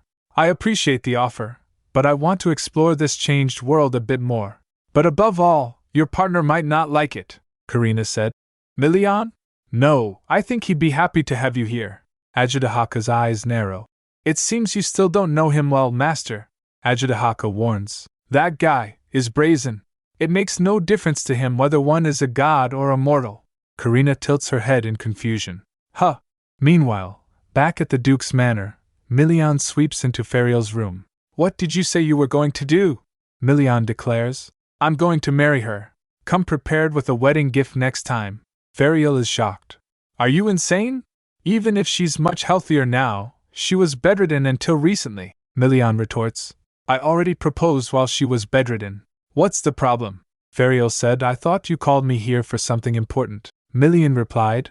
I didn't want Karina to be the one to tell you. Ferial sighs. There's something wrong with you. Milian shrugs. Well, I suppose love is a kind of sickness. Ferial scoffs. Are you serious? You haven't been drinking, have you? Milian snaps. Shut up. Anyway, that's what I wanted to tell you. Ferial is incredulous. I can't believe this lovesick man is a duke of the empire, he asks. Are you really not going to stop joking? Ferial asked. So when's the wedding? Even if you start planning now, it'll take quite some time. Milian examines some perfume bottles. I'll take this one and that one, he said. We're aiming for this month. Ferial is stunned. What? Isn't that too soon? Milian states firmly. Every minute counts. Karina said she'd rather have a simple ceremony and spend more time with me. Ferial scoffs. Pfft. You're way too happy about that, aren't you? Milian smirks. Why wouldn't I be? I'm the person she wants to be with. Ferial thinks back. He used to say Karina was his, but now he says he belongs to her. Falling in love really does turn people into fools. He sighs. Let me know when the date is set. I'll bring a generous gift. Milian nods. Sounds good. Ferial said. I'm going home now. I should really set up a residence in the north soon. As Milian turns to leave, Milian calls out. Ferial. Ferial turns back. What is it now? Just tell me everything at once, will you? Thank you. Milian interrupts. I wanted to thank you properly. Ferial is surprised. You're so blunt. I never thought I'd hear you thank me. He turns to leave again. Milian asked. Are you trying to pick a fight today? A maid peeks out from behind a door. Oh, Your Grace. She enters in the room saying, I see Duke Ferial is here too. Milian asked her, I thought you were choosing dresses today. What brings you here? Did you come out shopping with Karina? She replied. We were planning to browse the shops today, but a man came to see her ladyship. She's busy with the guests. Milian is taken aback. What? His mind races. Could it be someone from the Count's family? No, they wouldn't have the guts to show their faces here again. Who could it be? He grits his teeth. I'm heading back right now. Milian's losing it. Slow down, Milian, Ferial says, clearly concerned. Milian's response? Didn't you say you were going home? Why did you follow me here? He's practically fuming. Ferial's all. Well, I can't help but think something interesting is going to happen when you wear that demon-like expression on your face. He's not wrong. Milian is not having it. There's nothing interesting about this. Ferial tries to calm him down. Anyway, calm down. If something happened to Karina, Fawn would have sent word. There hasn't even been one message. But Milian's pacing is intense. Ferial even points out. You're going to stomp a hole in the carriage floor. And just like that, Milian burst into the room, shouting, Karina, I heard you were here. Only to stop dead in his tracks. Oh no! Because there, at the table, are Karina and Ajudahaka. Close. Very close.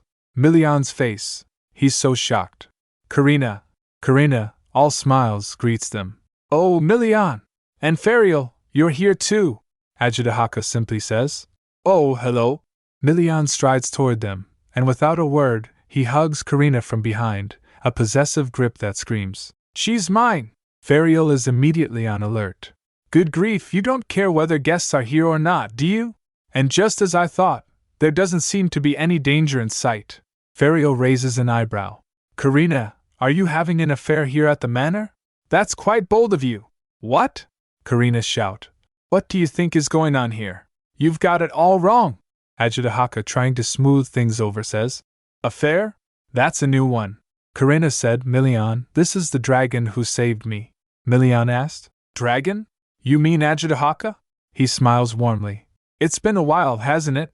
Karina explains in a defensive tone. He's taken human form so he doesn't attract attention. He was asleep the entire time I was. That's why he's here now. Karina adds. Since I'm healthy now, we were just chatting about. Milian squeezes Karina tightly. Fariel is unimpressed. Don't hold hands with other men. Ajitahaka, standing up, chuckles. Other men, huh? Ha ha!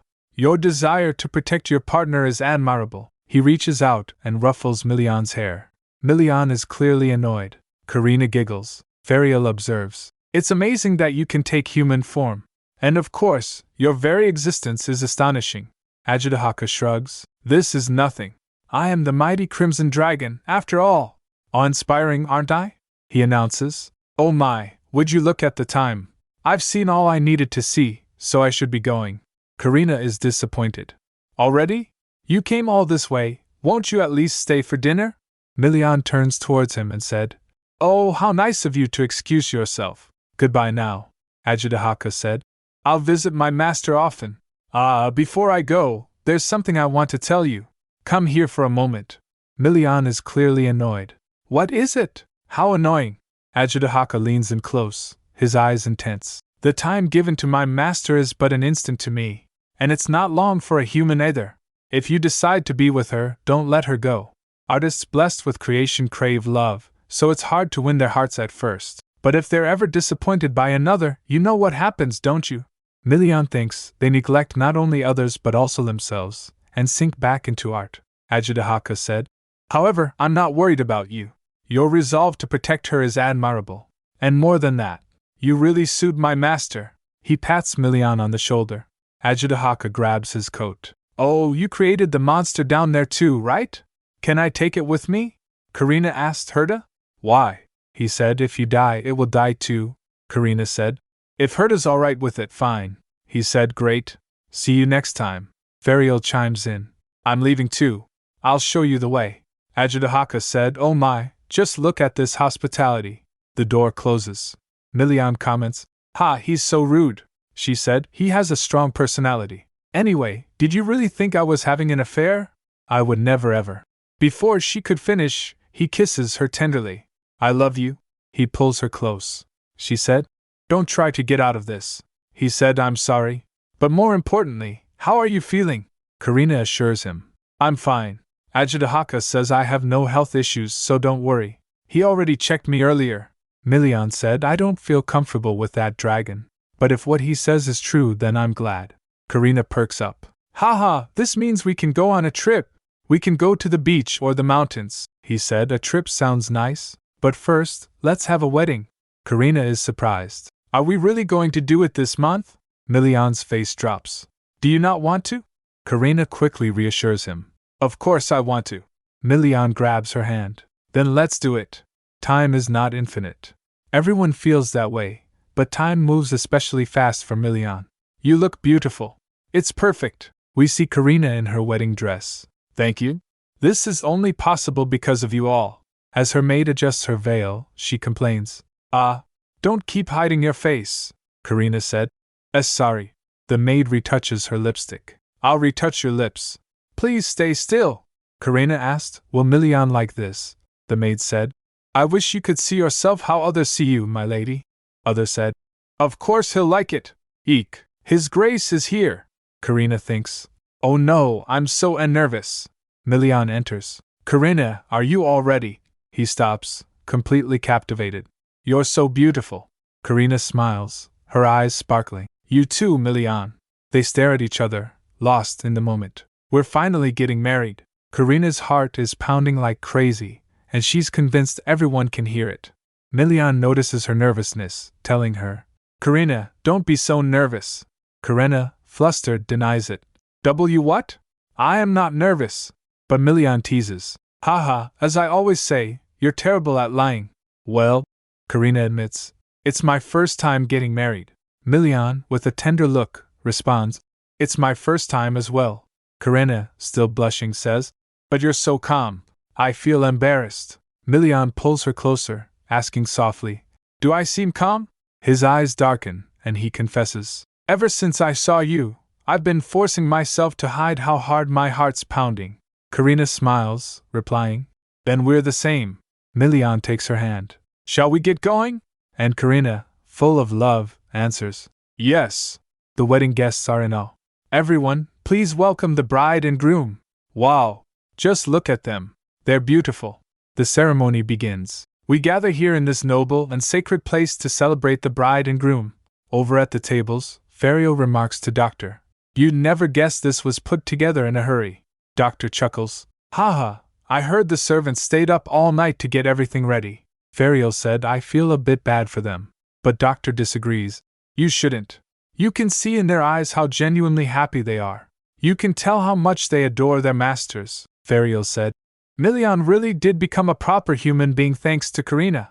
Doctor, with a mischievous glint in his eyes, says, "I wonder if there will be good news from House Carlos anytime soon." Fario replies, "It's probably too soon for that. By the way, Winston, I heard you decided to stay here." Doctor confirms, "Yes. After supporting Lady Karina for so long, I didn't want to hand over my position as her personal physician to anyone else." Fario observes, "That's good, those two will have a bright future." Viscountess Ariel said, "They said it'd be a modest ceremony, but look at all these fresh flowers. Do you know how rare they are in the north? These must have cost a fortune." Baron said, "With so few guests, it still feels modest enough. I mean, it's the wedding of Duke Pastellio. But not a single noble from the capital was invited." Viscountess nods. "Well, I guess just being invited would have been an honor for most families." The Count is sentimental. "To be honest, I'd been worried ever since the engagement was announced, but they're a perfect match for each other." Baron teases. "You sound like an old man." The Count responds, "Compared to you, I am." "Ha," Viscountess said. "There's nothing to be worried about. Just look at them.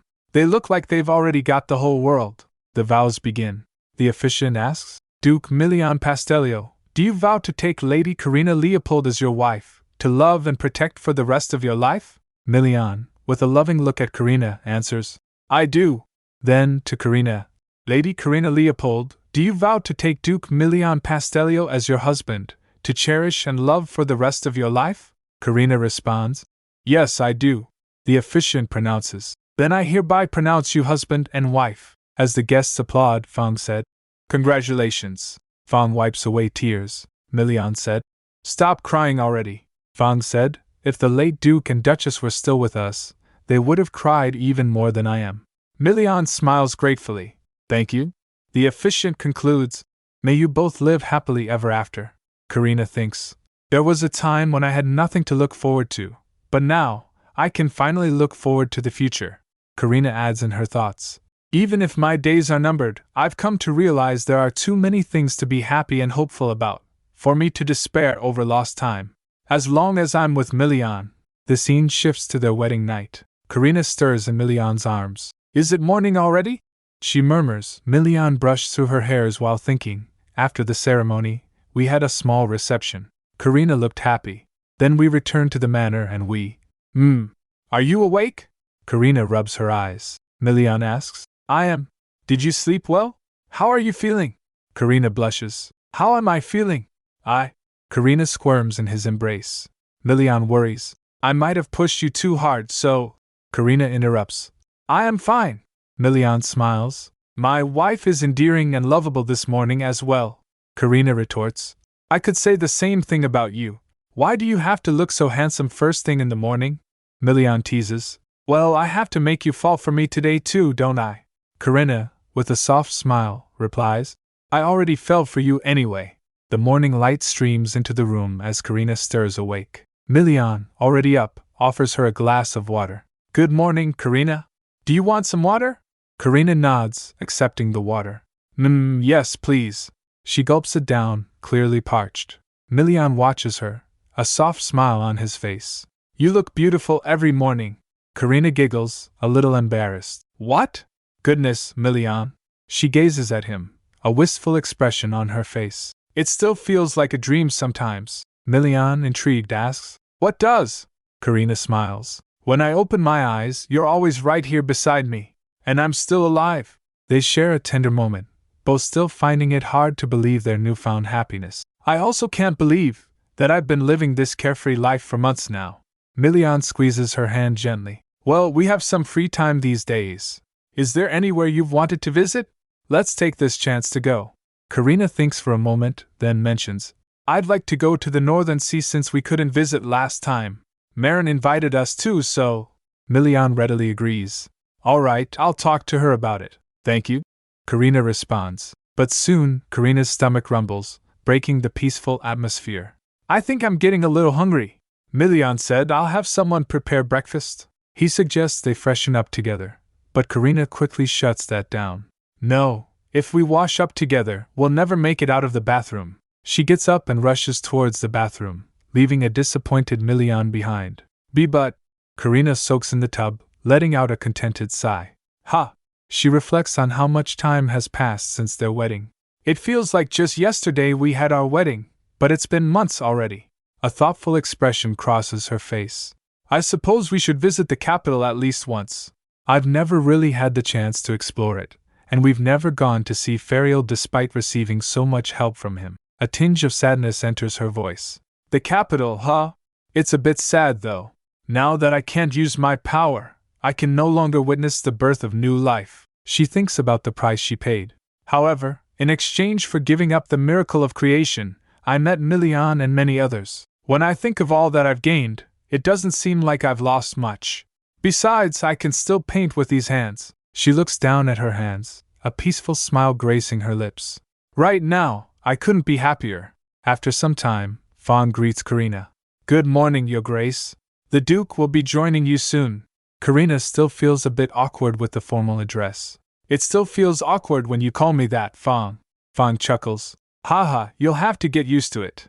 You're now the lady of House Pastellio, after all. He asks about her well-being. How are you feeling today? Karina responds. Ahaha, the same as always, I guess. A bit drowsy and a bit hungry. Fawn informs her of the breakfast menu. You've been craving meat lately, so the main dish of today's breakfast is steak. Karina is pleasantly surprised. Thank you. Oddly enough, I've been hungrier these days. I wonder if my appetite changed because of the heron. I used to prefer milder dishes, and I really didn't like undercooked meat because of the blood. Fawn pauses, noticing the change in her preferences. Halt, he observes her closely. Come to think of it, you've been napping a lot lately too, haven't you? Karina shrugs. Yes, probably because the weather's so nice. The north never gets that hot, even in the summer. Besides, I don't have much to do around the manor, so it's not strange that I get sleepy all the time. A hint of worry creeps into her voice. Did you think there's something wrong with me, Fawn? All I do is eat and sleep. Fawn tries to reassure her. Having an appetite is a good sign. It means you're healthy. Still, it might be a good idea to have Winston check on you, she said. But he's been traveling back and forth between Fariel's manor and here lately because of his research. I feel a bit apologetic, Fawn said. Don't, Your Grace. If you feel bad, Winston will only feel worse. Suddenly, Milian appears, curious. Why are you standing out here instead of going in? She turns to Milian, his eyes softening. Milian said, You're hungry, aren't you? Let's eat. Karina smiles and agrees. All right. They head inside to a lavish breakfast spread. Today's breakfast includes mashed potatoes, chicken breast salad, and meatball spaghetti, with steak as the main dish. Karina's eyes light up. It looks amazing. Milian notes. There are a lot of meat dishes today. Karina eagerly cuts into the steak. Nom! The meat's so tender, it melts in my mouth. Milian, concerned, says. Karina, aren't you eating a bit too much? I'm worried you'll get indigestion. You should eat slowly. Karina pauses, surprised. Oh, was I eating that fast? Milian studies her, a thoughtful look on his face. It's good that you have an appetite, but it has increased a lot lately. It's a bit strange to say it's only because of her improved health, since she's been eating normally for the past few months. If this change in appetite is connected to the heron, we might have to check with Ajudahaka. But that damn dragon's been hiding for so long that it's hard to even find him, Fawn observes. Your Grace, I don't think her appetite is abnormal. It's just that she used to eat very little before. That's true. She used to eat almost nothing. Milian chuckles. Ha! Maybe I'm concerned over nothing. Eat as much as you want, Karina. Karina, however, seems a bit bothered by the attention on her eating habits. Milian notices her sullen mood and asks, Karina? She quickly puts on a smile. It's fine. I'm ready for dessert now. But Milian's eyes widen in alarm, a bead of sweat trickling down his face. Did I make a mistake? Milian notices Karina seems upset. She looks upset all of a sudden, he thinks. But why? He asks. What would you like for dessert? Karina replies simply, fruit. Milian's alright. I'll have them bring some right away. Karina just stares blankly. The desserts arrive, but Milian can't help but wonder. Did I say something wrong without realizing it? What could have upset her? He replays their conversation in his head. Karina, aren't you eating a bit too much? He had said once. Then later. Eat as much as you want, Karina. He's frustrated. Is she mad because I still don't fully understand her? He thinks. Wrong. I should change the subject. Karina, when would you like to visit Viscountess Ariel? Milian asks. I was about to contact her anyway. She asked. Really? He said. How about around this time next week? We could probably stay for about a week. Karina nods. All right. Milian is relieved. I'll tell Fong to start preparing for the trip. I guess she wasn't upset after all. He thinks. I never thought I'd live to feel grateful to Viscountess Ariel. Karina asked. Milian? Yes? He replies. She said. I'm sorry for snapping at you a few moments ago. He realizes. So she really was upset, he says. Huh. It's fine, she said. I've been getting emotional for no reason lately. Maybe the heron is affecting my mood somehow. Milian fumes. No, you didn't do anything wrong. I'll just be more careful. He imagined a wanted poster with Ajitahaka's face on it. I should definitely track that dragon down. Later, Fong said to Milian. I've located the dragon, Your Grace. Milian is sitting back in his chair. Fong continues. He says it's not because of the heron, so he won't be coming anytime soon. Milian said, It's not because of the heron, huh? Milian thinks. Karina's been eating more and taking naps often lately. I thought maybe she was unwell, but she didn't seem sick at all. Then, could it be? Just then, there's a knock at the door. Come in, Milian says. Winston enters. I've finished Her Grace's examination. Milian rises. How is she? Winston hesitates. She's definitely pregnant. She's about 3 months along. Milian says simply. I see. Winston observes. You don't seem very surprised. Milian replies. I am actually. I just suspected as much. He thinks. A child, huh? I'm sure they will be sweet and beautiful, just like Karina. But for someone whose days are numbered, having a child might be a painful attachment. He asks Winston. How much strain will pregnancy and childbirth put on her body? Winston replies. Her health is currently no different from that of an ordinary woman.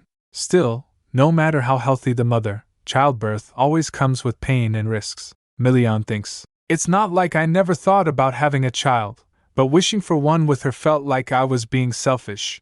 Not that it matters what I think. I'll completely support whatever Karina chooses to do. All that matters to me now is her happiness. Milian hardens his resolve. I'll tell her the news myself. He finds Karina and tells her. She asked. What? I'm pregnant? Milian confirms. Yes, about 3 months, apparently. She said I knew I had some symptoms, but in my case, I thought it was because of the heron. Milian is distraught. You must be very shocked. I'm sorry. I should have realized it sooner and had Winston check on you. I was so blind. I can't believe it took me 3 months to notice. Karina reassures him. No, don't say that. The symptoms only started showing recently. Milian is determined. It'd be a lie to say I'm not happy you're pregnant. But I don't want it to be a burden on you. Karina is surprised. A burden? Milian continues. A child is incredibly precious. But it'll tie you down, won't it? Karina says. I don't think so. It's a little overwhelming, sure, but I've always wanted a baby. She looks directly at Milian. This is our child, Milian. Milian said. The child will be a lingering attachment. You won't be able to spend your remaining time just for yourself. And what if you regret that later on? She asks. Despite all those things, wouldn't you like to raise our child? I want to know how you truly feel, he said. Honestly, of course, I want to have a baby with you. I know they will be as lovely as you and bring us so much joy, she said. Then that settles it. You won't be alone after. I'm gone one day. But more than that, I've always wanted a family. Karina smiles. Of course, not that you aren't my family now. Milian asks. Are you sure about this? She replied. Yes. I want to give our child all the love I never got from my parents. I've always wanted to have a loving family. He takes her hand. Then let's build the family you've dreamed about, together, Milian says. Maybe we should postpone the trip to the seaside. Do we really have to visit Ariel right now? Karina replies. But I think the baby would like it. The sound of waves is very soothing, Milian grumbles. Still, she's rough around the edges, both in her words and her actions, Karina teases. Pfft, are you already acting like an overprotective father? She said, holding his hand. Don't worry. As long as we're together, we'll have a wonderful time. Milian is attentive. All right then. If there's anything you want to eat, tell me. Karina has a craving. Peaches? Strawberries would be nice too. And melons. Oh, and grapes. And, Milian declares, ha, I'll turn the empire upside down and bring you every fruit I can find. We believed we didn't have any time left, Milian thinks. But soon enough, we will welcome a small miracle into the world. The carriage rolls along, and Karina remarks, the breeze feels nice. Milian, ever watchful, asks, yes. The trip wasn't too rough on you, was it? She smiles. Not at all. If anything, it feels exciting. It's like I'm setting out on an adventure. Although, I do enjoy being at the manor. He seems relieved. I'm just glad you seem to be in good spirits. But Milian's concern is still there. Long carriage rides aren't ideal for a pregnant woman, so… Karina cuts him off with a playful, no more nagging, please, she points out. You've said that 3 times today, she defends herself. We took breaks along the way, and I slept well at the inn too. I'm fine, really. Then Karina's eyes widen. The sea, Milian announces. We're almost there. It's your first time seeing the ocean. What do you think? She gasps. It's huge. It seems to go on forever. And it feels like it's connected to the sky. The carriage arrives. Well, look who it is. Welcome. It's Marin, greeting them with open arms. It's been a while, Karina says. Marin replies. Oh, there's no need for formalities. You sound way too stiff, she sighed. Oh, you two may be married now, but don't tell me I have to call you something cringy like Your Grace and such. Come on, spare me, Karina adds. I'd prefer it if you just address me as you usually do. Milian asks Marin. We said we'd meet you at your manor. Why did you come all the way to the entrance of the Viscounty? Marin grins. Because it's Karina's first time seeing the sea. I came to give her a personal tour. She pulls Karina into a hug. You've hobbed her all to yourself the whole trip here, so now let us ladies have our time, Your Grace. Milian retorts. You win, I mean Viscountess Ariel, what exactly are you up to? She said, when a man accompanies his wife while she's with her friends, it's a recipe for disaster. Marin teases. Don't you know that's how you get on their bad side? Now, go on ahead to the manor. Karina nods. Marin's right, you should go rest first. Milian looks up at Karina with a pout. But I want to stay with you, she said. But you've been exhausted this whole trip, you even lost sleep worrying about me, she said. It's safe here in Marin's territory. And even if something happens, you know I'll probably be fine, he says. But Karina, she reaches up and touches his face. I promise I'll be back before dinner. Milian relents. All right. If that's what you want, I won't stop you. I'll head to the manor first. He kisses her hand. Okay, see you in a bit. The carriage pulls away, leaving Karina with Marin. Inside the walls of the estate, Marin says, You really amaze me, Karina. Karina asks, Why? Marin explains, I've known His Grace since he was a kid. As you know, the North and my family have had a lot of interactions. Karina gushes. So you saw him as a child? He must have been adorable. Marin laughs. Haha, only when he kept his mouth shut. We've been at each other's throats since forever. Even as a kid, he never got attached to anything. Aside from his parents, he didn't really connect with anyone emotionally. He was like a machine. Marin leans in close. That's why it's so strange. He's still as curt and cold as ever. So what in the world made you fall for that man? Enough to marry him, no less. Karina blushes. Maybe that honesty of his? Marin teases. You call that honesty? You're something else, Karina. Marin's tone turns thoughtful. Anyway, the Duke Pastellio I've seen nowadays is shocking. I always thought he was a workaholic, not someone who'd ever devote himself to another person. He's become more human because of you. Thank you, Karina. Oh, we're here. She points. This beach is one of the few spots where you can get close to the water safely. I've always wanted to bring you here. As they reach the beach, Karina breathes. Wow, she exclaims. It's even more beautiful up close. Marin grins. Right? I knew you'd love it. It's my favorite place. The pirates can be a bit of a nuisance sometimes, though. Marin kicks off her shoes. Walking barefoot on this sand feels amazing. If you want, I'll take you out on a boat later, Karina asks. Do you think I could paint on the boat? Marin replies. Well, if you don't mind a little rocking. Karina smiles. I guess I'll have to try it to find out. They splash in the water, and Marin asks, Karina, I heard you don't have long to live. Is that true? Karina's expression falls. Oh, then she says, Yes, it's true. Marin continues, I see. I figured it was better to ask you directly than just wonder on my own. I'm sorry if that question upset you, Karina assures her. No, it's fine. I wasn't planning to hide it anyway. She thinks, I made a promise with Milian. At the very least, I'll be honest about my condition to the people close to me. They also deserve to have time to say goodbye. Marin puts her arm around Karina. You're an amazing woman, you know that? Karina giggles. Marin suddenly perks up. Karina, there's something interesting about your scent. Karina is confused. Marin sniffs. What? My scent? I swear I showered before coming here. Marin clarifies. No, not that kind of scent. My family's known for having a keen sense of smell. My parents said mastering the senses was part of becoming a proper heir. Marin sniffs again. Karina asks. So you're saying I smell like something? Marin says. It's kind of like the scent animals have when they're preg. Karina gasps. Marin exclaims. Wait, are you pregnant? She replied. Yes. You really are sharp, Marin. I'm a bit embarrassed. Marin smiles. Congratulations, Karina. I'd like to think I'm the first friend to congratulate you. Karina answers. You are, Marin says happily. Good. I like that. She leans in and whispers in Karina's ear. I hope your baby ends up taking after you more than his grace. Karina laughs. Haha, what are you talking about? Marin replies. What, you don't believe me? I'm serious. The golden seaside stretches out before Karina and Milian, footprints marking their stroll. I feel like my stomach's going to burst again today, Karina says, sounding a little too satisfied. Milian agrees. We can get fresh seafood delivered to the estate, sure, but the freshness near the seaside really is something else. A few moments ago, Karina said at the dining table. Today, too, truly amazing. She thinks, at this rate, it's almost like I'm going to become seafood. Marin beams. Here, eat up.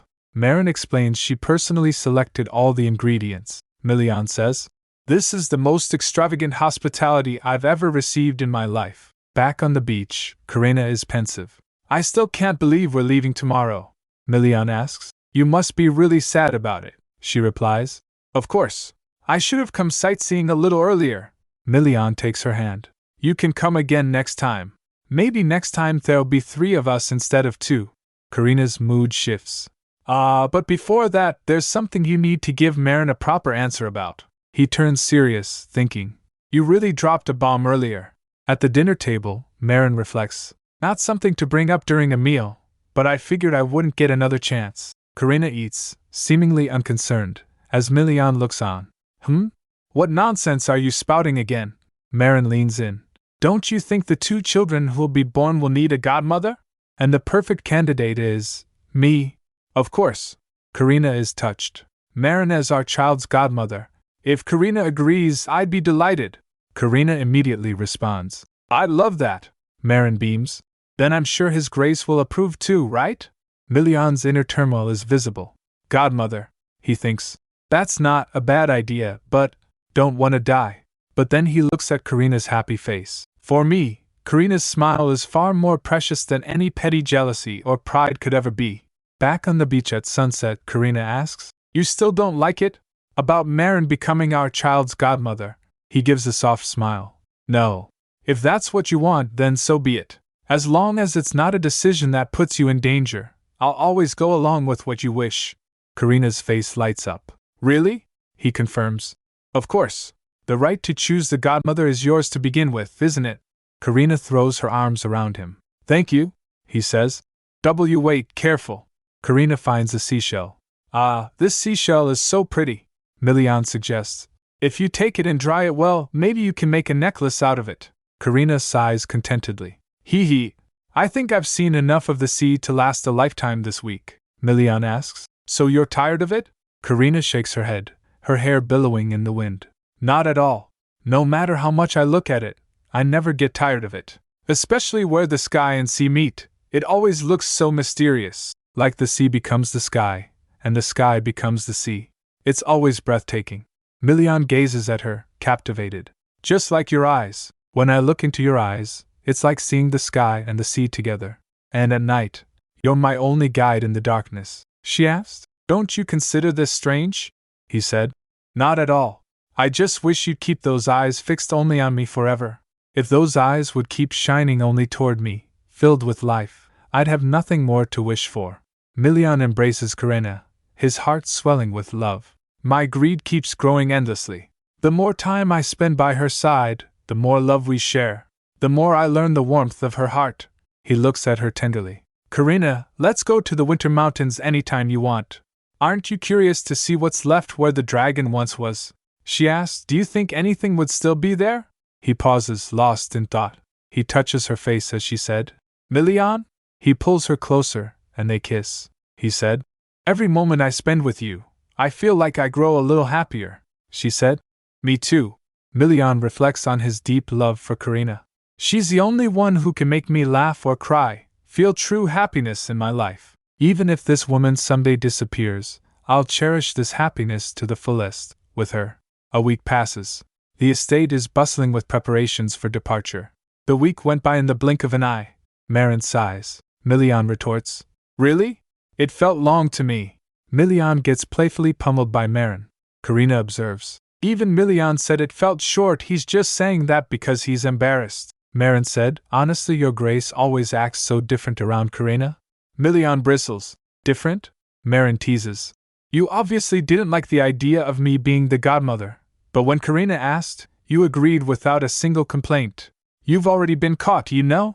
Milian is silent. Karina gently intervenes. Marin, stop teasing Milian.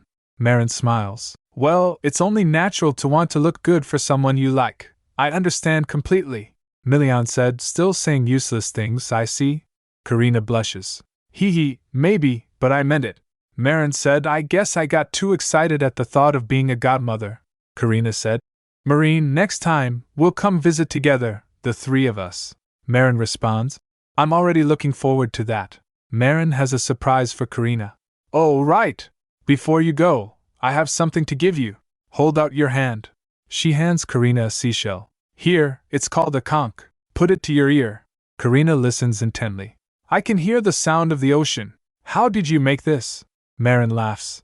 Haha, I didn't. Nature made it. Think of it as a gift holding all the time we spent together by the sea. Karina is touched. Thank you. I'll treasure it. Marin said, every time you listen to it, don't forget. I'll be waiting here by this sea. Until we meet again, stay healthy. Milian stood happy seeing Karina as she said, You too, Marine. Marin holds Karina's hands. Partings always hurt a little, but now I know. When there's a promise waiting at the end of it, even farewells can be gentle. Time has flown by, and Karina is already 7 months pregnant. Her body feels much heavier, but she still feels healthier than before. The doctor is checking up on Karina, saying, Your pulse is normal, and you're very healthy. Karina's relieved, admitting, Lately, I feel a lot of thumps and kicks. Everything's okay, right? The doctor reassures her. It's normal to feel the baby's movements more clearly now. How about talking to the baby whenever you feel it? The bond with the mother is a very important factor. Karina said it feels awkward, but I'll try. As long as the baby grows strong and healthy, I'll do anything. The doctor hesitates, then reveals, Lady Karina, I wasn't sure whether I should tell you or not. Actually, a few months ago, I think I had a conception dream about your baby. Karina's taken aback. A conception dream, the doctor continues. Normally, I would have forgotten it quickly, but I still remember it clearly. He recounts his dream. When I opened my eyes, the whole place was a vast snowy plain. It was so vivid that at first, I didn't even realize it was a dream. He had wandered around, thinking, where is this? What is this? A seed? I've never seen a seed like this before. What kind of plant could it be? The doctor thought. I need to find somewhere to put it. If I stay here any longer, I'll freeze to death. Suddenly, golden footprints appeared, and the doctor wondered, "What is this? Footprints, glowing gold." All the snow melted away. He marvels. All the snow has melted. He saw the seeds still glowing gold. Does it mean I should plant it here? He planted it. Instantly, a small plant sprouted, then grew into a massive tree. The doctor was stunned. He thought, "It's so beautiful." Even after waking up, the warmth that wrapped his entire body stayed with him for a long time. He reflects that the tree glowing gold and blue was incredibly beautiful, and the warmth that wrapped my entire body felt so real, even though it was a dream. She said, "Such an unexpected gift." She tells the doctor, "You even had a conception dream for my child, Winston." She continues, "I'm so happy. You are like a father to me now. A child with such a precious conception dream will surely be born healthy. Don't worry." Karina expresses her gratitude. "Thank you, Winston." After some moments, she said, "Hello, Winter." Karina tried talking to her belly, though it still felt awkward. "Then, shall we go for a walk together today with Mom? I'll walk carefully since you'll be born soon. Let's meet soon, healthy and well, Winter." Milian, walking in the garden, thinks of Karina. He enters to ask, "Karina, did the walk go well?" Just then, he noticed Ajitahaka arrives, sitting next to Karina.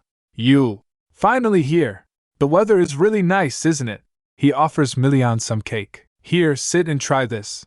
Your skills are still impressive," Karina says. "I ran into him while walking. I heard you arrived quickly," Karina exclaims. "Ah, Lord Ajitahaka?" Ajitahaka smirks. "Hee, you really have good instincts. I was just about to kidnap my master," she adds. "Ha!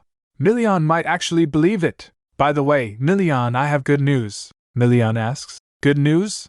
Karina declares. "Ajitahaka will be the godparent of our child." Milian is shocked. What? What?"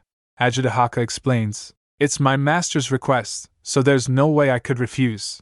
Karina said, "Even dragons have the custom of being godparents like us. A godparent can bestow blessings upon the child." Milian in his thoughts imagining Marin and Ajitahaka said, "Both of them, why are they trying to act with Karina where I'm not present? And of all creatures, it has to be some reptile as a godparent." He mumbled, "They didn't come when I looked for them. So why now?" Ajitahaka observes. "Oh, his patience has grown. I thought you'd be mad," Ajitahaka says. "Well, it's nothing serious. I just felt my master's heartbeat was a bit off, so I came back. But it's quite amusing." Karina smiles. "I'm glad you came before the baby was born," Milian says. "If Karina is happy, then so am I," Ajitahaka offers. "One piece of advice, you should go to the temple in the capital soon." Milian is confused. "What do you mean?" Ajitahaka explains. "My master was born with an exclusive blessing from the gods, and even possesses dragon magic. On top of that, you are far above ordinary humans. You are a being born blessed by the god," he tells. "You don't seem to have been injured often, and your senses are sharper than others. Surely, you are a human blessed by the god of war. Those loved by the gods inevitably so not entangle with each other. Usually, gods don't get along that well, and those loved by the gods tend to instinctively avoid each other. Especially art and war? Normally, the two would clash, and a child like this couldn't be born." Ajitahaka continues. "It seems my magic acted as a barrier." Milian is concerned. "Could something happen to Karina?" Ajitahaka reassures him. "No, there shouldn't be much problem for my master. The child already shows so much affection." Ajitahaka asks. "Can I touch for a moment?" Karina replies. "Ah, yes." Ajitahaka places his hand on Karina's belly. Karina gasps. "The baby moved," Ajitahaka said. "It reacted to my magic." The baby really is sensitive to magical energy. This child might take some time to adjust to the world. Normally, a child like this couldn't be born, because it's a being with unparalleled excess. Karina looks on with concern as she hears that. This child will probably need some time to adjust to the world, because they're being born as being far beyond what should normally be born. Karina is startled, demanding, "What does that mean?" Ajitahaka calmly explains. "It's simple. Being sensitive to mana means their 5 senses are more developed than others." Karina worries, but Ajitahaka continues. "With time, they'll get used to it to some extent, but for a newborn human baby, it will be painful." Milian's worried, asking, "Are you saying the child will be in discomfort?" Ajitahaka realizes he may have unintentionally caused anxiety. Oh dear, it seems I scared you unintentionally. I'll explain slowly. He demonstrates with a burst of mana, focusing it into a wine glass. Now look at this, he says. Ajitahaka explains. Let's assume this scarce cup is the average human body. Of course, the size of the cup differs from person to person. Simply put, this is the size of the vessel. He elaborates. Some people are born with a naturally large cup, but it can also grow larger depending on their environment, and inside it, this wine represents what a human is born with. An illustration shows the senses: sight, hearing, smell, touch, taste, insight, quick thinking, and motor skills. Milian interjects. So what about it?